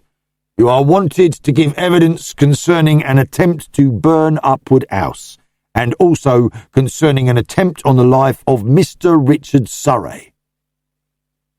Good God! There was consternation in his voice, and astonishment as well. "There must be a madman about. I don't know anything about either of the crimes you mention. This is ludicrous. You seriously mean that you expect me to come back to London to answer for crimes I've never even heard of?" "Those are my instructions," replied Reeves. "I should not have been sent north to find you without good reason on the part of Scotland Yard." The two men stood only a few paces apart in the fading light. Behind them, the group of fishermen had moved farther away, and Reeves suddenly realised that the other man was playing for time. Looking small and stolid and clumsy by comparison with his companion's height and grace, Reeves was chuckling inside. Brandon was going to go for him, waiting his chance until they were alone, unseen and unheard. Reeves, the best exponent of jiu-jitsu in Scotland Yard, was not afraid of his large opponent. Let the chap try it, and he'd have the surprise of a lifetime. To attack a policeman in the execution of his duty was crime enough to put a man in the wrong without further evidence against him. If Brandon tried that, he would know what handcuffs meant for the first time in his life, if not for the last. "Come on," said something inside Reeves's mind. "Come on, you try it." "There's the constabulary close at hand, sir," he said politely. "If you want further evidence of any authority, you can get it there. The police up here have instructions to detain you." Brandon swore. His temper, never his strong point in dealing with his fellow men, was going. Was he to be browbeaten by this small fellow mouthing out his official jargon with a Cockney accent? "You'd best come quietly, sir," said Reeves, and laid his hand on Brandon's arm. The policeman's speech and gesture were too much for Brandon's temper. He flung the arm off with violence. "Keep your filthy paws to yourself," he flared. Reeves resumed his grip. "None of that," he said sharply, and then things began to happen. Brandon, for the first time in his life, gripped by the hand of a policeman, saw red. He lunged out, and Reeves' grip did not relax. Using Brandon's own weight and impetus scientifically, the small one had the big one at his mercy. Conscious of a sickening pain in his arm, caused entirely by his own struggles, Brandon swung round violently, tripped up over Reeves's foot, and crashed down onto the pebbles with the small man still gripping his opponent's arm. "Police there! Police!" yelled Reeves, and to his struggling captive he said cheerfully, "You've only got yourself to thank for it. You'll be hurting yourself if you don't keep quiet." The large Scots constable came hastening up from the farther end of the quay, where he had been patrolling, ready to assist the yard man in case of need. If Brandon could have got his arm free from the grip of the jiu-jitsu expert, he might have succeeded in throwing two policemen simultaneously over the jetty. But he was beaten by the application of a science worked out by ingenious small men to protect themselves from the onslaught of more powerful ones. He fought to get free, being as reasonable by this time as an angry bull, but his efforts availed him nothing. Every sailorman on the quayside was ready to assist the arm of the law. Brandon had committed an offence in the presence of witnesses. He had attacked a policeman. In the eye of the massive Scots constable, the big fair man was Not but a foolish body. Chapter 15. It was on the Monday night that the fire had broken out at Upward, and on Tuesday that Reeves set out in pursuit of Brandon. On the Tuesday evening, after Stanwood and Richard Surrey had been declared out of danger and Montague had been left under supervision in his own flat, MacDonald proceeded with the investigations which had been interrupted by the news of the poison mystery. The thought of the fire was uppermost in the Chief Inspector's mind. He was satisfied that the theory of accident, urged by Montague, was untenable, and that it had been caused deliberately by someone who had pressed down the electric switch and left the heater to do its work until it ignited the inflammable material placed above it. How he was ever to prove who was responsible for that devilish intention, MacDonald did not know, but at least he could eliminate those who could not have been Upward at the time of the fire. With this intention in his mind, MacDonald went to Denham Court, where Stanwood lived. This was a huge pile of flats overlooking the Marylebone Road, and MacDonald introduced himself to the porter on duty at the door giving onto that section of the block where Stanwood's flat was situated. The porter, by name William Sharp, looked at the CID man with much interest and led him into his cubbyhole by the entrance, where MacDonald proceeded to explain the purpose of his inquiries by a complicated theory of impersonation. Some person was alleged, said the Chief Inspector, to have impersonated Stanwood during a raid on a club in North Kensington. Not a very important matter, but one which it was desirable should be cleared up by independent evidence. Sharp, a large and good-looking member of the Corps of Commissionaires, at a first glance belied his name. He did not look sharp. All beef and no brains might have been the first verdict of anyone regarding his massive person and good-humoured countenance. But MacDonald saw the intelligence which underlay the man's ponderous movements and slow speech. Sharp nodded his large head slowly over MacDonald's story and accepted it with a polite, "Yes, sir. I see the idea." But he saw a little further too, MacDonald guessed. "You're from the yard, sir. That's good enough for me." He added, "I want you to tell me what you can about Mr. Stanwood's movements yesterday, Monday. Did you see him go out or come in? If so, at what times?" Sharp sat and pondered. He was not the type of witness who believed in answering hurriedly, and his answer, when it came, was deliberate but very clear. "Mr. Stanwood went out yesterday morning between 10 and 11. He told me on his way out that he was expecting a packing case of books. He's only had his flat for a fortnight, and his things are still being moved in. He asked me to see that the case was taken up to his flat.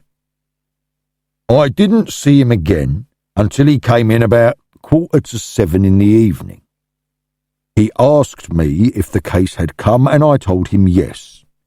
Then he asked me if I'd got any time that was my own, so to speak, if I could come up and give him a hand with moving some heavy stuff. As it happened, I was due for a couple of hours, free time, 8 till 10, and I said I'd go up at 9. "And you went up as arranged?" prompted MacDonald. "Yes, sir.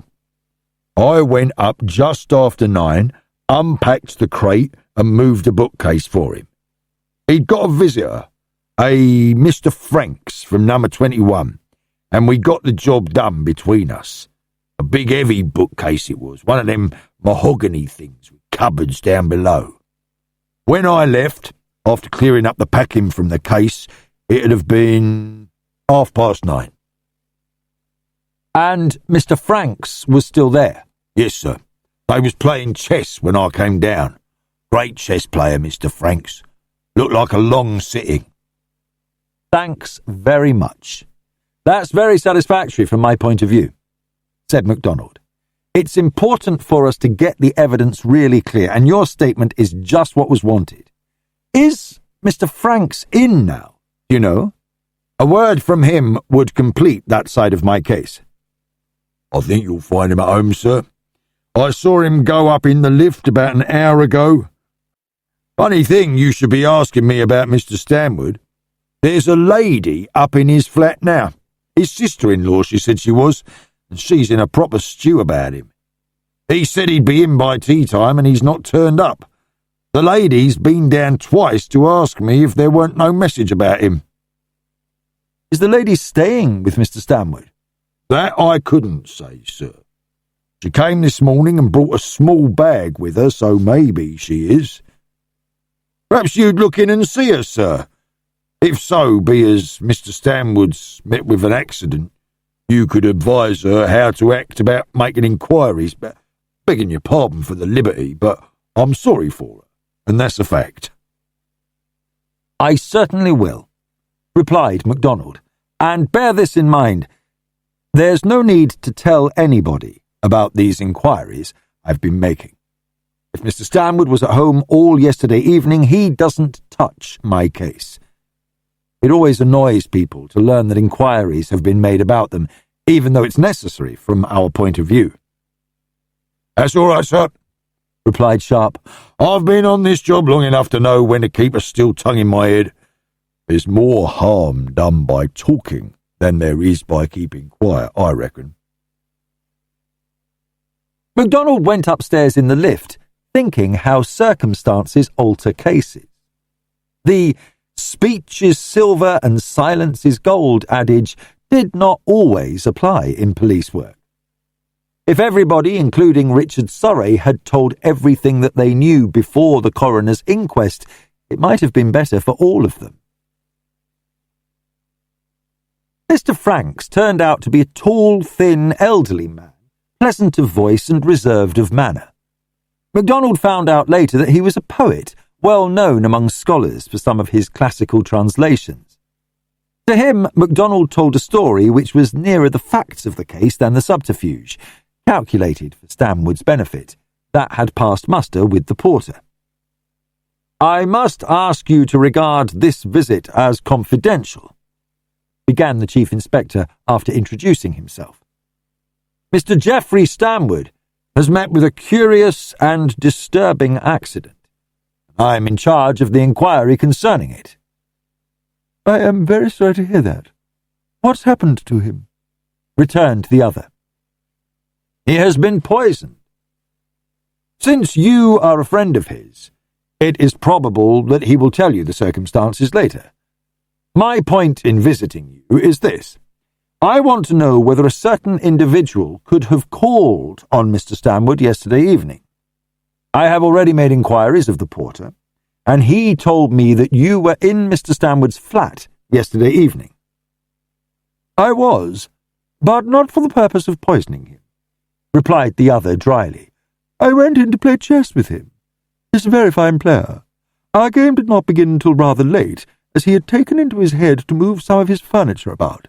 However, we got settled down about 9:30 and played until after midnight.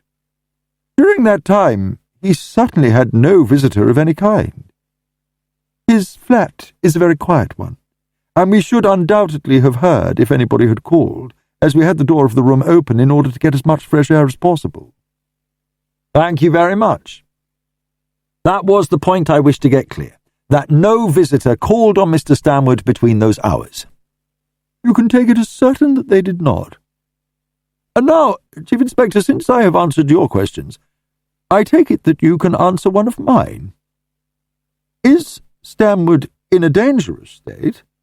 Oh, no. I might have reassured you on that point earlier.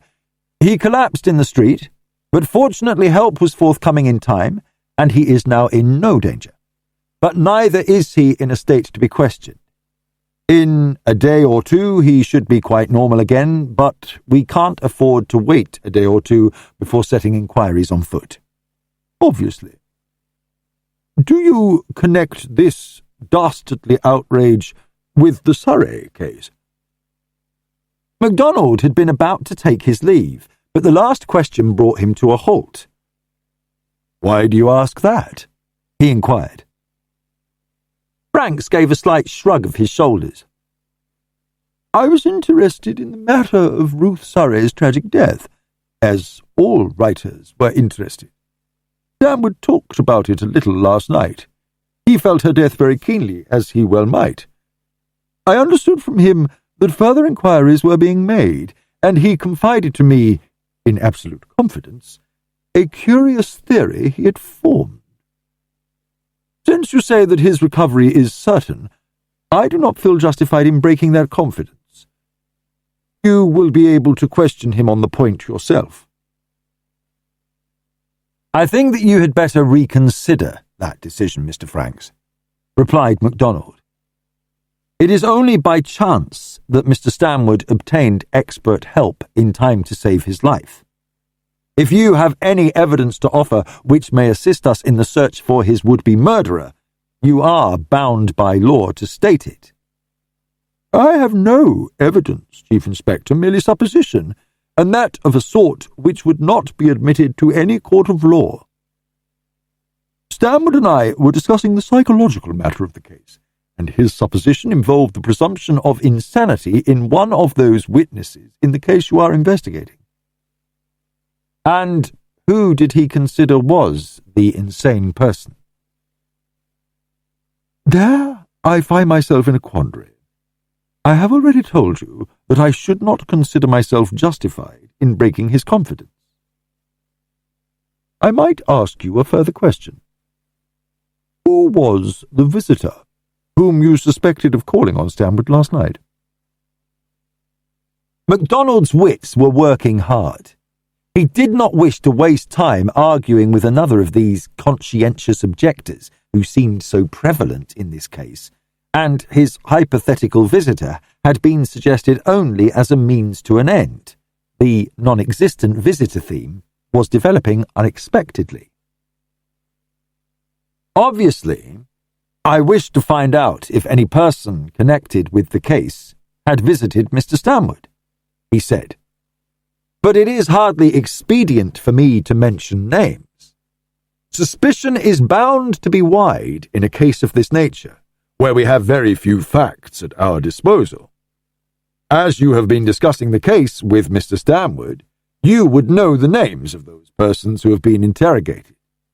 Since Mr. Stanwood met certain of these only yesterday, he would hardly expect a visit from them in the evening."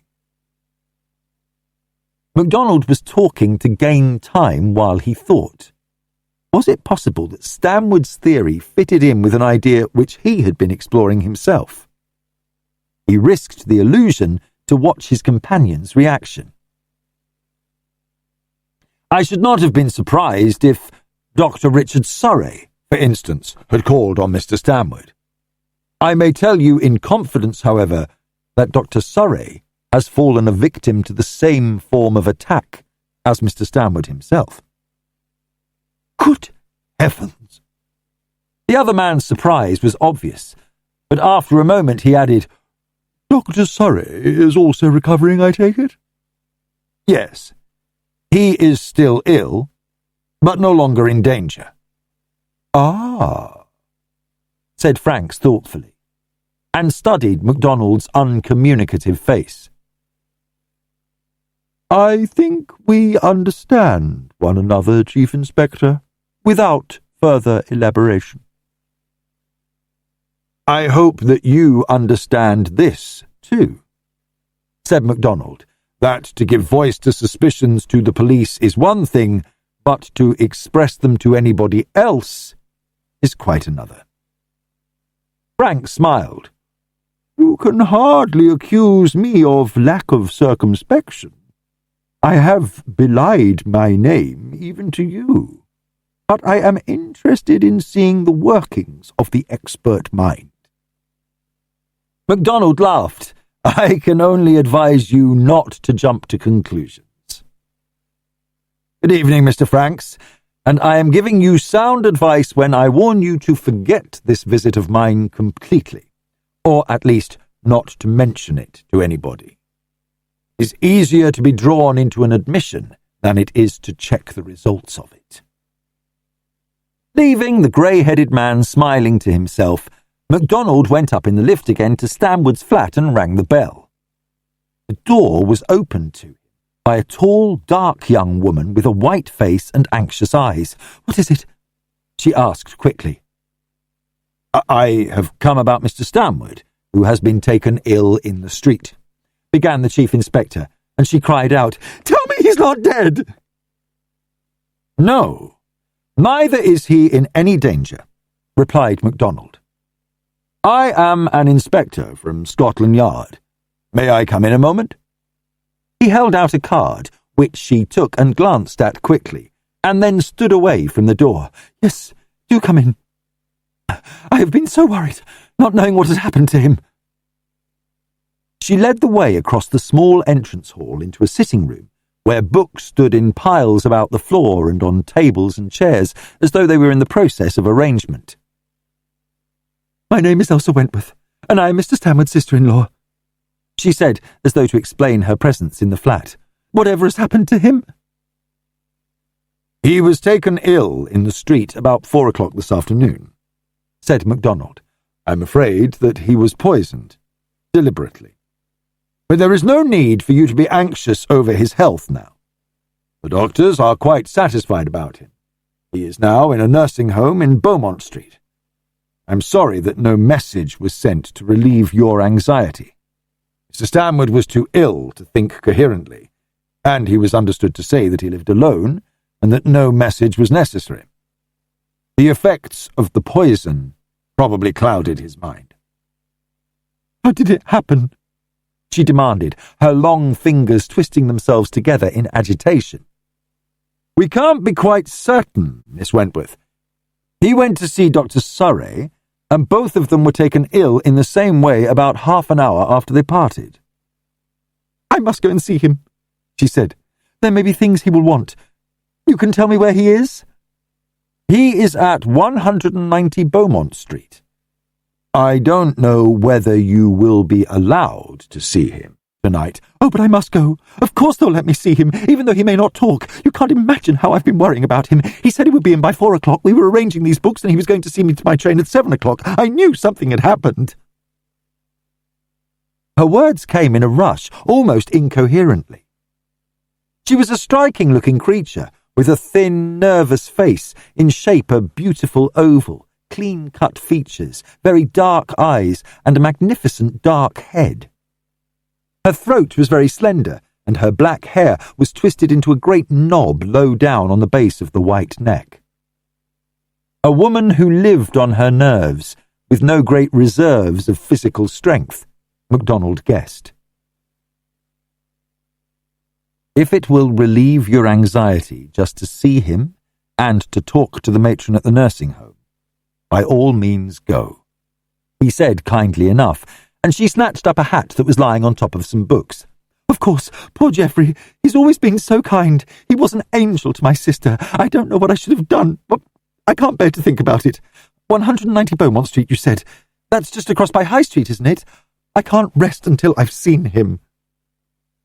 "I could come with you, or if you'd rather, I will ring up the matron and tell her that you are coming." "Yes, please do ring up, she said in her breathless way. "Don't bother to come with me. I can't bear to talk somehow. I'm sorry, but I've been feeling so awful. If I can only see him and know he's safe, I shall be all right again. Will you ring up now? They'll be expecting me when I get there." "Don't get run over crossing the road," adjured MacDonald, as he stretched out his hand for the telephone which stood on a side table. "That wouldn't help Mr. Stanwood at all. You'd better have a taxi." "Oh, no, it won't take me a minute. I shall run. Please don't think I'm as mad as I seem. I'm quite sensible, really, only I was so dreadfully worried." She was out of the room in a trice, her hat pulled on anyhow over the noble dark head, which seemed such a contrast to her agitated speech and fluttering hands. MacDonald, putting his call through to the nursing home, said to himself, "Sensible? He's as much sense as the Mad Hatter, leaving me in charge of Stanwood's flat without a thought of further possibilities. If anyone had wanted to plant evidence here with that poor thing in possession, they'd have done it as easily as the chicken crossed the road. He got through to the matron of the home, warning her to expect an agitated visitor. Don't let her talk to him, he added. She's nearly beside herself with nerves. You leave that to me, replied the matron. Number 18's picking up nicely, though. His pulse is still incredible, and he can't see much, but he's fairly clear in his head. Pack Miss Wentworth back here as soon as you can, replied MacDonald. She's left me here as a sort of act of faith. Some minds can't cope with more than one idea at a time.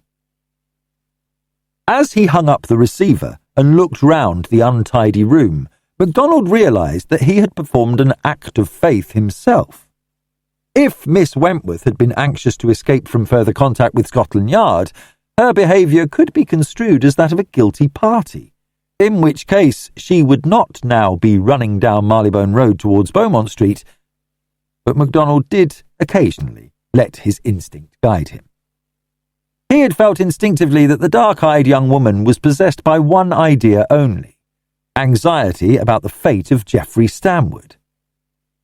MacDonald went as far as to say to himself, well, perhaps I was the mutt that time. But since I am here, I might as well look around. The latter process was easy. Stanwood appeared to have been rearranging not only his books, but his papers and belongings in general. Nothing was locked. His desk, with its closed flap and many drawers, was open to inspection, and bundles of letters and papers lay around, as though their owner had been interrupted in a determined attempt to get his possessions into order.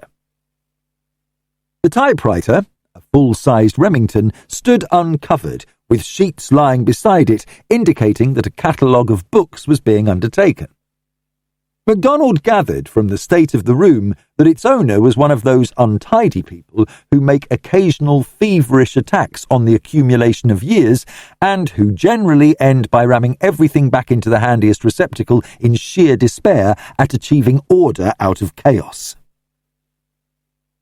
The waste paper basket was jammed with a multitude of papers, and among these MacDonald fished out some torn sheets covered with Stanwood's sprawling writing. He had evidently been attempting drafts of a letter, and had torn the sheets in half and flung them into the basket without destroying them further. "Dear Jack," began one attempt, "I can't rest for worrying myself over this ghastly tragedy. I'm hag-ridden by suspicions, but I haven't anything tangible to go upon. I believe you're in S's set. Can you find out—" Here it broke off, and another began, "Dear Jack, thanks for your letter. The whole thing is ghastly beyond words. Nerves play the devil with all of us, and mine are no exception.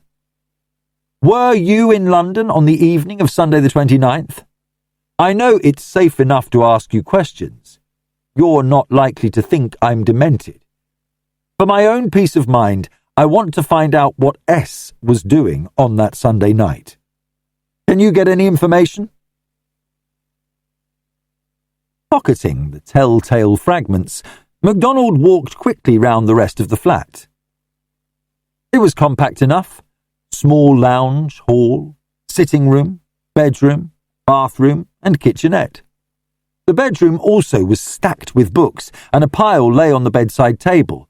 Travel books, MacDonald noted. Burton's Pilgrimage to Mecca and Doughty's Arabia Deserta.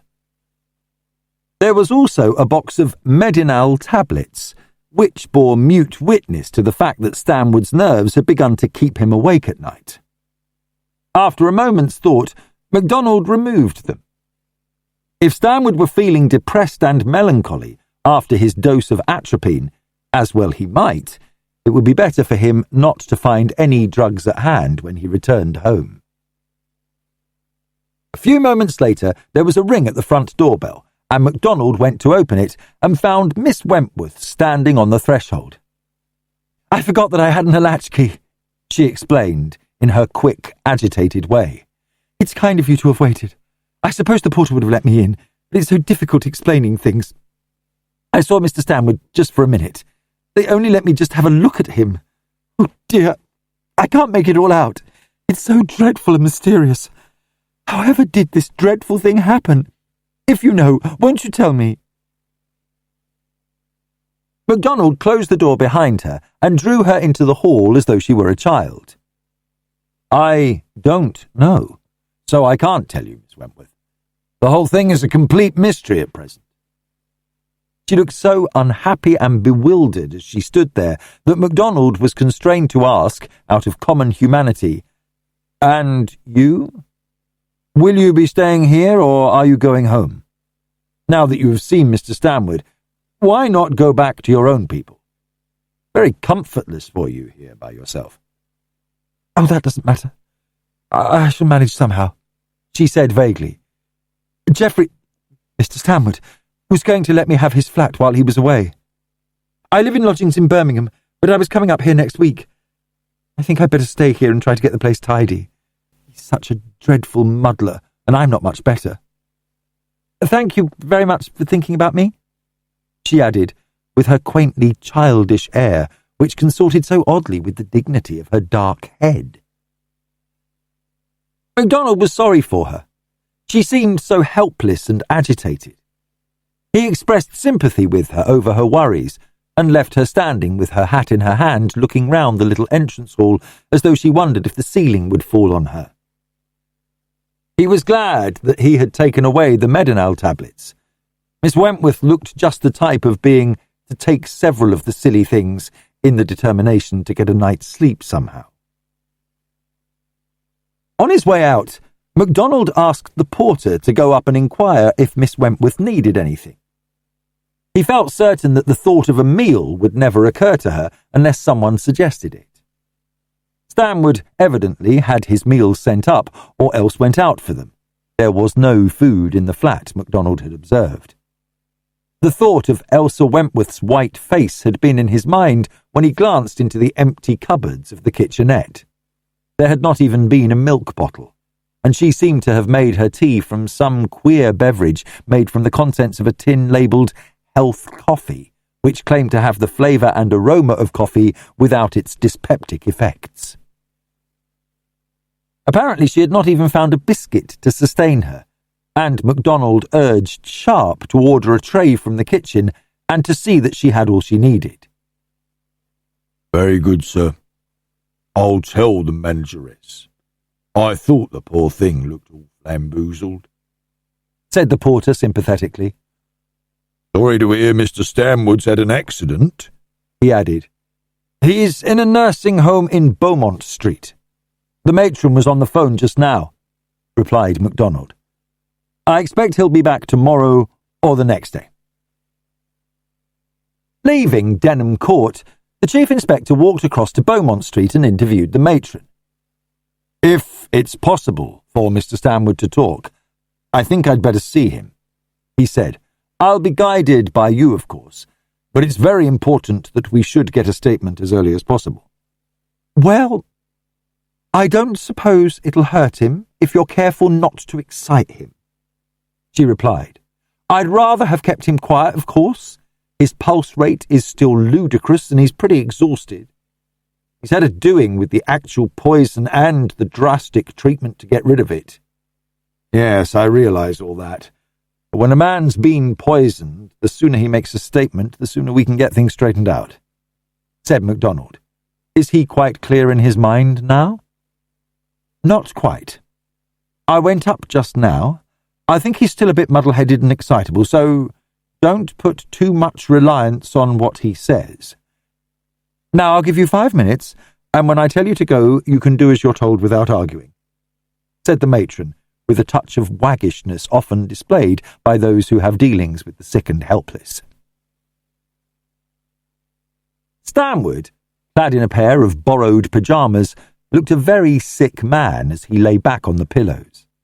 There was a touch of hectic colour on his cheekbones, but the face seemed to have fallen away, leaving the nose and temple bones jutting out sharply from the hollowed cheeks and cavernous eye hollows. He looked much more ill than MacDonald had expected to find him, judging from the reassuring reports he had received. The matron went up to him and said in her voice full of professional cheerfulness, "There's a visitor for you, Mr. Stanwood. Do you feel up to talking a little?" Stanwood opened his eyes. The pupils were still dilated to pools of blackness, and his voice was husky and indistinct. "Tell them to go to hell. I feel bloody," he groaned thickly. "I'm sorry to bother you, Mr. Stanwood," said MacDonald. "I want to find out how this happened." "Who are you? Curse it! Can't see a thing," replied Stanwood, passing a limp hand across his eyes. "Inspector MacDonald, can you remember anything about your visit to Dr. Surrey's?" "Ask him. He knows," replied Stanwood. "At least he ought to know. Made a muck of it and didn't finish the job. Coffee. Foul stuff. Montague wouldn't drink it, he knew better. Talking about fellows. But Montague did that. He knows too. Oh, hell. Never mind what I'm saying, brain's gone. Elsa's waiting for me somewhere. I meant to ask. Get lost. Always gets lost in London. Go and find Elsa, there's a good chap." The incoherent voice died away, and the matron bent down and laid her fingers on Stanwood's pulse. Then she frowned at MacDonald. The latter said, "Miss Wentworth is at your flat, Mr. Stanwood. She knows all about your accident, and she is quite safe." "Might have got her, too. Meant to do those books. Look here. I've left all those books." He jerked himself up on his elbow. "Awful mess. I must go and see about it. Elsa can't—" The matron and the nurse at the other side of the bed made Stanwood lie down again, and MacDonald went out quietly in response to a gesture from the former. "If man's mind goes, it's like that. Mad. Everything gets in a mess." Stanwood's husky voice was trailing on as MacDonald went into the corridor with the matron behind him. "I'd better get Doctor to have a look at him again. He's worse than he was an hour ago," she said. "He was a bit delirious at first. I believe atropine causes delirium, but it's a most unusual poison." "He is certainly in no state to be questioned now," said MacDonald. "Can you send another nurse up and let me see the one on duty if I wait?" The nurse in Stanwood's room was not a member of the Beaumont Street staff. She was an infirmary sister on duty for the CID, and it was her business to take note of anything that her patients said. When she came down to see MacDonald in the matron's sitting room, she said, "There's nothing to report. At first he wasn't comprehensible at all because the poison had affected his throat. Then he talked about someone called Marion and said that she was dead. Then he babbled on about mountains and climbing. Nothing coherent. No mention at all of what happened today. I imagine Marion was his wife or his sister. He was quite quiet and seemed to be going on satisfactorily until you spoke to him. That excited him and caused his pulse to quicken again." "Do you know anything about the usual after effects of atropine poisoning?" "Nothing but what the textbooks say. It's a most unusual drug for a poisoner to get hold of, and I have never heard of a case before. He must have swallowed a very big dose of it to be reduced to that state. Delirium would be expected after a large dose, I believe. However, he had been quite quiet for an hour before you came in. He was only light-headed for a short time, but his mind was clouded, as though he found it difficult to get words in their proper order. Here are my notes. I'll let you know at once if he says anything relevant." "He looks pretty bad to me," said MacDonald. "You'd look pretty bad if you'd been through what he had," she replied. "But he's getting on all right. He'll be quite rational in the morning, so Doctor says." As MacDonald went out, he allowed himself to yawn, a very large yawn. He had had 2 hours' rest on the previous night, and, like Reeves, he felt that a little sleep was indicated. They're all doing nicely this end, he thought to himself, and Brandon can come back and complete the party. It might have been worse. Richard Surrey, meanwhile, his brain clouded by the potent drug he had swallowed, kept on repeating, "It's atropine. I can't see. Tell them it's atropine."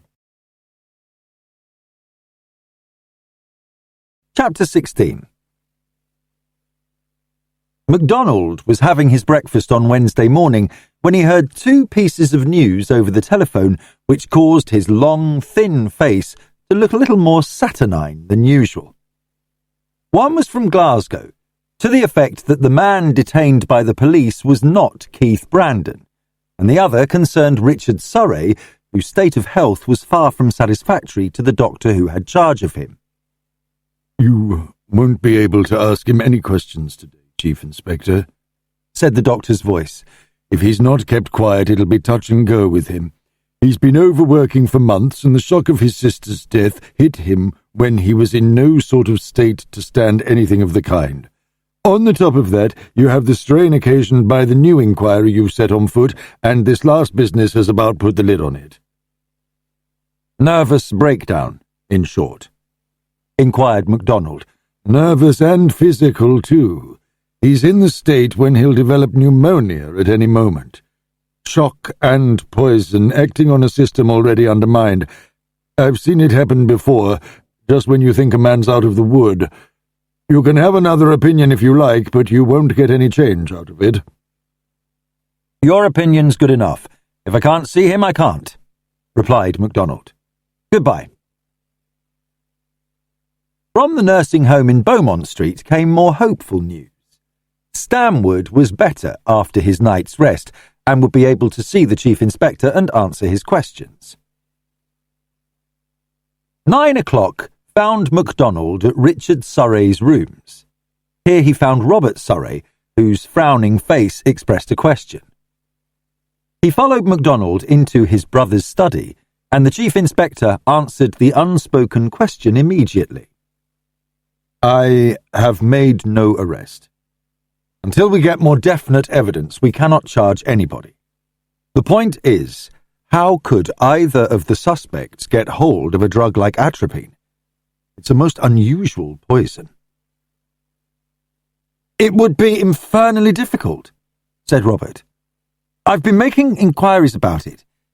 The ordinary chemist doesn't stock the actual alkaloid, or if he did, he wouldn't sell it. He'd only sell it in solution or as tablets for making ophthalmic drops. Hospitals would have it, but the most likely way of obtaining it would be through a firm of manufacturing chemists, and then you'd have to steal it. That's not so impossible as it sounds, if you know anyone who's an analyst at a pharmaceutical lab. Get yourself asked to tea in the lab and lift the poison that comes handiest. Atropine in crystals is quite clear and colourless. It could be put into the coffee quite openly as sugar if the poisoner were neat in his actions." "That's a point that's being gone into. Who could have got possession of the stuff?" said MacDonald. "Meantime, since your brother is ill, I should like to look through the papers in his desk." "I can't quite see the point," said Robert. "You're hardly likely to find anything bearing on this problem. Poisoners don't write warnings of their intentions." MacDonald studied the troubled face and realised that Robert too was showing the signs of nervous tension. His ability to think clearly had markedly diminished, and he went on irritably, "I don't like the idea of you, or anybody else, going through my brother's papers while he's ill.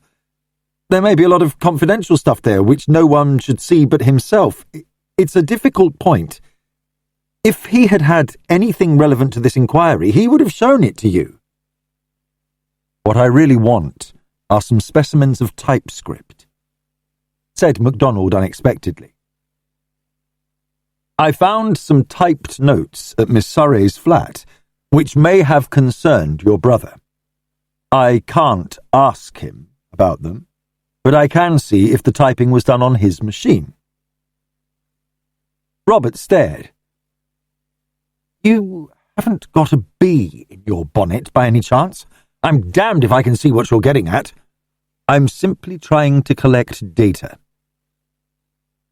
I can't tell you my reasons for doing so. Take it that it's routine work. Do I understand that you have any objection? Robert stood and looked out of the window with his shoulders hunched up.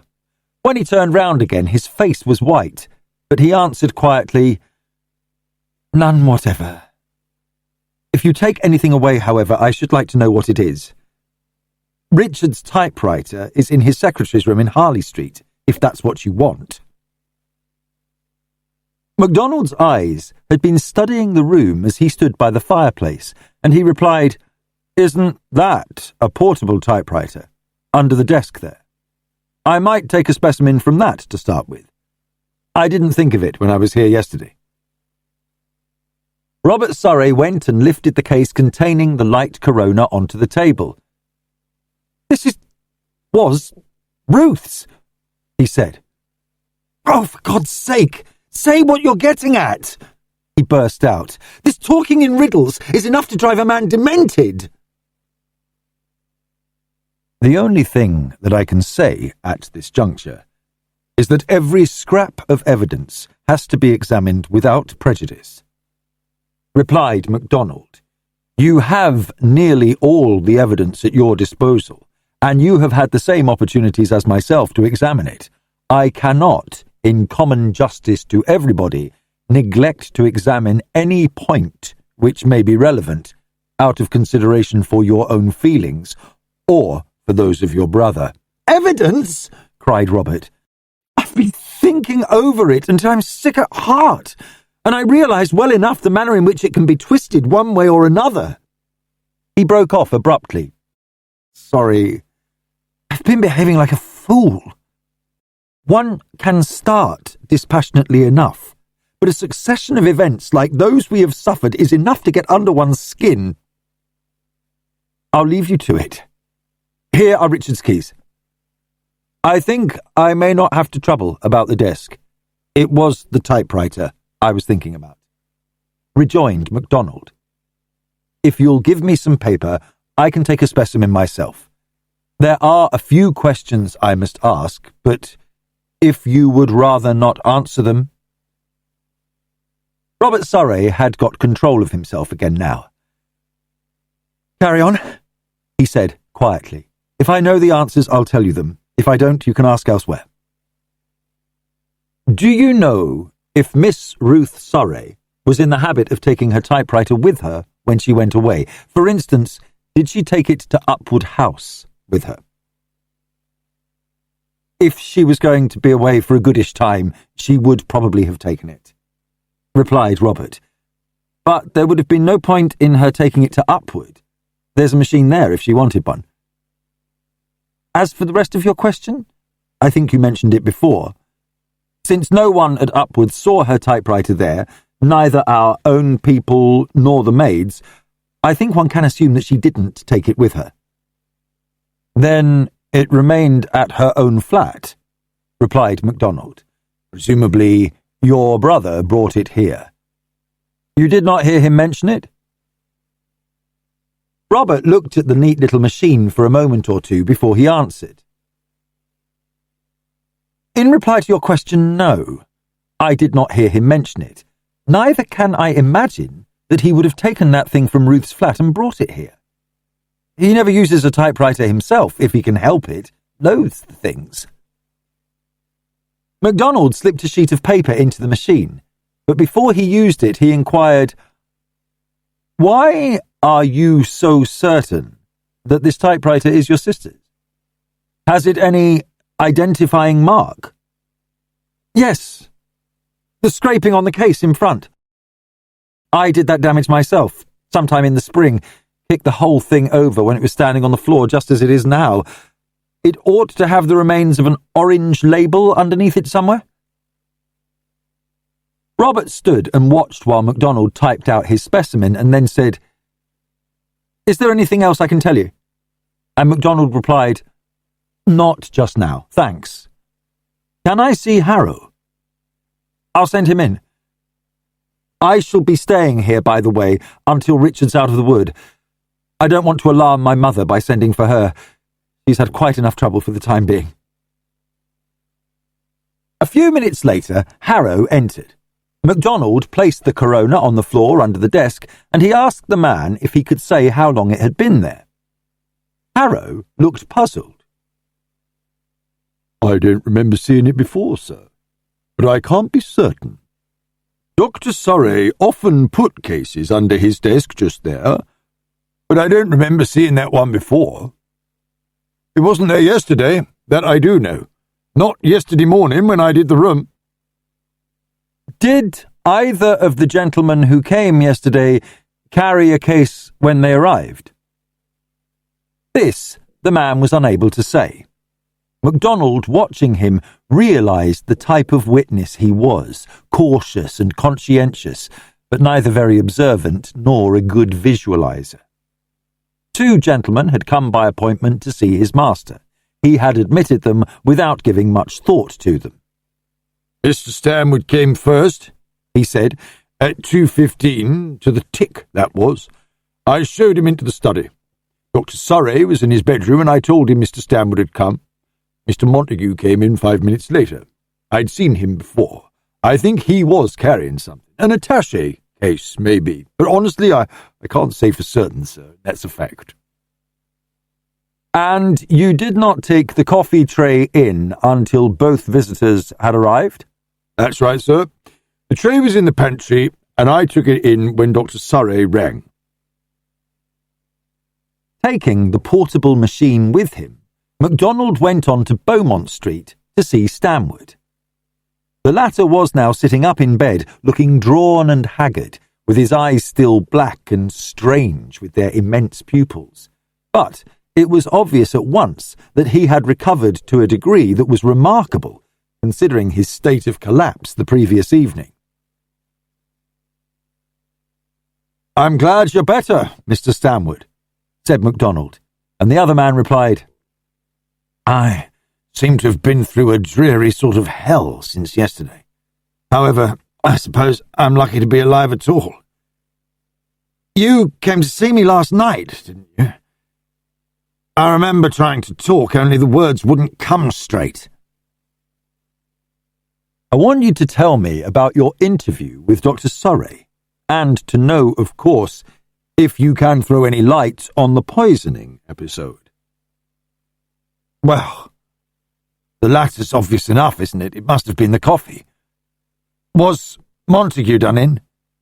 "No, he was immune." "Exactly. He didn't drink any of the blasted stuff, and I'll swear to this, he never touched the tray at all, never went near it." "What about Surrey?" "He was poisoned as you were. He's still laid out with like results." "Oh, devil," said Stanwood. "Not that I'm failing charitable, but it's a grim business." "It is. What was the nature of your conversation during your meeting?" "Well, I'll do my best to tell you, though honestly I only remember things through a sort of haze. Surrey began by saying that he was convinced somebody was concealing something. He admitted that he himself, having accepted his sister's death as suicide, had endeavoured to get through the inquest without having too much probing done. Now, he intended to follow a different course. He asked both of us, Montague and myself, if there was nothing we could add to what we had said. And the answer was? I had nothing to add. I told Surrey, as I told you, that I had thought that his sister was unhappy and perturbed in mind when I went to see her that Tuesday, but of the actual night of her death I could say nothing. I had no evidence at all. Montague then put his word in. He said that Fellows, just before his accident, had accused him, Montague, of being downstairs talking to Ruth Surrey after everyone else had gone to bed that Sunday night. Montague denied this, of course. He said that he had not left his room. He'll have told you this himself, though. Yes, more or less. But I want to hear your version. Montague then admitted that though he had heard nothing consciously, he believed that someone was awake and moving about in the house. He said that at night, when everything else in the house is quiet, it is possible for the subconscious mind to be alert. He talked a lot of stuff along these lines, and though it's not evidence, I'm inclined to believe what he says. Possibly he did hear a sound without registering it. The sound of Fellows shutting his door. Did you hear that? No, but Fellows had told me of his belief that Montague was talking to Ruth that night. I don't believe it was Montague at all. You think Fellows was either mistaken or lying? God knows. I keep on going over the evidence and asking myself the same questions as you must have done. Who knew that Ruth Surrey took sleeping draughts? Who knew the contents of her earlier will? Last night, when Upwood House nearly went up in smoke, who was on the spot to start the fire? In reply to all those questions, several people, answered MacDonald. Then take this last effort which laid me out. How was Surrey found when he was taken ill? He rang for his servant and told him to send for a doctor. Actually, he, Surrey, was able to name the drug responsible for his condition. He said, "I've been poisoned, probably with atropine." But any medical man would recognize the effect of that particular drug. Its action on the eyes is unique. Yes, any doctor would know it, though it's not a poison which is familiar to many laymen. And it's not an easy drug for a layman to get hold of, I imagine. Not in lethal quantities, that is. Then a doctor would know that atropine poisoning, if taken in time, can be counteracted by a well-known antidote. If it's not taken in time, you just pass out painlessly, like Ruth Surrey. He paused and studied MacDonald with his haggard eyes. Does it strike you as odd that Surrey and I should have been the victims and Montague immune? There was a mistake somewhere. Whose mistake? Asked MacDonald. Haven't you really decided that in your own mind already? Isn't it reasonable to suppose that the dose I got was meant for Montague? But you said that Montague did not take coffee, so the poison could not have been intended for him. I know he didn't take it, but I know that the cup of coffee I drank was poured out for Montague. He let Surrey pour it out in that absent-minded way of his, and then said he wouldn't have it. I refused the coffee straight off. I very seldom drink it. But before I left, I took up the cup of coffee which had stood untouched on the tray. Surrey said, "Don't drink that, it's cold. I'll pour you out another cup." But I drank it because it was cold. I was thirsty and I took up the damned cup thinking, well, I'll risk it for once. I've got a head that's fairly splitting. But the cup hadn't been intended for me. And you think it was intended for Montague? Obviously. I can't see any point in taking all that trouble on my account. Surrey asked us both to come to his rooms because he wanted to find out if either of us could produce anything new in the way of evidence. I had nothing to tell him, but Montague produced this story about Fellows hearing someone downstairs talking to Ruth Surrey that night. Montague was guarded enough in what he said, but I got the impression that his generalities about the subconscious covered an idea which he was guarding for purposes of his own. I thought something of the same kind myself, said MacDonald. Montague has been concealing something, either evidence or an idea which is based on evidence. But whether for his own interest or that of somebody else, I haven't decided. If one could only look at all this in the same spirit of detachment that one looks at a chess problem, it would be a fascinating topic, said Stanwood.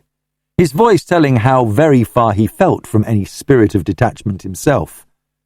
You have the Surreys, a family whose intellectual attainments are famous, whose whole tendency is to control the emotions and treat the study of them as an academic exercise. You have Montague, a creature of intense feeling and natural simplicity, hidden beneath a clumsy manner and the same veneer of philosophy. Montague adored Ruth. He'd only got to see them together to recognize it. But he was devoted to Surrey also. Now he's in a cleft stick. He's fumbling after the truth and afraid to admit it, even to himself. That's only one reading of the problem, replied MacDonald. You are arguing along the lines that Richard Surrey is demented, and you fit your arguments to agree with the theory. To my mind, an even stronger case could be argued against Montague himself. And there is another factor which you haven't had the opportunity of studying. The unknown quantity which all the Surreys were intent on concealing? You couldn't have been in that house as I was without realizing that everybody was guarding something.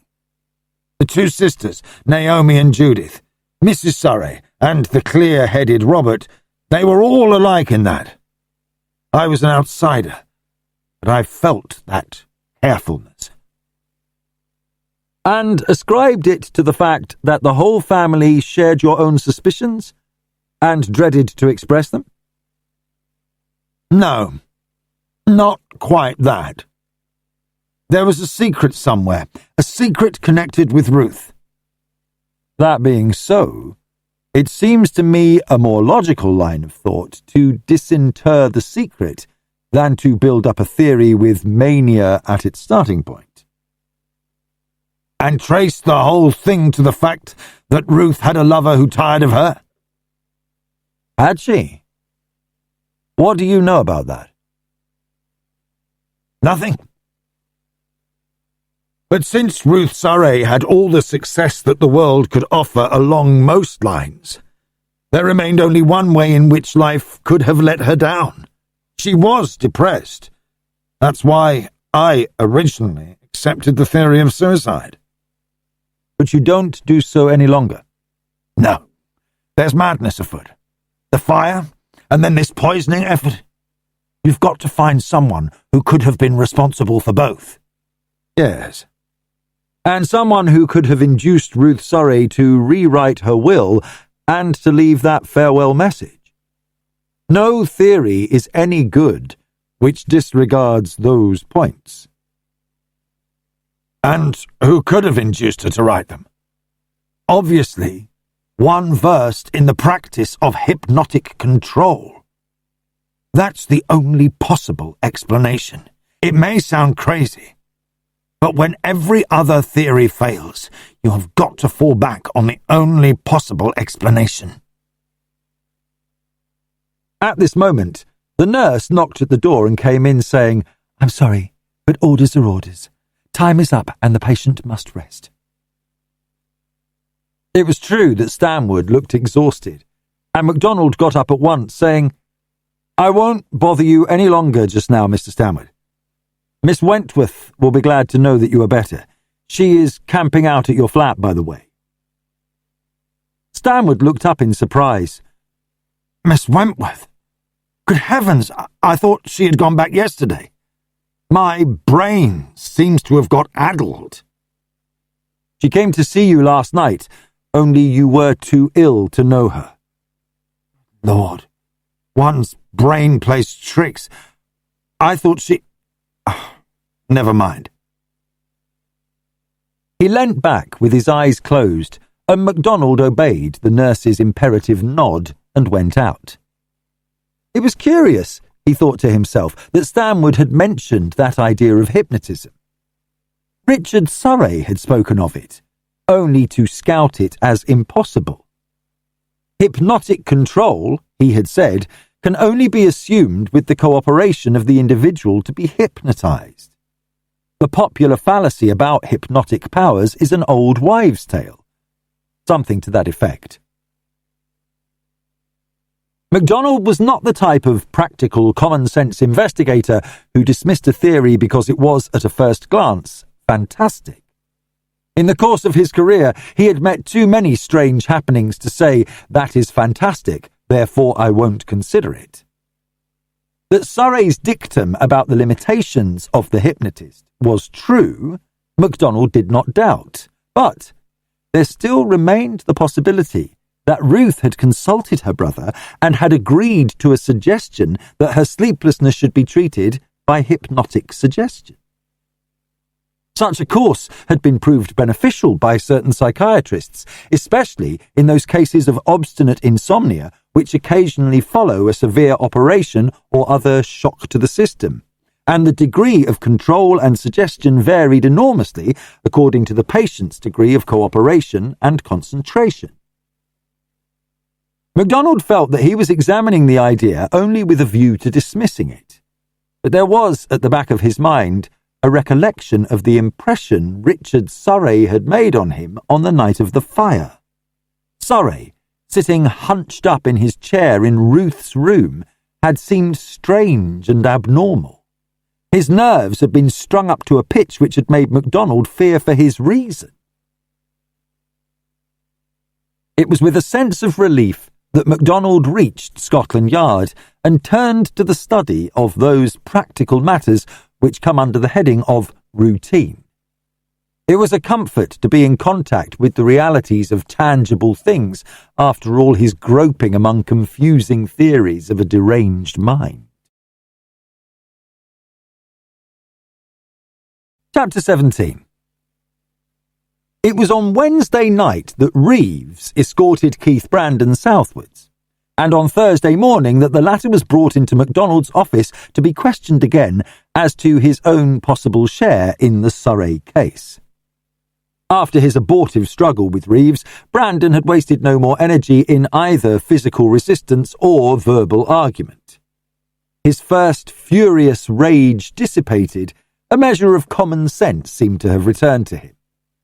He realised that he had played into the hands of the CID man by striking him, and that no amount of argument could help the man who had been rash enough to lose his temper and hit a policeman. "All right, Muttonhead, I'll come quietly. One chief inspector's going to lose his rank over this and that, I promise you," was the purport of his further remarks. Yet when MacDonald had stated his case, Brandon sat and looked out of the window with less confidence in his bearing, and for the first time a troubled look began to appear in his eyes. MacDonald went through his facts succinctly. First, the suspicions aroused by the belated arrival of Ruth Surrey's letter to her brother, and the probability that she had gone out on the Sunday evening to post it. Next, the probability that the farewell message had been adapted to play its part. The fact of the fire at Upwood House and the poisoning of Richard Surrey and Stanwood were then mentioned, and MacDonald went on, "You told me that you had spent Sunday night, the 29th, in London. You were, however, seen in the Upwood district on that night. After I saw you at the King's Arms on Monday last, you went on to Mr. Fleming's cottage far away, where Mr. Montague visited you in the evening. You left the cottage shortly after 10 o'clock, and your doings between that time and 3 o'clock in the morning are unknown to us. It was between those hours that the fire occurred at Upwood House. After spending some hours in the waiting room at Euston, you went to call on Dr. Surrey, who was away. You were admitted by his servant and left to write a letter in the dining room, thus having the opportunity to poison the bowl of sugar which was afterwards used to sweeten his coffee." MacDonald paused here and then continued. "In spite of the fact that many of your actions seem calculated to arouse suspicion, you may yet ask what grounds have we for connecting you with Miss Ruth Surrey's death? The answer is that you were on intimate terms with her and met her very frequently during last month. Her own diary testifies to that fact, although you yourself have denied it. It can be reasonably assumed that you grew weary of that intimacy and transferred your attentions to her younger sister. The level voice was interrupted by a violent oath from Brandon. He had been listening quietly enough up till now, but rage got the better of him at MacDonald's last phrase. He swallowed down his furious words, however, and bade MacDonald go on. The latter continued. One of the problems in this very difficult case has been to assess the probabilities of Naomi Surrey's part in it. She had no part in it, said Brandon. Well, that remains to be seen. On the Sunday evening, the 29th, you telephoned to her at Mrs. Lang's house at Stowe. Later, you met her near Upwood House, at the same time that Ruth Surrey went out to the post. Since Naomi has told you that, there's no object in my concealing it any longer, said Brandon, and the flush had died away from his face. It was white now. She did not see Ruth. He added slowly. I saw her, but without her knowing it. MacDonald, even in the heat of a difficult case, was a fair-minded man. He would bluff in order to gain his point, but he would not ascribe to Naomi Surrey a part she had not played. No. She did not tell me that you two had met on that night, he replied. I guessed it. It was pretty obvious after I had learned about the telephone call at Mrs. Lang's and knew that Naomi Surrey was in a state akin to nervous collapse the following morning.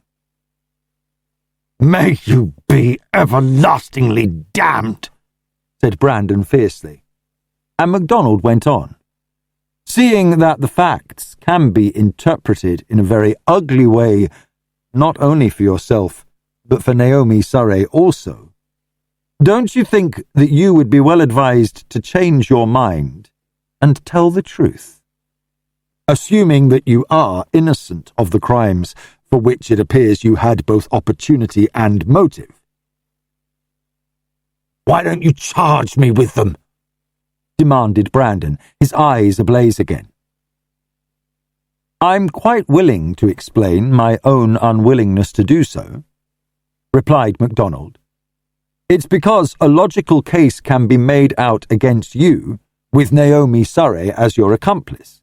Such a logical case that even though you were both found innocent by a jury, there would still be a large proportion of people who would believe you guilty. It's no part of our job in this place to seize on a probable person and pin the guilt onto him in order to give the impression of smartness on the part of the police. It is much easier to charge a man on probabilities than it is for him to prove, in the eyes of the whole world, that he is innocent of that charge. Brandon's face looked both wary and puzzled, and he replied, So you're going to trap me into admissions to reinforce your case in the eyes of the jury? I haven't much patience with the psychological rubbish which Richard Surrey expounds, but I know one thing which sheds a light on your lofty motives. You disliked me at sight as I did you, and you've been cooking a case to meet your own humours. That line of argument won't get us any further, but since you've stated it, I'll give you the only answer I can, Mr. Brandon. It's mainly because I dislike you that I want the balance to swing evenly. Perhaps that's beyond your comprehension, but you aren't too dense to see that there is a case against you, and through you, against Naomi Surrey. At present, there's no charge formulated against either of you. Exasperation broke the level quietness of MacDonald's voice. Can't you see that if you're both innocent, the only way of proving it is to tell the whole truth? You're a very clumsy liar. Why give me the chance of telling you so? I'm ready to listen to you with an open mind, not for your sake or even wholly for my own peace of mind, but because the Surreys have had enough to put up with. Do you want to see that girl beside you in the dock?" Brandon's face twitched. "God knows I don't. I'd rather hang for a thing I didn't do." "If you hang, you will involve her in something which will break her as surely as if you'd accused her in your own words," said MacDonald. "You say that you've had no hand in it, and that Naomi Surrey has had no hand in it. It is because I hoped that she had no contact with the case that I did not send a man north to bring her back as you were brought back. If you can clear up this misunderstanding, as you called it in your letter to Dr. Surrey, you'll do more than save your own skin." There was a silence between the two men for a few seconds. They sat facing one another, Keith Brandon's angry blue eyes bloodshot and fierce, meeting the steady gaze of MacDonald's stone-grey ones. At last, the latter said, "What about it? You've been responsible for a good deal of trouble, and you're likely to be responsible for more if you can't see sense." Pushing the papers together on his desk, MacDonald reached out his hand towards the bell push beside him, and then Brandon said, "All right." "It's a bloody mess either way, I can see that. I'll tell you what happened, but I did not kill Ruth, and neither did Naomi." MacDonald was conscious of swallowing a sigh of relief. This interview was anything but orthodox, but if it enabled him to get at the truth, he felt that his conduct would be justified. He sat back and listened. "If I'm going to tell you anything at all, I'd better start at the beginning and go through with it," said Brandon. "Whether I shall make things better or worse, I don't know, but if you charge me now, knowing enough to make things look their blackest, it'll mean hell for Naomi. I first met Ruth Surrey at the American Authors' Dinner at Grosvenor House. I fell for her, and she for me, since you want the naked facts. I'm not justifying myself over any part of the story, but there was this about it. Ruth was a beautiful woman. She had a reputation for being too lofty for any man's aspirations. Some fellow once said to me, Ruth Surrey writes about human passions as a physician writes about mortal disease, a state he has observed but not experienced. She is as immune from emotion as a toothless man from toothache. When I found that her immunity was not so complete as her reputation suggested, I pursued her. He hesitated here, and MacDonald put in, she was in love with you. I'll accept that as data. It's no use putting it as simply as that, said Brandon. She was too complex for any simple statement to describe her. If she had been in love with me, as I understand the word, I should have been her lover. But I wasn't. That's the point. She wasn't a normal woman in love. She wanted to talk about passion, to dream about it, but never to be logical over it. He shrugged his shoulders. Either you can understand the exasperation aroused by a situation like that, or you can't. From being mad for her, just at first, I became mad with her. I cut away, and then she pursued. Illogical, again. She wouldn't go through with it, but she couldn't leave it alone. I told her at last that I was through, and there was no object in our meeting at all. Then I met Naomi. Again he paused, his hot blue eyes staring out of the window. I can best explain it like this. Naomi was the first woman I ever wanted to marry. Make love, pursue, all the rest of it. Dozens of times before, but not marry. There's a lot of difference. Once again he met MacDonald's steady eyes. I'm giving you stronger reasons every minute for believing that I killed Ruth. I didn't.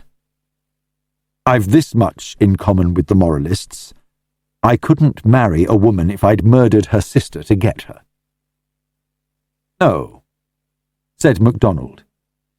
In spite of the fact that I disliked you, because we're innately different, I'm willing to believe that. But it's a subjective point. You'd better get on to the main facts which I'm investigating. A few days after I'd met Naomi, Richard Surrey called on me and warned me off. I didn't argue. I knew he could do me harm if he set about it, and I wasn't giving him the chance. He and I see life from different angles, like the Roundheads and the Royalists.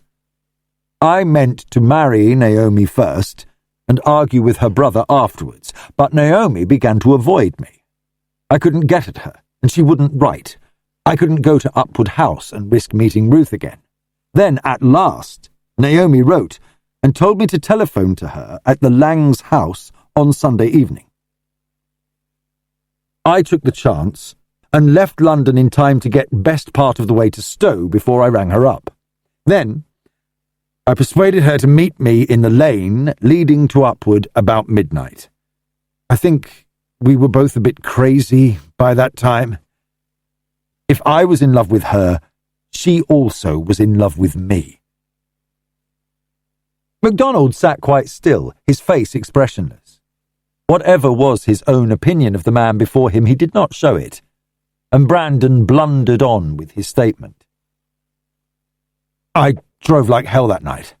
I can't think why I didn't crash a dozen times. I got to Upwood by 11:30 and left my car in a coppice just off the main road. I walked up the lane and through the paddock because I knew Naomi would come that way. When I got into the lower garden, I heard somebody moving, and just before I spoke, I saw a light. It wasn't Naomi. It was a man. He was turning away from me, and I only saw his figure for a second as he lighted a cigarette. It was a dark night, and he was standing under the beech trees. I knew that I hadn't made a sound as I came up, and he didn't know that I was there, only a dozen yards away. I didn't know who the fellow was, but the last thing I wanted was to butt into any of the party at the house, so I just stood and waited. After a minute or so, I heard footsteps coming from the house, and then Ruth's voice spoke. "Who's that? Who is it?" The fellow with the cigarette answered, "It's only me. Sorry if I startled you." And she said, "You? How funny. I thought it was someone else. A ghost, perhaps." He laughed and said, "Do ghosts walk in your garden? Surely not. If you're going for a stroll, may I come with you? I wanted to talk to you about my trilogy idea." Brandon broke off for a minute. I think those were their exact words. After that, I don't remember so well, but the gist of it was this. Ruth said, "Yes, I'm anxious to hear about it, but time seems to have gone so quickly. Don't come with me now. I like a stroll by myself. I'm like a cat of nights. Anyway, a walk helps me to sleep. If you're still about when I come back, I shan't be long. We might talk for a bit." And he said, "I shall be about all right. I can't sleep in the country. It's too quiet." She laughed at that and said, "By the way, you'll be interested to know I've rewritten my will. I can die in peace whenever I like now." MacDonald broke in, and, knowing all that, you could still keep quiet and say nothing. Brandon interrupted in his turn. "There was Naomi." "No time for post-mortems now," said MacDonald, swallowing down his disgust with the other. "Do you know who the man was who talked to Ruth Surrey that night?" "No, I've no idea. I didn't see his face, but I should know his voice again." "Go on," said MacDonald. "What happened then?" He answered, after her saying she could die in peace, "Well, I've seen to it that I shan't be exploited posthumously. I'll stroll around for a bit and hope to see you later, if you're sure you don't mind losing your sleep," something to that effect. She answered, "There are times when I can't sleep. Tonight's one of them, somehow. I'll come into the study when I get back." She walked down towards the paddock, and he went up towards the house, and I waited where I was. It was just midnight when Naomi came. She'd got a torch with her, and she lighted it under the trees. I saw her. I made her come right across the garden to the little coppice on the west side, lest Ruth should find us. Still, MacDonald was silent, and Brandon went on, "I tried to make her, Naomi, come away with me, then and there." MacDonald interrupted. "It was as well for both of you that she didn't agree to that. How long did you stay there with her?" "Until nearly 2:00. MacDonald made an abrupt movement of exasperation. "How in God's name do you expect any jury to believe this? If you told the whole story as soon as you heard of Ruth Surrey's death, you might have been believed. Now, you've left it too late. If you swear to the voice of the man who met her in the garden, it's only your word against his. If I had gone to the police and told them that I was at Upwood that night, it would have meant involving Naomi," said Brandon stubbornly. "Moreover, her own people believed that Ruth had committed suicide. The last thing they wanted was a public inquiry into her relations with me. When I heard the news of her death, I phoned to Upwood to try to speak to Naomi. Richard Surrey spoke to me. He spoke in German, lest he was overheard by the exchange, and he said, 'Haven't you done harm enough? For God's sake, keep out of it and hold your tongue.' I knew what he meant." "I know what he meant too," said MacDonald, and there was something in his voice which made Brandon move restively, a scorn and disgust which had the quality of a lash, and then MacDonald went on in his official voice. "There are other points on which you can explain your own version. What were you doing in the Upwood district last Monday?"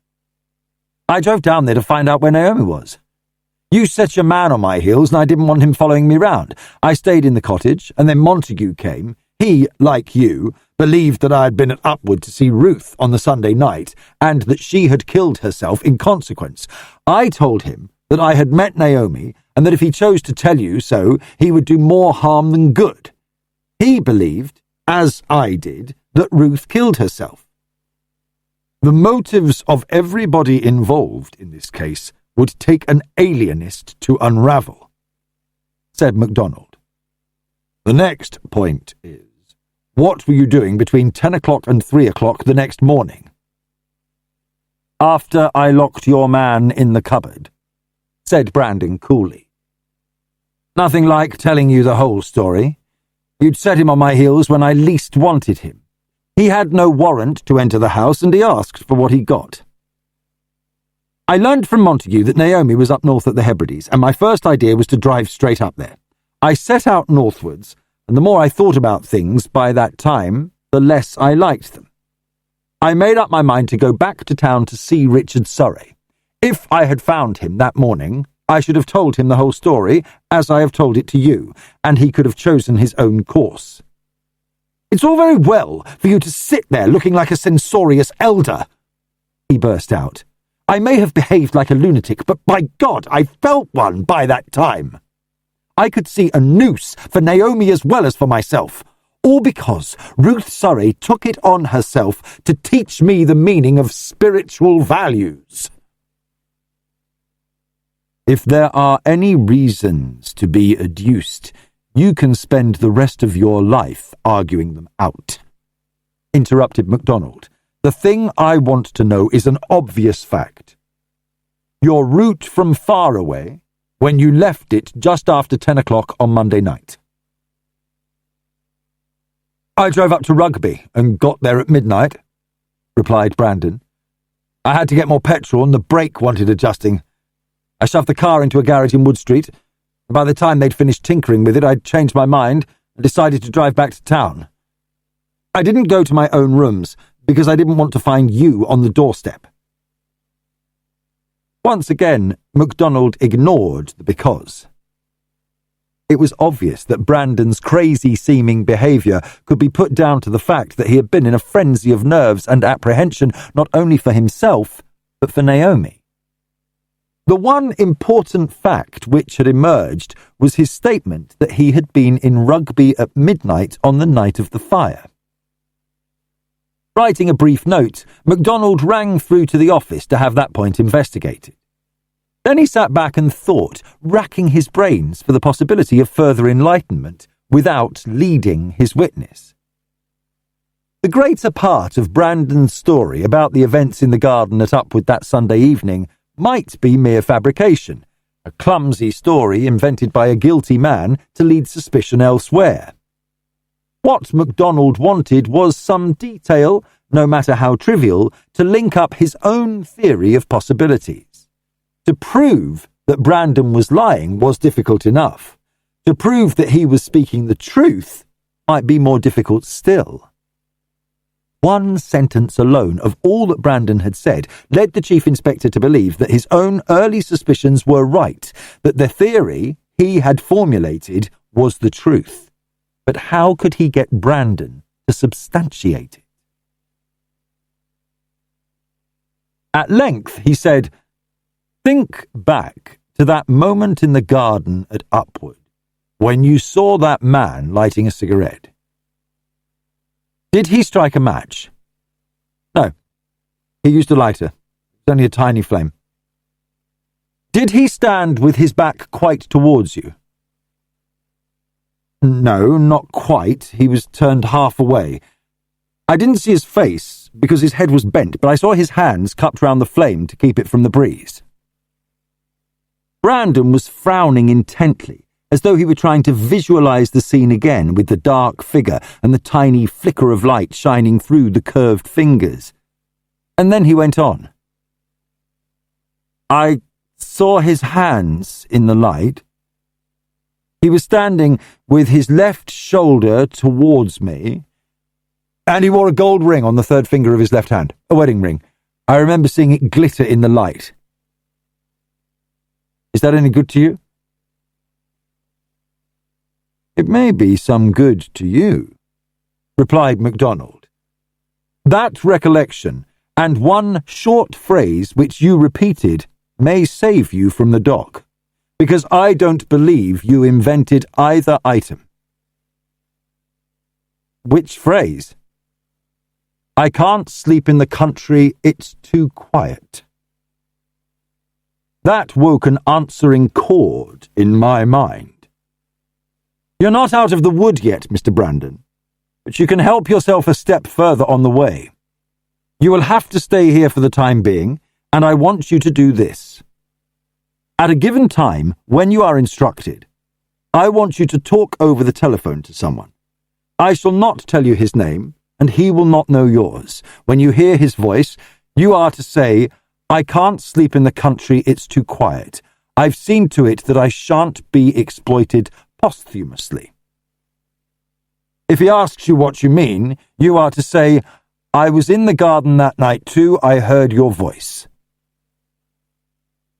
And if the voice that answers isn't the voice I heard? I think it will be. There is only one voice it could be, if you have spoken the truth." Brandon frowned. "It's a rotten thing to trap a poor devil." MacDonald fairly blazed at him. "It's not a rotten thing to poison a woman in her sleep, to fire a house at night, and to poison another man to complete the job. You have your own ideas of rottenness, and I have mine. The less you use the word, the better for you. Will you do what I ask, or will you not?" Brandon shrugged his shoulders in acquiescence. "You've got me in a cleft stick. I don't like your ways, and I don't like yours," retorted MacDonald. "I have given you an extra fair deal because I think you deserve a rope, but as the law in this country goes, it seems you haven't earned it. There are some people I haven't any use for. You're in one category and murderers are in another. The world would be a more wholesome place without either of you." and Brandon, sitting with his shoulders hunched up and his flushed face back tilted, made no answer. Chapter 18. The trouble in this case is that there is no direct way of getting at the facts. The evidence is mainly circumstantial, arguing from probabilities and trying to guess at the truth in a maze of lies and half-truths. It is a horrible case in many ways, and the most damnable point in it is the fact that the murderer was willing to burn a whole household of people to save his own skin or exact his own vengeance. That was a crime for which hanging is too kind a punishment. MacDonald spoke as he felt, his voice incisive with condemnation, and Stanwood, who sat facing the chief inspector in the sitting room of the flat at Denham Court, went on folding a piece of paper into tinier and tinier folds. Then you are no nearer the truth than you were before? Much nearer to it, replied MacDonald, yet still groping. The same facts can point at different individuals, but one narrows the issue at last, until motive is joined to opportunity by the length of a piece of string which was burnt in the fire at Upwood House. Stanwood looked up, and his questioning eyes met MacDonald's just as the telephone bell rang. Will you answer it, or shall I? MacDonald replied, "It's not my call. Answer it yourself." Stanwood lifted the receiver, called "Hello," and listened. MacDonald saw him start, saw his face go rigid, and a pallor as of death creep over the lean cheeks. When he tried to answer, Stanwood's voice seemed to stick in his throat. "I don't know what you're talking about," he said, and clapped down the receiver as MacDonald's voice said, "You do know. And now I know that you know." Stanwood, still standing by the shelf where the telephone stood, thrust his hand in his pocket. "Then keep your distance," he said, drawing a pistol from his pocket. "I've not much to lose, and there are plenty of shots for both of us."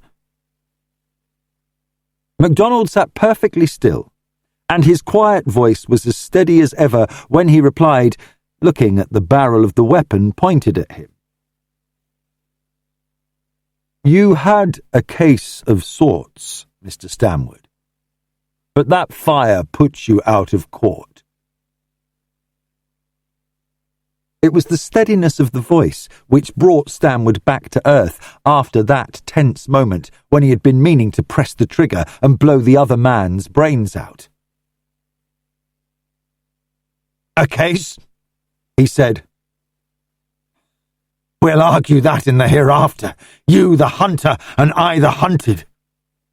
Do you realize why I did it? You who stand by the law. A life for a life. Ruth Surrey's life. Ruth Surrey. Pampered, idolized, brutal arbiter of life and fortune that she was. She killed my wife. Killed her as surely as I killed Ruth. Do you realize that? I'd have burned the whole brood of them as I'd have smoked out a wasp's nest." He was shouting now, still with the pistol gripped in a hand that was strangely steady. "You're going to produce your famous piece.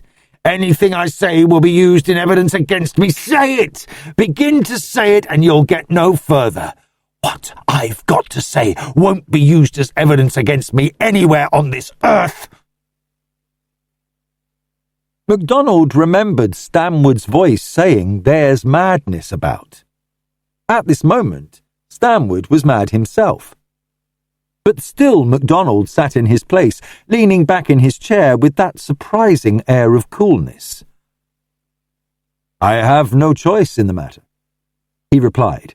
"When you took the law into your own hands, You knew what the consequences would be if your scheme miscarried. Stanwood suddenly laughed, and the frenzied look went out of his eyes for a moment as he replied, "Do you realise that this is funny? You sitting there like a judge, with eternity yawning before you." "No, it's not funny," said MacDonald. "It's the grim anticlimax of your own actions. I've a right to say this much in common humanity before I put you under arrest. I have enough imagination to realise the provocation you suffered." Remembering the queer scene afterwards, MacDonald felt that those words were drawn from him by the realisation of the facts which had turned the brain of the man before him. He had been driven to hideous acts by the recollection of long-drawn-out suffering which he had been powerless to assuage. MacDonald had measured his own wits against the murderer's, tricked him into giving himself away, and yet could see the wretchedness which had inspired the crime. "I arrest you for the murder of Ruth Surrey." He got no further, for a report filled the room like thunder, and as the smoke cleared away, MacDonald was on his feet. Unhurt, he dodged the pistol which was hurled at him. Stanwood realised that his shot had not taken effect, and next second the two men were grappling together, crashing back and forth in a grim struggle. It was a fight between a madman and a trained athlete, and the maniacal strength of the smaller man had a violence which MacDonald had never before experienced. Stanwood's hands gripped his adversary's throat with a hold which could not be loosened, and MacDonald, the blood singing in his ears, his vision blurred with balls of fire, swung his weight forward so that the two crashed against the heavy table with Stanwood undermost, and suddenly the throttling hands went limp. A voice spoke beside MacDonald, but for a while he could make no sense of the words. With sweat pouring down his face, he drew in great gasps of air into his lungs, conscious that he had been as near death as a drowning man. "All right, Chief. You wanted to do it on your own account, but by heck, it nearly ended your career as well as his." "Poor devil!" MacDonald gasped out the words, and then he and Reeves bent over the limp body which had slipped to the floor. Reeves had thought Stanwood was only stunned, but it was the man's maniacal fury which had killed him. A blood vessel burst in the brain which had so cunningly planned Ruth Surrey's death. Before they left the flat, Reeves picked up the pistol which Stanwood had fired. It was, in MacDonald's words, a grim anticlimax. The flat had been searched before Stanwood returned to it from the nursing home, and the ammunition had been removed and blank shot substituted. MacDonald, waiting for the assurance that he was not wrong in his own conclusions, had had no intention that Stanwood should claim another life to satisfy his own vengeance. It was to Robert Surrey that MacDonald outlined the evidence which was finally docketed at Scotland Yard. "Stanwood? But why?" cried Robert. And a moment later, "And how? That fire! He wasn't anywhere near the place." "He had no need to be. But we'll take your questions in their proper order. Why? You could have answered that question yourself. You had all the data. I had it too, but other things intervened. When your brother first told me about Keith Brandon, the latter's shadow seemed to obliterate everything else. What did you know about Stanwood? 3 things. 1, he had been writing for years, with no recognition, struggling against poverty and injustice. 2, he had a wife who died of tuberculosis shortly before he himself leapt into fame and fortune. 3, a copy of one of his early books was found by you in the library of your sister Ruth. You can argue everything else from that. Robert pushed his hands up through his thick red hair. I don't think Ruth had ever read that book, he said slowly. No, I don't suppose she had, said MacDonald. I made a guess about it that afternoon just before we heard that Stanwood and your brother had been poisoned, and I have since learnt, from Elsa Wentworth, that my guess was right. When Mrs. Stanwood first became ill, and Stanwood was desperate for money to send her away to St. Moritz or Leysin, he sent a copy of his book to your sister and asked her to help him by giving it a favourable notice, knowing how great was her influence in the world of letters. She sent him a curt letter of refusal, indignant at being solicited in such a manner. Yes, said Robert slowly. I can believe that. Ruth was high-handed. She took herself seriously. Stanwood never forgave her that high-handedness, said MacDonald. But he might have forgotten it if Ruth Surrey had not suddenly done the very thing he once asked of her.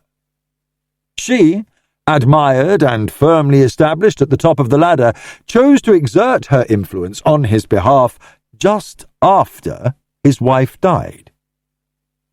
Stanwood accepted her patronage with gratitude on his lips and murder in his heart. He had lost his wife, and he chose to put her death to Ruth Surrey's account. No, said Robert, breaking in indignantly, and MacDonald replied, Don't think I'm holding a brief for him. I am not. But I do understand his bitterness a little. Whichever way you look at it, he hadn't had a fair deal. It's admitted now that his early work is as good as that which was acclaimed at long last. It was enough to warp any man's mind. I'm glad he's dead, said Robert slowly. It would have been horrible to... His voice died away, and MacDonald nodded. I'm glad, too. It was all horrible. However, no use brooding over it. You wanted to know how? Yes, said Robert. It's queer, isn't it? One's sense of curiosity is stronger than one's sense of horror. During the short time he knew your sister, Stanwood must have worked at his own plan. He probably found out that she took Thalmain by telling her of his own insomnia. Then he drew her attention to that much-debated book, Last Leaves, which your sister Ruth deplored and which your brother admired. Can't you imagine Stanwood saying, How would you like that to happen to you? A slip in the street and one dies, and one's loving relatives publish one's leavings down to the last scrap. The fact that Dr. Surrey had liked Last Leaves would have had influence in making her rewrite the will and delete his name as executor. As we know from Brandon, Stanwood learnt from your sister's own lips that the will had been rewritten. And the message? That was originally a sheet, probably the last in a short story. Stanwood cut it down to remove the numbering at the top, so that the sheet was identical in size with the block your sister used for her letters. He cut it with the plough in the workroom, and so obtained the accurate edge necessary to deceive the experts. Hence the fire in the workroom, to conceal the fact that a plough knife had ever existed. Damn it! Man was in London when the fire began, expostulated Robert, and MacDonald nodded. Yes, he was in London, all right. He managed that fire by the simple expedient of a piece of string. It was simple enough, but I was very slow in tumbling to it. You remember that the maid, Gladys, gave evidence that she shut the door of the workroom when it was ajar. If you fastened a strong piece of string to the power switch, led it through a screw eye in the floor, and then fastened it to the handle of the door and left the door ajar, when the door was shut, the the string would go taut and pull down the switch. Stanwood had an hour to himself that afternoon. He knew I was busy over the Montague and Fellows story. All he had to do was to avoid being seen by the servants, and that he managed quite successfully. Once he had got away from the workroom unseen, he was safe enough. If anybody had gone into the place and seen the string, there was nothing to give him away. That fire was a devilish idea, said Robert fiercely, and MacDonald agreed. Yes, I find that unforgivable. What made you hit on Stanwood? Had you guessed before Brandon told his story? I could only see the possibilities. There was the motive. I groped after that uncertainly. When I hit on the idea of the faking of the farewell message and saw the plough knife, I groped a bit more wildly. Then I learnt, what you knew already, that Stanwood was the son of a small printer. Every working printer knows all about bookbinding and the use of a plough knife. It's one of his most familiar tools. Next, in Stanwood's flat, I found a tin of coffee substitute, sort of thing which sufferers from insomnia prefer. If he had taken the stuff with him to Upwood, he might easily have made your sister a cup of it that night, advising her to try it, as people do who suffer from a like disability. That would have explained the coffee cup, which was removed from her room. The dose of Thalmane was in the coffee cup, probably in a first cup which Miss Surrey drank downstairs. He doubtless went to her room, found the copy of the will, and placed it with the faked farewell message at her bedside. What did you make of the suicide essay which was found in her flat? I've only guesswork to go upon. I think that Stanwood wrote the essay, typing it on a new portable similar to your sister's. He may have given it to her to criticize, and she wrote in the penciled criticisms and signed a note at the end, put it among her own papers until she had an opportunity of discussing it. I gave it to her publisher to read, and he is certain the style is not that of your sister. Good God! To think of the elaborate preparations the man made! Cried Robert, aghast.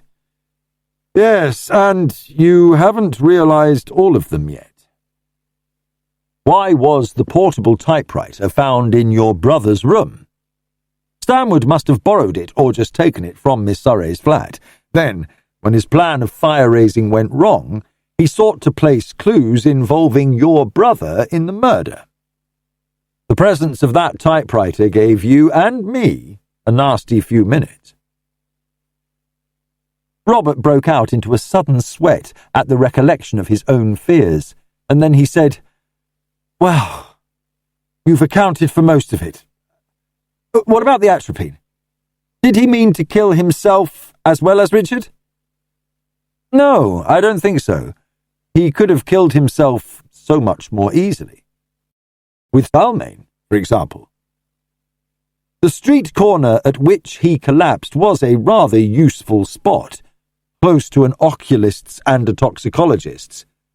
If a man collapses on a physician's doorstep, it's 20 to 1 that the said physician will be called upon to render first aid. I think the whole episode was nicely calculated, with special reference to the timing. Incidentally, Miss Elsa Wentworth, poor unhappy thing, is employed in a firm of manufacturing pharmaceutical chemists in Birmingham. It was through her that he got both the atropine and the Thalmane. When he collapsed, he still retained enough presence of mind to say that there was no one at his flat to be told of his illness. It seems pretty obvious that his brain was not working normally by this time. He was unbalanced and couldn't work out cause and effect. I was convinced that Montague was responsible for the poisoning business, said Robert. My brain wasn't working normally either. Nobody's was, said MacDonald dryly. Your brother, for instance. The shock of Miss Surrey's death obscured his judgment. He was so obsessed by the possibilities of Brandon that he could not see the problem as a whole. As a matter of fact, Montague seemed a probable enough suspect at one time. The business of Fellowes' accident looked pretty fishy. It's a curious thing. Fellowes believed that he had heard Montague downstairs on the Sunday night because he heard him cough. What could be easier to imitate than that little dry, nervous cough of Montague's? I expect that Stanwood got an idea that he was heard as he went downstairs. He coughed with the intention of letting others believe that it was Montague who was on the move. And if Fellowes had spoken out to begin with, as he should have done, Montague might have found himself in the dock. It would have been a case of one man's word against another's. The inquiry would have gone forward just the same. Incidentally, Stanwood unwittingly produced a few nebulous pieces of evidence when I first questioned him. He spent the afternoon of the first Tuesday in July at Miss Surrey's flat, and he laid discreet emphasis on the fact that she was depressed and weary. It happened that Dr. Surrey had told me that on the same date he saw your sister dining with Keith Brandon, looking the very reverse of unhappy. In those first days of her acquaintance with him, it seemed illogical to suppose that she would have been depressed in the afternoon when she was going to dine with a man with whom she was in love in the evening.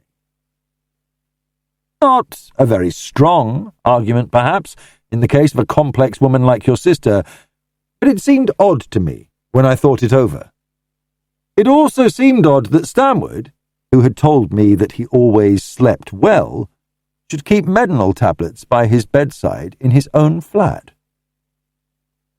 Robert puffed thoughtfully at his pipe. "Here's a little, and there a little," he observed. "It's hard for a murderer to see the implications of every word he utters." "It's hard for anybody to foresee the implications of their own words," said MacDonald, "or of their own reservations either. Wherefore the requirements of the law, the truth, the whole truth, and nothing but the truth. The intellectual who acts on his own judgment, and the devoted adherent who suppresses certain facts out of loyalty, are as much a stumbling block in criminal investigation as the downright liar." "It sounds simple enough," said Robert. "But you've got to make allowances for human loyalties and susceptibilities." MacDonald laughed. "I'm acting the heavy elder, as Brandon told me. But you needn't instruct me in the complexities of human loyalties. I spend my life studying them, and they're responsible for the devil of a lot of mischief sometimes." He got up and stretched out his hand to Robert. "Goodbye. It's only in the nature of things that you should hope that you won't ever be called upon to see me again." "I don't feel that way about it myself," said Robert. "Won't you come and dine with me after the holidays and talk about something remote from all this?" "With all the pleasure in the world, if you'd like me to," replied MacDonald, and then added, "I was terribly sorry that your mother had all this additional misery. I did realize how bitter it was for her." "She was like the rest of us. Not normal," replied Robert. "She told me only today how grateful she was to you for keeping Naomi out of it, and she will never forget that you saved all our lives on the night of the fire." MacDonald looked back at Robert with his thoughtful grey eyes. "Whenever I'm feeling particularly fed up with my own ability to see through a brick wall, I shall console myself with the recollection that on that evening I happened to be at the right place at the right time," he replied, and Robert answered with a flash of his old gaiety. "A Child's Guide to Detecting. Be at the right place at the right time. What you call routine, I take it." And MacDonald replied, "That's about it."